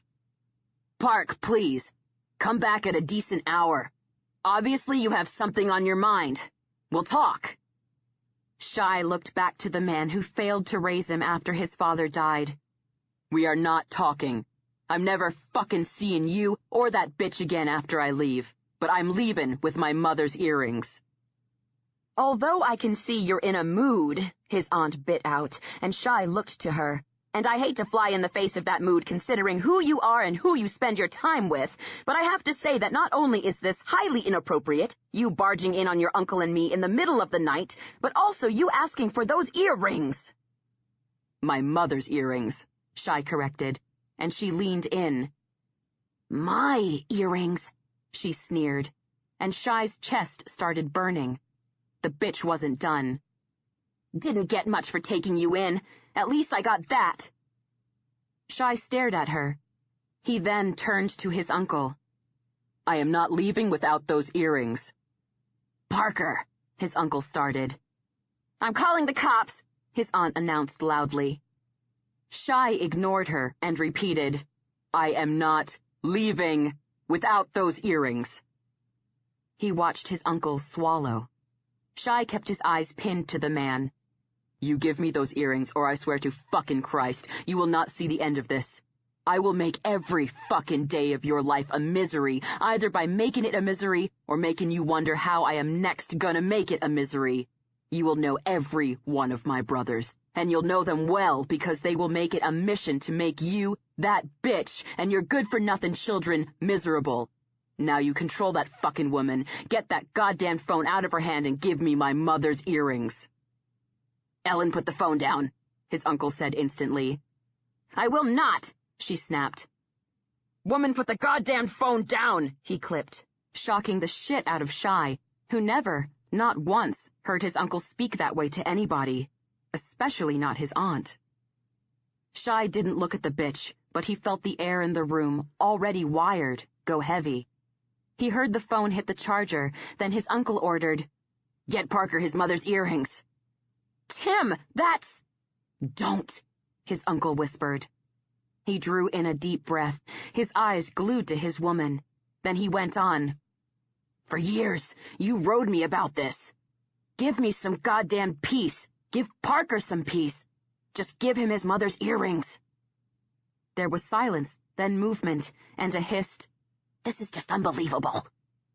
Shy shifted out of her way, not wanting to be anywhere near her. Moments went by, then he felt her standing close. "Well, take them," she snapped. His eyes moved to her. She looked into them and quailed. He looked back at his uncle. "I'll need a bag." "Do you want us to wrap up the silver so you can take that too?" she asked snidely. Shy looked at her again. "I want you, for once, to put away those goddamned fangs, and by that I mean shut the fuck up." "I knew you were a bad seed," she shot back. "Like usual, not paying a lick of attention," Shy returned. "Really?" she asked sarcastically. "Oh, right. In the circles you run, threatening middle-of-the-night visits are probably mandatory." "No, but when they happen, they're fun," Shy replied casually. She snorted. "Ellen, just, please, go get him a bag," his uncle cut in. She threw his uncle a look and stomped out. Shy dropped his eyes to his boots. "Is there something that prompted this evening's visit, Parker?" his uncle asked, and Shy looked to him. "Yes," he answered. His uncle waited. Shy was quiet. The man tried something else. "Landon home safe?" "Yes," Shy stated, but said no more. "Well, thank God for that." Shy didn't reply. His uncle lifted a hand his way. "Son, Save it," Shy bit out, and he shut his mouth. Seconds slid by. Then his uncle tried again. "Maybe, with your aunt not there, we should find a time to sit down and talk." "And maybe that's never gonna happen," Shy returned. "Maybe I like it better knowing that my brother's a soldier, a brave man, putting his ass on the line for this country. Maybe I like knowing that I got a woman, getting a house, and soon we're gonna make a family. Maybe I like knowing that you had not one thing to do with the good that's in us, the good that came to us, the good we deserve, the good we're gonna make. Maybe I like knowing that you know that we had to escape this prison in order to carve out that goodness. Maybe I like knowing that your kids don't give one shit about you because they think you're as weak as I do, and they only have time for their mother because they know she'll give them shit they ask for." His uncle's eyes flashed, and Shy knew his aim was true. "Bet those assholes don't even send birthday cards," Shy continued. "Don't think I haven't thought on things. You boys gone and—" "Don't care what you thought when we were gone," Shy interrupted him. "The time for you to think and fucking act was when we were fucking here." He watched his uncle close his eyes in defeat as he heard his aunt coming back down the hall. Shy moved to the door, stopping and turning to his uncle. "Last and best, and it isn't a maybe, it's a definite. I like knowing you'll finish your life at her side. You deserve that shit. And that's what it is that anyone gets from her. That's all she's got to give. Shit." He heard his aunt gasp in affront, turned back to the door as she slid in, careful with her body like being too close to him would rub off criminal vibes, and she'd be arrested on the spot. He reached out a hand, yanked the bag out of hers, opened it, looked inside, and counted boxes. When he needed to move some to keep count, he reached in and she snapped, "They're all there." Shy looked at her, then to his uncle. "They aren't. Another visit." Then, without looking at either of them again, he walked right the fuck out. He rode home feeling something he didn't get, something he hadn't felt, not once, not in 16 years. He realized what it was when he got to Tab's apartment and saw her electric blue car shining in the street lamps, illuminating the parking lot. He felt free. The feeling was overpowering, suffusing him, forcing everything else out and allowing him nothing but that. Feeling free. Fucking free. He swung off his bike, jogged to the stairs, took them 2 at a time, and turned the handle on the door. He knew by the light coming out the bottom it wouldn't be locked. It wasn't. He walked in and saw her curled into herself on the couch. She shot to her feet the instant she saw him, her eyes on him, her expression concerned, cautious, even scared. She whispered, "Shy." He closed the door, turned, locked it, and then turned back to her. free. He was free. He thought his brothers gave him that, and they did. At the same time, they didn't. True freedom came from Tabby. He stalked toward her. "Bedroom," he growled. "Take your clothes off on your way." Her body jerked, but other than that she didn't move. He rounded the armchair, positioning to herd her to get her on her way to where he wanted her to go, and when he was a foot away, she stumbled, then started backing up. "Bedroom and clothes off, Tabby." What? Her head tipped to the side as he rounded her wide and changed her direction, aiming her down the hall. "Are you okay?" she asked. "You aren't taking your clothes off." She licked her lip, and Jesus, he was hanging on by a thread. "Clothes, Tabby," he growled, rounding her wide again to move her to the bedroom.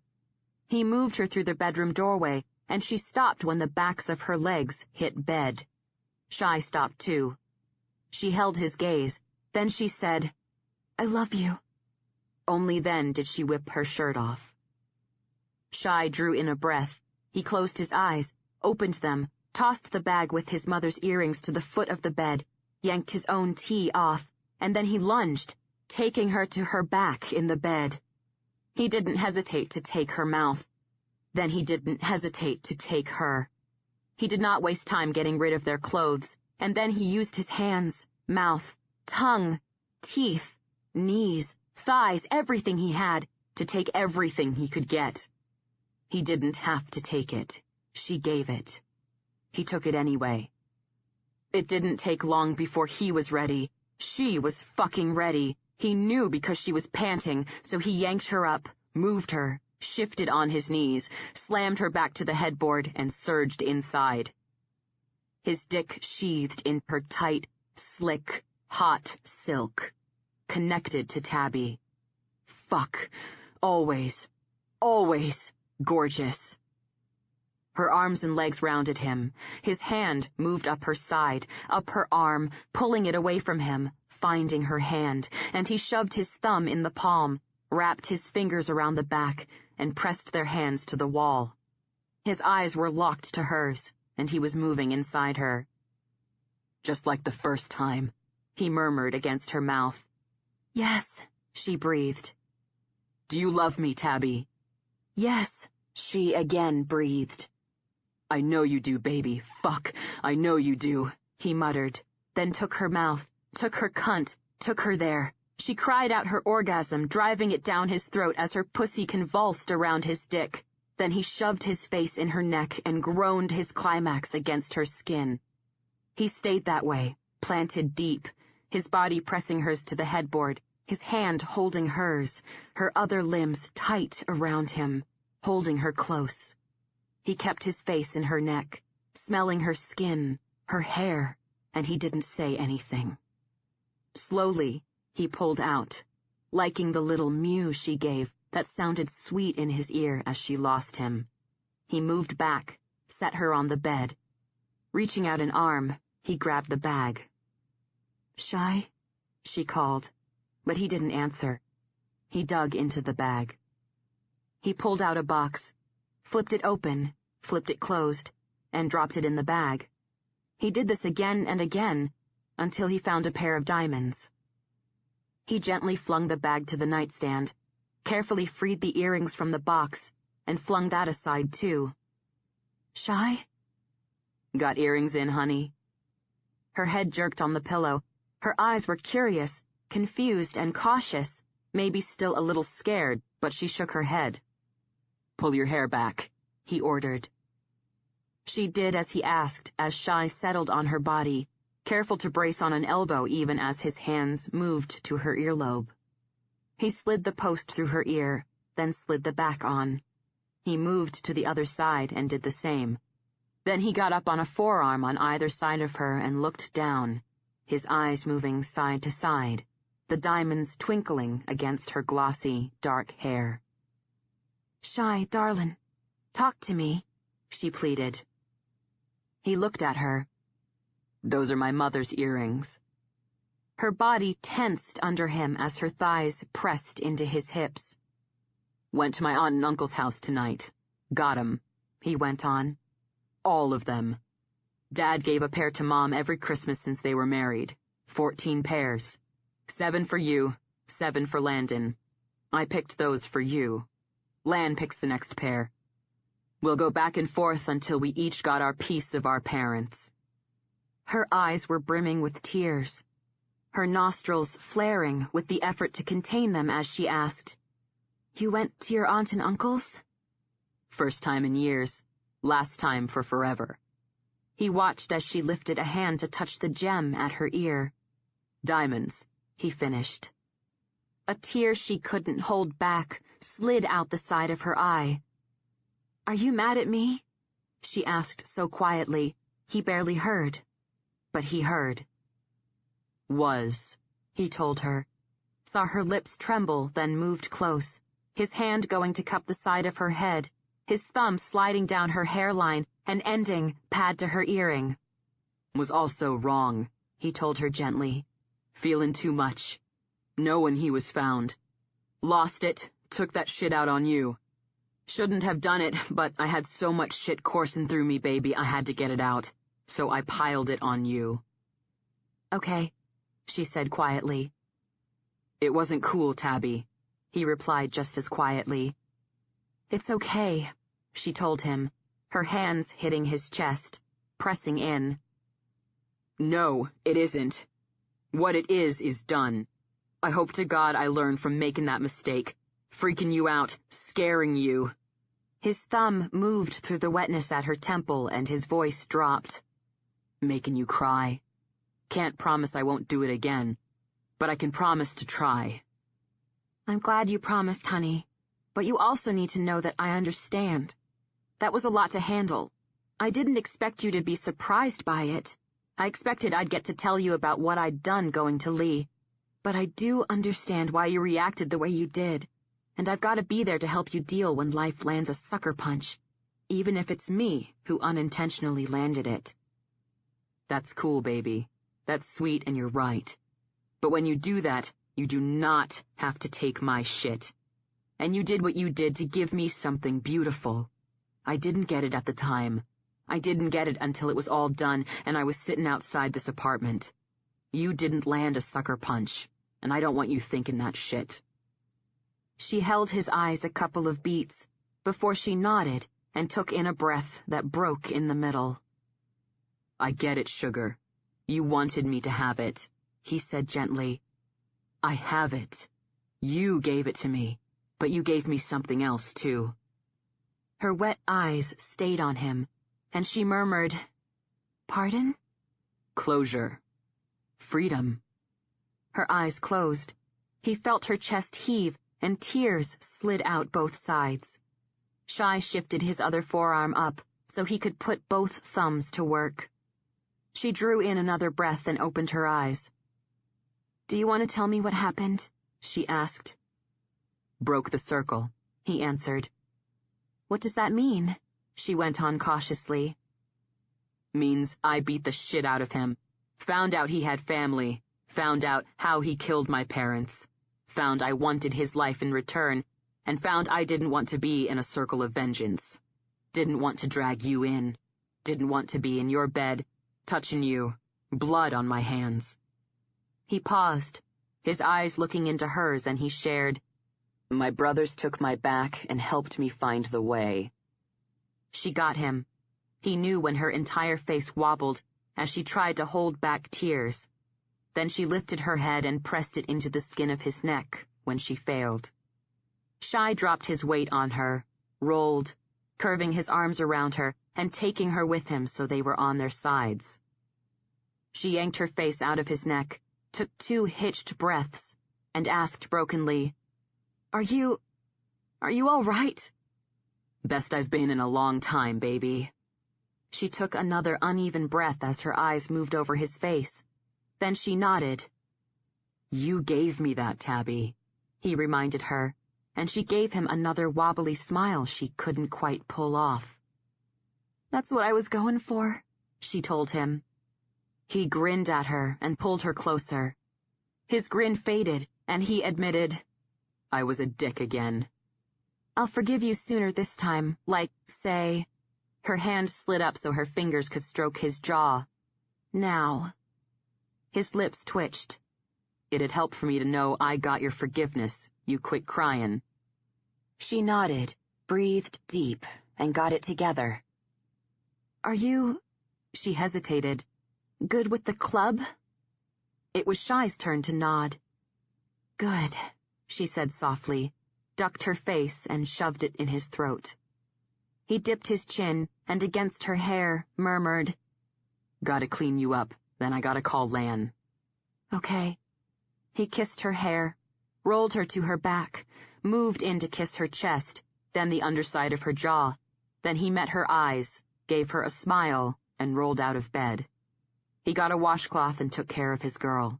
He took the washcloth back, grabbed his jeans, tagged his phone, and joined her in bed. She snuggled closer. He called his brother.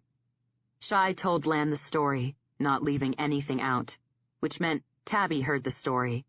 She pressed closer and closer as he talked, but she didn't make a sound. When he was done, Lan asked, Tab's wearing Mom's earrings? Yeah, Shy answered. Fuck, man. A pause, then low, rough and fragmented. Fuck. Shy gave him a few beats, then asked low, You okay? Landon cleared his throat. Forgot about those. Totally blocked them out. Cannot believe you got them. Cannot believe I forgot them. He was silent a moment, then he said, Glad you got them back, Park. Fuck me, so fucking glad you got Mom and Dad back from that bitch. Next time you come up, we'll divvy them out. Right, works for me. Neither brother spoke for a long time. They also didn't break their connection. Tabby burrowed closer. Finally, Shy announced, It's done. Done, Lan agreed. Over, Shy went on. Now we can move on, Lan replied. Shy tightened his arm around Tabby and repeated, Now we can move on. You know I love you, Parker, and that shit runs deep, Lan told him. Feel the same, Landon. Never forgot what we had. Still miss it, Lan shared. Then do what I'm doing, Lan, and rebuild it. There was silence, a short chuckle, and then finally, Not sure I'm done having fun. Shy tipped his chin down to see the top of Tabby's head, her profile, her eyes open staring at his throat, her hand at his chest, fingers drifting aimlessly but soothingly, giving him time with his brother, but not giving him space, something at that moment he did not need. That's your problem, brother. You don't get that this side is a fuck of a lot more fun, he returned. Take a little something special to convince me of that, Lan retorted. God, I hope you find it, Shy replied. Lan was silent, then Shy got a quiet, Me too, Park. They let that hang. Then Shy said, Letting you go. Right. I'll find some time to come up for a weekend. Cool. See you then. Yeah. And Park? Yeah. You did right. You did good. Now they can rest easy. They can rest easy. Shy felt his throat close, so he had to force through it. Yeah. See you in a couple of weeks. Later, Lan. Later, brother. He touched his thumb to the screen, twisted just enough to throw his phone on the nightstand, then reached out to turn off the light and rolled into Tabby. She snuggled closer, hitching her leg back over his hip, her arm winding tight around him. You good? He asked into the dark. He felt her nod, then she asked, How you feeling, honey? He thought about her question, and the answer was fucked. It made no sense. He had a woman wrapped around him, trapping him to a bed. He was facing a mortgage payment. He had plans to plant babies inside her, build a family. Still, there was only one answer, and he dipped his chin, put his lips to her hair, and whispered that answer into her hair. Free. At his answer, his girl, his gorgeous girl, pressed even closer. Shy Cage never dreamed a dream. Still, he knew, without a doubt since he was holding one in his arms, dreams were real. Chapter 19. Tightrope. 4 months later. How were they? Tyra asked in a whisper, running her finger lightly along a sleeping Cutter's cheek as he lay in bed. Exhausting, I replied. She turned her head and smiled at me, unrepentant that her 2 offspring were hellions. Then she looked back down to Cutter and pulled the covers up to his shoulder. Like you and Rush, they both got their dad's hair, so I know where they got their temperament. I was glad they got Dad's temperament along with his hair, though both of them had Tyra's green eyes.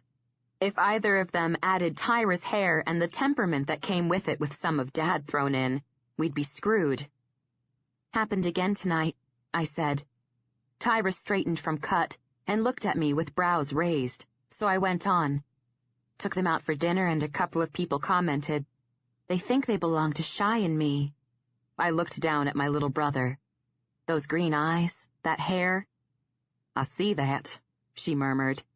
I looked to her and grinned before I started moving to the door, Tyra coming with me, saying, "Fun to pretend, though.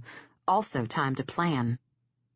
I watched as she carefully closed the door behind her, but at her words, my brows drew together, and when she turned from the door and looked at me, she smiled.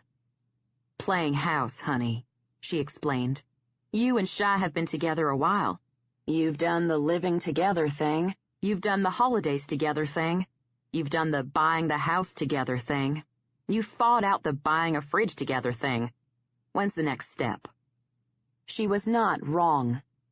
With Tai-Tai's help, I gave Shy and Lan an awesome Christmas. We had a blast.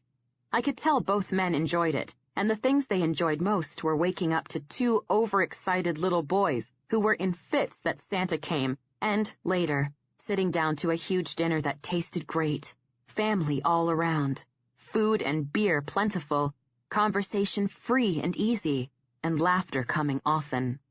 It was a blessing. They felt it, and neither man hid it. It was awesome. As for Shy, I learned he also gave good Christmases. His version of this was handing me my present right in front of everybody, his eyes locked to mine, his lips murmuring, "Every year." In the box was a pair of sapphire earrings. Of course, I burst into tears, but luckily doing that on Christmas with family close meant I got Shy's arms around me to comfort me, my little brother Cutter crawling into my lap to do the same thing, and, not long after, my father bending deep to brush his lips against my hair to do the same thing. There were tears, but that didn't negate the fact that it was fabulous. Then, just weeks after, Shy and I moved into our new house. Not long after that, Shy and I had a rip-roaring over our purchase of a new fridge. Although the house was great, there were things that needed updating, and one of them was the fridge. At the store, Shy declared the kitchen was not my domain, and therefore he got to say what fridge we bought, and he chose a good model, dependable, but it was not deluxe. In other words, it didn't crush ice. I said that bringing him beverages was my domain, which it was. Once his behind was on the couch, it didn't move. So I would be utilizing the fridge as much as him, and I wanted the deluxe model that crushed ice. Shy informed me that we were not going to spend extra money on having the ability to crush ice when we could spend it on something important, like saving up to build onto the garage so he could tinker with his bike there. In other words, he wanted a man cave, not crushed ice. I told him that after getting my money back from Lee Nightingale and putting it into outfitting our home, we were balanced partners, and we should do something with the money that was balanced, say, a crushed ice mechanism on a deluxe fridge that we both could enjoy. Shy said he didn't give a fuck about crushed ice, but he did give a fuck about his bike. He also took this opportunity to point out that I also gave a fuck about his bike, like, in a big way. This ticked me off mostly because he was right. Therefore, I had no ready response, and as I was trying to come up with one, Shy threw out that he also didn't give a shit about balance. He told me, even if I didn't get that money back, we were square. What was his was mine. What was mine was his. He didn't keep track or keep score, and we weren't starting out a life where I did either. Although I liked it that he thought this, he communicated it in a bossy way that ticked me way the hell off, so I told him to stop being so bossy. He told me I sucked bossy dick and never complained unless I wasn't getting my way, so I needed to get over it. Of course, at this, my head nearly exploded, so I promptly ended the conversation by retreating into it and freezing him out for 3 days, which was difficult seeing as we were living together. That said, I put a lot of effort into it, so I succeeded. This, not surprisingly, caused him to lose his mind. My deep freeze ended in a blowout that ended in really great sex, and right after that, Shy telling me a story that sorted me out. My mom and dad both worked, sugar, he told me, lying on top of me on the living room floor, still inside me, his thumb tracing my hairline. She didn't make a lot. He didn't make a fuss. It wasn't about that. It wasn't about balance or partnership or sharing. It was about unity. They didn't keep score, they just gave. And I figured that was why they didn't fight.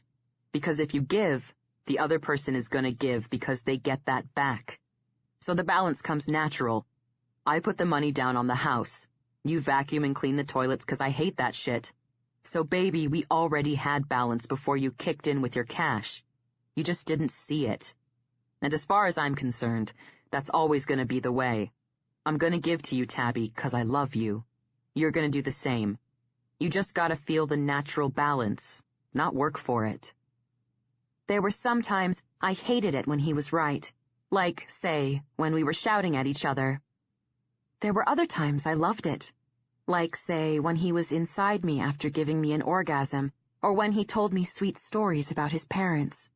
The best was, like just then, when I had both. So, obviously, after that, the fight was over. And by the way, we got the fridge that crushed ice. I came out of my thoughts and back to Tyra. What are you saying? Marriage? Babies? I asked. She nodded and replied, It's time. You've been together for a while, and Shy's awesome with the boys. It's clear he loves kids. And I know this because he loves my boys like they're his own little brothers. And he acted like that even before you two got together. I'm not saying you have to get married if that's not your thing, but you two need to be on the same page about both, since they're important. She tipped her head to the side and asked, Have you talked about it? We hadn't, and she knew that. She now knew, nearly, everything about Shy and me. So I had a feeling this topic of conversation came up because of something else. I also had a feeling I knew what that something else was, since Shy and I were babysitting because Dad and Tyra went out with Hop and Lainey that night. Therefore, I asked, Ty, where's this coming from? She hesitated before she replied, Big stuff, honey. Too big for now after I've had a few margaritas and it being so late. Tomorrow I'll give you a call and fill you in. As ever with anything Lainey, even just stories, I was looking forward to being filled in, especially when it had to do with Hop now that they were out, just like Shy and I. Suffice it to say, Lainey still took drama to extremes, and apparently Hop got off on that much like Dad enjoyed Ty-Ty's attitude. I had to admit, Hop and Lainey were kind of cute, because Hop seemed happier than I'd ever seen him, and Lainey had that light back in her eyes that had died when her fiancé Elliot bought it. No way, looking at them separately, would you think they worked, but they totally did. I'll wait for your call, but tell me now, is everything okay? I asked. Yeah, everything is good. She smiled a small, knowing smile. Hop is willing to do anything to make his woman happy. He'd walk a tightrope with no net if she was on the other side, cheering him on. And he just proved what we already knew, and he did that in a big way. This, I'd noticed watching those two, was the God's honest truth. This, I noticed right then, made Tyra Allen happy. Though Lainey feels the same about him, Tyra added. I'd noticed this, too. Back to you, though, just to repeat. It's crucial that you and Shai agree about important life stuff. She was right about that. Tyra hooked her arm in mine, got close, and moved us slowly down the hall toward the kitchen. You don't have anything to worry about, she said. I know another man who'd walk a tightrope. It's just, you seriously butted heads over crushed ice. You may need to share your thoughts about holy matrimony and what you foresee with building your family. She was right about that, too. There had been heartbreak and drama, and now Shai and I were coasting on a wave of goodness, broken only when we fought about fridges, or his bossiness hit the danger zone and we had to have words. We hadn't talked about any of this, and it was important. He wants to build a family, I told her. She stopped us before we hit the kitchen and looked at me. I know that, honey, but he could be thinking 6 kids while you're thinking 2. Yes, Shai and I needed to have this conversation, because no way I was having 6 kids, and he missed his family so much, this was a possibility. I nodded. You're right, Tai-Tai. She grinned and we both moved down the hall. Once there, I saw Dad and Shai in the kitchen, both taking pulls off their beers, both wearing black tees, faded jeans and motorcycle boots, both exuding badassness, both beloved by me. It was a happy sight. It had been said repeatedly that women found their fathers in their men. Luckily, when I did just that, I had a good man to find. It had also been said that men found their mothers. I hoped, with the way he talked about her, Shai felt the same. I hoped this for about a second. When he dropped his beer, his eyes came to me and his chin dipped, saying non-verbally I was to go to him. I went there. He curved an arm around me, pulled me in close, and bent to put his lips to my hair. You ready to go home? He asked, and I melted into him. I loved it when he held me and spoke into my hair. I loved it when he called the house we shared our home. And I loved it that he finally had a home. Yeah, I mumbled into his throat, and he kissed my hair. I looked to Dad and Tyra and saw Tyra had a small smile playing around her mouth, her expression warm. Dad wasn't smiling. I saw his eyes were intense, but they were not conflicted. He was happy. He was happy I had someone, and he was happy that person was Shai, a man he understood, a man he could trust, a man who would go all out to protect his daughter. A man who would walk a tightrope for me. A brother. You have a good night, Dad? I asked, and his eyes moved from Shai's arm around my shoulders to me. Yeah, darlin', he answered then. Come here and give your old man some love before you go, yeah? I moved out of Shai's arm into my father's. He tucked me close and kissed the top of my head. Thanks for looking after the boys, he murmured into my hair. I closed my eyes and nodded. Any time, I whispered. Love you, Tabby, he said, giving me a squeeze. He curled me out and back to Shai before he looked to Shai and said, Safe home. Right, Shai said, leaned in, kissed Tyra's cheek, then, amidst waves and goodbyes, we went out to my car. We'd pulled out of the drive and were winding through the curving roads that led down the wooded mountain from Dad and Tai-Tai's house, when Shai announced, 3 and babe, firm on that. I looked from the wooded darkness outside the car to my man. 3 what? I asked. Kids, he answered, then continued. And marriage, firm on that too. My stomach flipped. Shai went on, but when he did, it wasn't an announcement. It was soft. I know you lost it all right before the big event, sugar, and you said you weren't going to do it again. I'm just saying, it means something to me, so you are. Shai. I tried, but he kept going. You lost that guy. That's always going to sting, I get that. But that is not going to happen again, and I want a ring on your finger, my ring. I wear yours.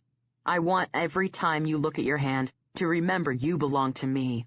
I want every time I look at mine to remember I belong to you. Same when we see each other's hands. You want a small shindig, I'm down with that, but I'll say now, I'd rather have a blowout. I was stuck on something he said earlier. That guy. That guy. He always, but always called Jason that guy. His name was Jason, I said gently and carefully. Shy glanced my way before glancing back to the road and asking, "What?" His name was Jason, I repeated. He wanted 2 kids. He'd never own a Harley even though I had schemes of finding ways to get him to buy one. He loved me. We were getting married and now he's dead. Shy reached out a hand, found mine and squeezed. Tabby. He loved me and would want you for me. The air in the car went still. Then Shy started again. Sugar. I squeezed his hand and interrupted. That's how much he loved me. He'd want you for me. He'd want me to be this happy. Shy was silent. I let the car be that way for long moments before I looked to the road and told him, 3 kids is perfect, and I want a big shindig, so it's all good. I wouldn't want that, Shy declared, and I looked back at him. Pardon? He glanced my way, his hand tightened around mine, then he looked back to the road and stated, No other man. Not anyone but me. Shy, I began, but it was my turn to get cut off. I get you believe that. I get why you need to believe that. It might be wrong that I tell you this, but I also saw him with you that night at DCPA, and I know you want to believe it, but it's not even a little true. He would not want me for you. He wanted only you for him, and he wanted to be the only one for you. Now, baby, you're right. Jason's dead. He doesn't get to want anything. But I'll tell you, I love you so much. I'm selfish, and I only want me for you, not you with anyone else, if I'm breathing or I'm dead. And Jason felt the same fucking way. I know that might suck hearing it, but the truth is there's beauty in that. He didn't love you enough to sacrifice you to another man. He loved you enough to want there to be only him for a lifetime, 'cause that's the way he felt about you. He didn't get a lifetime. But I'm telling you now, I want a lifetime. I felt a stinging in my eyes as I admitted, Shy, I don't know what to do with that. He kept holding my hand tight when he replied gently, Nothing to do with it. We don't always get what we want, Tabby, and life goes on. I know you'll always love him. I know you'll always feel his loss. I gotta live with that. But luckily, love doesn't have limits, and you're you. You got a lot of love to give. So I'll take what I got since it's everything. But Tabby, baby, the point I'm making is, this is the only conversation we have where, to me, that guy is Jason. He's that guy. I'm not being a dick. I'm giving this to you real. I need that, and I need you to give it to me, 'cause he has a piece of you I'll never have, so let me take what I need from him. His voice dropped to low and sweet. Do you get me, baby? I get you, honey. He squeezed my hand, released the pressure, and murmured, Good. I looked to the windshield. Shy drove in silence. Then he broke it by declaring, Settled. 3 kids and a big shindig. Settled, I whispered. We're not doing any of that ring shopping together bullshit. I'll take care of you and you get the question and the time it's asked as a surprise. I liked that. Something to look forward to. All of it. Okay, I agreed. Though I know the answer, he went on, his voice soft, but there was a smile in it. Yeah, he knew the answer. He so totally did. Yeah, he repeated. We went quiet. Time passed. We hit Denver and I called, Shy. Right here, sugar. Love you. He lifted my hand, touched his lips to my fingers, and then dropped my hand to his thigh. Then he drove us home in silence. There it was. He loved me, too. Chapter 20. Stuck with me. Early the next morning. I heard my cell ringing. My eyes blinked open as I felt Shy's hand on my behind give a reflexive squeeze. I sleepily noticed it was still dark.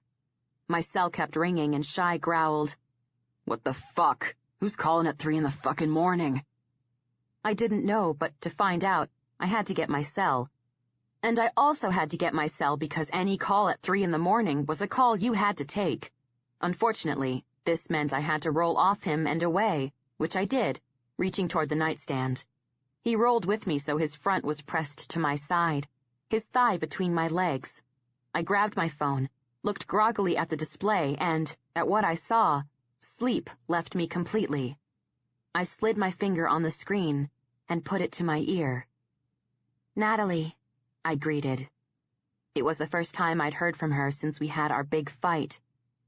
"Tabby," she replied, her voice small, scared, a way she never sounded, and it sent shivers crawling over my skin. "I'm in trouble." Oh no. I knew Shy felt my panic, because I was no longer holding my phone to my ear. Shy had taken my phone, and he was pressed into me in order to reach out and switch on the light. I winced in the sudden brightness as Shy spoke. "You got Shy. What's going on?" he said into the phone. I blinked to adjust my eyes, then stared at his face, which was scary hard. "Right, where are you?" he asked, and his tone sent my hand shooting up to curl around his jaw. His eyes came to me. They were scary hard, too, and I held my breath. He kept talking. "How many are there with you?" Oh, no. No! "Firepower?" he asked. Firepower? God! "Okay, hang tight," Shy ordered, as he rolled over me and got to his feet. I rolled to my side as he kept ordering. "Do not say anything stupid. Do not do anything stupid. But stall him. I'm making the calls. The brothers are rolling out. It could be 30. It'll probably be 45. I swung my legs over the side of the bed and searched the floor frantically for my nightie, even as Shy wound things up with Natalie. "Woman, hear me. This phone is coming with me, so you can't call and freak Tab any more than she's already freaked. Be smart for fucking once in your life. I'm taking care of your shit once. This is the only chance you get. Don't blow it now, and no, you won't get the chance to blow it later. You fuck up again, even something not this big, you're done for Tabby. Hear me?" This big. She must have heard him, for he touched his thumb to my screen and commenced dressing. I had my nightie on, and since he didn't say anything to me, just started tugging on clothes, I called, "Hello? Freaking out here, Shy." He looked at me and did the worst thing he could do at that moment. He took 2 long strides to me, lifted his hands, and cupped my jaws, one hand still holding my phone. Then he dipped his face, so he was all I could see. Okay, I knew this was serious. Now I knew it was serious. "She's hit bottom, and I'm seeing from your girl that when she does something, she goes big," he explained. "What? What's she done?" I stammered. "Not a lot of time. You need to get dressed into the compound, which is where I'll be taking her after I get her ass. It's also the safest place for you if there's blowback." Blowback? I freaking hated that word. Shy. He cut me off to lay it out for me. "She got in deep with a dealer. She owes him big. He's taken his money back from her in pussy, and when I say that I mean her eating it, hers getting fucked, and all of this happening on camera. She's right now dolled up and ready to give her first performance on a porno set." "They film pornos in Denver at 3 in the morning? I breathed stupidly, focusing on that rather than the fact my best friend was preparing to make her film debut, and not in a good way, and Shy stared at me. Then he said, "Babe, pisses me off fucking more than I am already that you didn't know that, and now you do. This bitch of yours, she's not teaching you any more of these lessons. She shared with me she doesn't feel like girl on girl or taking cock from a guy she doesn't know and having all that on film. She wants an extraction, which means she's your girl, she gets one." His hands pressed gently into my jaws as he emphasized, "One, Tab. I know these assholes, and Chaos is gonna buy a shitload of trouble for intervening." Suddenly, I had scores of worries, and one was my mind suddenly dredging up the word firepower. "What do you mean Chaos is gonna buy trouble?" I asked, but I knew. Crap, I knew. I was going to kill Natalie. That I'm not going to take the time to explain, he replied, yanked me to him, kissed the top of my hair, let me go, turned, nabbed his boots, his tea, and prowled out the bedroom door. I stared at the opened door. In order not to focus on the matter at hand, which had my heart racing, I took in something that never failed to calm me. I looked around our bedroom, taking in our new kick-ass bedroom furniture. My old stuff was in the guest room, Shy's stuff was at the dump. I loved our room. I'd gotten inspired. It was totally biker meets biker babe from birth. Black furniture, deep purple sheets, chrome accents, a black and white picture of me and Shy on his bike, taking off from the compound, my arms around him, my chin to his shoulder, Shy looking badass cool in mirrored shades. Sheila had taken that picture, and I'd had it blown up to nearly poster size, framed in a black and chrome frame, and it was hanging over the dresser. It might seem conceited to have a big poster of us looking awesome cool on our bedroom wall, but I didn't care. I thought it was the bomb. Shy did too. I'd kept him away as I was doing up the room, and when I unveiled it, he'd shown me he loved the whole thing by starting a marathon session that began on our purple sheets, moved to the floor, and ended on that dresser. There was a handprint on the glass of that poster, mine, put there when my hand flew back to steady me as Shy gave me an orgasm. I didn't have it in me to get out the Windex. I wanted to remember giving Shy a room he liked that much for a good, long while. That handprint might stay there forever. The last touch to the room was a wonky ball of pressed-together Christmas candy wrappers that I'd had put in one of those cases where you normally display signed baseballs. They were the wrappers Shy had cleaned up after my Hitchcock marathon, right before what was not officially, but still was, kind of, our first date. I'd found that ball of wrappers and saved it. I'd buried the reasons why in my pit of denial, but I'd kept it, and then had it mounted when we moved into our house. It was sitting on my nightstand.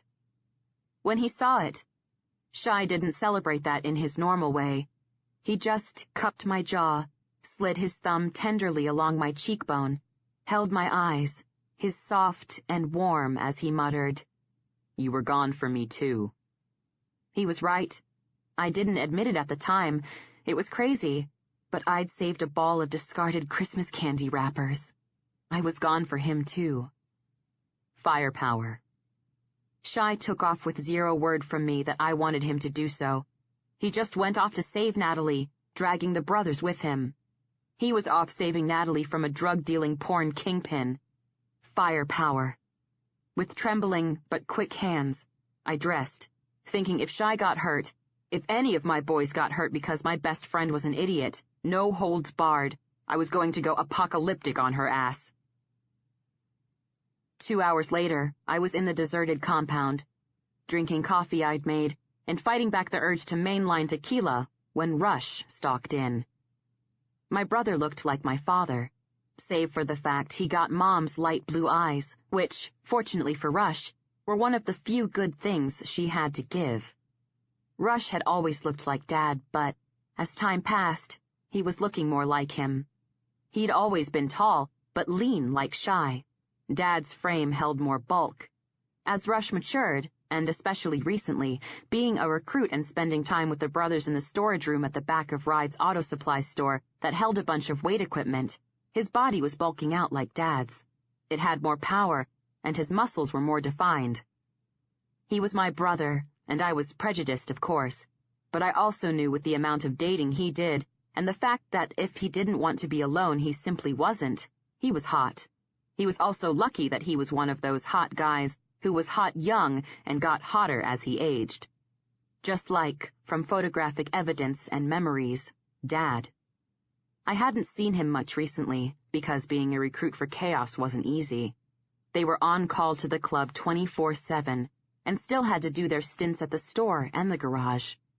Making matters worse for Rush, he only had one other recruit to help bear the load.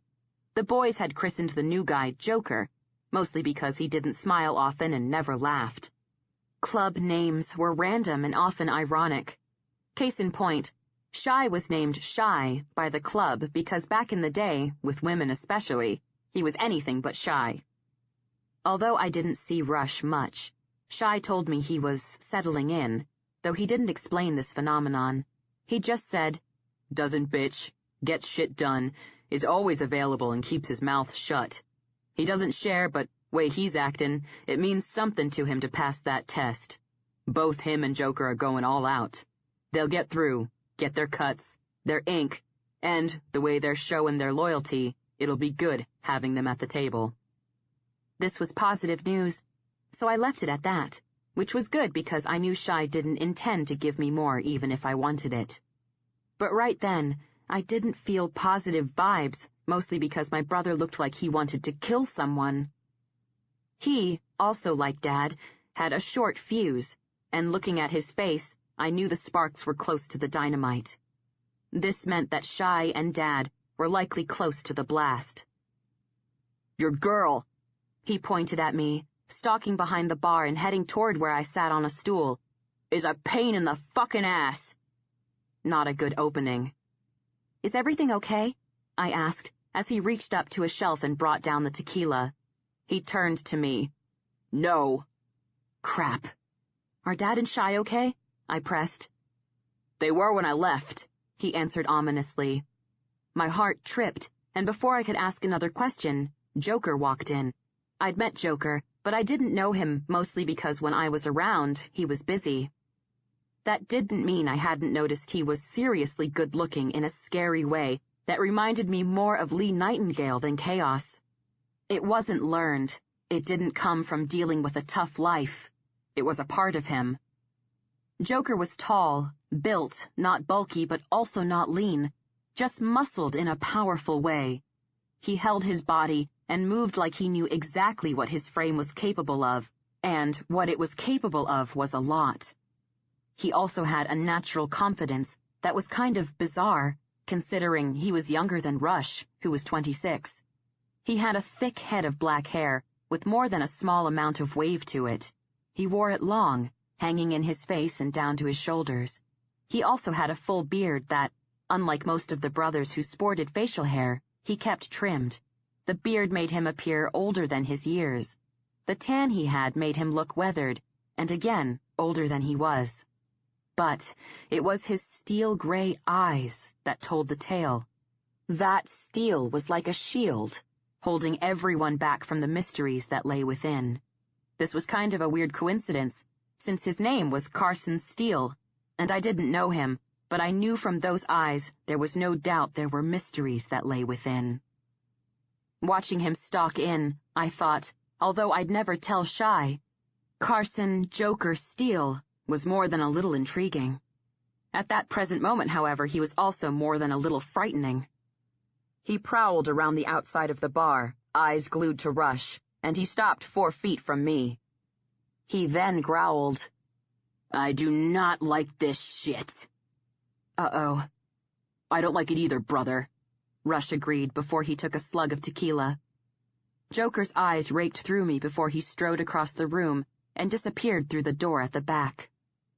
The good news was, his eyes raked through me, and it seemed he was just generally angry, not angry at me specifically, because my best friend was addicted to drugs, unfortunately chose a dealer who also made porn films, and also unfortunately called me in order to extricate herself from a bad situation that involved cameras, sets, costumes, and fluffers. The bad news was, I didn't know what was going on, but I did know it wasn't good. I turned back to my brother to see he was taking another pull of tequila, and I instantly changed my mind about what I was going to say next. First, I was going to ask for the tequila bottle. Second, after I took a hearty slug, or 3, I'd ask what the heck was going on. I didn't get the chance. The door to the compound opened, and I felt my eyes get wide when Elvira walked in. Uh-oh, again. Elvira. In normal circumstances, this could mean anything. In the present circumstances, this could only mean bad things. I'd known Elvira for years. She was a petite, curvaceous black woman who excelled at 3 things. She really knew how to dress. She put together things called boards, which were plates filled with fruit, cheese, veggies, and other stuff that didn't sound all that exciting, but the way Elvira did it, it was. And if she cared about you, blood, color, religion, politics all melted away. You became her sister in all that entailed, and she let you know it. I knew because Tyra had that from her. I hadn't quite been let in, but then again, Elvira usually performed her adoptions when you were in the throes of a serious drama. Something like what was happening right now. It was also important to know she worked for Hawk Delgado. I'd known Hawk for years, too. He was a friend of Dad's and around, not often, but enough. I didn't know what he did for a living, but since he routinely wore cargo pants and often sported a loaded gun belt in full view but had no badge, I had a sneaking suspicion he was either a commando or a mercenary. Though I couldn't say what the difference was between those two, I just knew a man was one or the other. I also knew Hawk Delgado could totally join the cast of The Expendables, but it was more likely he would act as a consultant on the film because Hawk Delgado didn't play-act badass. He just was one. The presence of Elvira, wearing a fabulous wraparound green dress and spike-heeled chocolate-brown boots, while strolling into the compound at 5 o'clock in the morning, meant she wasn't there for the usual reasons she was there, to eat, drink, and raise her brand of hell alongside a bunch of bikers. Her expression and the phone held to her ear, not to mention the words she was snapping into it, said finding fun while dressed to kill was not her current mission. I'm telling you, Hawk, Tack kicked me out. I was all set, everything was good. Then badass biker boy didn't hesitate to blow my cover and send me on my way. Her cover? She glanced at me, hauled her ass up on the stool next to mine, moved her gaze to Rush, and slapped her hand on the bar. This meant tequila. Stat. She also kept talking on the phone. Those biker boys strolled in packin'. I knew no good things come to those who suddenly garner chaos attention at 3:30 in the freaking morning on a porno set, and I was right. They made no bones about stating their intentions. They wanted that new girl. Those boys ambled in full force, the whole freaking club showed, interrupted everything, and launched right in, starting negotiations. Not surprisingly, Benito didn't feel like negotiating. He wouldn't accept a chaos marker. He wouldn't accept chaos doing him a needed favor, since you and me know Benito keeps his shit tight, and he's got no strings dangling, so he don't need no favor. He wouldn't accept anything they were offering. He wouldn't even accept payment with interest for what the girl owed him. The girl was going to work. Seeing she owes him $13,000 with interest, she's got a lot of work to do. Therefore, negotiations had reached a stalemate, and with those boys, well, you know. I closed my eyes. 13,000. With interest. All for drugs. God, Natalie.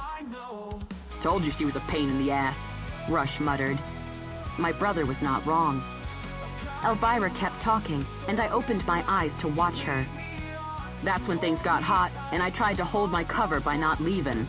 Tack was trying to be subtle, then he got impatient with subtle, and I didn't move my ass, so he upped and blew my cover in order to get me out of there, before negotiations totally broke down. When I left, Benito gave me a look that was uncomfortable. Tack sent me on my way, telling Benito that if anything happened to me, shit that was already making plans for the winter would seriously go south, and on my heels, he sent the Chaos recruits. I'm thinking you know what that means. I didn't know what it meant, and I didn't want to know, but I was going to know because she continued. Yeah, it's good you're hauling ass out there, Hawk. Girls in slutty nurses' outfits and boys with big dicks in patient gowns were scurrying. They felt the vibe deteriorating, but then again, that shit was hard to miss. She stopped talking to Hawk and looked to me. Seriously, can they not get more original with this shit? Nurses and patients, that's been done to death. If I was making a porno, not that I'd make a porno, but just saying, if I was, it'd be all about a UFC ring, sweaty hot guys with tape on their hands and shorts that come off easy, say, with that Velcro stuff at the sides. One yank and gone. You get what I'm saying? I blinked. I didn't get the chance to confirm or deny I got what she was saying before Elvira's attention went back to the phone. I'm here, she stated, then ordered, You get there. Pause, then, Take that up with Tack and get this. I'm gonna take it up with him too. Spent 2 months horning in on that crew for you, such filth. I had to shower about 7 times a day. Now all that work is blown with shit to show for it. I don't care if he can kick my ass, Kane, Tack, Allen is still gonna get a few words from me. Then she stabbed her phone with a finger that had a long, perfectly shaped, shiny, eggplant-painted fingernail, slammed the phone down on the bar, and trained her eyes on Rush. Did you not get that I want a shot of tequila? When Rush moved, offering the bottle to her, she shook her head. Don't hand me that bottle. I am not a biker babe. I got manners. I drink out of a glass. Then she turned her head to me and declared, no offense. None taken, I muttered. And no offense with this, she carried on, but your bitch is a pain in the ass.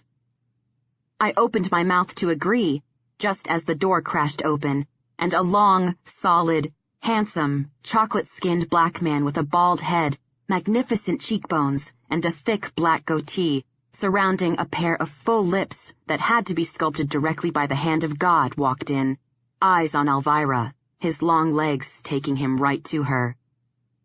Oh, Lordy, she muttered, her head turned from me, and I knew she was watching the tall drink of chocolate-skinned goodness prowling her way. Are you fucking shitting me? He ground out, still heading toward her. Calm down, baby, it's... Elvira started. You are, he cut her off. You are fucking shitting me. His big frame teetered to a halt a foot away from her, and I was a bar stool away with Elvira in between, and I still leaned away from his fury. After I spank your ass for this bullshit, I'll be kicking Hawk's ass for sending you into it. Uh-oh. I failed to mention that Elvira was sassy, in a way that she pretty much defined it. When women were sassy, men, no matter how hot they were, didn't threaten to spank their asses. It also didn't matter how angry they were. This would not be met with gentle, calming words. It would be met with rocketing fireworks, and even tall, built, hot guys could not control a rocketing firework. I knew I was right when Elvira slid off the stool, which I thought was a tactical mistake, seeing as she was taller on it. She didn't seem to mind, tipped her head back and snapped, "It's my job, Malik." He moved closer and retorted, "It's your job to answer the phones, do computer work, and herd commandos." There it was. I was right. Hawk was a commando. The black guy kept going. "It is not your job to go undercover with a drug-dealing porn producer who targets girls, gets them hooked on junk, and takes payment in pussy." Uh-oh, again. "It's my job to answer phones?" she asked, her voice soft in a way that made me glance at Rush, who was scowling at the pair but, wisely, not wading in. "Yeah, baby, it's your job to answer fucking phones," the hot black guy returned, bending a bit to get in her face. "You don't get to say what my job is, Malik. Hawk and me decide what my job is," Elvira shot back. "Woman, you wake up in my bed, and after you give me what I need to start the day, I haul my ass out of bed and bring you breakfast, so you got what you need to start the day. So do not even think of handing me that shit. I get a say when my woman puts her ass in danger," he volleyed. I had to admit, not out loud of course, that he had a point, and also breakfast in bed sounded sweet. Further, now that it was clear that this guy was Elvira's man, I thought she did a little bit of seriously all right in landing this hot guy. Elvira clearly didn't think this at the present moment. She snatched up her cell from the bar, shook it at him, and asked sarcastically, "You want me to get on the phone, big man? Hire a skywriter so all of Denver can know our personal business?" I thought the appropriate response to this was no. The gorgeous Malik clearly didn't share my thought process. He replied, "Yeah, baby, you do that. If you do, maybe Delgado will read it and get it in his fucking head that he doesn't send my woman out doing crazy shit with drug-dealing porn producers. I cannot believe you kept this shit from me." He blew out a breath, and his eyes went to Rush. "Do you feel me? Is this shit jacked?" "Yeah," Rush answered immediately. Male camaraderie and all that, and I knew my brother was hitting serious badass status when Elvira turned her attention to him, and he not only didn't move back a step, he also didn't flinch.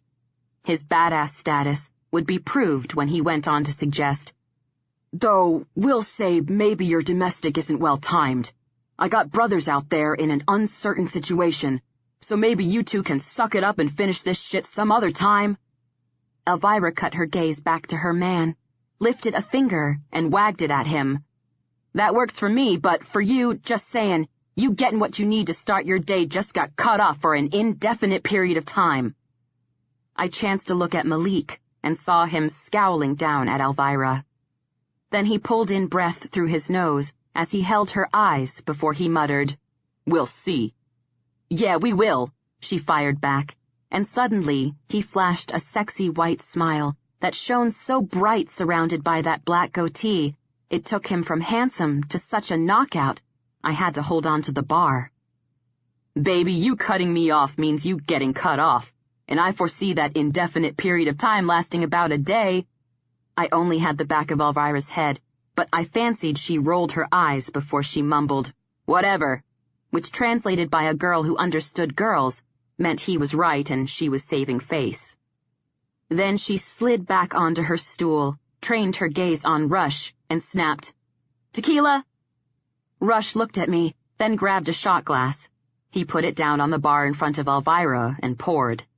He barely took the bottle away before she lifted it and threw it back. She slammed the glass down on the bar, and, in an effort not to freak out about whatever was happening out there with my man, my father, and my best friend involved, I leaned toward Elvira and whispered, "Your guy is kinda hot." She turned to me without hesitation and replied, "Careful what you wish for, girl. One by one, my girls went down to badasses. I watched and thought, I wouldn't mind getting me a little something-something from a badass." She tapped her glass on the bar for another refill. Rush gave it to her. She threw it back. Then she looked at me again and snapped with emphasis, "Wrong." "I have a badass," I reminded her. "Yeah," she returned, "and Tyra told me you two went at it for days over a flippin' fridge. Badasses are capable of and don't hesitate to throw down about a fridge. An IT geek does not care what kind of fridge you buy. An IT geek just thanks his lucky stars he's getting it regular. An IT geek would say, 'Whatever you want, honey,' if you told him you were paving the front walk in gold." I suspected this was true, but still I leaned back and took in Malik, who was now leaning against the bar.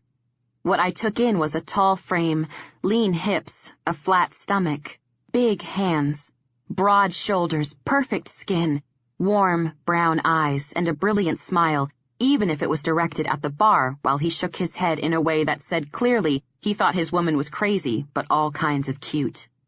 I leaned forward again and toward Elvira to point out, "True, but IT geeks don't tend to look like Denzel Washington circa Training Day. Denzel might have been scary in that movie, but his scary was all kinds of hot." Elvira made no reply, so I further noted, "And your man isn't Denzel Training Day scary. He's more Denzel Man on Fire intense with a little sense of humor and a goatee thrown in." Elvira turned her eyes to me and asked, "You got every Denzel film memorized?" "Doesn't everybody?" I asked back. She looked to her glass, tapped it on the bar, and muttered, "Point taken." Rush poured her another shot. She threw it back, and I reached out and took the bottle from him. I was a biker babe, and I didn't mind putting the bottle to my mouth and sucking back, so that was what I did. I was putting the bottle down on the bar when the door opened again, and all eyes, including mine, went to it. My pulse spiked as Natalie, followed by Hound, Boz, and Speck, came in. She looked freaked. She also was wearing a short, tight nurse's outfit, white stockings, garters, and white patent leather, stripper platform lace-up knee boots. Her boobs were spilling, and her hair was a ratted mess of curls contained in ponytails and a nurse's cap. Elvira was right. That whole gig had been done to death, and as a nurse I took professional umbrage. But I couldn't think of that as I felt cold start to infuse my system from the outside in, because Nat, Hound, Boz, and Speck were the only ones that came in. No Shy. No Dad. I jumped off the stool and locked eyes with Boz. not trusting myself to look at Natalie. Not yet. Not until I knew everyone was okay. "Where are Shy and Dad?" I asked. Hound ordered Rush. "Lock her down. My room." He had his hand on Natalie's arm, shoved her forward, and she stumbled on her stripper boots. Rush moved toward Natalie. My eyes shifted back to Boz. "Where are they?" "Tabby," Natalie called, her voice shaky. I didn't move my eyes from Boz. "Boz, where are Shy and my dad?" "Tabby," Natalie called again, her voice breaking halfway through my name, and that cold shot through me, freezing me completely. I looked to her. "It went bad," I stated, and saw tears sliding out of her eyes, mascara going with them. Rush had made it to her, and had a hand on her upper arm, but he didn't get the chance to move her before I shot forward and stood in front of her. "My man or my father?" I asked. "Move back, Tabby, honey. We need to get her locked down and then take care of some business," Boz said from close behind me. "My man or my father?" I demanded to know, not moving an inch. "Let's get you to a couch, get you a drink, and we'll talk," Boz went on. "My man." I leaned in, so I was nose to nose with my ex-best friend. Then I lost it completely. "Or my father!" I ended on a screech. "Shy got winged by a bullet," she whispered, and the deep freeze shattered, imploding from the inside, and the pain was excruciating. So unbearable. I had to do something. I had to try to let some of it go. I had to lash out. So I did. I drew back a hand and slapped her with everything I had. Apparently, everything I had was a lot, since not only her head, but her whole body shot to the side, and she again lost her footing on her stripper boots. She only stayed standing because Rush had a hold on her and kept her that way. I looked up at Boz. "How bad?" "Clipped. Not bad. Tack took him to Baldy to have a look, stitch him up if it's needed," Boz replied. "What does that mean, clipped?" I snapped. "Nicked, Tabby. In the neck," Boz answered, and I felt my pulse pounding in my wrists, my temples, my neck. "It was a ricochet off a warning shot. Made a bad situation worse. Still didn't hit anything important. It'll leave a scar, but he's fine. Everyone's just pissed 'cause we bought a new problem." "We bought a new problem," I stated, and swung my gaze back to Natalie. She dropped hers to my shoulder. "Look at me," I hissed, and it took a few beats before her eyes lifted to mine. "You called me tonight knowing that for me they'd swing their asses out there for you, knowing this was bad shit, knowing they'd be in danger. And without a thought, for me, Shy swung his ass out there for you. He called his brothers and they swung their asses out there for you. My man, my dad, my brother, my family, all getting out of bed to take on your shit. Now my man bled for you. Now my family has a problem because of you." "Tabby," I shook my head. "No, you don't get to talk. I gave you chance after chance to talk for months, and you didn't take me up on any of them. You left me hanging until you fell so far you were buried and needed help digging yourself out. I offered you my hand months ago, Nat. You refused to take it. Right now, you are dead to me. Dead. The only way you get resurrected is if you kick that shit for good. Natalie, pay your dealer with your own fucking money and figure out a way to make this good for my family. You pull off that miracle. You breathe for me. Until then, you do not exist." "Tab, you were right. She started, leaning toward me beseechingly, but I stepped away from her and turned to Boz. "Take me to Shy," I demanded. "Honey, shit's hot and Shy wants you at the compound where you're safe," Boz replied. "Take me to my man!" I shrieked, losing it. I needed Shy, needed to see for myself he was okay. Boz opened his mouth, but Hound moved in. "Yell, scream, scratch, slap, bite, woman, whatever you do, not gonna happen. We get you. You lost a man. You're tweaked. But we're telling you, he's fine and we're yours, Tab. You're ours." We would not shit you about something that important. Now, Shy says you stay here. You stay here. You want to be away from this bitch, you'll get that. We're locking her down so they can't get to her, and she can't get into more trouble. What we are not gonna do is take you to our brother when he told us to keep your shit safe. You try to go, woman, you're locked down too. Your choice. Sit your ass down and have a drink, or find yourself locked in your man's room. Make it. Now. We got shit to do. I glared at Hound, but even angry, I took in the look in his eyes and knew I could throw a fit and not get my way. Anyway, they had shit to do, and I was no old lady if I kept them from that. Since I was Shy's old lady, and my behavior reflected on him, I backed down. But since I was Tabby and he was Hound, I didn't do it gracefully. "You're off my Christmas card list," I announced. To which he replied immediately, "Didn't know I was on it." My eyes narrowed. "You don't open my Christmas cards?" "Tab, you want me to stand here talking about Christmas cards, or do you want me to take care of business?" Hound fired back. I kept glaring. Then I declared, "I need a drink."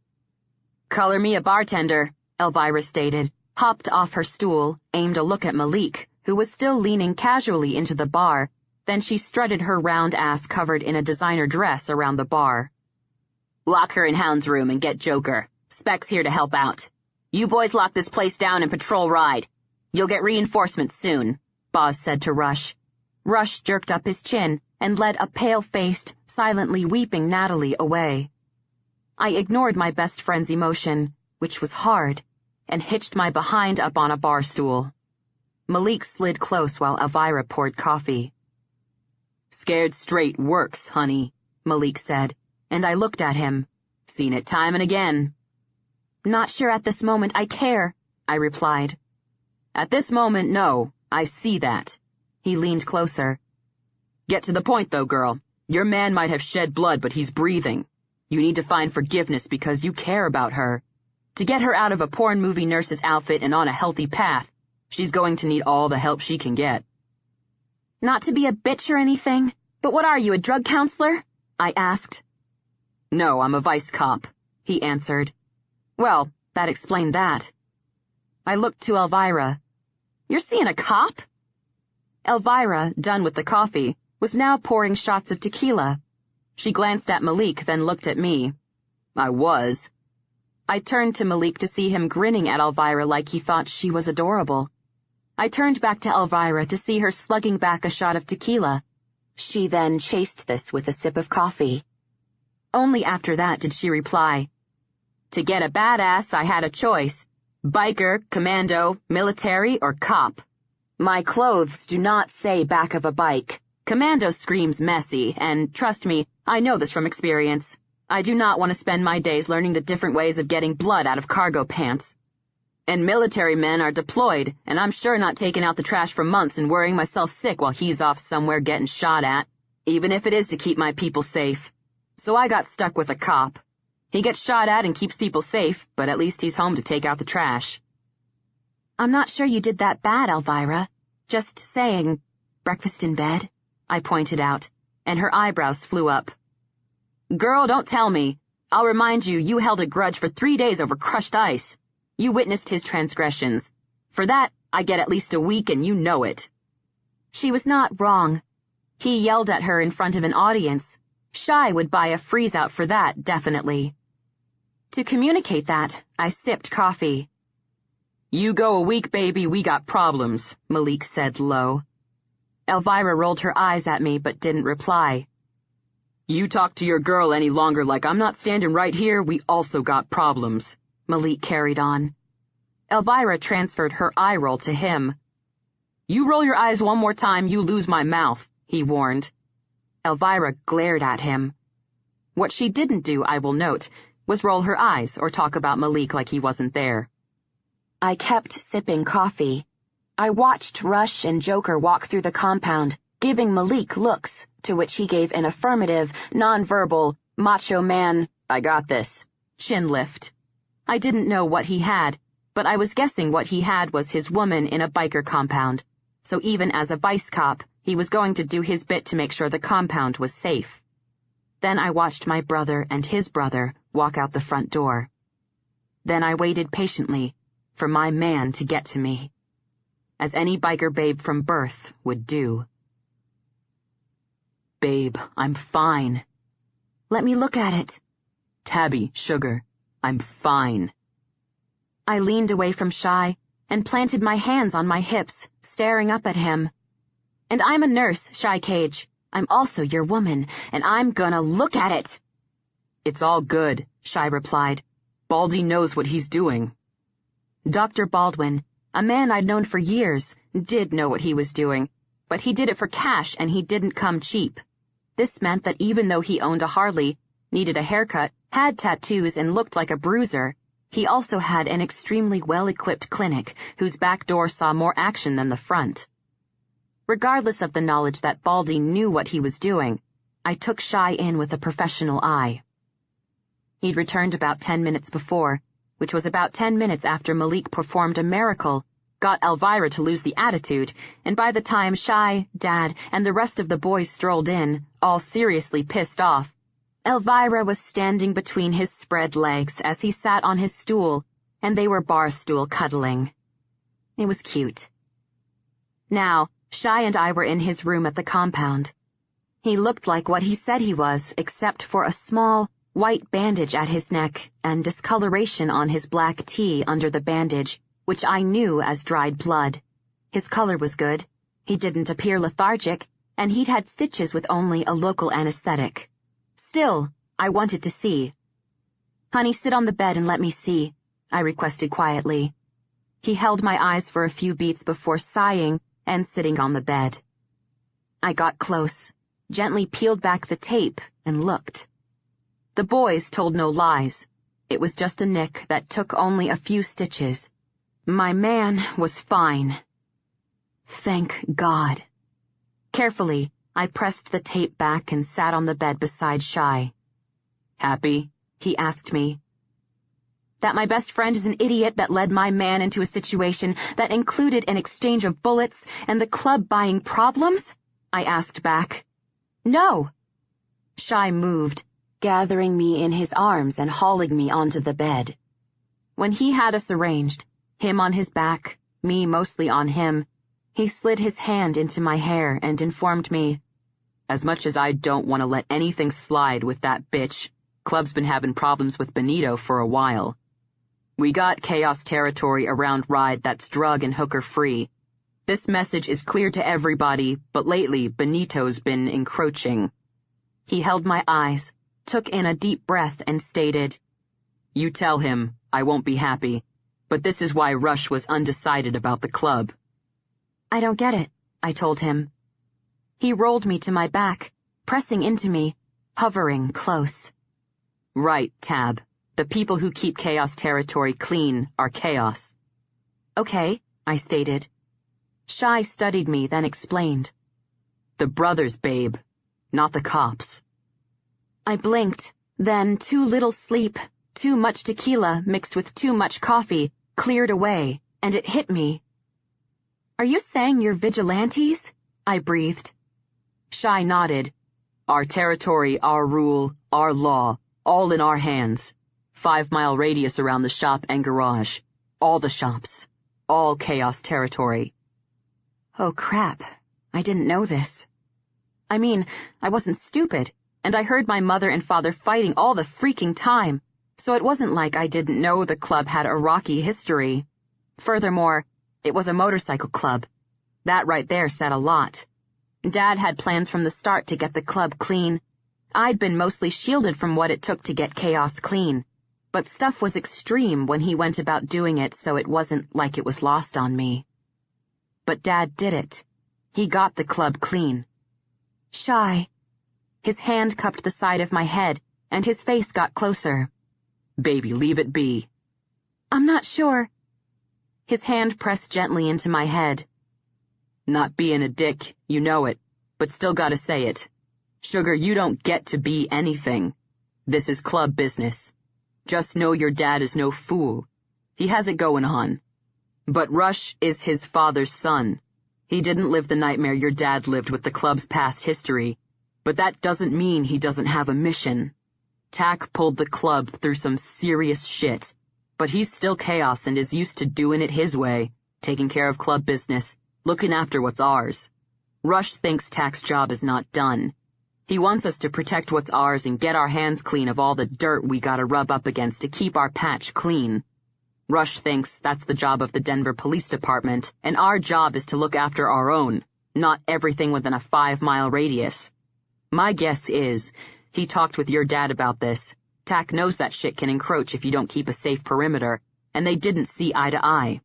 My other guess is, instead of keeping his distance and making his statement by staying out of the club, he decided to take his chance at making change by joining us. This did not sound good. Like, at all. You mean, overthrow Dad? I asked, my voice shaky. I don't know what it means, Shy answered. I do know your brother is no fool either. I can tell by the way he's taken his shit as a recruit that the club means something to him, and, gotta say, Tab, that shocked the shit out of me. If I had this as my legacy, I turned 18, I'd be working toward my cut. He jumped on board when he was 25. But there's no denying he's all in.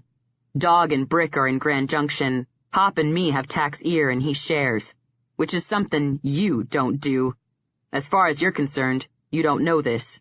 You gotta watch it play out just like everybody. You don't intervene. You don't have words with either of them. They're your dad and brother, but bottom line, it's club business, Tabby, and you know what that means. I did.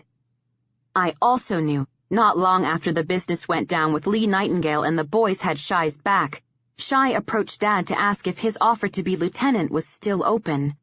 Dad shared he was holding the position for Shy until he was ready for it. No one else was even a consideration. This meant Shy was in the inner sanctum, an elevated position within the club, and, at his age, that was huge.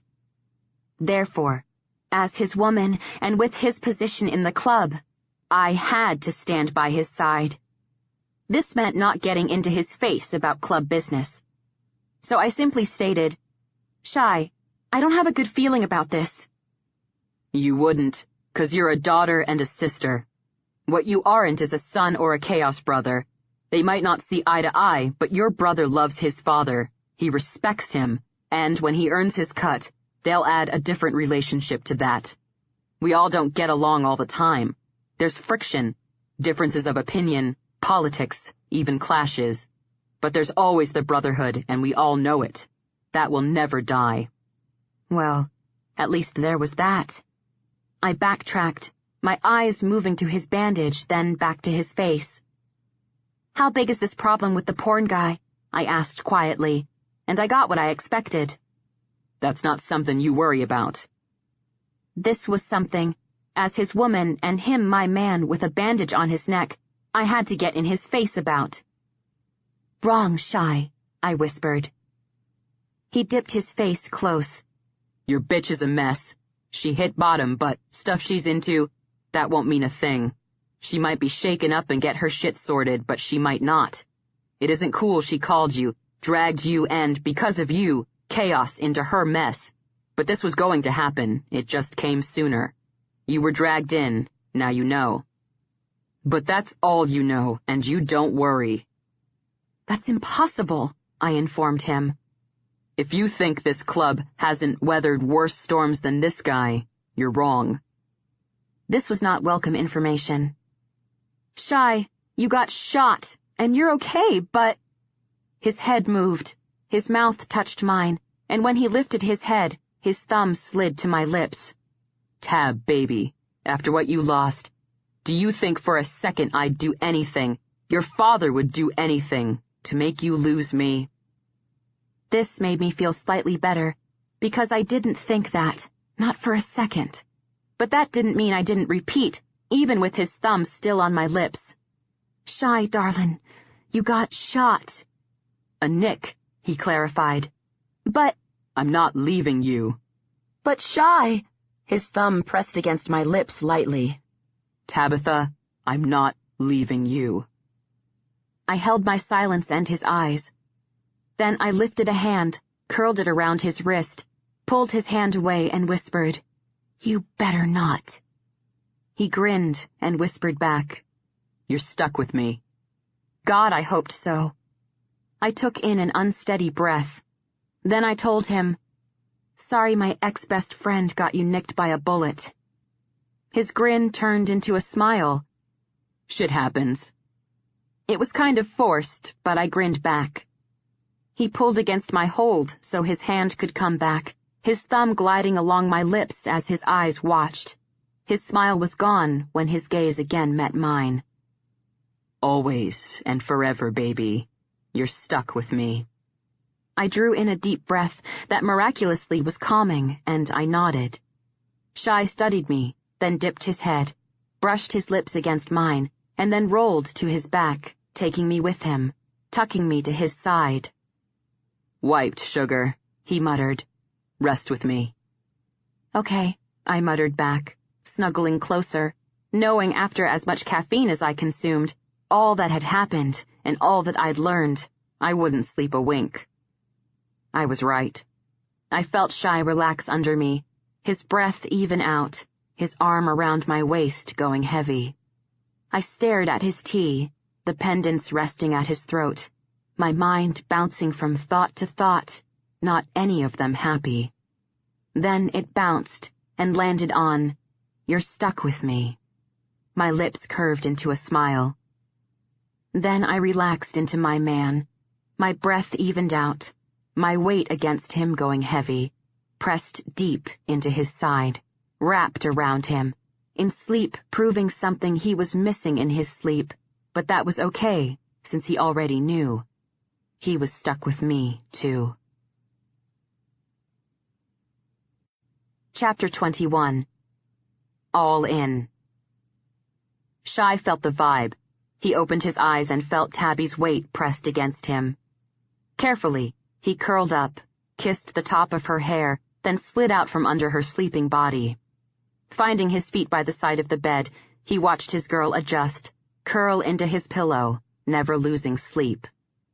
He wanted to pull her hair away from her face so he could see it, feel the softness run through his fingers, but he didn't want to chance waking her.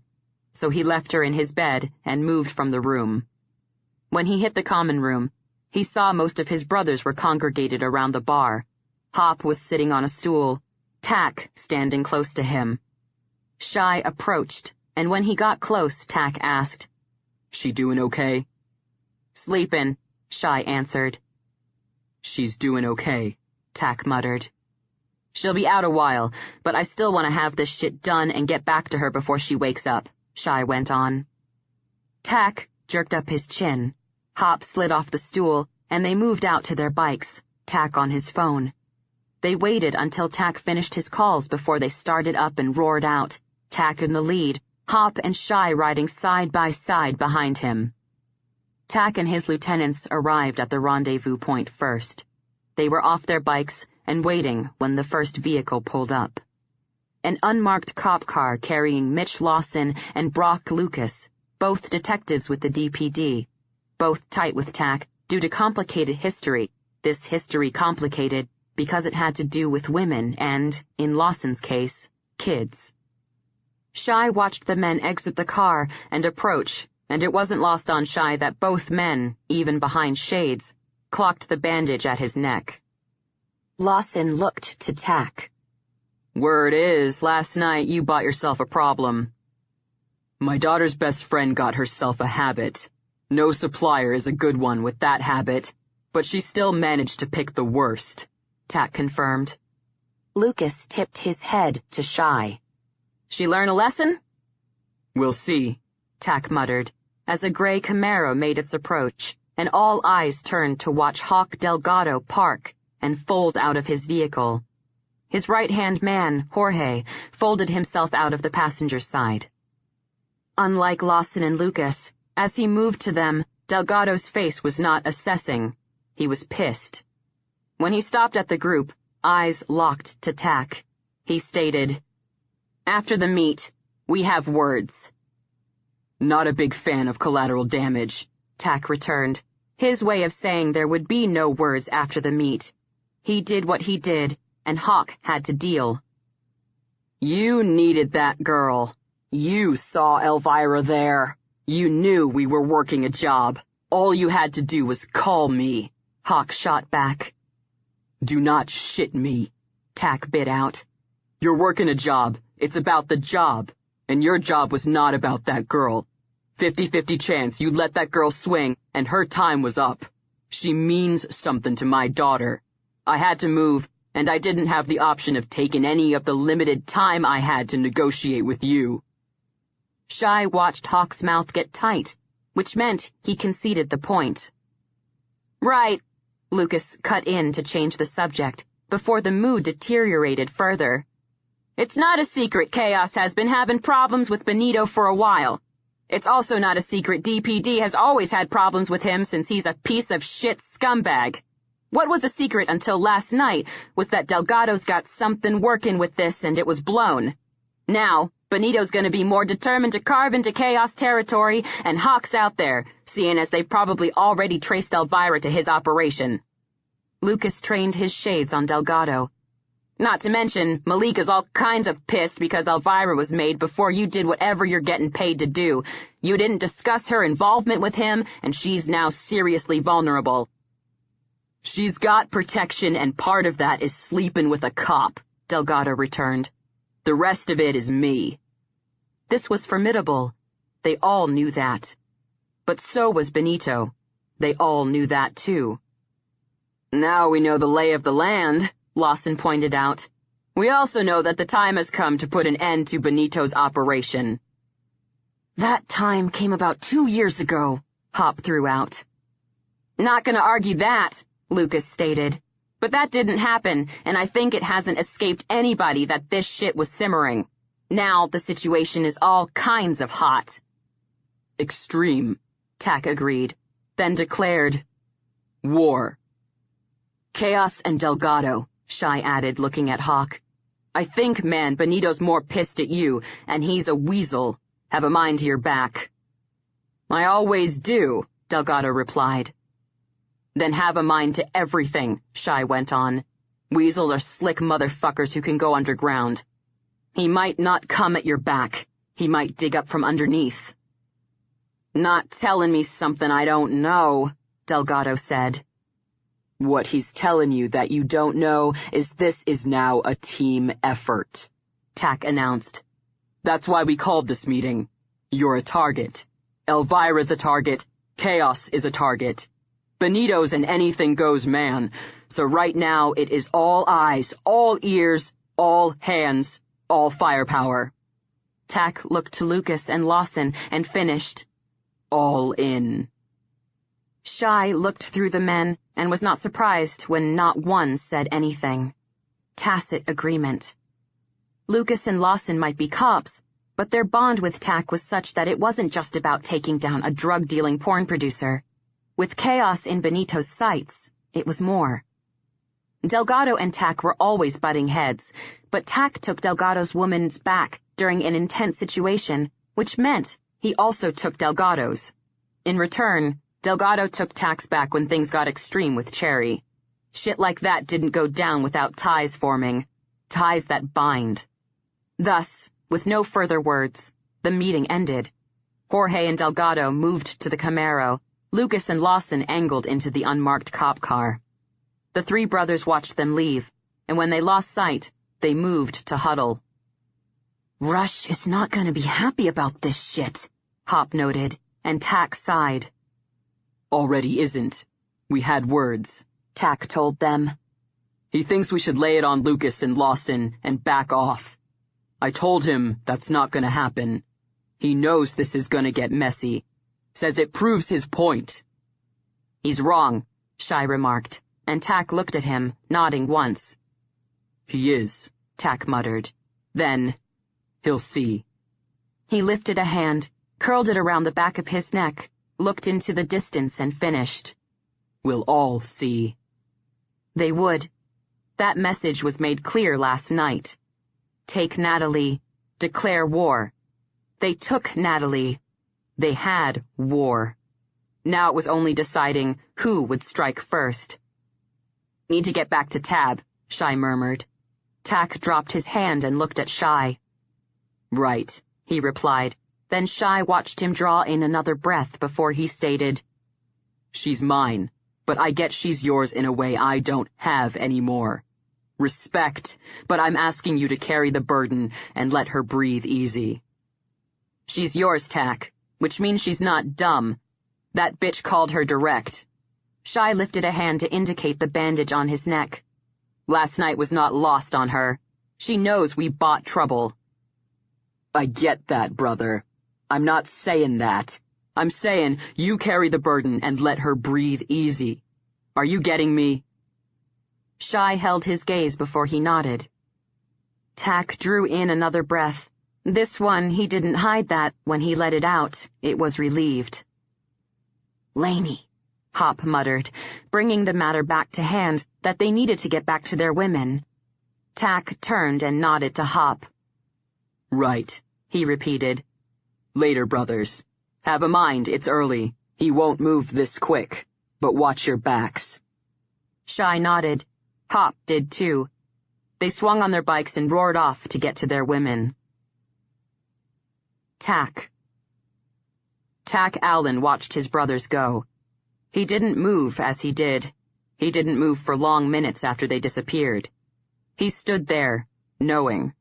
Tyra, Tabby, Laney, Sheila, the entire family.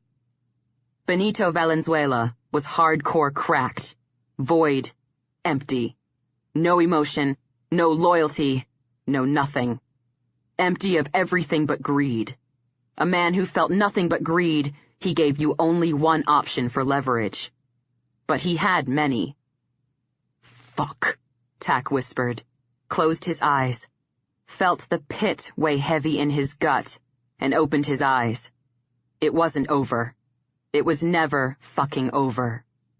Fuck, he repeated, moved to his bike, swung his leg over, and roared off to get to his woman. Shai opened the door to his room in the compound, stepped through, and stopped dead at what he saw. Tabby was sitting cross-legged in his bed, wearing his t-shirt. Her head was bowed and she was staring at her phone, her profile a mask of disbelief. He closed the door behind him, calling, Tabby? Slowly, her head turned his way, the disbelief in her face cleared. Her beautiful blue eyes started shining just as her perfect, rosy lips started curling up. Then her body started shaking. That was when he heard her giggles. Shai froze at the sight. There she was, his girl, after a night like last night, sitting in his bed in his room, laughing. Oh yeah, that was his girl. On this thought, through her laughter, she forced out, Shai, darling, I just got off the phone with Tai. She trailed off, shaking her head, giggling some more, but before he could prompt her, she continued, She just gave me the latest scoop on Laney and Hop, and, honey, you would not believe. She then told him what he wouldn't believe, and, in telling, proved she didn't know Hop all that well, because Shai believed it, every word. Epilogue. Start now. 2 weeks later. I swung off Shai's bike, my eyes to the view. Denver was lit up, sprawling left to right, but beyond, nothing but darkness. All of it beautiful. I moved to the edge of the mountain road, my cheeks stinging from the cold that whipped them as I rode up to elevation with Shai, me where I belonged. On the back of my man's bike. I felt him move in behind me. He wrapped his arms around my chest, then I felt his lips against the top of my hair. What's on my girl's mind? He asked quietly. He so knew me. Natalie, I replied, lifting my hands and curling my fingers around his forearms. My friend had fallen off the wagon. Not that she ever really got on. It didn't take long. It also broke my heart. After that, I broke ties. It killed, but I couldn't save her, so I had to save my peace of mind. The problem with that was, it wasn't working. I felt his lips leave my hair, but his jaw replaced them. We stared at the view silently. I broke our silence. You gave her a chance. She blew it. Went out and scored. You cut her loose and now, I don't know. My hands gripped his arms tight. Shy, I don't know, and as ticked as I am at her, I'm worried. I felt him heave a breath, his chest expanding, pressing into my back. You know what I know? He asked. What do you know? I asked back. I know you can spend your energy and headspace worrying, and a bitch who was minutes away from being force-fed pussy goes out and scores is not worth it. I closed my eyes. He was so right. You want to know what else I know? He asked.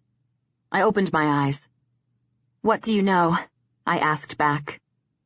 No amount of your energy or headspace is going to change her. She's lost, Tabby. In a way, it's a miracle if she's ever found. Before you use yourself up, cut her loose. Don't just say it to her, to me, to yourself. Do it. I swallowed. Shy was right again. Therefore, I nodded. His arms tightened and he pressed his lips into the top of my hair. You want to know what else I know? He asked. What do you know, honey? My girl is going to marry me.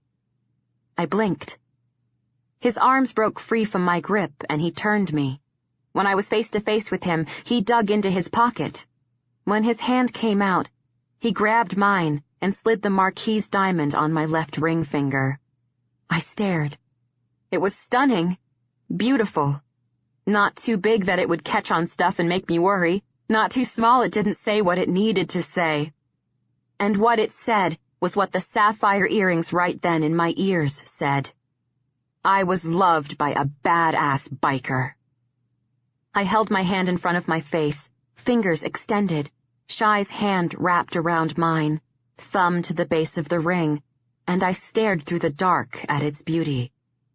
You didn't get to go with, but picking this out was too important, so I took Cherry, he told me, and my startled eyes moved to his face. There it was again. I was loved. She said that would be your thing, so that's what you got, he finished. It is, I said softly. It is exactly my thing. He grinned at me. And that's what you got. I stared at him, then right out of my mouth came, I've wanted you since I was 16, Shy Cage. Shy's hand moved to slide up my neck and stopped, cupping my jaw. Then I'm slow on the uptake, though wantin' that would be illegal. But I've wanted you since you were 19 and you stuck your tongue in my mouth, he returned, then muttered, thinking on it, even before. I didn't stick my tongue in your mouth. I touched the tip to yours to show you what you were missing, I corrected, and his grin got bigger. Good job, sugar. Taste was so sweet, years passed and I couldn't get it off my tongue. Suddenly, tears filled my eyes. We're getting married, I whispered. Yeah, he replied, still grinning. We're getting married, I repeated. Yeah, babe, and I like it that you like the way those words taste in your mouth, but I'd like it more if you'd shut up and kiss me. I didn't kiss him. I said, We're getting married. Shy went quiet, then he let my hand go so he could cup my jaw as he dipped his face close. Yeah, Tabby baby, we're getting married. My head dropped forward, my forehead hitting his. I curved my fingers around his wrists and held tight. I'm gonna wear your mom's diamonds at the wedding, I told him. Good. I want her and Dad there with you and me, he told me. A tear slid down my cheek. Shy's thumb shifted and caught it mid-run. I said nothing, but I felt everything. Tabby, love you, honey, but you're kind of freaking me out, Shy admitted. I don't know what to do, I confessed. About what? Being this happy. His fingers flexed on my jaws as he pressed his forehead into mine. Then he said, his voice rough, "Start now." Pardon? I asked. "Start now," he repeated. Shy. "Start now, Tabitha. Start getting used to it." I stared into his eyes as another tear slid out of mine. "I dreamed a dream," I whispered. His voice was gruff when he ordered, "Shut up and kiss me." I didn't shut up. Another tear slid out of my eye, and my voice was husky when I repeated, "I dreamed a dream, Shy Cage." He shifted so his lips were against mine, and his voice was now raw when he ordered, "Shut up, baby, and kiss me." I dreamed a dream when I was 16, and here I am, standing with my dream, feeling it come real. "Fuck me," he muttered. Then I knew he'd lost patience, because Shy slanted his head and kissed me. Yes. I dreamed a dream, and there I was, a ring on my finger, my man's mouth on mine, standing with my dream, feeling it come real. I was right about what I was feeling. I was feeling everything, and it was beautiful. 6 months later. In front of the altar at our church, I stood next to Shy while holding a bouquet of ivory roses with white hydrangeas at the base, the stems wrapped in ivory satin ribbon, my hair up in a series of elegant curls and twists because, for some reason, Shy requested it be that way. I was wearing an ivory gown, also sophisticated, to go with my hair, the garter Tai-Tai wore at her wedding to Dad around my thigh, Shy's mother's diamond earrings at my ears. In this getup, I was getting married to Shy. Tyra was my matron of honor. Landon was Shy's best man. Dad, of course, gave me away. We didn't bother with a flower girl, since Ryder and Cutter both played ring-bearers. Being a now somewhat experienced old lady, I managed to hold myself together and not cry when I said, "I do." I lost it when Shy said it, but I figured that was okay since I could hear Tyra crying right along with me. The best part of the ceremony was after Shy kissed his bride, and when we were done, he didn't let go. So I stood in his arms, my thumb stroking his jaw, my eyes gazing up at him. The world had melted away, so I didn't hear the hoots and hollers of my friends and family. I only heard what he muttered in a voice that was weirdly raw, but unbelievably beautiful. "Like I'm the only man on the planet." In that minute, he was. But then again, for me, really, when it came down to it, he always had been. Though I didn't understand why he said those words, and even later when I asked, he didn't answer. He just smiled at me. I figured I should let him have his secret. It didn't matter anyway, because the words he spoke were true. After the ceremony, we had a big blowout, the shindig to end all shindigs. And the best part of that was after we had our first dance as husband and wife to a lame song I picked. Shy, again, didn't let me go. Seconds later, Jose Gonzalez's Heartbeats started playing. A very not lame song that Shy picked. It wasn't exactly a song you could dance to, so we didn't. We just looked into each other's eyes, held each other close, and swayed as I let the words of the beautiful poem Shy chose for us wash over me. It was the best day of my life, and a lot of that had to do with looking into my husband's eyes and seeing, plainly, it was the best day of his. The only man on the planet. The only man for me. And life was very, very good. Paradise. Get lost in the chaos. Kristen Ashley's captivating series continues. Keep listening for a preview of Fire Inside. Prologue. Complicated. Hopper, Kincaid, watched her winding through the loud, rowdy, drunk bikers and their groupies, heading his way. Laney Heron. He didn't move. He kept leaning against the post that held up the roof over the patio area of the compound, holding a beer and watching her move. Jesus, she was one serious class act. Even when she came to a barbecue, to the compound to shoot pool, or to a hog roast, communing with the brethren of the Chaos Motorcycle Club, she didn't dress down. Designer gear head to toe.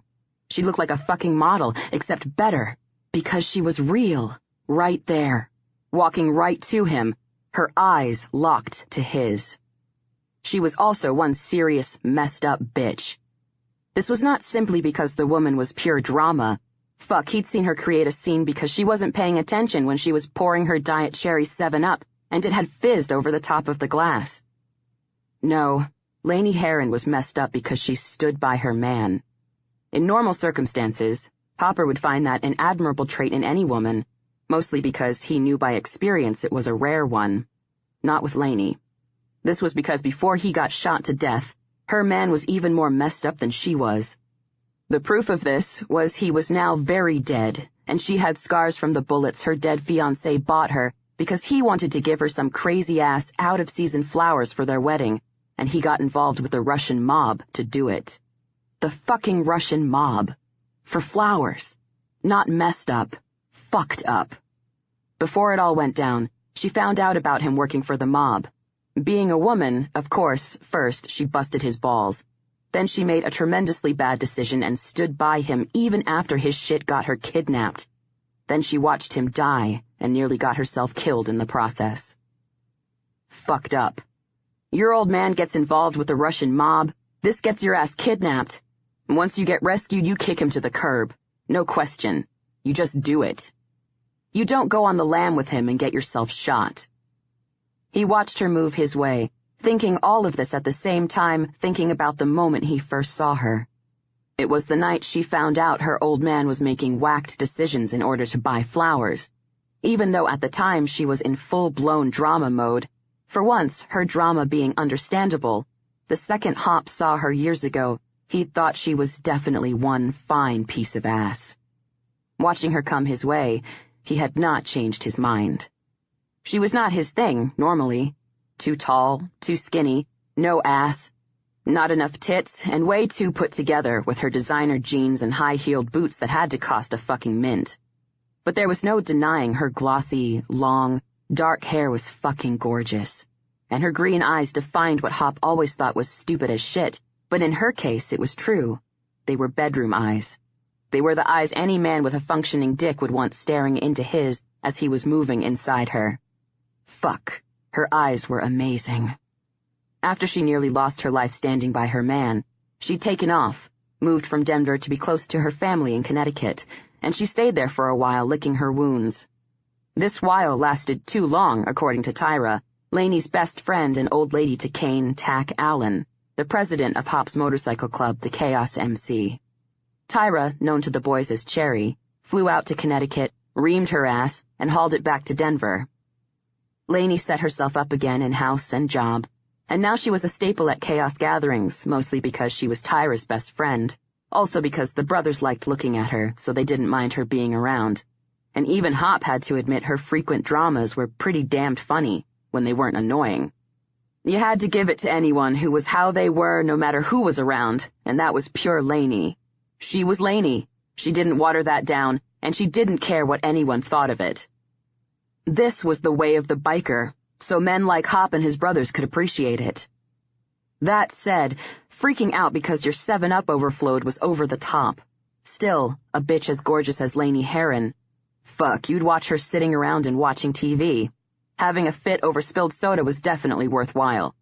Especially if she did it like she did it, jumping around so that hair was swinging, those eyes flashing, and what little tits and ass she had moved right along with her.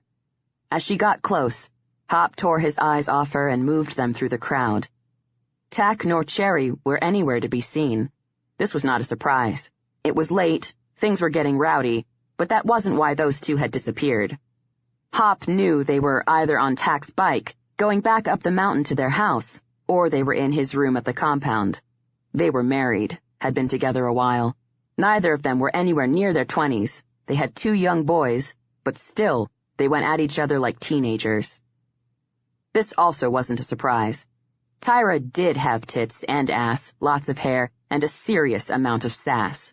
A woman like that was built to be bedded and often, and Tack took advantage. Then again, That was why Tack accepted her ball and chain. Actually, not so much accepted it as much as forced her to clamp her shackle on his ankle. Given the choice of waking up to Tyra Allen every morning, not many men wouldn't. "Hey," he heard Lainey greet him, and his eyes moved back to her. "Hey," he replied. Her head tilted slightly down, her ear tipping to her shoulder even while her neck gave a small twist, but her eyes never left his as she remarked, "Getting rowdy." "Always does," he murmured, his gaze moving over her shoulder while he thought, Jesus, she was tall. She had to be 5'9", not in those heels. In them she was 6'1", his height. They were eye to eye. He didn't like this normally. Lainey. Eye to eye with those fucking eyes. Shit. "Wanna fuck?" At her question, his gaze sliced back to hers as he felt his body jerk in shock. "Say again?" he asked. She leaned in slightly, never looking away, and repeated, "Wanna fuck?" Hop stared at her. He'd just watched her walk to him, winding through loud, shit-faced bikers and their bitches, her gait steady. She didn't move like she was hammered, nowhere near it. Even now, her gaze was clear as it held his. Still, he asked, "You've had one too many, babe?" "No," she replied instantly, and moved closer. This was not good because, when she did, he could smell her perfume. Those eyes. Bedroom eyes. That perfume, fuck me perfume. Jesus, he'd been catching whiffs of it now for years, and it never failed to do a number on him. He didn't know what it was. The fact it smelled expensive, the intense femininity of it that said point blank, "I am all fucking woman," or the fact that it was elusive. If you got one smell of it, the woman who wore it owned you because you'd do anything to go back for more. Anytime Lainey got near him, in the back of his head, Hop hoped to catch her scent. Sometimes he would, sometimes he wouldn't. But every time, he hoped for it. Now, though, smelling it now was a very bad thing. "Not sure that's a good idea, Lainey," he told her, gentling his voice as he gave her the honesty. "Why?" she asked immediately, and he felt his eyes narrow on her before he answered, "Maybe 'cause you're best friends with Tack's old lady. I respect him, I respect her, and shit like this, babe, it gets complicated. Any complication sucks, but a complication like this..." He shook his head. "No one needs that." She threw out a hand and declared casually, "It won't get complicated." Okay, maybe she was messed up, fucked up, a drama queen, high maintenance, and a nut. "Bullshit," he replied. "It always gets complicated." She moved closer, and Jesus, her scent, that hair, those eyes, all of that close. If she got any closer, he'd physically have to set her away or pick her up and carry her to his room. "Do you want to fuck me?" she asked. Her voice, sweet and feminine normally, was soft now, a little hesitant, a little excited, and that intoxicating combination was doing a number on him, too. "Babe, you looked in the mirror lately?" he asked back by way of answer. "Man would have to be dead not to want to fuck you." A little smile twisted her pretty mouth, and he knew he was screwed because that was cute and fucking sexy as all fucking hell. Shit. She got closer and Hop braced. Any closer and she'd be cozied up to him. She was inches away. "Do you like me?" she asked. "Everyone likes you," he answered. "I'm not asking about everyone, Hop," she told him, and he held her eyes. "Yeah, babe, you know I do," he finally answered, when she didn't move or speak, just waited. "You're funny, you're cute, you're hot, and you got no problem letting it all hang out. That's why everyone likes you. That's also why I do." To that, she returned, "Okay, good. Then no complications, Hop. Just you and me and tonight. Tomorrow I won't expect flowers. I won't expect a belated courtesy date. I won't even expect you to take me out for a cup of coffee. This isn't about that. I don't even want that. I just want you and sex. No expectations. Nothing but what we have tonight," she told him. Tack and Tai, or anyone. They never even have to know. He pushed away from the pole, reached out an arm to put his beer on a nearby picnic table, and took a huge chance straightening to her, because it meant they were closer. But it also gave him the half an inch he still had on her when she was in those heels, and he needed it. Don't want to be a dick, lady, he warned softly. But bitches say that shit all the time. Then in the morning, they expect breakfast, coffee, and to come home from work to roses with a note saying the guy never had better. You got a man who thinks to buy you roses. He says he's never had better. Big chances are he's lying. He just wants it regular and he'll take it as it comes. He knew every word out of his mouth made him the dick he told her he didn't want to be, but she needed to move on. If she was in the mood to get laid, she needed to find herself some knot on chaos. Cherry had chosen chaos, but that didn't mean she wouldn't lose her mind if her best girl hooked up with a brother. She would. Hop knew it. But if that shit happened anyway, Cherry would want to handpick the brother who got in there, and Hop also knew that brother would absolutely not be him. Then take it as it comes, she shot back, not appearing offended in the slightest, her words coming out almost like a dare. Lainey, he started, but she leaned in, and fuck, if he moved his mouth a quarter of an inch, it'd be on hers. She was all he could see, all he could smell, and all he could think was that she was also all he wanted to feel. You know my story, she whispered. You think I want another guy? She paused, then finished with emphasis. Ever? He got her. Her dead old man was a moron, and she paid for his shit in the worst way she could. Her loyalty bought her nothing but pain, bullet wounds, and heartache. Not to mention, her man might have been good at what he did for a living, the computer geek to end all computer geeks, but he was nothing to look at. So she not only gave love and loyalty, but she stepped out of a zone no woman who looked like her had to step out of in order to give it. So yeah, Elliot Belova was a moron, and she chose that. He could see her wanting to get back in the saddle, but being skittish about buying the horse. She just wasn't going to do it with him. Hop started to lift his hands to curl them around her upper arms and set her away, but she moved fast, lifting hers to curl them around the sides of his neck, and they felt warm. Her perfume assaulted him straight on, and he stilled. I do not want that, she carried on. What I want is you, for one night, just one night. Fuck him. Fuck him. Lady, he muttered, but before he could say more, she kept talking. I know you know where I was back then and who I was with, and I know you had a woman then too, Hop, but still, that night I met you, I couldn't help but notice you were good looking.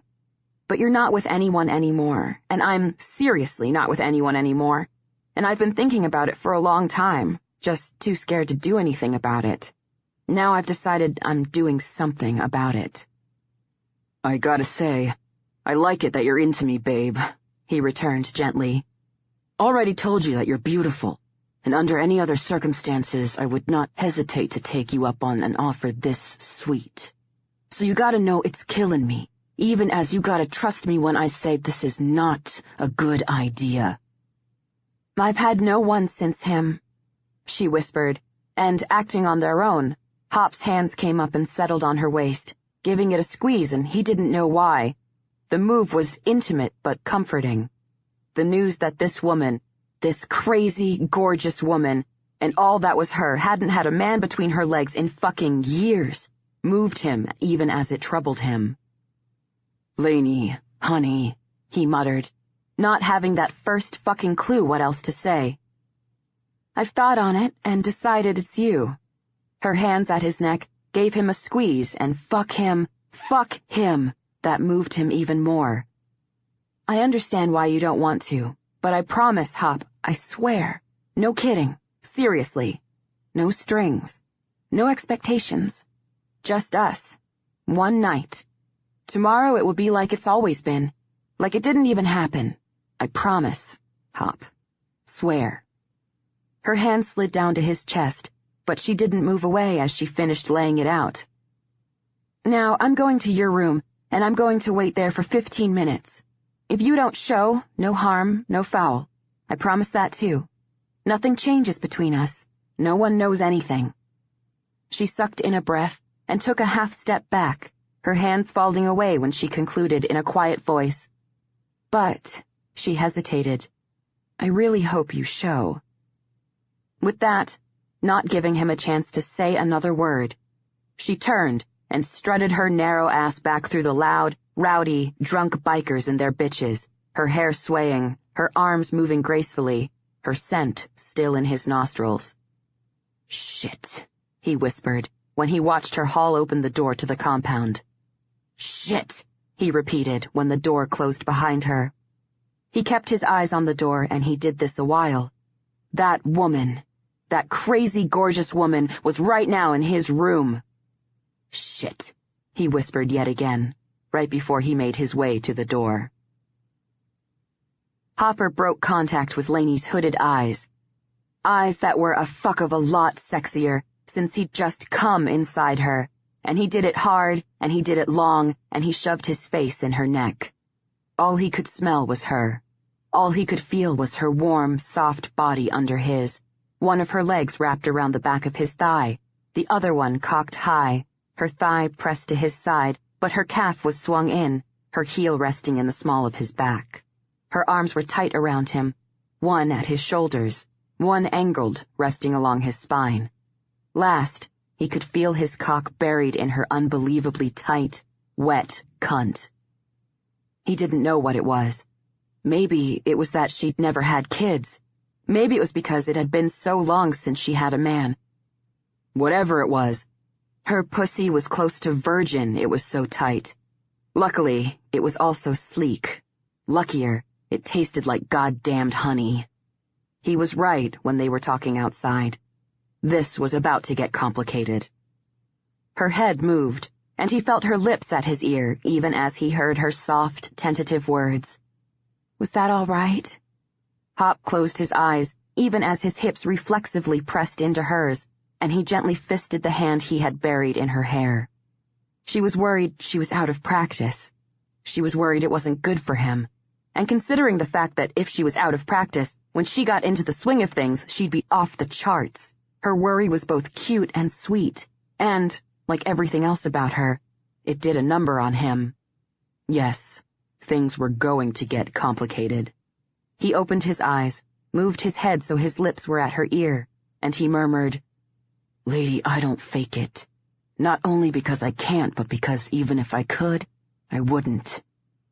All her limbs convulsed around him, even as her cunt did the same, and Jesus, God, it felt seriously fucking good. Then it got better, when her body started moving under him. Her limbs stayed tight around him, and he heard her husky, low chuckle in his ear. He lifted his head in an effort to watch her face in laughter in the dark. Once she got back to Denver and Tyra got her hands on her, Laney laughed a lot. He liked watching her laugh. It was always, every time he saw it, a good show. It was better now because he could feel it. Even though he couldn't see much, the little he saw was still pure beauty. Totally complicated. He liked her smell. He liked her feel. He liked the sound of her low laughter. He liked her uncertainty. He liked how hard she made him come, and he liked how hard she came for him, her pussy tightening around his cock, her long limbs wound around his body, holding on, her soft pants and moans sweet to his ear, and, best of all, the look on her beautiful face when he gave it to her. Totally fucking complicated. He waited until she stopped laughing before he slid his hand out of her hair to her jaw and then rubbed the pad of his thumb across her lips, while he asked, "How you feelin'?" Good," she answered. Her words meant to be an obvious understatement, her lips moving against his thumb, tilting up even as she spoke. "Good enough for another go?"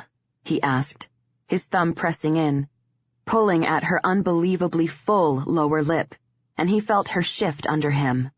He knew what that shift meant, even before her voice came at him, breathy. "Another go?" He replaced his thumb with his lips. Yeah, another go. So soon? She sounded disbelieving. You're gonna have to work me up, lady, but yeah. Soon as you're ready, my mouth wants more of that pussy. She wanted that too.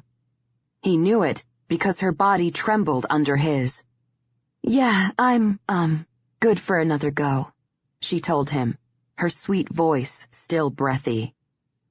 Then don't move. He pressed his lips to hers before he lifted his head. Gotta hit the can and I'll be back. I won't move, she whispered. She better not, he thought. If she did, he'd find her and haul her back. He didn't care if she beamed her ass to Mars. Fuck. Complicated. He knew it and didn't give a fuck as he slid out of her, kissed her throat, feeling her skin, smelling her scent, and rolled off her and the bed so he could make his way to the bathroom to get rid of his condom.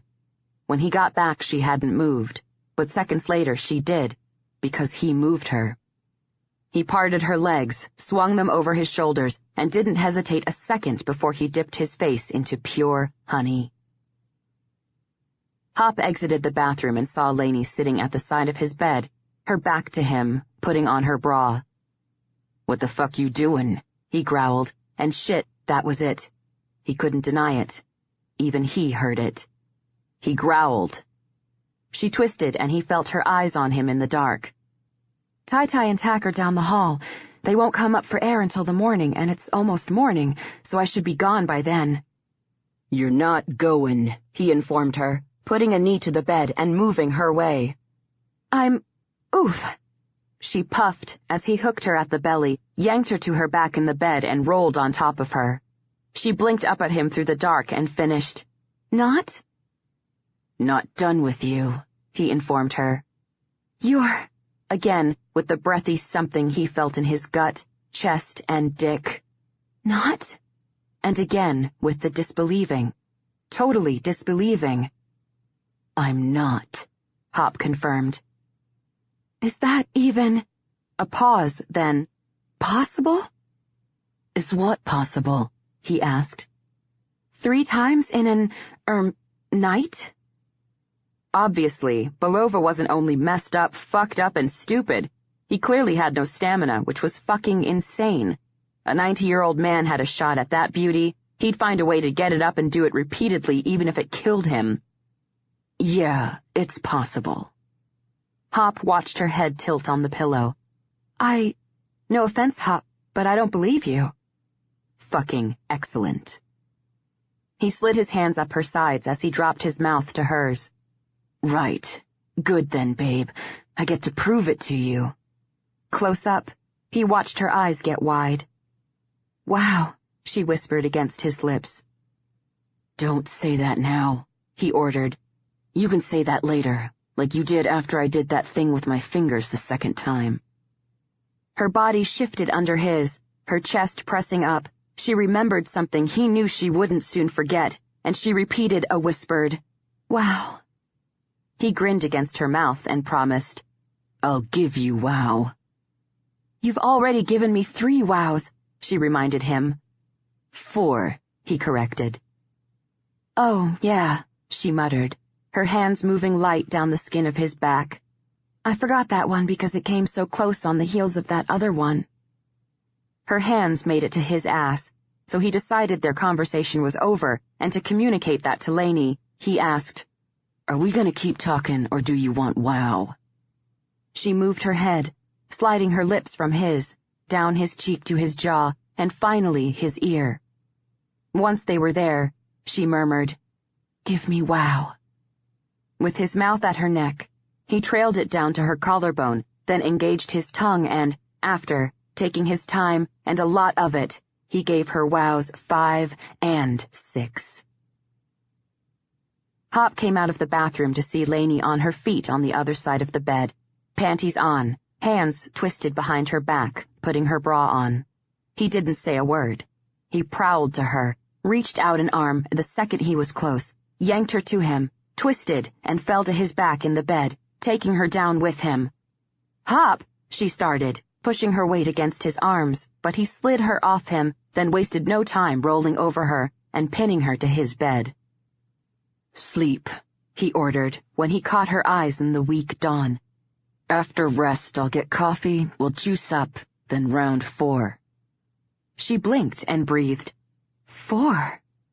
"Got lots more I want to do to you," he informed her, and watched her eyes go soft and sexier. Her teeth came out to graze her lush lower lip, also fucking sexy, and her arms slid around him. But she asked, "What about Tack and Tai-Tai?" "I'll make sure the coast is clear," he told her. "But they'll see my car," she told him. "I'll move it," he offered. Her hand slid up his back, around his shoulder, and then to his neck, where her thumb moved to stroke him. It was light, but fuck, it felt good. He'd never had a woman touch him in an unconscious way like that. Just a touch, a stroke, giving something that meant nothing, and at the same time just doing it, and doing it without thinking about it, meant everything. Shit. Complicated. "This is just supposed to be one night," she reminded him quietly. But he saw it in her eyes. She didn't even try to hide it. She bit off more than she could chew. He did too, and he was nowhere near done eating. "Change of plans. A night and a morning, and maybe an afternoon, and possibly another night," he amended, and her eyes got softer as her hand slid up to cup his jaw. "I have to work," she told him. "Call off," he told her. "I can't. I own the joint," she explained something he knew. "And things are a bit crazy." Things were always crazy for Lainey. The woman lived crazy. She thrived on it. If there wasn't crazy, she stirred it up because she couldn't breathe without it. "Babe," he pressed his body into hers. "Told you. Got more I want to do to you." He felt her shiver, but her lips whispered, "Hop, I don't." He cut her off with a quick kiss, then lifted his head and asked, "Where are your keys?" "We shouldn't sleep together. Sleeping is bad. Sex is good, sleeping together is something else," she stated, and she was right. Sex was sex. Sleeping together was something else. He just didn't care. "Where are your keys?" he asked. "Hop." "Lady, we're not sleeping. We're resting, then we're fucking some more. Last time I'll say it, not done with you. Got things I want to do to you, and I'm doing them. Now where are your keys?" She stared up at him, her gaze hot, her body bothered, shifting under his, and she whispered, "Jean's pocket." He pushed into her, pressing down and stretching out to reach a hand to the floor. He grabbed her jeans, got in the pocket, and yanked out her keys. Once he had them in hand, he went back to her and kissed her. He took his time. It was wet, deep, and fucking brilliant. When she was holding on tight and kissing him back like she never wanted it to end, he ended it. Lifting his lips to her forehead, he touched them there, then dipped his chin and looked into her eyes. "Rest, honey. I'll move your car and be back." "Okay," she agreed quietly. He bent in, touched his mouth to hers, rolled off, grabbed his jeans, a tee, pulled on socks and his boots, and he only turned back at the door before he slid through it, still mostly closed. She was curled in an S in his bed, pillow to her chest, cheek resting on it, arms around it, hair everywhere. Her bare back was exposed, and he could see one leg and her ass in red lace panties. Eyes on him. Fucking gorgeous, every inch, and it tasted and felt as good as it looked. She grinned. Gorgeous. He returned it, slid through the door, and went after her car. When he got back, she was out. He took off his clothes, dropped them to the floor, and slid into bed with her. Carefully, he turned her into his arms. She didn't wake. She just cuddled closer, her arm snaking across his stomach, then holding tight, her torso pressing into his, her knee cocked and resting on his thigh. This felt good, too. She was right. They shouldn't sleep together. Sleeping suggested something more, an intimacy neither of them wanted. Sleeping like this with her, it feeling so good. It was, with everything else, enough to make you want a fuck of a lot more. So it was good, Hop thought, that they weren't sleeping, they were just resting. On that thought he fell asleep. Lainey curved close and held tight in his arm, her perfume all over his sheets, and he did it smiling. 3 hours later, Hop woke and he did not smile. Lainey's perfume was still all over the sheets. Lainey just wasn't in them. Hop was stretched out on the fluffy cushion on the lounge chair in her courtyard, feet crossed at the ankles, eyes trained to the back door of the garage. He had no idea how late it was. He just knew it was dark and he'd been there a really fucking long time. Too long. Long enough for him to get pissed. Or more pissed. He heard her garage door go up and didn't move when he heard it, or when he heard the purr of her sweet ride moving into it. A pearl red Lexus LFA. According to word on Chaos, her father bought it for her. High class ran in the family. So did money. He only moved off the chair when he heard the garage door going down. He was on his feet when the outside lights to her courtyard that separated her brownstone from the garage came on, but he didn't move from his spot even as the door opened. She strode out, sex on heels stilettos, tight skirt, tailored blazer that was unbelievably feminine, hair out to there, slim, shiny, expensive briefcase in her hand, trim, small designer purse over her shoulder. A Cosmo girl tricked out in business gear. "Yo," he called when she shut the door. He watched her jump and swing around to him, face pale, eyes huge. "Oh my God, Hop, you scared me half to death." He didn't reply. When he didn't, her face lost its pallor, her head tipped to the side, and her brows knitted as she asked, "What are you doing here?" "Told you I wasn't done with you," he answered, and her head immediately righted with a snap. "Hop," she started. "Told you that," he cut her off. "Still, you snuck out of my bed and slunk away." She took one step toward him, her body moving like she was going to take more, but she suddenly stopped. "I said just one night," she reminded him. "And I said I wasn't done with you," he fired back. She began, but he interrupted her again. "You had dinner?" Her head jerked in surprise. Then she answered, "Yes, a business dinner. New client." "Good," he grunted. "Upstairs. Naked. Now." He felt it coming off her in waves. She wanted that. Bad. Then her head moved again. It was jerky again, but she was forcing herself to do it, shaking it side to side. "We agreed. One night." "I think we also agreed, though the words weren't spoken. One night's not enough." "This can't get complicated," she reminded him. "You keep your mouth shut. I keep my mouth shut. We're smart. We contain it. No one finds out. We understand what it is and stick to the boundaries. It won't." "I don't think—" "Lainey, upstairs. Naked. Now." He saw her breath come fast, her chest moving with it, and Jesus, fuck him, he could taste her excitement, and he was 5 feet away. "We shouldn't—" "Fucked you on your back. Like to look in your eyes when I'm inside you. Done that. Now I want you on your knees, gonna fuck your face and your cunt, and I can't do that in the courtyard. It'd shock the shit out of me. Class act like you gets into that. But if I got you naked, you're all mine. I don't share with the neighbors."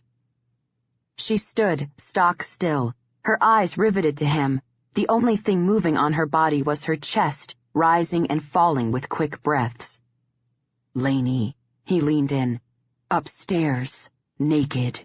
Right fucking now." She took off toward her sliding glass door. Hop didn't move, but he did smile when she dropped her keys, cursed under her breath, and crouched in that tight skirt to get them.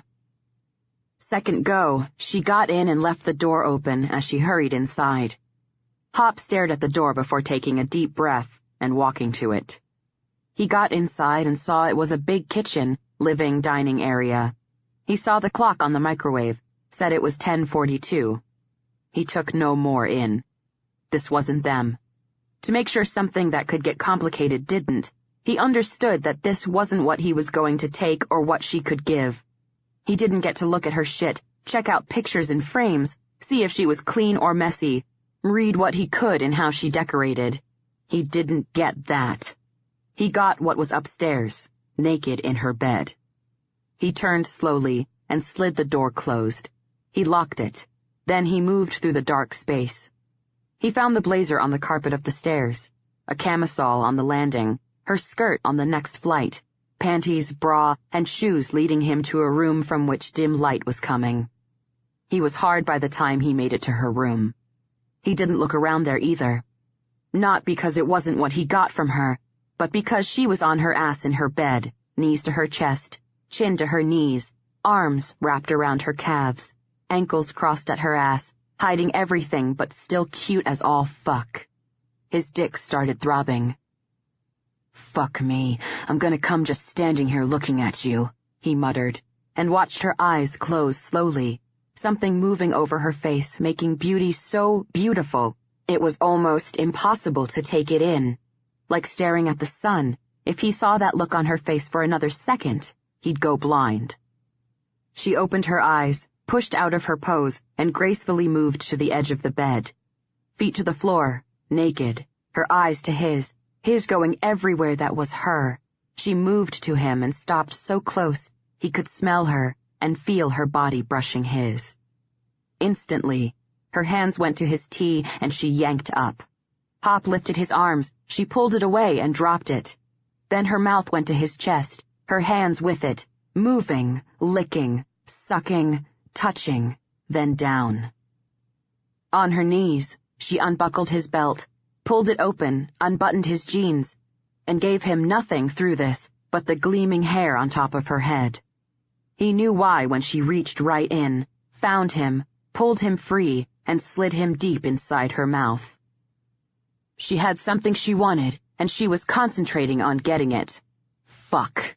Fuck. His head dropped back, his fingers slid into her hair, and his voice was hoarse when he ordered, "Baby, up. Woman like you does not get on her knees." She wrapped a fist around him, slid him out, and he looked down just in time to see her tip her head back, those eyes, those fucking eyes, hooded and turned on, looking up at him. "I like it, honey." "Suck me off in bed, not on your knees. Class doesn't hit her knees." "Hop." "Up, Lainey. Get in bed." "But—" He jerked his hips back. She lost purchase on his dick, and he planted his hands under her arms. He pulled her up and then swung her into his arms. He took 4 strides and tossed her on the bed. He bent, yanked off his boots, his socks, his jeans, and he joined her there. He pulled her into his arms, rolled to his back, rolling her on top. "Right, now you can suck me off," he told her. "I get to go back to what I was doing later," she told him, and he grinned at the look on her face. She still looked turned on. She also looked miffed. Cute. Adorable, actually. Fuck. It was going to take a serious amount of work for this not to get complicated. "Maybe," he lied. "Now back to work." "Tai told me you guys take bossy to extremes and do whatever it takes to get your way. That was why I snuck out of your bed this morning. I told you we shouldn't sleep together.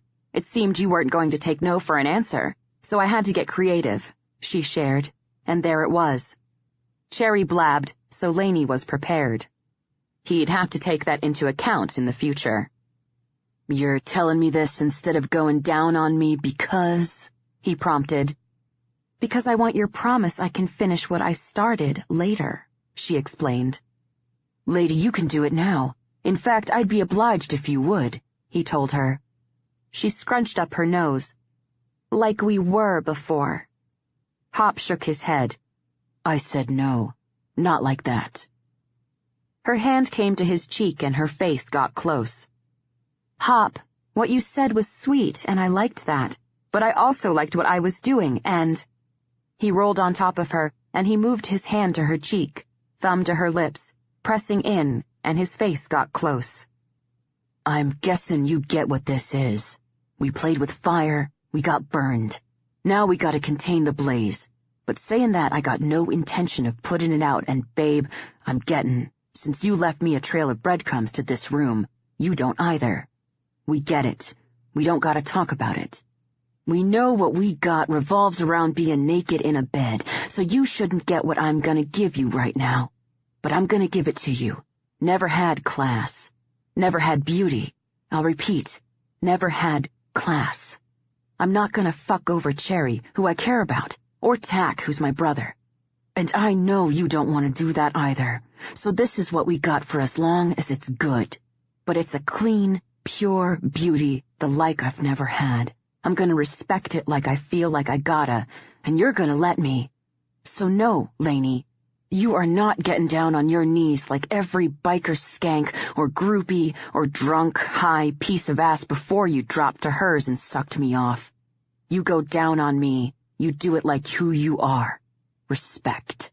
You don't want that. You're looking to play with rough trade to get you off. Find another guy to make you skank. That is not what you're gonna get from me. Now, are you gonna finish giving me a blowjob, or are you gonna fight me on this? She laid there and stared up at him, not saying a word, so Hop gave her an alternate option. Or are you gonna lie there and stare at me? I think I need to lie here and stare at you for about 30 more seconds, she whispered, and Hop felt his lips twitch. Then he offered quietly, Have at it, baby. Though, while lying here staring at you, I'm just going to say, I really like your mustache, she told him. Good to know, he muttered, his lips still twitching. It's badass biker cool, she went on. Right, he kept muttering now through a grin. And it feels good on my neck and, well, other places, she continued, and his grin turned to a smile. Also good to know. I think I'm done staring at you, she announced. So, you gonna get busy? She lied. She wasn't done staring at him. He knew this because she kept doing it for a beat before she lifted her head.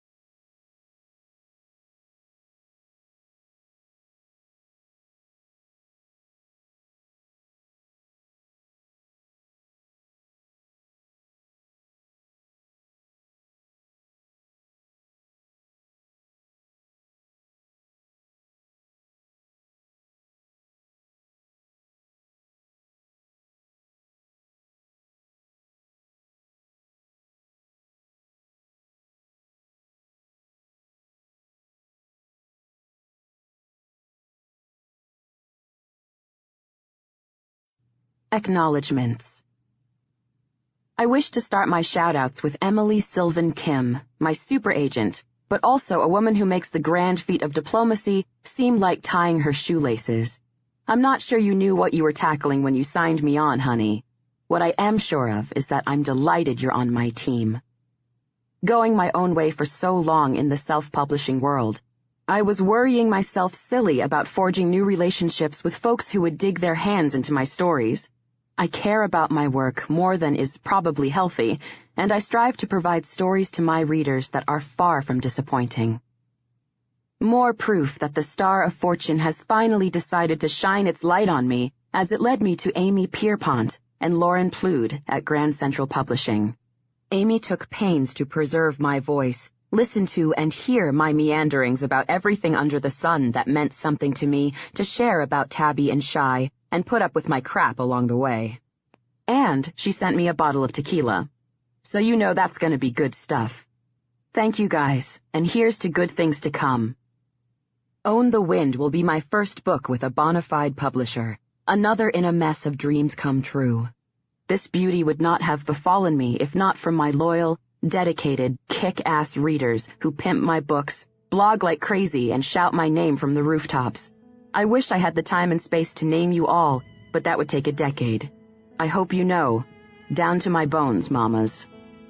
Finally, as my life preferences are writing and communing with my readers, not logging sales spreadsheets, updating websites, and dealing with bank managers, so last but oh so not least, Erica, I love you. Chas, no way I would be here without you.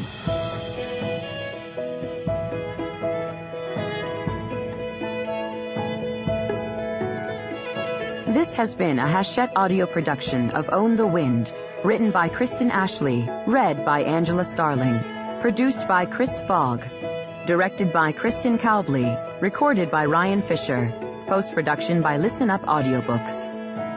Text copyright 2013 by Kristen Ashley. Audio production copyright 2013 Hachette Audio.